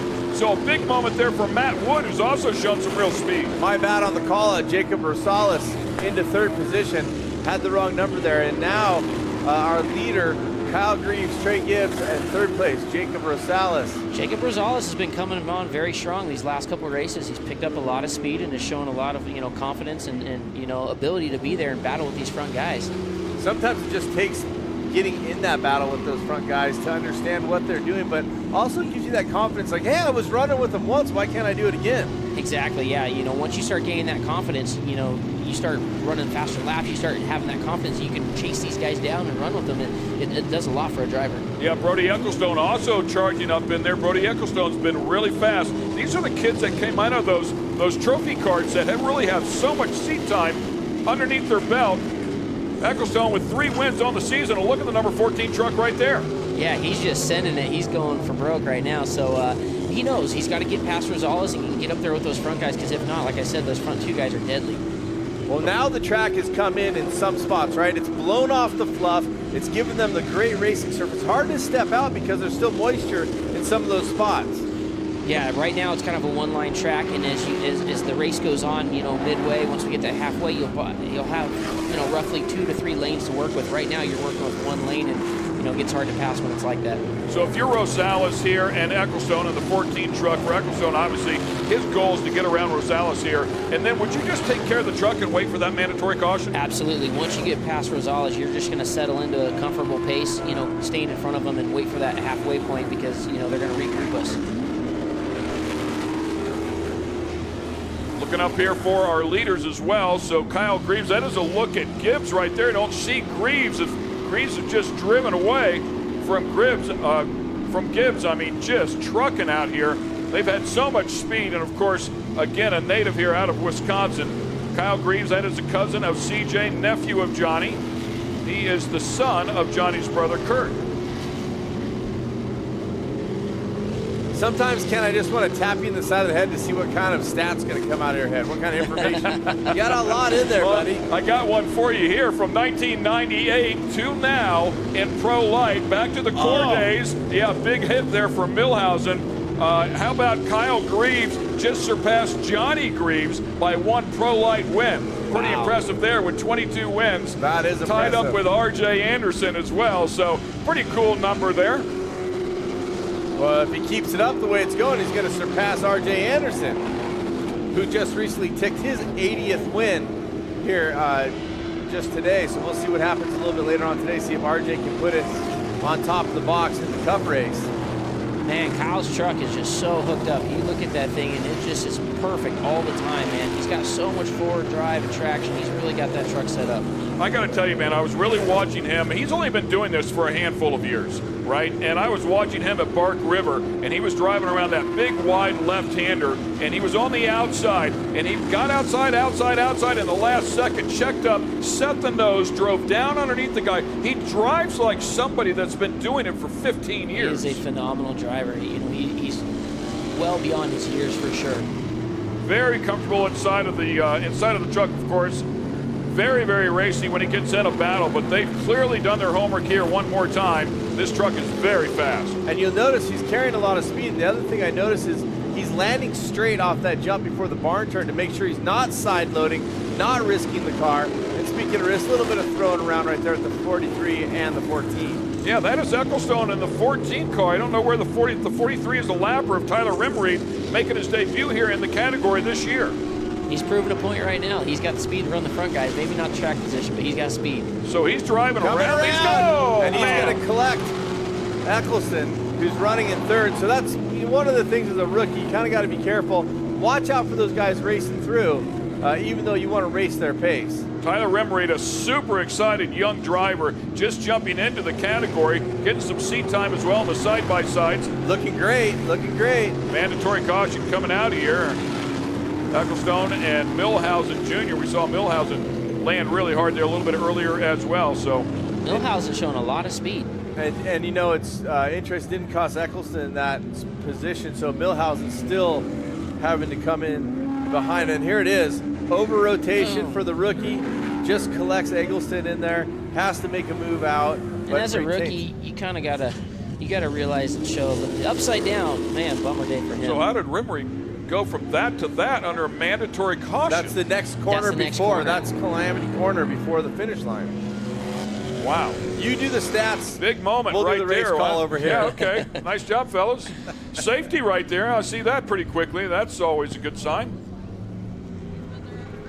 Yeah, big moment right there for Tyler. And like you said, showing some speed there. So you saw safety comes around. They check to make sure you're okay, right? They look inside, get the thumbs up, make sure everything's cool. Then they hook up and flip you over. Yep, first thing they do is they ask if you're okay. You want to be flipped back over, and 99% of the time you're like, yeah, I want to get going racing, so yeah, get me back over. Out of the abundance of caution, they ask the driver to make sure no one's injured, and then they don't want to flip it back onto its wheels and have that impact if the driver's injured. The one thing that I really love now is it used to scare me to death when they would flip the Pro Lights back over. Remember all the fires? Boom, when they had the carburetors on them, and the fuel would run to the top of the carburetor, and they turn them over, and it would ignite. It was sketchy, but now with the fuel injection, that seems to be alleviated. Yeah, fuel injection has solved that issue for sure. I might have been on fire once or twice. You're still hot to me. No fun. On fire, Ricky Bobby. No fun. Fire is the least fun. And Greaves has been spot on. This will be that mandatory caution or competition yellow. So now, does Gibbs have anything for him? I'm asking you, Ryan. We obviously Greaves has the pace. What does Gibbs do? He tries to preempt that start, tries to give him a nudge, tries to get underneath. I mean, what can Gibbs do? You're going to just have to get aggressive. You're going to have to get those elbows up and ruffle his feathers a little bit to make this happen, you know? In this situation, when you have a guy that's that dominant and that fast, you have to, get him off his game somehow, and you have to get in his head a little bit. And I think that's the only way. Trey's got speed. It's just that track position. If he loses that track position on the start, it's going to be deadly for him. Well, he's looking to jump forward, and one behind him's looking to jump forward as well. So he's fighting front and Everybody back. behind Kyle's looking to jump forward, so it's going to get dicey here. Here we go. Pace truck has pulled off. They hand the field over there to Kyle Greaves. Trey Gibbs right there on the back bumper. See if he can do exactly what these guys have been talking about. 2 seasoned veterans sitting beside them that know how to win championships. Good restart there for Greaves. Maddox Bailey with a big jump up the inside as well. Getting a little dicey in the back there, trying to grab some positions. That's when they can make it really count. And Greaves already checking away, getting a little bit of breathing room. Yeah, you get those 4 or 5 truck lengths, and all of a sudden you can pick your line, run it right on that cushion, right? You want to run right on that edge, and Greaves just picks his line and executes perfectly. That's really where the momentum is, right up at that cushion. Everything on the bottom is pretty slick and still pretty wet, to where if you can get that rear tire up in that fluff and help accelerate you off the corner, that's what gives you that drive. Like a nice battle going on back there for 4th place, I believe that was, as once again we watch our leaders here. We've got some battling going on. Let's go, Pro Lights. Right here, linking this all up together. All 3 of these corners are really one move, right, Brian? Yes, it's one move. If you don't set up coming out of the S turns, if you will, or switchbacks, if you don't set that up right, you're going to be in the wrong position. Truck's going to be tight. You're going to push. It's going to be the end of that session, or that section being the fast sector.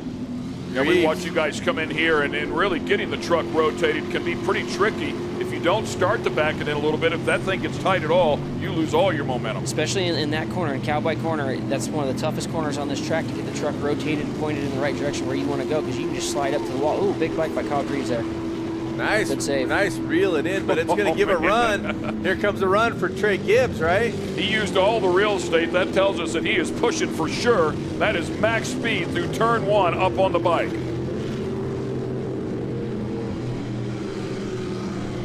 Great young man, also won the championship, by the way, at MAO. They ran a little bit of a shorter season, but it was 8 rounds of racing, and went out there and managed to capture that championship, so congratulations to him. Now a 2-time Pro Light champ, looking to make it 3 here in 2023. Battle for 3rd place, heating up. 4th on the Never Surrender move, coming in hot. That's Ecclestone once again in that 14 truck, staying just ahead. Maddox Bailey putting the heat on. My former teammate, way back in the day when Maddox was like 8. Stronghold, right? Maddox was 8. Running around letting the air out of your tires? Probably. Your old teammate and my current driver. Yeah, there you go. Yeah, so there you go. That's actually one of your trucks out of your stable there. Very cool. Yes, sir. Yep. So he's putting a charge on, seeing if he can run down Eggleston. He's got speed right now. We'll see if Eggleston holds her together. He's been very consistent, Maddox very fast lately. Maddox goes a little bit shallower into that turn, but it looks like some of the guys are going a little higher to get that whip in, right? Yeah. Some of the others are trying to drive in on that momentum. Yeah, so there's 2 ways to hit that corner: to go up high and get the whip, and then accelerate down the berm, to get the run for the straightaway. And then there's, but that takes time to go that far wide. And there's some guys that run more mid corner and just try to carry a better arc through there to get the drive. So there's 2 ways of doing it. Maddox definitely looked like he had a good move right there.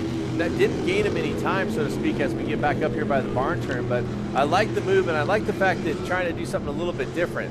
Yeah, you got to constantly be changing lines up. This is a lot like motocross, where the track changes every lap, so you got to be looking for lines and looking for that extra little bit of speed that you can, hopefully reel in the guy in front of you. Yeah, Maddox Bailey, they're about 0.4 of a second quicker than Ecclestone in that previous lap. These 2 guys separated by just a couple of tenths, as once again they will cross the stripe here. 126 flat, 125.8 for Gibbs, showing a little bit of speed, trying to reel in Greaves. We'll see if he can get it done. Once again, we go back to this battle here for 3rd. Couple laps remaining. Gibbs just needs to settle in. Oh, and here we go. Oh.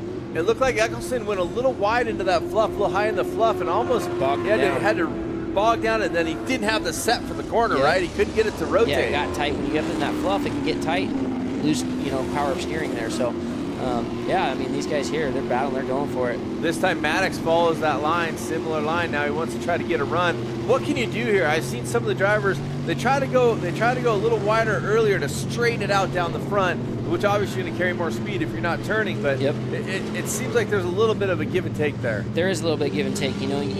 One lap it'll work one way, next lap it'll work differently. So again, it's all based on track position and where you're putting those tires in the dirt to get the drive down that straightaway. Maddox is on his game right here. He's trying to give a push. If you're in his headset right now, Ryan, what's the info you're giving him? I'd be saying, let's go. You got this. He's running him down. He's obviously faster, and he's putting the charge on him. And he's got great moves. He's got great car control. And I think, in these trucks, believe it or not, the draft is a good thing, right? We see it in the SST trucks. We see it here too. Crandon, these big high-speed tracks, if you can duck in behind somebody on these faster straightaways, you can suck right up to their bumper and get a run on them. I love those alternating lines right there. You can see Maddox slide right up, close the gap, but then it was Ecclestone who ran that higher line, got it squared up, unwound the wheel, and had some forward momentum on the exit and got his gap right back. Just 2 ways to skin that cat. Yep. This is where Eccleston made a mistake last time, but this time he's cleaner through there.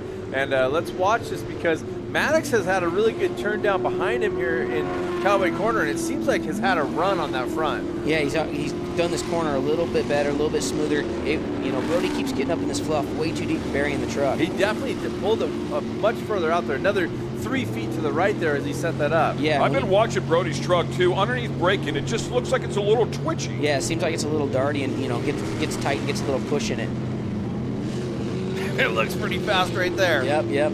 He got a big steam run down the straightaway. Man, they land a ton. That side load there has got to be tough on the truck, Ryan. You see him brake there very often? Yeah, you see, not so much brake suspension parts, but you see tires blow there. That's the biggest thing is you don't want to side load and blow the tires out. They're beadlock wheels and whatnot, so they help hold the tire better, but still it only takes so much. Once again, these guys battling for that third and final podium position.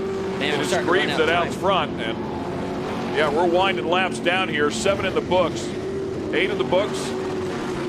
White flag out. Here we go. Final lap. Back up to our leader, the 34 truck, KGB. That is Kyle Greaves, looking to make it 8 on the season, a total of 10 podiums. Be 23 career, and he has some nice breathing room right now. One of those times where the spotter tells you no pressure, run your line, don't do anything crazy. Right about this when you misstep, right? Oh, I got this. Well, at least he's going for it. I have no problem with that one, right? Yeah, Gibbs going for it, trying to carry as much speed as he can. Breaks out of the rut or the line, steps out. No danger. He's got a little bit of clear space behind him. He's trying to do everything he can to be in competition with Greaves. Even though Greaves has been the class of the field the whole time, you're second place, you're 20 car lengths back. You don't want to give up. And this is back to that battle for third once again. So Ecclestone doing a great job so far of holding off Maddox Bailey. 2 young guns here, very talented kids as we go back up to the KGB truck. Beautiful. Did he do anything wrong the whole race, Ryan? No, man. He's driving a flawless race, man. It's 100%. Kudos to him because he's just done everything perfect. His lines are perfect. His, entry and exit points are perfect. I mean, it's just, man, what a flawless race. Congratulations to him. So much confidence inside of that truck now.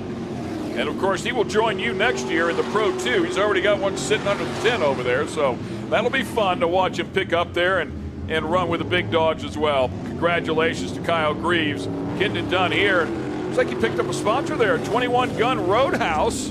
How about that? That's Good awesome. job there for the 34 truck. Yeah, it's great to see new partners coming into the sport, especially young, enthusiastic guys like Kyle. He works on his own truck, he builds his own stuff. To see him come out here and win like that, that's a pretty cool thing. Yeah, he was in a gnarly wreck earlier this year, and it might have been here actually, but they took the truck back to the shop and cut that thing all apart. Yeah, let him hear it, fans, and they cut that thing all apart, put it back together, and brought it back the next day and got through the race. Very, very talented. He is a cut grind weld guy, no doubt, much like Dad.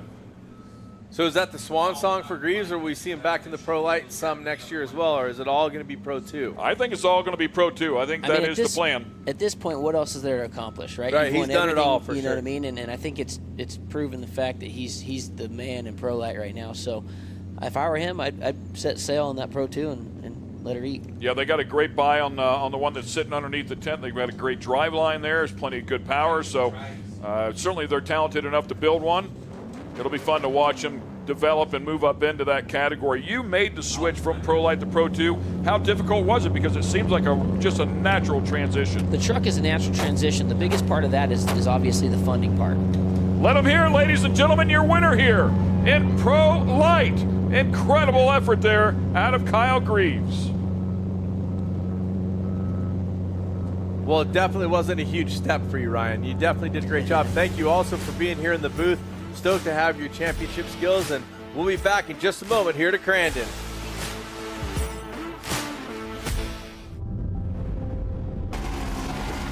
Introducing the all-new Polaris Expedition. Purpose-built to elevate even the most exciting journeys. Polaris Expedition takes you beyond what you thought was possible and drives you towards endless new adventures. Overcome new challenges, explore new horizons, all in complete comfort. The only limit is your own imagination. Keep chasing the wild. One of the main reasons for poor vehicle performance is a dirty fuel system. It can cause decreased fuel economy and actually do harm to your engine over time. By adding Lucas fuel treatment to your vehicle, it cleans and lubricates the entire fuel system.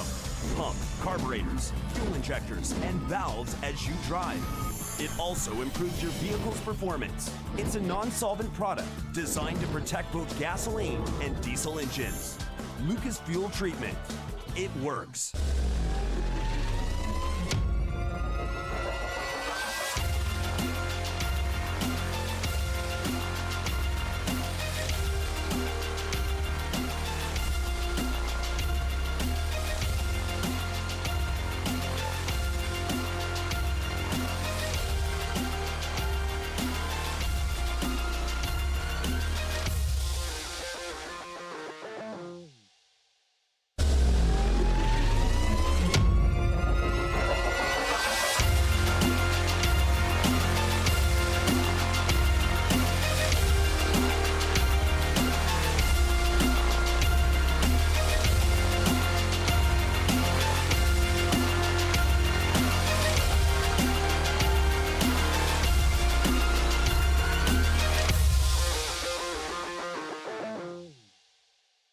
There is less than 1/100th of an inch of motor oil protecting your car's engine. Friction and heat causes engine oil to experience thermal breakdown, weakening its ability to protect the engine and its parts. Lucas Heavy Duty Oil Stabilizer is specially formulated to resist thermal breakdown, protect vital engine parts, and extend the life of your engine. It also stops smoking, knocking, and oil consumption in worn engines. Lucas Heavy Duty Oil Stabilizer. Keep that engine alive.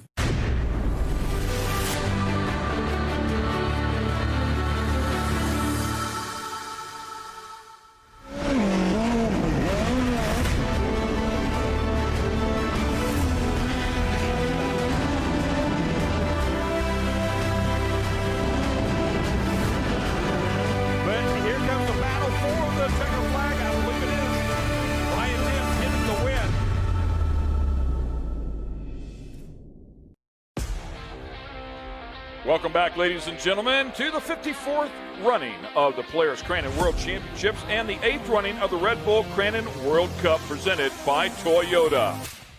Pro Light in the books here. We're going to bring you our Speed Sport highlight reel here. It was Kyle Greaves right off the bat, followed up by Trey Gibbs, and then it was Brody Ecclestone. Little shenanigans going on here at the beginning of the race as everybody was trying to get things sorted up. Unfortunately for Connor Berry, he ended up powerless. So first one out of this one, Jacob Rosales and Brody Ecclestone getting together there as well. And a couple of trucks beating and banging there, including Travis Milhausen. Ecclestone finally getting by Rosales, picks up the spot, takes over third. That was the third and final spot. Then Tyler Rimreed, unfortunately, over-rotated right here in the gravel pit, and that caused a little contact as Ecclestone was committed.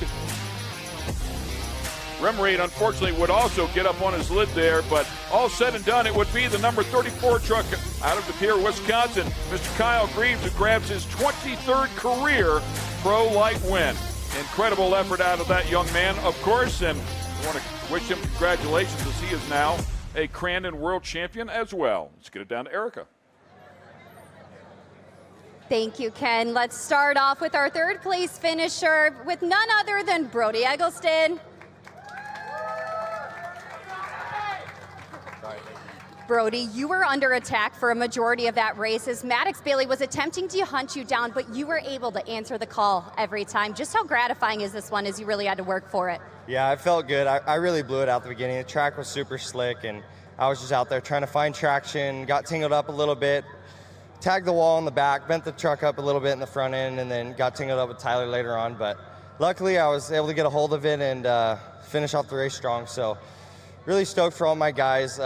Sean, Travis, Ken, Johnny, man, they've been working hard, and it shows, and I'm just stoked to be up here. So thankful to be out here in front of all these awesome Crandon fans, and I wouldn't be able to do it without all my sponsors: Maxxis Tires, Bill Stein Shocks, Walker Evans Racing, CBR, Dynamic Motorsports, Rugged Radios, and everyone else. Thank you. Actually, Boxo Tools as well. They've been up here, and they've helped me out this year, so shout out to them. Thank you. A job well done. Congratulations on this third place finish.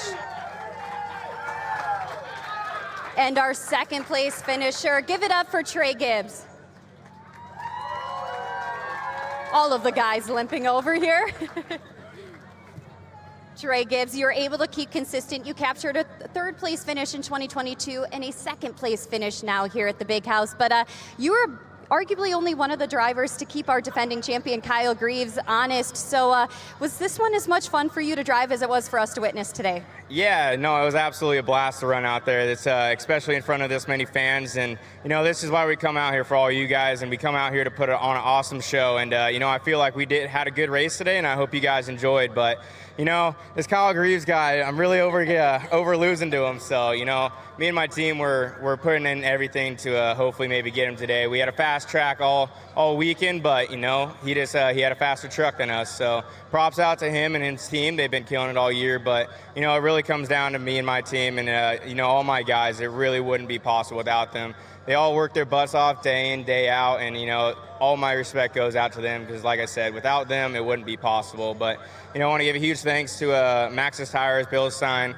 They were working out there. The track was slicked off and the jumps were big, and my truck was handling it all. But Steal It, Rugged Radios, VP, Impact, anybody else I forgot, thank you guys so much.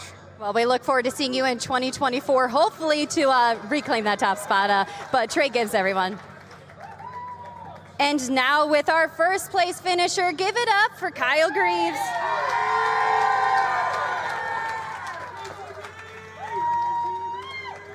Kyle, history repeats itself as we see you top this pro light field, but it's no surprise that you made your way to the top because no matter what series or race you've entered in, you've been competitive and a contender to say the least.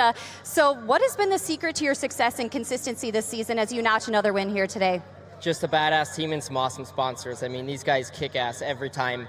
My team gives me the best truck they could possibly give me every single time. And you know what? I got to give a huge hats off to my dad, my brother, John Hoffman. He's got our Fox shocks just dialed right in, and I could huck that thing off every jump wide open if I wanted to. But don't worry, Trey. We're leaving Pro Light next year, so you'll get some then. But we're ready to keep going. We got one more weekend of racing down in Oklahoma again, and we're just ready to keep this train chugging along. So I can't thank my whole team: my mom, dad, my fiance, my brother, his fiance, John Loberg, my grandpa. He's back home. His wife fell down and hurt herself, so he had to head home. But we miss you, buddy. This one's for you. But we're just going to keep on keeping on. And KGB Customs, Ken Tire, those RTs, man, podium to pavement for sure. They got that whole shot dialed and kept me in the lead that whole time. So Ken Tire, thank you guys.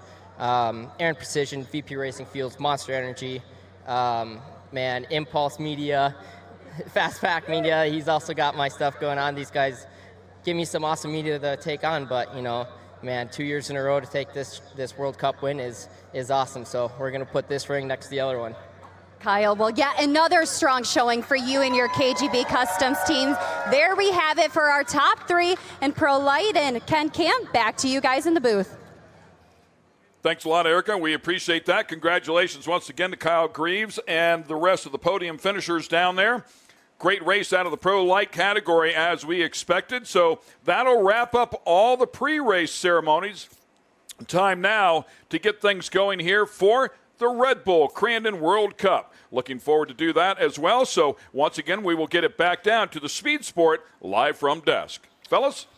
And that's about where I first laid eyes on you, actually, Kenneth, as I remember. And you too, DA, before we went down to, what was the name of that place? Was it Charlie's? What was the name of that? Charlie's. Charlie's, Yes. down by the lake. That was Charlie Sleevey. That was really, really nice. You know, Thursday was a big day. Of course, we had the parade started in the morning, and that was absolutely massive.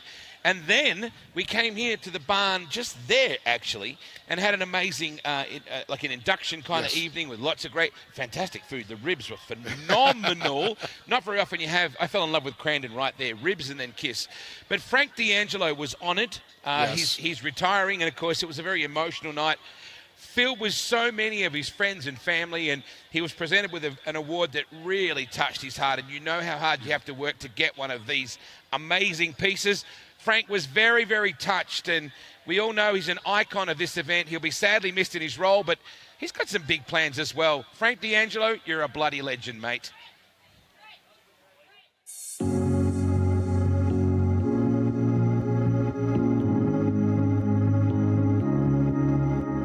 Could anybody in this room ever dream or think of a better place to have a retirement celebration than right here in Crandon?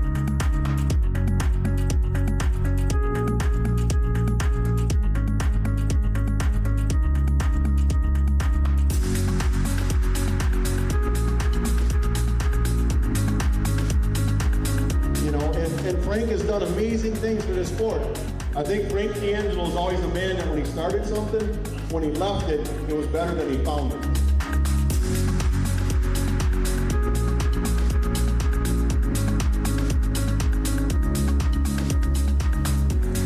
The Golf Pros Hall of Fame means a lot to my family and this community. So nothing brings more pleasure to be able to make this donation of $10,000 for Golf Pro Hall of Fame. Frank taught me passion. Frank taught me that you can do a lot if you have passion, and it doesn't really matter what you know when you start. It's what you're willing to learn, and it's what kind of work you're willing to put into what you're doing. So thank you for everything you taught me. There isn't anything I wouldn't do for Frank, because he took me in and helped develop me, and I'll never forget that. So Frank, you are a true gentleman, a true mentor, deeply, eternally grateful to you, and I'm proud. I'm proud to be part of what you've built. I'm proud to be part of the BF Goodrich family, and I'll take that to the grave. So buddy, thank you.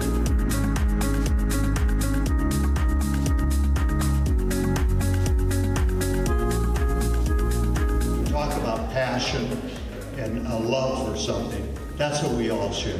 But Frank is family, and I mean really a family guy. We've known each other now for 50 years. He says, "This is where the cowboy rides away." Thank you, Frank D'Angelo, for a decade of support. 8/31/2023.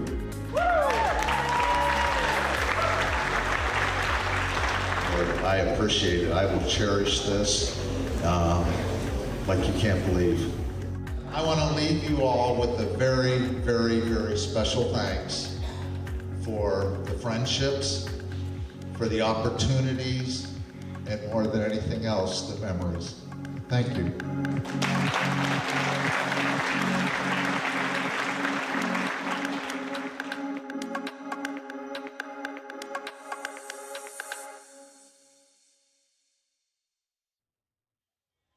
Boy, the countdowns are getting faster and faster as the day wears out. Jason Flannery joins me here at the moment, and the Flannery family are the reason that we get to sit here basically in their backyard and do what we do. You invite 50 or 60,000 of your closest friends to a barbie. That's what we call a barbecue back home. Mate, thank you so much for this event. You must, just look out there for a second, Jace. Just totally look amazing. at those fans right there. Your family, this is their legacy. It's your ongoing legacy. It's not done. You must be so proud. I am. I'm so proud of my family, my father, this community. It's really special. It brings this place alive. There's only 1,800 of us live here year round. Yeah. And to bring this many people, and we're willing to share everything we got. Jace, there's so many. It's a small village that runs a huge army. this weekend. You've got so many workers that are just, you never really understand that they're part of the team because they're just doing what they're doing, not looking for fanfare. You couldn't do it without the volunteers. And I mean, yes, there's amazing people like Tina that work in the office. Like, my God, she showed Ralph and I how to get home the other night. But you have so many great people that take this on like their own event. It is. This Midwestern values is so important. And this community, this is all about them. What we do here and the support we're able to give back to them for the time that they give. This past year we gave 16 high school scholarships. We donated back about $75,000 last fall to the area organizations, the Knights of Columbus, the Youth Athletics, the Wilderness Trails Club, all those guys. We got those guys parking cars, working in our food stands, all that. It just, you guys, this Midwestern values, good American values are still alive. Yes. You just got to keep going to those places to find them. And it's right here in northern Wisconsin. Yeah. We get a lot of people out of UP and Michigan. You know what I mean? There's some great people. And there's great people that come from all 50 states here. You know what I mean? And get some guys from overseas here. You know what I mean? And it's awesome. We just want to share this and let everybody know there is some great things left in the country that if you haven't seen, just put some more gas in your car and get there. Well, Wade said it the best. He talked about, coming from Australia and other countries and, with America, he really got to experience the true Midwest values, and said this is the heartland. Yeah. This really is this area, and there's salt of the earth people. They really are. You can go to the hotels, the local, go to Yetis. I mean, anything is just the nicest people ever. Just love it. There's a place called Knoxville in Iowa that hosts the biggest sprint car race in the world. It's got 7,400 people in it until that 1 week. The saddest place in the world is Sunday morning after Nationals. What is this joint like tomorrow? Do you walk around and go, where'd everybody go? Monday morning, Crandon, Wisconsin, you can shoot a cannon down and not touch a person. But on Friday afternoon or Friday morning, you can get other people on the streets. And that's amazing. You can bring that many people to a little community like this, and it's just such a shot in the arm for everybody. You know what I mean? And like you guys said, we're a good hometown, all American people, just wanting to have a good time and share what we have, and it's just great. This racetrack has put our community on the map. Yes, it has. And people from around the world. Mr. Eisbeck. Yes. He was up there and he's talking. He said, young man, I've been all around the world. Yeah. And I've seen a lot of things, but I've never seen anything quite like this. Yeah, Wilford has seen it all. For sure. Yeah. We are also grateful to you, mate, for letting us come in and play in your yard. Folks, wherever you are at the moment, would you bang your hands together for the Flannery family and for everyone here at the Crandon Speedway? Absolutely. Because, mate, you've done a phenomenal job. Jason, this is world-class, mate. Thank you. Unbelievable. That's Jason Flannery. He's but one of a small army that run the biggest, baddest off-road race on the planet. We'll be back as we get closer to the Red Bull Cup. Introducing the all-new Polaris Expedition. Purpose-built to elevate even the most exciting journeys. Polaris Expedition takes you beyond what you thought was possible and drives you towards endless new adventures. Overcome new challenges, explore new horizons, all in complete comfort. The only limit is your own imagination. Keep chasing the wild. One of the main reasons for poor vehicle performance is a dirty fuel system.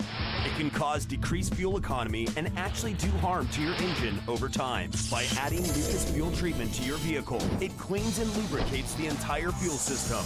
Pump, carburetors, fuel injectors, and valves as you drive. It also improves your vehicle's performance. It's a non-solvent product designed to protect both gasoline and diesel engines. Lucas fuel treatment. It works.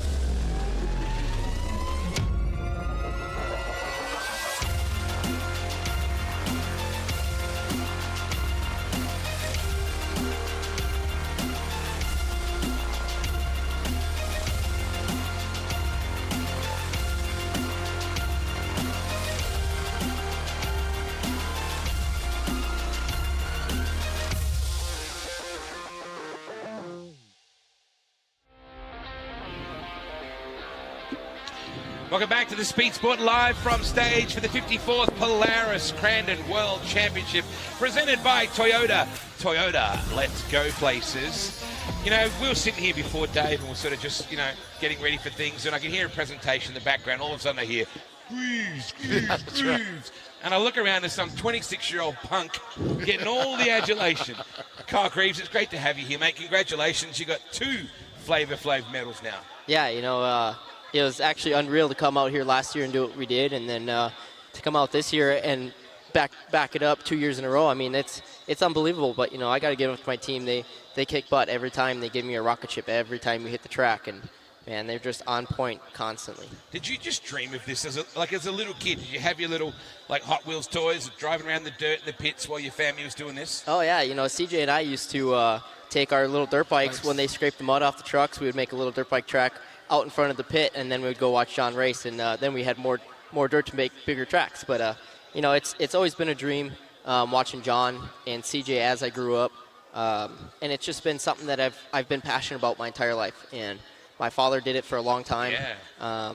And it was just the right time for us to get into it, and then we just progressively got more experience under our belt, and here we are, you know, 2-time world champ. Yeah. I just got to throw out, of course, your dad, Kurt Greaves, and you guys have turned a business into the racing now. And that's, you're not just a race car driver, you're a fabricator. So does that give you a little bit more insight of setting every track a little bit better for yourself? And of course, you've built other people's trucks too. Yeah, you know, we started just building and repairing side-by-sides. That's just where our business was. We started on that one. Side-by-sides really started to get bigger and bigger. And then we had the opportunity to build a Pro Light. And, you know, we just constantly work on it and see what kind of tweaks we can do to our suspension or tire grooving or just little things like that. I know what it can take. I put my heart and soul into it, so I'm going to send it as hard as I can, and this sucker better hold up to what I can give her. I noticed this is one of my favorite jumps right here in this main stretch where you just have at it and let it launch. But I got to say, turn 3, like when you head down the back there and just ski slope it like Eddie the Eagle, that's got to be fun, man. Yeah, it's sometimes you hit it and it flies flat and it lands and just takes off, and sometimes you land a little sideways and it gives you a pretty good rod knock afterwards. But you know, our buddy John Hoffman, he's out here from California, Hoffman Motorsports.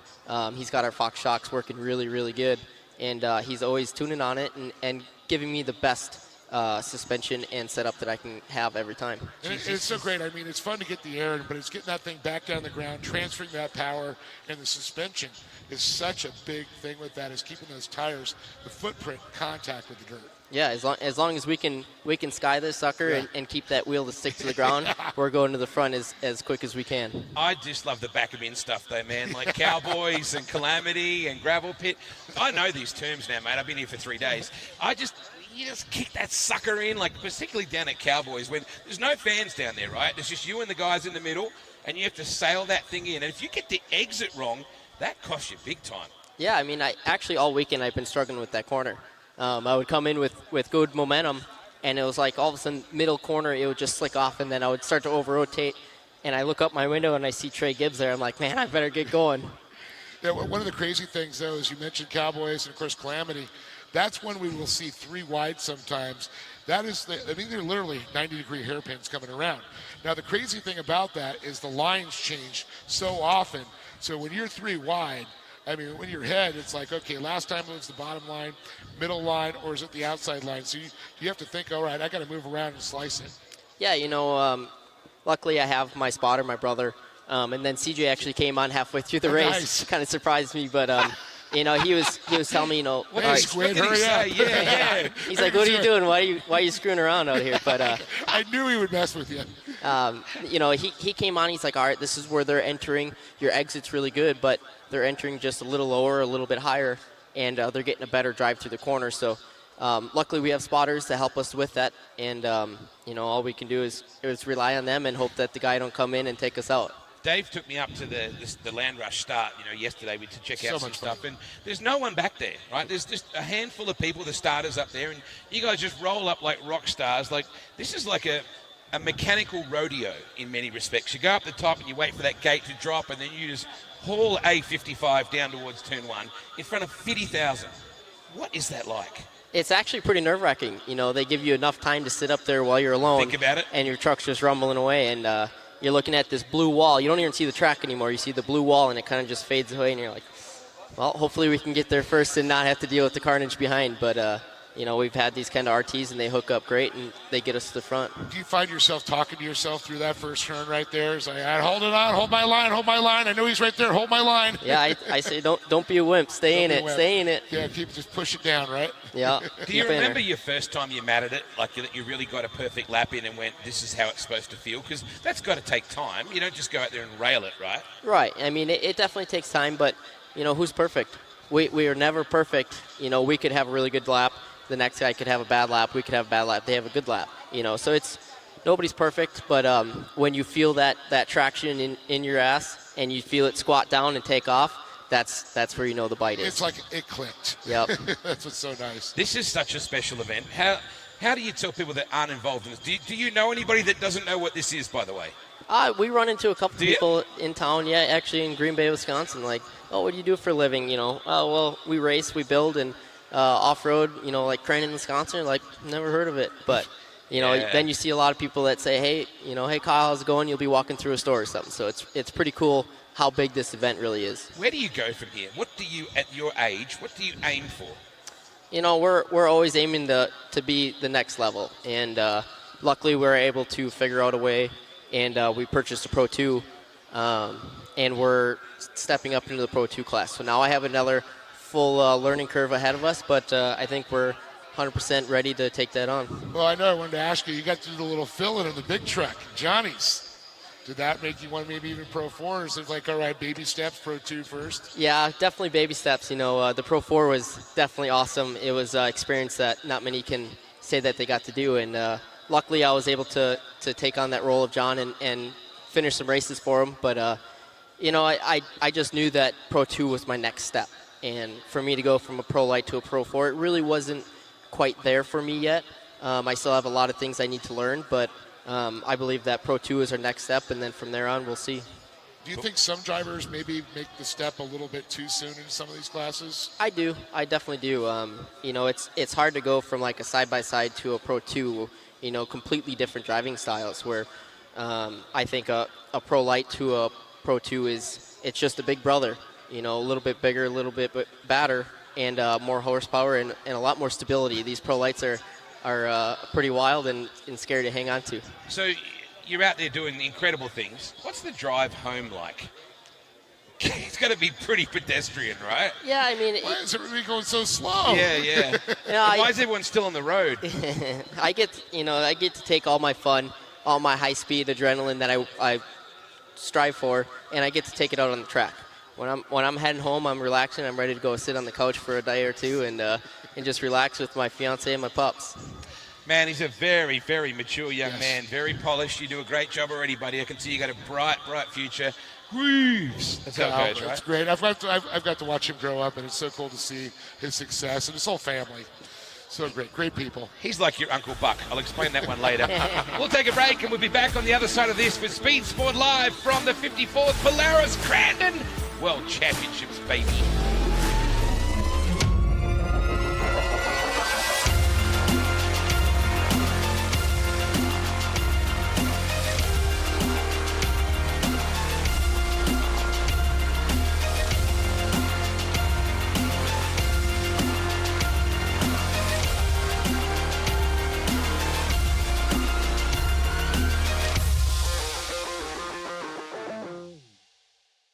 There is less than 1/100th of an inch of motor oil protecting your car's engine.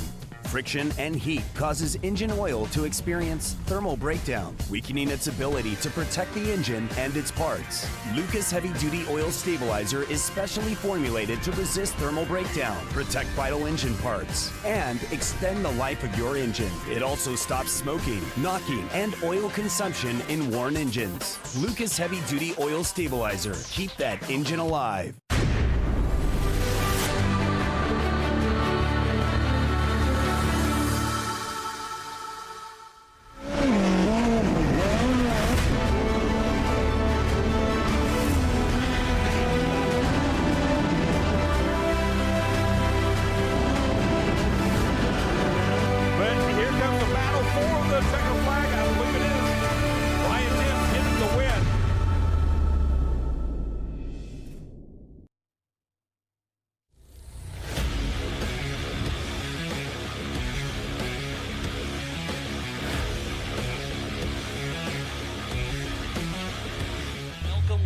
2022 Method Race Wheels Legends of the Fall.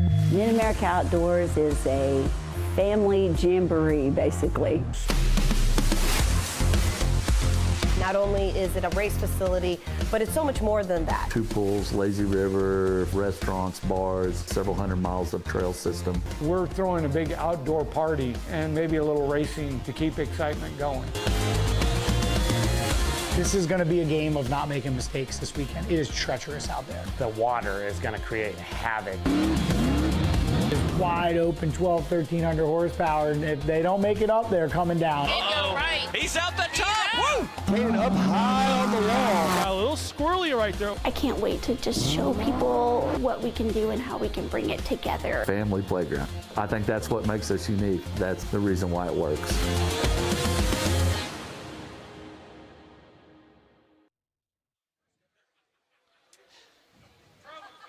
Welcome back to the Speed Sport live stage for the 54th Polaris Crandon World Championship, presented by Toyota. Toyota, let's go places. If I was going to go somewhere, I don't know, soon, Oklahoma would be a pretty groovy place to go. Oh, absolutely. Mid-America Outdoors is so awesome, and AOE. The folks out there, Jason Robinette and the entire crew, have done such a good job. They're all about the grassroots racing, but the facility, absolutely mind-blowing. The pool, the lazy river that they got. They got a pool with a jumbotron so people could actually sit in the pool, watch the racing going on. Are you serious? And a lazy river. And, of course, adult beverages will be served in that area also. But it's when is really, this? We're going in a couple of weeks. They're going to be doing the Champ Off-Road, and also they're going to be doing our Mid-America Outdoors final round there, too, for the side-by-side series. A pool and a lazy river and off-road racing together. It goes hand in hand.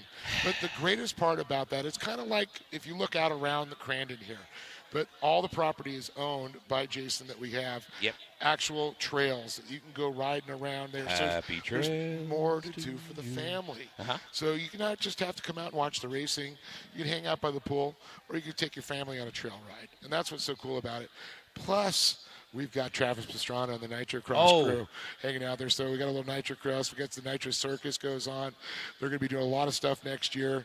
They're adding a lot more stuff going on. We got TK's Rodeo when we're down there, too. So, I mean, it's just so exciting. There's so much, and it's so family-orientated. Are you done already? Is that enough? No, there's more to come. Just wait. Sounds amazing. And everybody has prefaced here that's been on the box. Yes. We got Oklahoma next. We're pumped about Oklahoma next. So everybody is clearly looking forward to it. Jason Robinette is a real visionary. Absolutely. He certainly puts his money where his mouth is. He makes things happen, and that's what we're most excited about in just 2 weeks' time. Yeah, and if I could say anything to Gayla and Jason, thank you for the love of off-road racing, and it's so great. And it's just like the Flannery family, what they've done for Crandon, they're doing there. And that's really becoming like the West Coast. They've got Great American Shore Course. They've also now got, working with Crandon and, of course, with Mid-America Outdoors. A lot more to come with things around the country and a lot of family-oriented events, and that's what's so great about it. Can't wait. It's going to be amazing. We are getting ever closer to the big dance that is the Red Bull Cup, which is going to be amazing. I can't wait to hear the boys call it. I got to say, you got some of the best announcers on the planet in this sport as well. I really love listening to hear all the voices of this event. We're going to take a quick break. When we come back, we're going to get towards our introductions, and then we're going to have at it at Crandon, Wisconsin. That's the way I got to say it. Cheese curds and crazy fast off-roading. We'll be back in just a moment.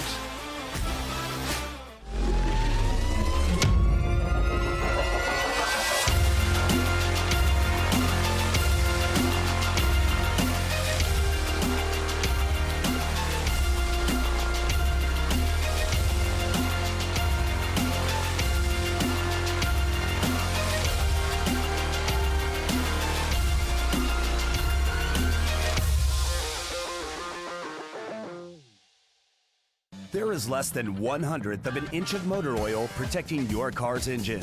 Friction and heat causes engine oil to experience thermal breakdown, weakening its ability to protect the engine and its parts. Lucas Heavy Duty Oil Stabilizer is specially formulated to resist thermal breakdown, protect vital engine parts, and extend the life of your engine. It also stops smoking, knocking, and oil consumption in worn engines. Lucas Heavy Duty Oil Stabilizer. Keep that engine alive.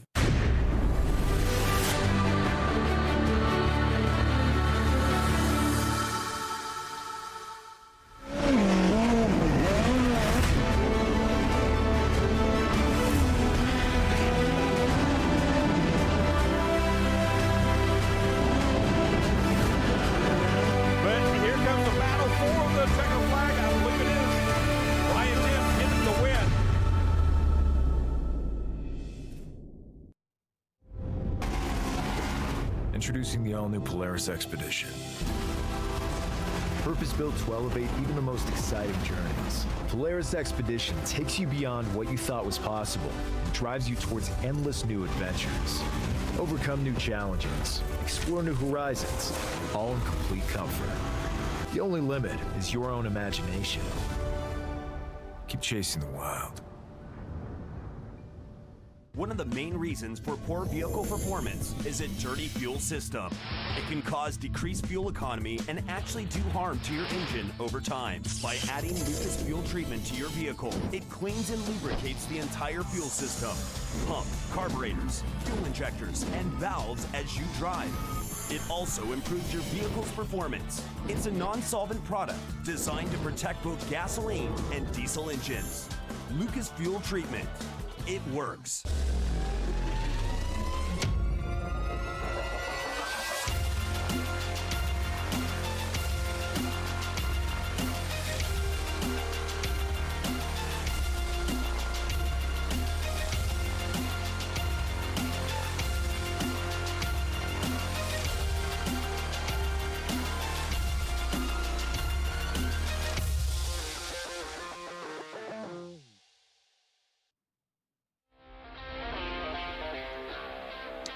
It has all come down to this. We are but moments away to turn all hell loose on someone's backyard. That is the Plannery family backyard, and what a backyard it is.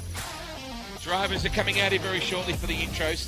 Can you just explain to me what's about to happen? Well, we're going to line up all the trucks and introduce our drivers, the Pro 2s, the Pro 4s. Now, what they do is they're going to start the Pro 2s first, of course, after all the opening ceremonies. And, of course, the Pro 4s are going to be chasing them down. I'm not sure what the time is set, but there's going to be an actual time gap between when they let them go. But we got a little opening ceremonies before that all happens. Now, what kind of chance do the Pro 2s have of winning this thing? Well, we've seen it before. Of course, Keegan Kincaid. He took it there, and of course, last year was C.J. Greaves in a Pro 4. You just never know how it's going to really shake down for you. It must be a frightening feeling to be in a Pro 2 and know that stuff is hauling A55 to run right over the top of you. Well, 750 horsepower in a Pro 2 to a 900 horsepower, Pro 4. So they've definitely got the power. Now, the benefits of the Pro 4, you've got those front wheels that pull you out of the corners. So they don't have to worry about so much. They do rotate through the turns, but they're a little bit quicker through the turns, so they can get a little lower also in the turns.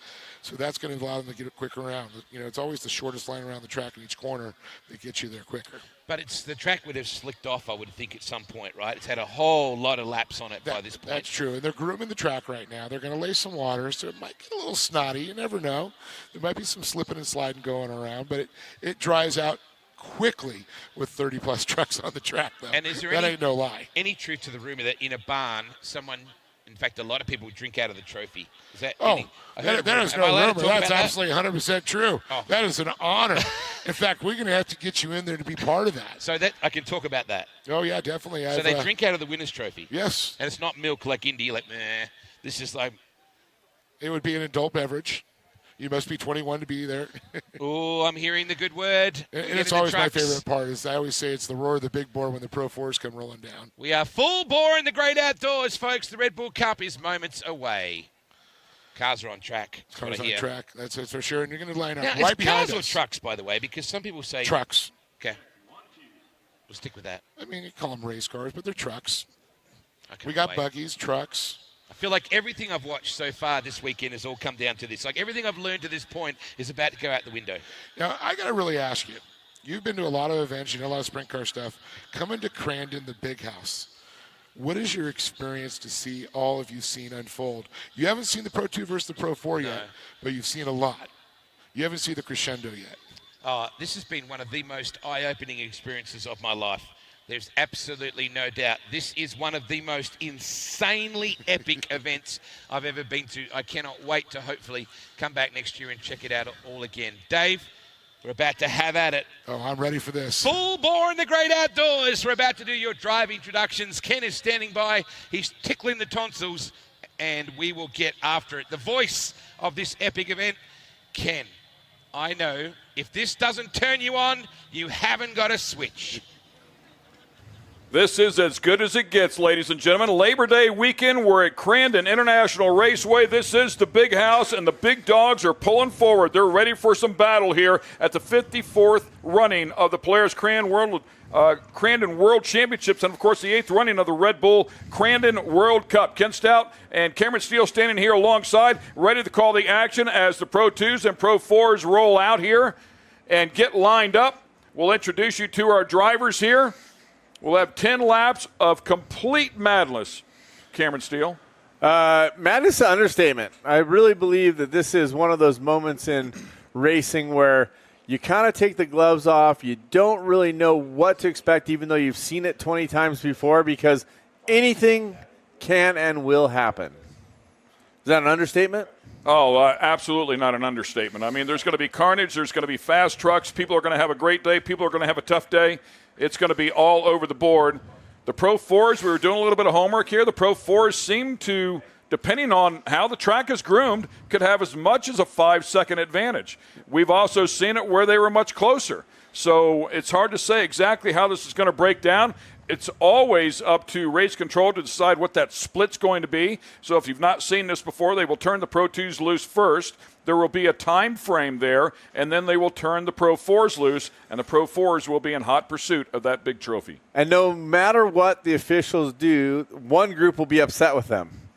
Right? Either the 2s or the 4s are going to be upset. But they try to do it best they can and make it all even and fun when you break down the track. Now, the track has a condition I'm looking at right now. It's got a little bit of moisture on it, but it doesn't have a lot of wet slick on it. So we'll see if that changes over the next few minutes, if we get any more service out there. But I do not think we are, as all the drivers are now lined up and parking right in front of our main grandstand area. Wow, what a packed house. It looks amazing. The drivers can actually hear you out there. They might actually be able to hear me. And I feel sorry for them if they can, because, you know, I'm a tough listen sometimes. But we're here to bring you the best of the best action in off-road racing, and we're looking forward to this World Cup. Our rundown says that we're supposed to have 25 drivers. It actually looks like more trucks than that are out there. I do know there are a couple that might not be able to make the call here. We'll see if we can get things sorted once we start this official driver intro. Right over there by the IBOC winner's circle, of course, which is where they all want to end up. I just saw a quick look at R.J. Anderson, who won in the Pro 4s this morning, looking quite solid. And a big lineup of Pro 2s, which will be starting first. So some of the drivers thinking that it might be tougher with all of the Pro 2s out there for all the Pro 4 or for the lead Pro 4 to get through. And we'll see how that plays out, because no matter how many times you try to predict it, no matter how many times you've seen it, as I said just a moment ago, you're never really sure what's going to happen when it goes green here at Crandon for the final race of the weekend. All right, so we do have a camera op down there ready to rock and roll. So we'll see if we can get things going there. And, yeah, why not start off with this guy? He's currently leading the points in the Pro 2 category, looking for his first championship out of Havasu. Put your hands together for Corey Winter, a winner earlier today. Winner on the winner. How about that? Talented young man. Right there alongside him, that is Ronnie Anderson. Ronnie Anderson knows how to get it done. It doesn't matter what kind of vehicle it is. His father, of course, Randy Anderson, a Hall of Famer. Right beside him is going to be Johnny Holcher. Johnny Holcher cutting his teeth in the Pro 2 category here this year and has entered Pro 4. He's decided to run the Pro 2 here in the Cup race, hoping he can get the whole shot and drive away. Right alongside him, how about a hometown boy? No name any bigger than the Kincaids here in this area. This is Keegan Kincaid, a 2-time Pro 2 champ and a 4-time Cup winner. Along him is going to be a Pro Light champ and another guy that is blazingly fast. His name is Doug Matag. Worked his way from the back a little bit earlier today. Proved that he has the speed. Don't ever count this guy out.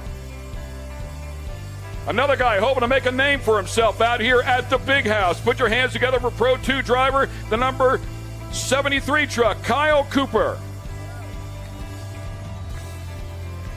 And how about a big dog out here playing in the dirt? Former NASCAR winner, son of a Hall of Famer, and Roger Mears. Put your hands together for Casey Mears. Also had a great weekend so far. Another guy that's been out here doing it in the dirt, man. He's been cutting his teeth for the past few years, has certainly developed into a talented driver. This is Troy Cox. Our next driver battled for a number of years, took a little bit of time off, and then made his way back. Driver of the Tonka-sponsored number yellow Pro 2 truck. This is Mayan Spaccarelli. I don't see Mayan. Where are you? There he is. And then it's great to have him back here with us. This guy knows how to get it done as well. How about a 6-time short course off-road racing champ? 3 of those in the Pro 2 category. Put your hands together for Jared Brooks, sponsored by General Tire.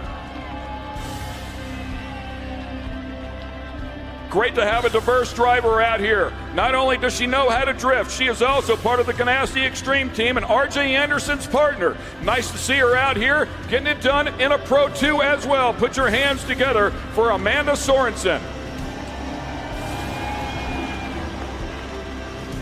Our next driver is getting a lot of seat time as of late. Doesn't matter if it's Pro Light or Pro 2. He'll drive it, he'll race it, getting faster every time we see him on the track. Put your hands together for Travis Milhausen Jr.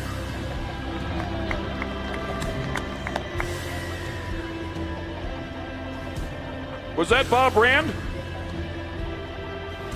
I believe it was, so I don't see Travis. I believe that was Bob Rand. My apologies there as we are going off of the camera.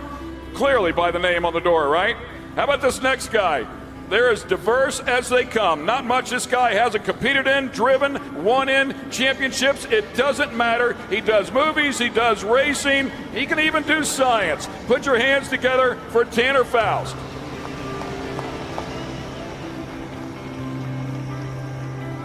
All right, there's a look at Travis Milhausen. Sorry about that. Certainly, they moved the trucks out of line here, man. They put it in front of me, and I'm going to read it. But great to have him out here once again, as we were talking about getting better every single time he touches the track, running in multiple classes. Put your hands together for Travis Milhausen Jr.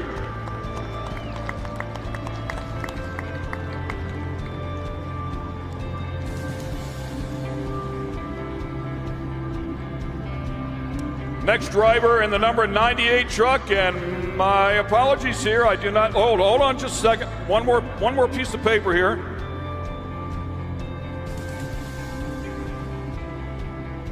I believe that is Patrick Dennis in the number 98 truck coming down out of Canada. We appreciate him making the effort as well. We've not seen him too much here this year, but as of late, the last couple of rounds has been beating around out there getting it done, finishing inside of the top 10. Put your hands together for Patrick Dennis.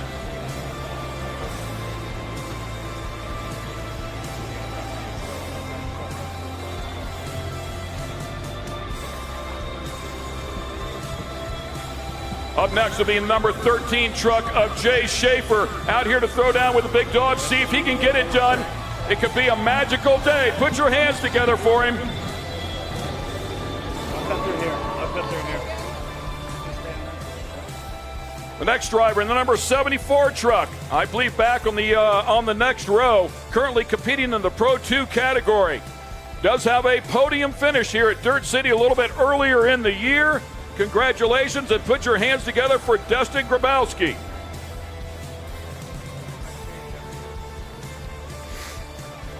All right, the number 37 truck. He can get it done. You see him down there again. This is the brother of Ronnie, son of Randy, the Hall of Famer, a Pro 4 champ, a 3-time short course off-road racing champ. Put your hands together for R.J. Anderson. Also a Cup winner here as well. Right beside him, it's as big as they come, a hometown champ. How about a 10-time short course off-road racing champ, an 11-time Cup winner out here? Ladies and gentlemen, put your hands together for C.J. Greaves.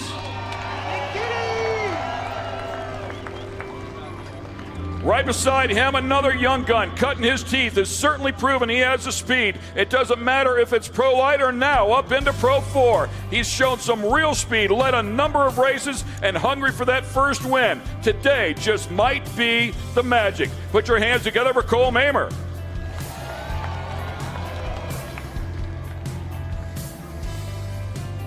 Alongside Cole Mamer, looks like it's going to be the number 15 truck. the Red Bull sponsored driver, out here getting it done in both the side-by-side categories and, of course, Pro 4. Running a limited schedule in the Pro 4s, but certainly very, very fast. A number of podiums along the way, including back-to-back podiums at Bark River. Put your hands together for Andrew Carlson. Next up, a former Cup driver, another guy that came out from underneath the tent of the Greaves camp, dug in hard 1 year ago. They've done a lot of development on that truck. Came out here in the spring and won 2 races here at Crandon. He is extremely fast, very switched on, and great to see this team excelling. Put your hands together for the very tough Jimmy Henderson. Alongside Jimmy Henderson is going to be the number 91 truck. How about a 3-time short course champ, a 3-time King of the Hammers champ? The resume goes much deeper, but put your hands together for the championship winning Mr. Kyle Cheney. And we'll round things up here with the Wild Man. He's been in this sport for a long time, an absolute veteran. Just coming off of a win at Bark River. He has done some crazy stunts inside of a Pro 4. Put your hands together for Adrian Cheney. And that, ladies and gentlemen, will wrap up our field here for this Red Bull Crandon World Cup. The 8th running of this, of course. You might be asking, where is the 9-time champ? The guy with over 100 wins, Mr. Johnny Greaves. Unfortunately, not able to make the call here. The Greaves camp had to pick either his truck or CJ's truck, which they had a lot of repairs to do too, and they focused all their efforts on CJ Greaves. So we will miss Johnny out here, but I'm sure he will join us again at another Cup race. In the meantime, they'll all be pulling for CJ out of that camp. So good stuff, man. We're ready to rip right here with the 8th running of the Red Bull Crandon World Cup presented by Toyota. Lots of great things to come, including the start of this race. Stay with us, ladies and gentlemen. We'll be right back here to Crandon.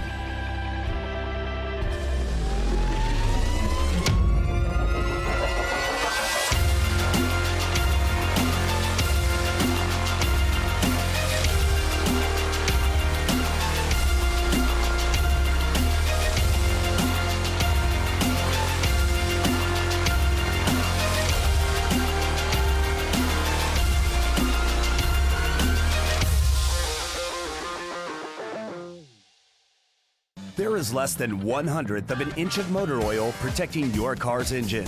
Friction and heat causes engine oil to experience thermal breakdown, weakening its ability to protect the engine and its parts. Lucas Heavy Duty Oil Stabilizer is specially formulated to resist thermal breakdown, protect vital engine parts, and extend the life of your engine. It also stops smoking, knocking, and oil consumption in worn engines. Lucas Heavy Duty Oil Stabilizer. Keep that engine alive.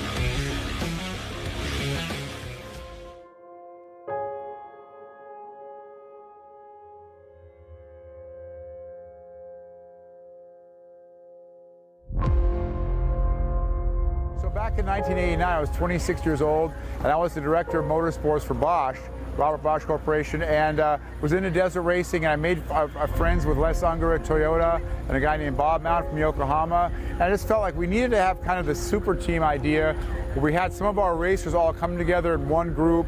He picked a handful of teams long before big manufacturer involvement from a couple different classes that he thought were the best of the best. And he pulled them all together. They shared the same sponsors, shared the same livery, the same crew uniform, and they went out and dominated.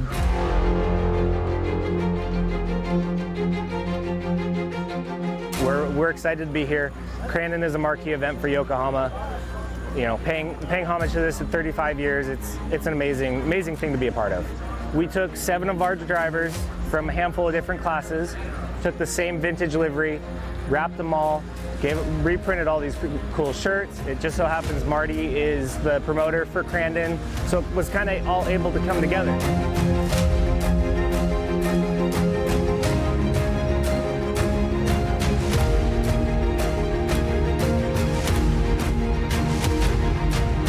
It means a lot to be on Yokohamas. In my opinion, they're the best tire. Using this livery is just awesome. It's cool to see the old pictures. All the guys were showing me that, and to kind of bring that back has been such a cool experience. Yokohama has just been awesome to the foundation, to the Warrior-Built Foundation. And then having us come out here and put that wrap on the car and just be a part of the history of Yokohama and the heritage that came with it is it's an honor.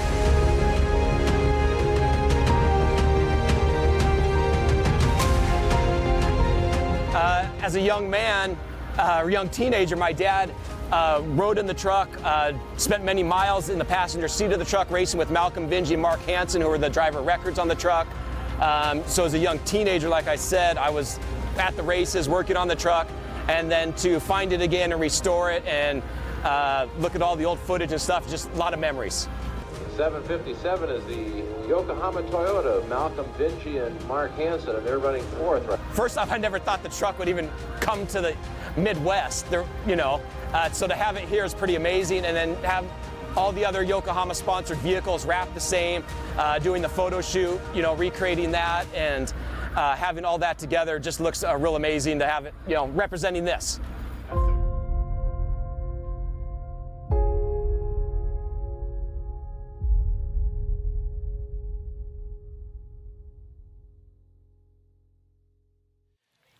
Welcome back to the Speed Sport Live from the 54th Polaris Crandon World Championships presented by Toyota. Toyota, let's go places. Let's not go anywhere just yet. I get the feeling something's going on, Marty Fiocca. There's a lot going on. There's been a lot going on. But, yeah, we're ready for the big show right here. The annual Red Bull Cup race. This is the biggest race in short course racing, the one everybody wants to win. $30,000 on the line, and this is a great show. Staggered start, as you know, it's Crandon tradition after the land rush starts for both Pro 2 and Pro 4. Fans come here, wait all year just to see this race, and we're ready to get it on here in Crandon. I feel like I've wasted 51 years of my life, mate. Well, you have.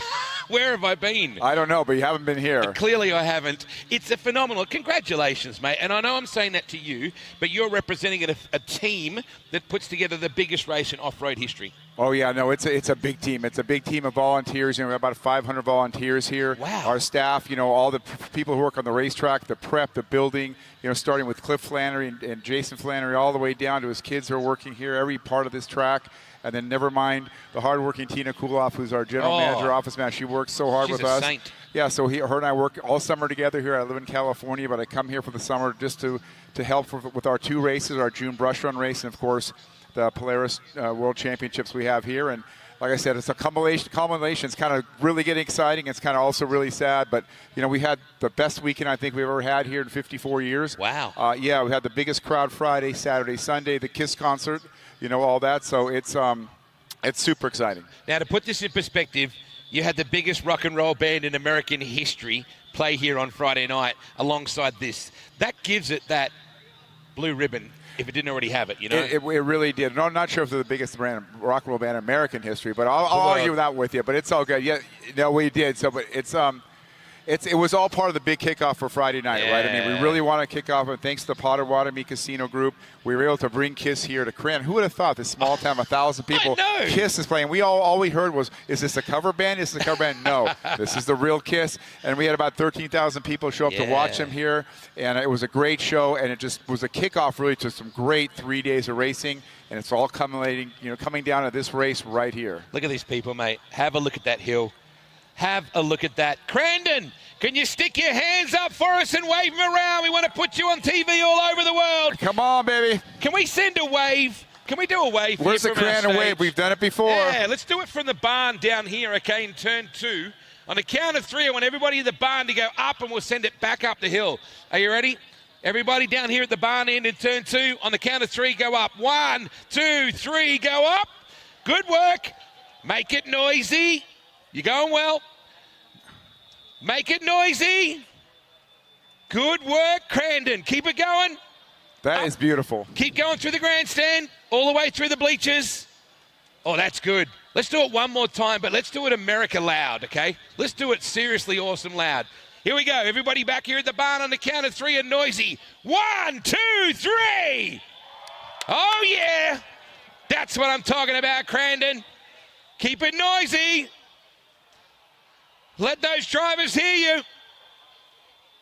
Oh, Marty, if that doesn't turn you on, mate, you haven't got a switch. I have a switch. I'm turned on. What can I say? It's fantastic to see. So we have the best fans in the world. They came out in record numbers this weekend, and a lot of first-timers have come now fully enamored with this place. I don't know where we're going to put everybody next year, but we're going to figure it out. It's going to be our 55th anniversary next year. We'll see what we got. I'm sure we got some things to really bring up. It's going to be great.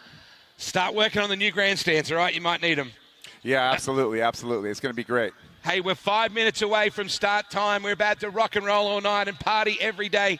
Marty, it's going to be an epic event. What is going to happen? Tell me, what should I expect right now? Someone's going to walk out of here with 30 large. $30,000 on the line, but really they're willing to put it all on the line to win the Red Bull Cup race. It's the most prestigious race there is in the sport.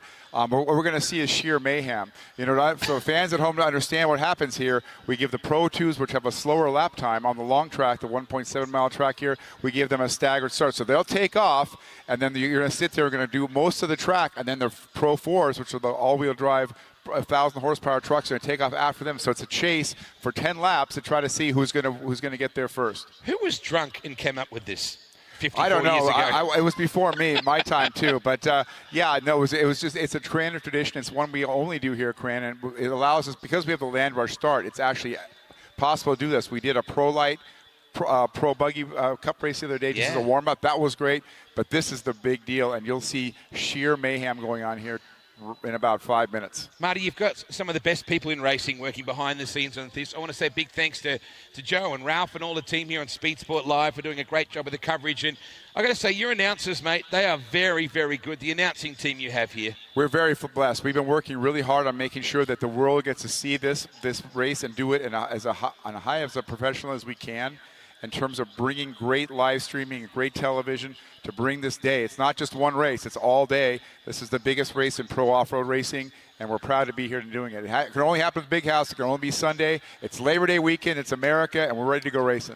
1,800 people live in this town, and we've got about 50,000 in here now. Yeah, we're expecting actually about 65,000 through the gates in 3 days here, which is a record for us.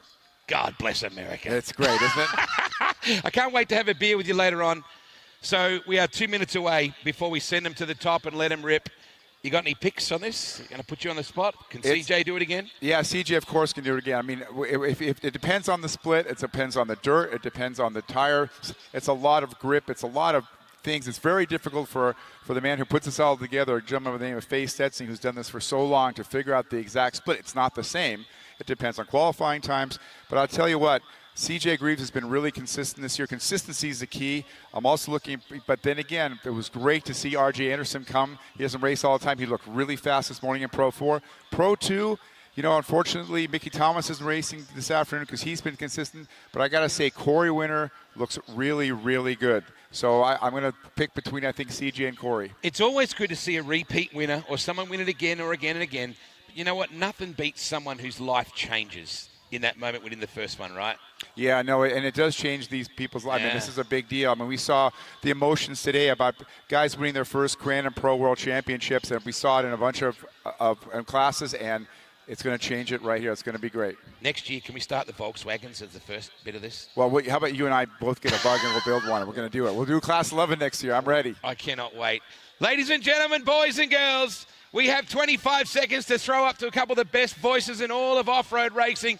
Marty, it's been a bloody pleasure, mate. It's been a bloody pleasure to see you here, too. Thank you. Hold on tight, America. We're about to get after it. Ken and Cameron, it's up to you to take us through the big one. Thanks a lot, fellas. It was great to hear from Marty Fiocca down there. People don't realize how involved he is, how much he has a part of what we see here today. Of course, it's an entire staff, an entire team, but he herds the cats as best he can, and he does a phenomenal job. He's been a huge part of off-road racing in general, not just short course. So thank you for everything, Marty. We certainly appreciate it. Absolutely true, and we have a lineup full of horsepower. So real quickly before we get things started here, we just had Kurt Leduc up here as well. We want to throw some love out to our good friend Kyle Leduc. We know he's been watching here all day long. No way he's going to miss this one. We saw his truck down at the parade a little bit earlier this week, fighting head and neck cancer. He is giving it one heck of a fight as well. In great spirits, doing everything he possibly can. Looks great as well. Hey, brother, we love you, man. We miss you. Your fans are out here. Everybody wants to see you back here next year. Keep doing what you're doing until you beat this thing, and then get your butt right back out here. We want to see that 99 truck throw down. Yeah, Crandon, how about a big round of applause for Kyle Leduc, one of our heroes. We certainly love him and can't wait to have him back. And they're on their feet. Strong T-shirts out there, too. That is very, very cool. All right, man, it's time. It took us 4 days, but we're finally here. It's time to throw down there with this big race. 30 grand on the line. Big trophies as well. That's what it's all about. This is bragging rights. Pro 2, Pro 4. I heard Wade say, who got drunk and came up with this idea? You didn't have to get drunk for this one. All you needed was a guy with a Pro 2 and a guy with a Pro 4. It was on, right?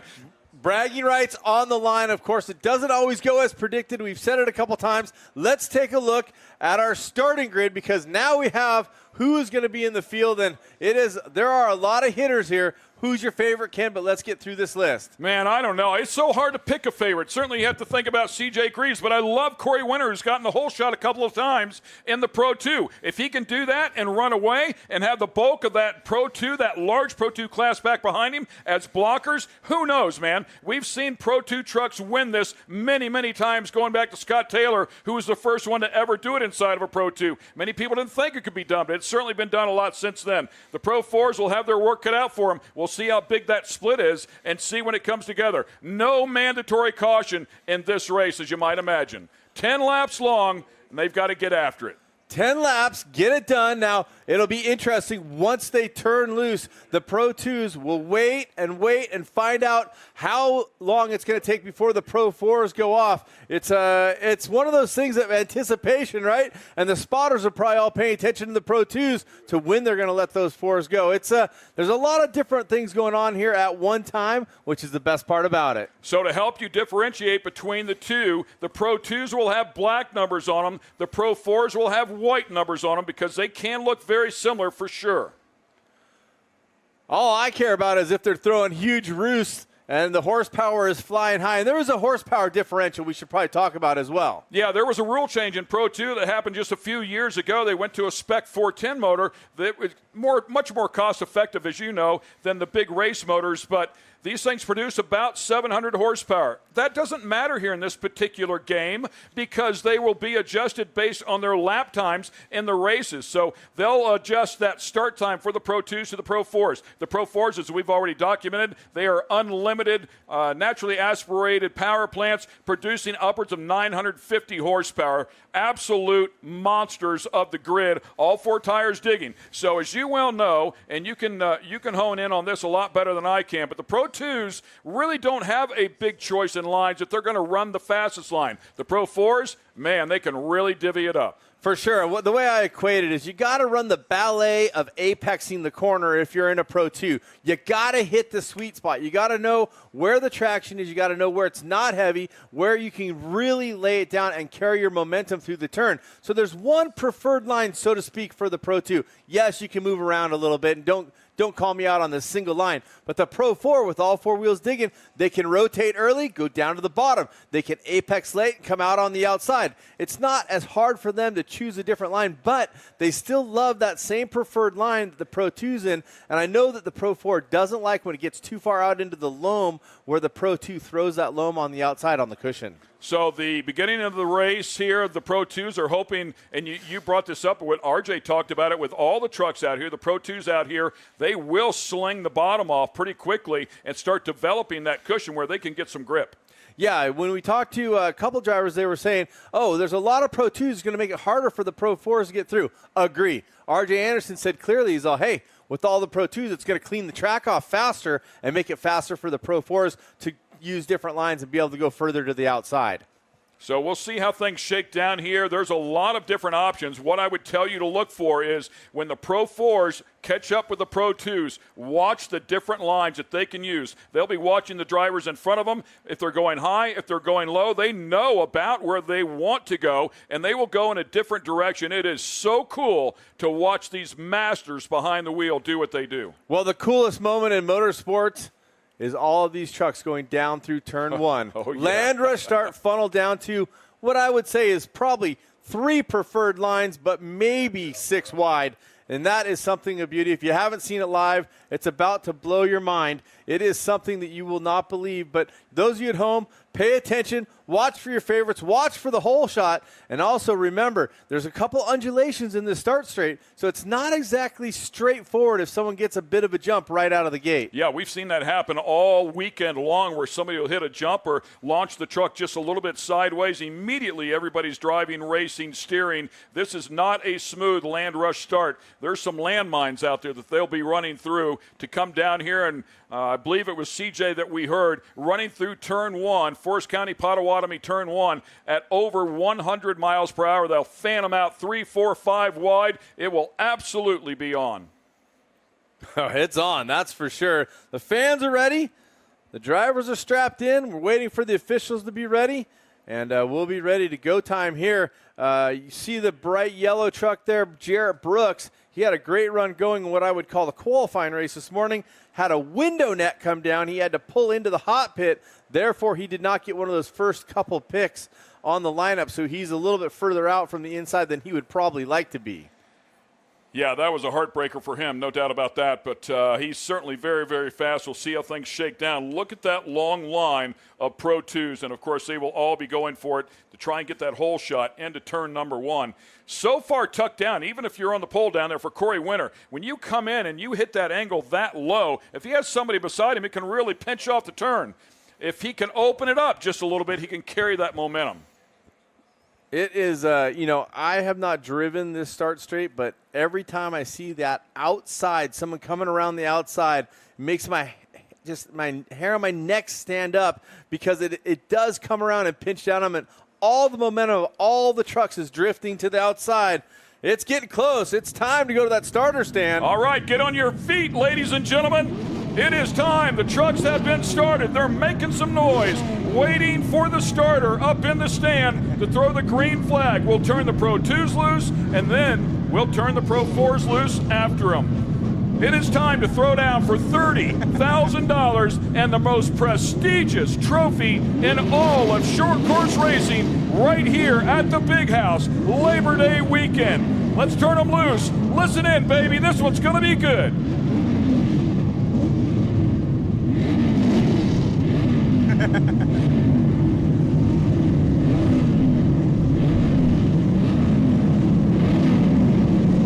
Three, 2, 1, let's go racing!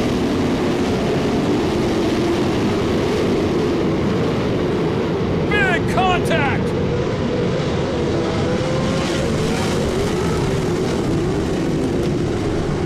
Kincaid! Jinx.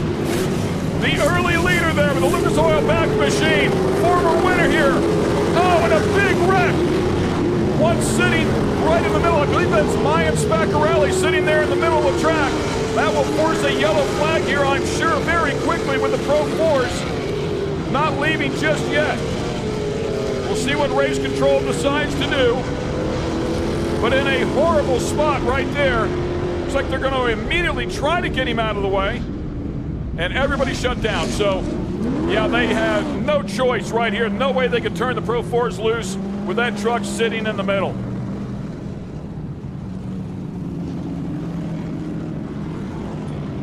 And I believe that that might be Amanda Sorensen. No, Spaccarelli. I really think it might have been, the 12X there of Mayan Spaccarelli. So, make sure Mayan is okay there. I saw a couple of trucks and it got dusty. Couldn't see if anybody was on the backside. Here's another look at it. Keegan Kincaid with the whole shot. Mayan Spaccarelli started early. He caught that big jumbo tire on the outside. Does have some contact after, but everything is okay. We're getting reports. Mayan is okay inside the truck. They're just going to move it from the course. and we're going to go back. Believe it or not, we're going to do that again. 2 different number 12s out here in this particular category, so my apologies there. I want to give anybody a scare. That might have been an Amanda fan, but great to have, great to see that Mayan is okay. Mayan's been doing this for a long, long time. Was a regular on the tour there for a long time. He's been running on the West Coast. Great to have him back out here, but boy, this is a tough moment for him. Of course, we're glad he is okay. That's first and foremost, but a lot of work to be done to get that one race ready again. Boy, he went for a pretty big ride there. That was a big ride for sure. You know, we'll see how they line him up, but Keegan with a great start, unbelievable hole shot. You know, that's always a heartbreaker to get that great start and then have to go back and do it again. Yeah, that's really tough. Well, we're going to get everybody lined back up here one more time, and that's going to take us a few minutes here, of course, as well. Hey, put your hands together for Mayan Spaccarelli out of the truck, ladies and gentlemen.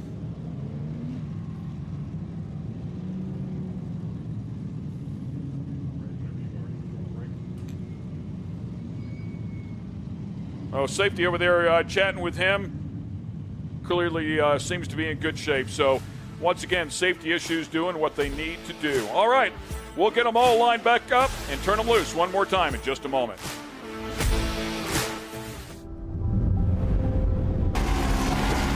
Introducing the all-new Polaris Expedition. Purpose-built to elevate even the most exciting journeys. Polaris Expedition takes you beyond what you thought was possible and drives you towards endless new adventures. Overcome new challenges, explore new horizons, all in complete comfort. The only limit is your own imagination. Keep chasing the wild. One of the main reasons for poor vehicle performance is a dirty fuel system. It can cause decreased fuel economy and actually do harm to your engine over time. By adding Lucas fuel treatment to your vehicle, it cleans and lubricates the entire fuel system, pump, carburetors, fuel injectors, and valves as you drive. It also improves your vehicle's performance. It's a non-solvent product designed to protect both gasoline and diesel engines. Lucas fuel treatment. It works.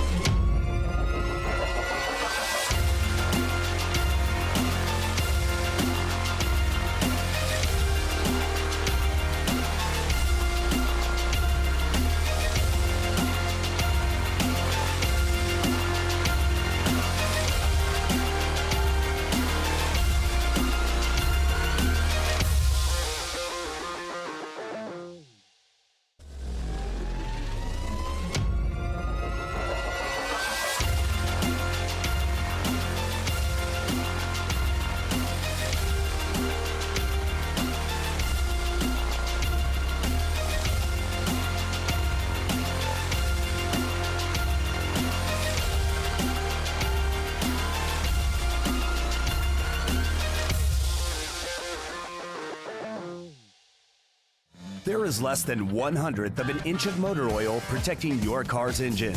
Friction and heat causes engine oil to experience thermal breakdown, weakening its ability to protect the engine and its parts. Lucas Heavy Duty Oil Stabilizer is specially formulated to resist thermal breakdown, protect vital engine parts, and extend the life of your engine. It also stops smoking, knocking, and oil consumption in worn engines. Lucas Heavy Duty Oil Stabilizer. Keep that engine alive.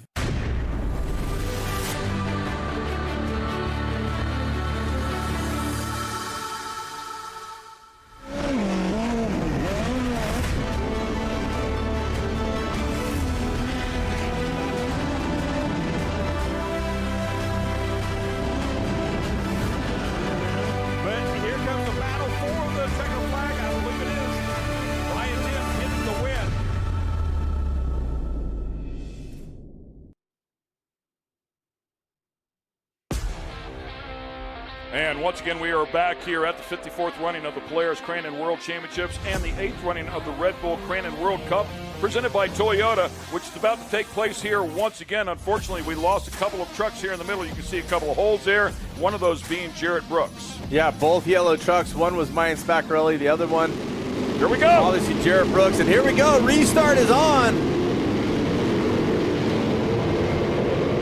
see all those undulations. Here they come, setting it up. Lots of tight competitors. 3 wide, Keegan Kincaid. One more again. time. Corey Winter and Ronnie Anderson right beside each other as they head right in front of the crowd here.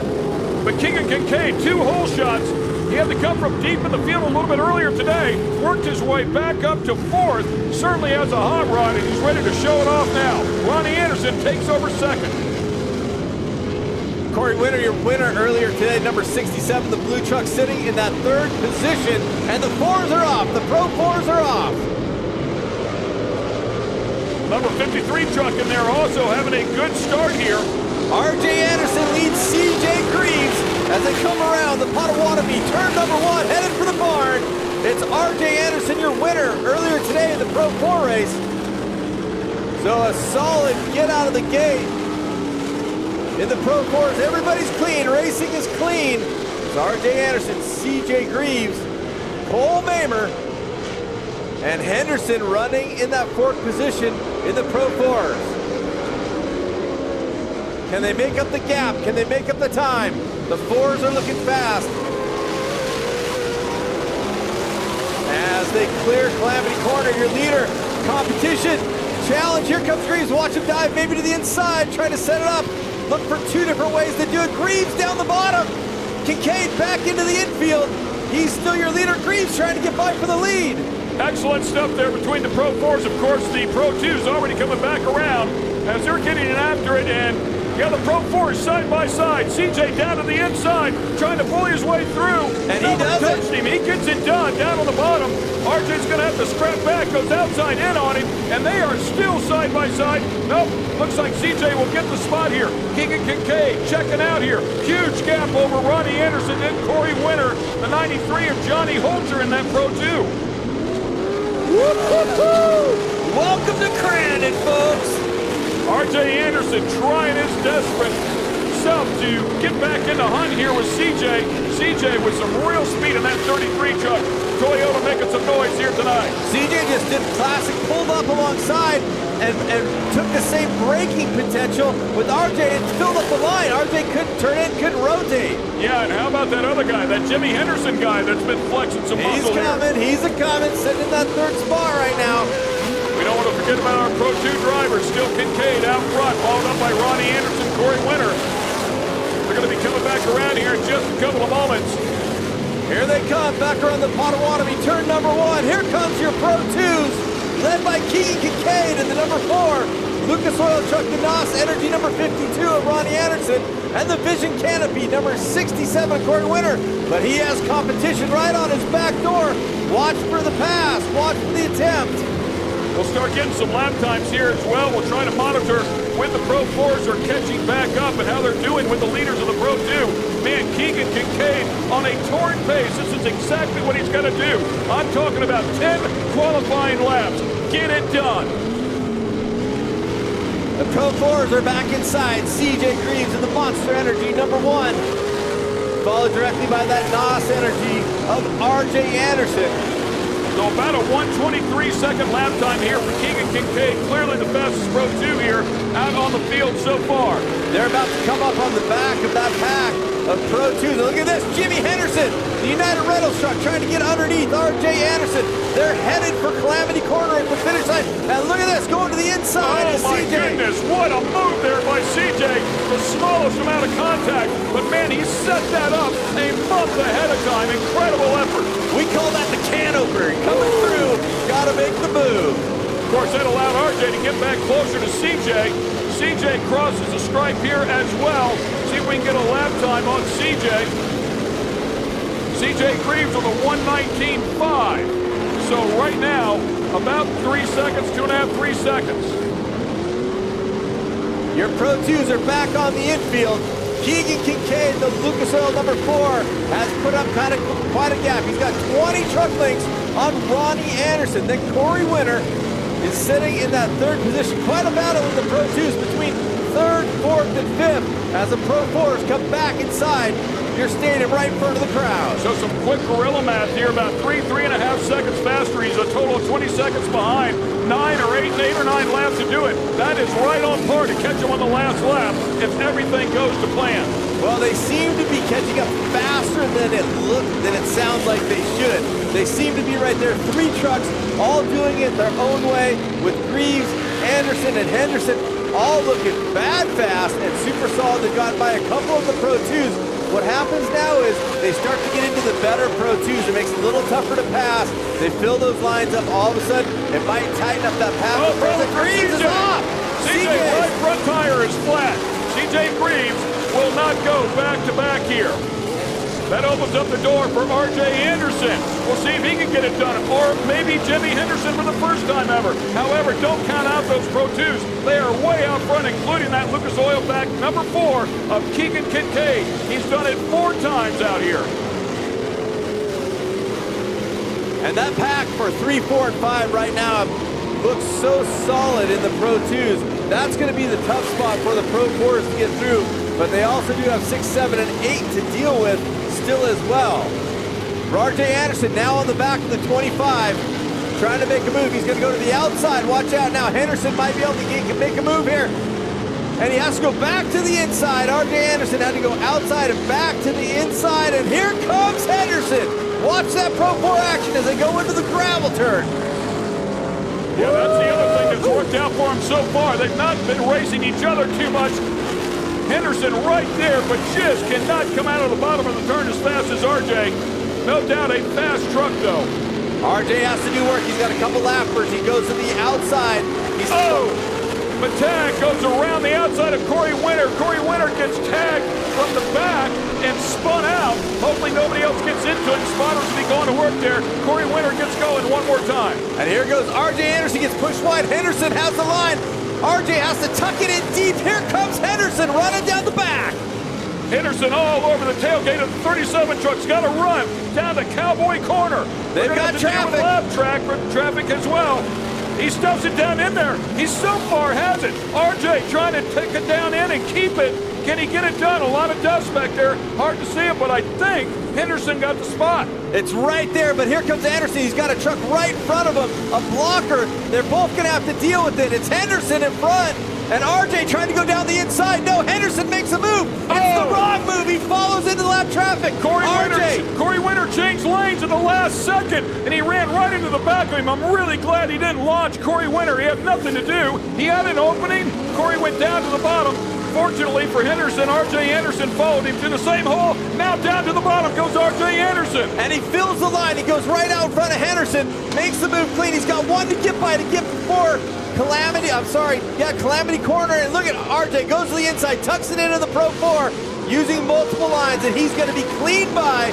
Now he's going to have to make a run. He's going to run out of time. He's only got a few laps left to try to catch up with those lead Pro 2s. Yeah, he's got some good clean track right now. Henderson's going to have to deal with the number 96 truck, see if he can get out and around him. Of course, that is Troy Cox. Makes quick work of that, and now we'll try to hunt down RJ. In the meantime, it is all about Keegan Kincaid, who's way out front. Keegan Kincaid now with a 19-second gap over RJ Anderson. He's got to keep it clean. Ronnie Anderson running in second. He's got to keep it clean. These Pro 4s are going to be faster, but he can't risk making a mistake as well. Something to think about. The good news for Kincaid is he doesn't have much in the way of lappers in front of him right now. He's got one slow truck. He should be able to get by pretty easily in the next couple corners. I'm surprised. It looked like Keegan Kincaid lost a little bit of steam there. 1:23 lap time, 1:24 basically last time around. RJ Anderson, though, only a 1:22.5. Did not make up much ground dealing with that lap traffic. That was a tough one, and a huge shout out to Jimmy Henderson and RJ Anderson, both able to negotiate a bit of chaos there with Corey Winter. Obviously not able to run the full pace he wants to. They had to make a way around. There's only a few laps left. I don't know if the Pro 4s are going to be able to do this, but hey, RJ Anderson ain't scared. He's going for it. 6 of them complete. We're winding things down here. Henderson is out quickly. Henderson is done. It's up to R.J. Anderson if he's going to get it done. In the meantime, Keegan Kincaid, sitting in the catbird seat, just needs to keep putting together some clean laps. What do you think, Crandon? Can Keegan Kincaid get it done? Hometown boy, here he goes. Out front, all by himself, no pressure, no lap traffic ahead of him. Oh, here comes. Keep clicking off the clean laps. That's Ronnie. I was like, here comes RJ. It's Ronnie Anderson, his brother. Here's RJ. Now he's inside in front of the stands. You can see how much closer it's getting, but it's still a long way from being close enough to make this a battle. The 13 pulls off. It's Keegan Kincaid. It's Ronnie Anderson. And I believe third place still Doug Mittag. So 3 Pro 2s to still work around. He's quickly catching Mittag here, but a lot of work to do to get up to the front. We still got at least 2 more laps. Yes, 2 more laps. And it's RJ Anderson giving chase in the Pro 4, sitting in 4th overall. He's about to do work. Watch this. Complex in turns as he sets up under the Box O'Toole's corner inside. He just put 3.5 seconds on him. He's only 12 seconds behind. He's got to get a clean pass on Mittag if he's going to have a run. He can't get bunched up with either Mittag or his brother, which I expect his brother is going to give him a pass when he gets there. Yeah, the reason he was able to close in so much is he had that good, clean track. Now he's going to have to deal with some roos. He's going to have to deal with some really fast Pro 2s as well. He's got it. He made the pass. Now it's his brother making the dust. And we've seen these two go at it before. Matter of fact, a huge crash between the two of them. Not intentional. But the two brothers are not afraid to race each other. For sure. But in this particular case, it's obvious that RJ is the faster truck. Whoa. And I think Ronnie pulled off. Ronnie's pulled off the track. It's RJ now in 2nd overall. The question is, can he catch Keegan Kincaid? RJ throwing it in. Looking good in the number 37. Can he get it done? Can he catch Keegan Kincaid? He's going to have clean track. His best opportunity to get it done here. Couple of laps to go. We're getting down to the end of this one. They cross the stripe here. The spread now 9 seconds. Again, closing up about 3 seconds a lap here. Can he get it done in the last 2 laps? The time says he's going to need a little bit of mistake from Keegan or a lapper to help out. Keegan setting it up down here at the bottom in Cowboy Corner. You can see RJ racing that way. We're going to catch the gap here shortly. RJ still, that 9 seconds back, rotates down on the inside, trying to shorten up the racetrack in that Pro 4. Keegan Kincaid making his way through the Forest County Potawatomi turn number 1. Still hard on the pipe right there. Not let up at all, nor can he. It's going to come down to just a couple of seconds. 1 to the good, 1 to the bad. Here comes RJ Anderson right after him. RJ under that Red Bull arch, chasing the number 4 truck. 2 of the biggest names in short course off-road racing. The families are legendary on both sides. One the West Coast, one right here in the Midwest. Unbelievable. Let's see, here comes the white flag for Keegan Kincaid. I think it's a dream scenario for Kincaid. I think there's too much of a gap. If he keeps it clean, if he doesn't get tangled up with the lappers, this one is likely all his, but RJ Anderson is giving it all the snot. The spread now 7.5 seconds. It looks like RJ Anderson's going to need 1 more lap. That's not in the books.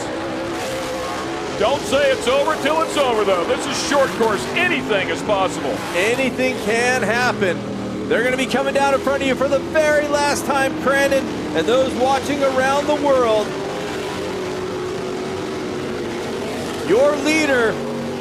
Putting together one more time through Cowboy Corner goes RJ Anderson. It looks like about a 5-second gap. Here he comes, ladies and gentlemen. Keegan Kincaid right down in front of the stands. He can hear you. At least his family can. Yeah, that's exactly right. 5-6 seconds there. Probably about 5.5 seconds actually. But as you can see, just not enough for RJ Anderson to make any sort of dive bomb move here at the very end. Oh, and a big moment for Keegan landing on the right front wheel. One lapper. Looks good. The lapper's going wide. He moved up high. Giving up the space. It's Keegan Kincaid in the Lucas Oil number 4. Very respectful move right there. RJ Anderson right back there as well, but it's going to be a Pro 2 truck once again that's going to get it done. Keegan Kincaid, your winner here at the 8th running of the Red Bull Crandon World Cup. Oh, it almost got tagged. Put your hands together for R.J. Anderson as well. He drove a spectacular race. I got to say, if they stayed out front, if CJ had not broke, given the gap that he had, who knows? Maybe that was the spread. But nonetheless, Keegan Kincaid driving a fabulous race here. Right behind him, of course, R.J. Anderson. The Pro 4s put on a great battle, but the Pro 2s did what they needed to do. They got strung out. They had good, clean laps, good, clean track. He ran great pace the entire race. Boom, your winner. Absolutely. Shout out to R.J. Anderson, who had a brilliant day winning this morning, giving himself his 80th win.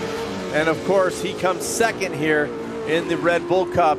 Third place, Doug Mittag, who kind of had a quiet weekend overall, comes through shining here at the end. Doug, definitely one of the stars of our sport. Yeah, Doug dug back from deep in the Pro 2 race a little bit earlier today, so we knew he had a fast truck as Keegan Kincaid gets out and waves to the fan. Put your hands together, ladies and gentlemen. Let him hear it. What a fabulous race driver is Keegan Kincaid in one of the toughest races on the planet to come out here and win. Woo-hoo-hoo. Good stuff right here as they pull up, and of course they will make their way up to the podium. It's going to be Keegan Kincaid first out of the truck, first to the finish line, first to celebrate, Crandon.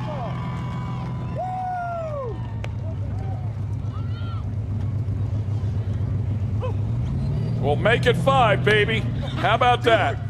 5 big cup races for Keegan Kincaid. Of course, his father, a multi-time champion in Pro Light, went up, started running in Pro 2. About that time was the changing of the guard. Keegan came in there. Look at the camaraderie as well. Here's a look at the final standings. But it was Keegan Kincaid that kind of took over the reins and spent some time there in the Pro Light ranks, moved his way up into Pro 2, was in Pro 4 for a little bit as well, and certainly proved that he had the driving talent that Dad had, and they got behind him and made that push. Since then, he is an incredible developed driver and certainly has proved it out here at the Big House on a number of occasions.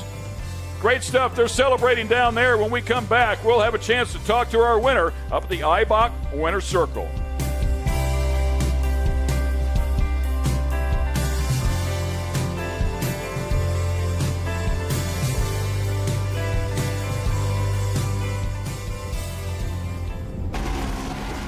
Introducing the all-new Polaris Expedition.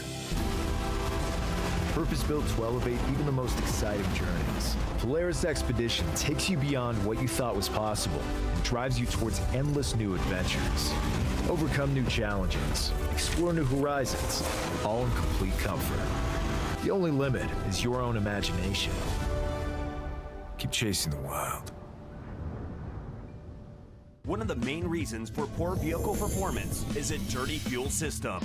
It can cause decreased fuel economy and actually do harm to your engine over time. By adding Lucas fuel treatment to your vehicle, it cleans and lubricates the entire fuel system. Pump, carburetors, fuel injectors, and valves as you drive. It also improves your vehicle's performance. It's a non-solvent product designed to protect both gasoline and diesel engines. Lucas fuel treatment. It works.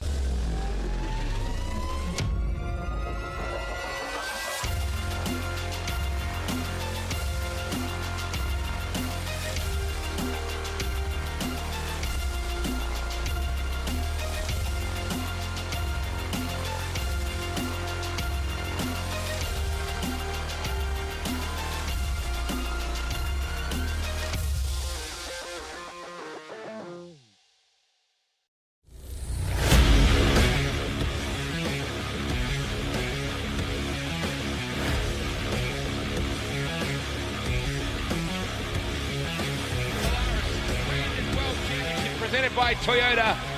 Come on, Crandon, get rowdy. Boy, oh boy. That was was one heck of a race. They just weren't going to catch him. That's right. We had, luckily, you know what? We had Keegan Kincaid early on today. Yeah. Talked about it. Said he's looking for that win. It's been a 1-year hiatus, and I said, "You're going for it, aren't you?" And he said, "Yes, I am." Claw to the floor, baby, Floor to and the just floor. did not Yes. get run down. I know this is going to be a hugely popular win here for a lot of the local fans as well. Yes. Very shortly, we're going to go down to that Red Bull Cup presentation stage and speak to our podium. Boy, that is something of a spectacle, isn't it, when they come down the hill like that? I like to jump on the other side. Oh, it's just insane. It's like a From the ski skybox jump. too, yeah. Just amazing. Hey, I hope everyone's okay, too, after that nasty wreck earlier on, because that was scary. Yeah, Mayan Spaccarelli was unfortunate. Hit that tire there, did a little pirouette in the air, came down, saw him climb out of the truck. You can see, unfortunately, the truck's still on the side. But the good thing is he did get out on his own, walk to the truck, and that's kind of a scary thing to see. There's a chant in the background. I think it's Keegan, not Let's Go Brandon this time. That's right. I'm pretty sure. Yeah, that's right. Boy, what an event. What a spectacle. It is packed behind us. They're all here to see the local hometown hero, Keegan Kincaid, celebrate with the Red Bull Cup. 1,800 people in this little old town and 50,000 show up to have a bit of a party. And you multiply that over 3 days. That's what's so nuts about it. It's just an incredible spectacle. Wow, Ken and Cameron, fantastic call, guys. Absolutely. We are about to go down to Arica, who's done a wonderful job. Arica Allreed. Let's go down to Arica now. Boy, Arica, what a race that was. Let's go down to the IBAC presentation area right now. Come on, Crandon, get noisy. Keegan with the wreath around his neck, showing it off to the hometown crowd. First off, let's start with our third place finisher, Doug Mytag. Doug?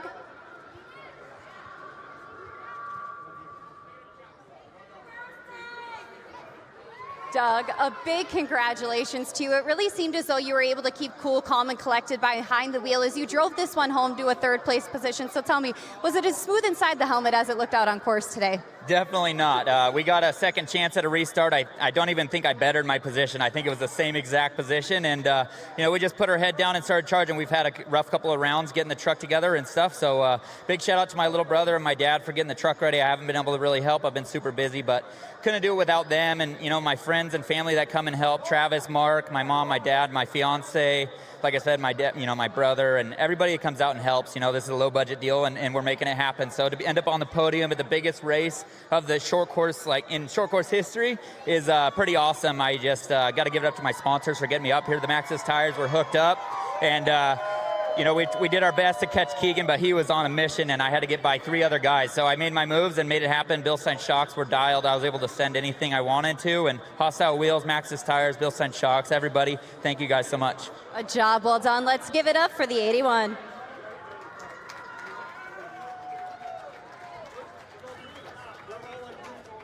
And the only Pro 4 driver to answer the call today, Mr. RJ Anderson.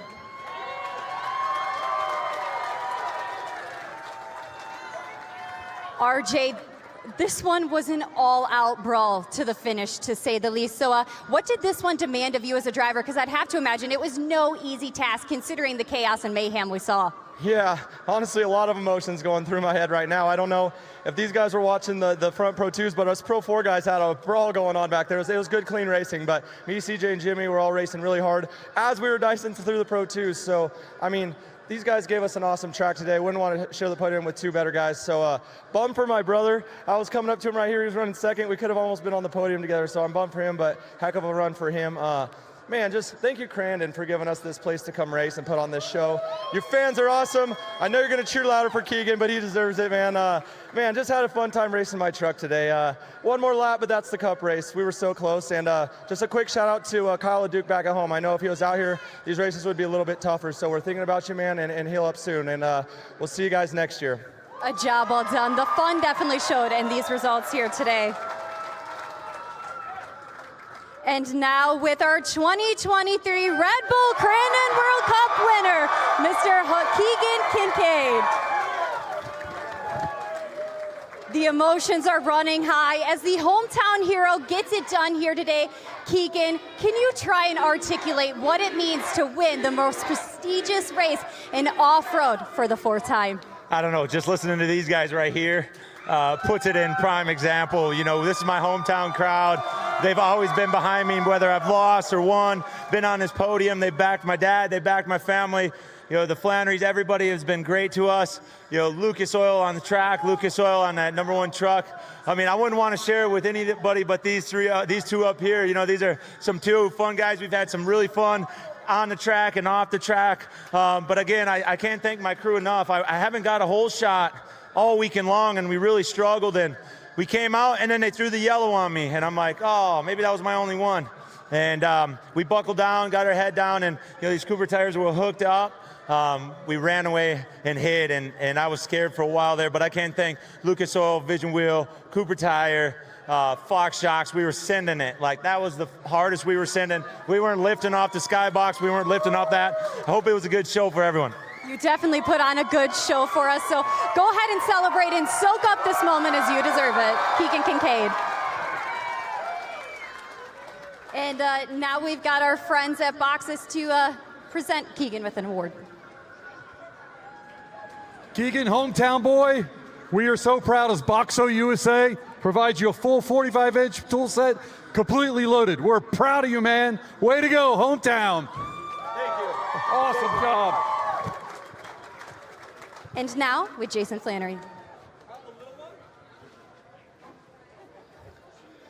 Keegan, on behalf of the Crandon International Off-Road Raceway, I'd like to present you the Red Bull Trophy, sir. Thank you.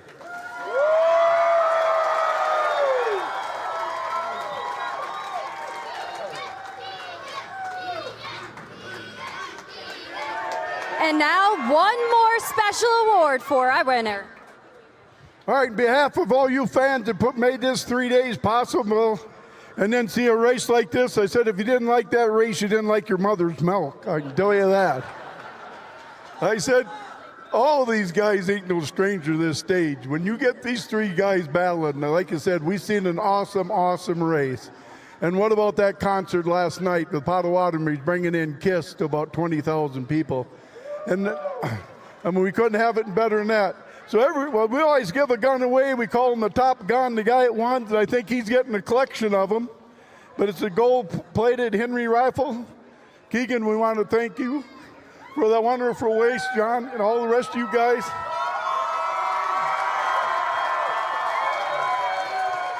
Thank you so much. One more round of applause for our top three.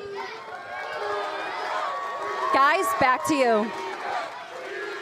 Thanks a lot, Erica. Yeah, man, what a good time down there at the IBOC Winter Circle. Look at that crowd out there. Everybody chanting Keegan, hometown boy here, getting it done. What a great race. Exactly what we expected. It's why we come here. It's why we've been racing for 4 days to get to this final event. And hats off to the officials that put the timing together. I mean, R.J. Anderson was there within striking distance, caught up with a couple cars along the way. Could have been different if there was a couple more clean passes. But I got to say, overall, what a beautiful weekend. And the Cup lived up to the hype. Absolutely. It's the most prestigious race in all of short course racing, and we hope you enjoyed every single lap of it. All right, we're done up here. It's been a great time working with Mr. Cameron Steele. We're going to send it down to our Speed Sport live from desk. One more time, Wade, Dave, great job all day long. What a fabulous race. Man, it was just phenomenal, wasn't it? Well done, boys. You guys sounded amazing in that call. Have a look at that. I don't know if you can get a shot of that, but that is what was sitting on the desk when we were talking to Keegan before when he sat down. It just happened to be on the desk, and he's like, oh, is that a good omen? It's actually perfect. Yeah, he knew. He saw you. He said, you laid this out here for me, didn't you? He says, that's an omen right there. I'd like to tell you that we meant that, but we didn't. Yes. It was pure ass. Boy, the fans have just been amazing. Please be careful when you leave this venue, Dave. Absolutely. I really want to stress that as much as I can. If you had a few sherbets, a few amber nectars, maybe don't drive, maybe get your buddy to, or just leg it, do the foot falcon, whatever you need to do, but don't drive, don't take the wheel. There's lots of celebrations still to come. Yeah, lots of great stuff, and we can't thank, of course, the Flannery family, of course, Crandon, Red Bull, of course, with that, and of course, it was Red Bull Crandon World Cup weekend. Well, Crandon you didn't disappoint again. The Red Bull Cup once again goes to Keegan. A big thanks, of course, our promoter here, Marty. Yes. Yoka, did an awesome job. He always kills it. He's got a huge passion for off-road, and it shows when he's here at Crandon. He wants to have everything perfect, and it came off that way. A massive thanks to Tina and all the amazing team that do so much great work, to Jason and this entire team of volunteers. It's like being on an aircraft carrier, Dave. Yes, there are absolutely. so many people with their signals and just making stuff happen. This has been my first Crandon. It's an event I will never forget. I'd heard a lot about it, but until you come here, Dave, you can't get your head around it. Yeah, you can't. I've been coming here since 1985. Wowzers. And, it was kind of cool. My grandfather used to work for Borg Warner, and we used to present wow. the check to the Borg Warner at the time with his partners. And it's just to see how it's grown. It's so incredible. The sea of people behind us, the crowd chanting Keegan Kincaid, that doesn't get better than that. On behalf of all of our partners here at Speed Sport Live as well, we want to say a huge thank you to our great friends at Toyota. Let's go places with Toyota. They've been wonderful supporters from our coverage here in Speed Sport. So Buzz Bikes as well. That's how we got around a lot. The Buzz Bikes, they helped us get to the pit. Speed Sport 100 is the promo code you need to use. You can be riding around in comfort like Dave here on a buzz bike. That's right. You can make it look like you're Lance Armstrong or something like that.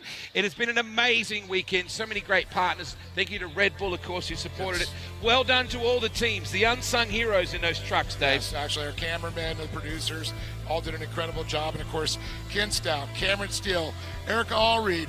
Wade, thank you so much. And it's just incredible. I've had an absolute blast. That's Dave Arnold. We saw just before us, we saw Jimmy and Miles leaving as well. Yeah, They've Miles. done a wonderful job. It is time to go and drink some beer or something out of that Go drink trophy. out of the Crandon Cup, the Red Bull Cup. That's what we're going to do. Folks, on behalf of us all here on Speed Sport Live, thank you so much for your coverage. Please be careful driving home. What an unbelievable event. The last man standing at Crandon was Keegan Kincaid, baby. Hope you've enjoyed our coverage. We'll see you next year. 365 days to go. See you next time.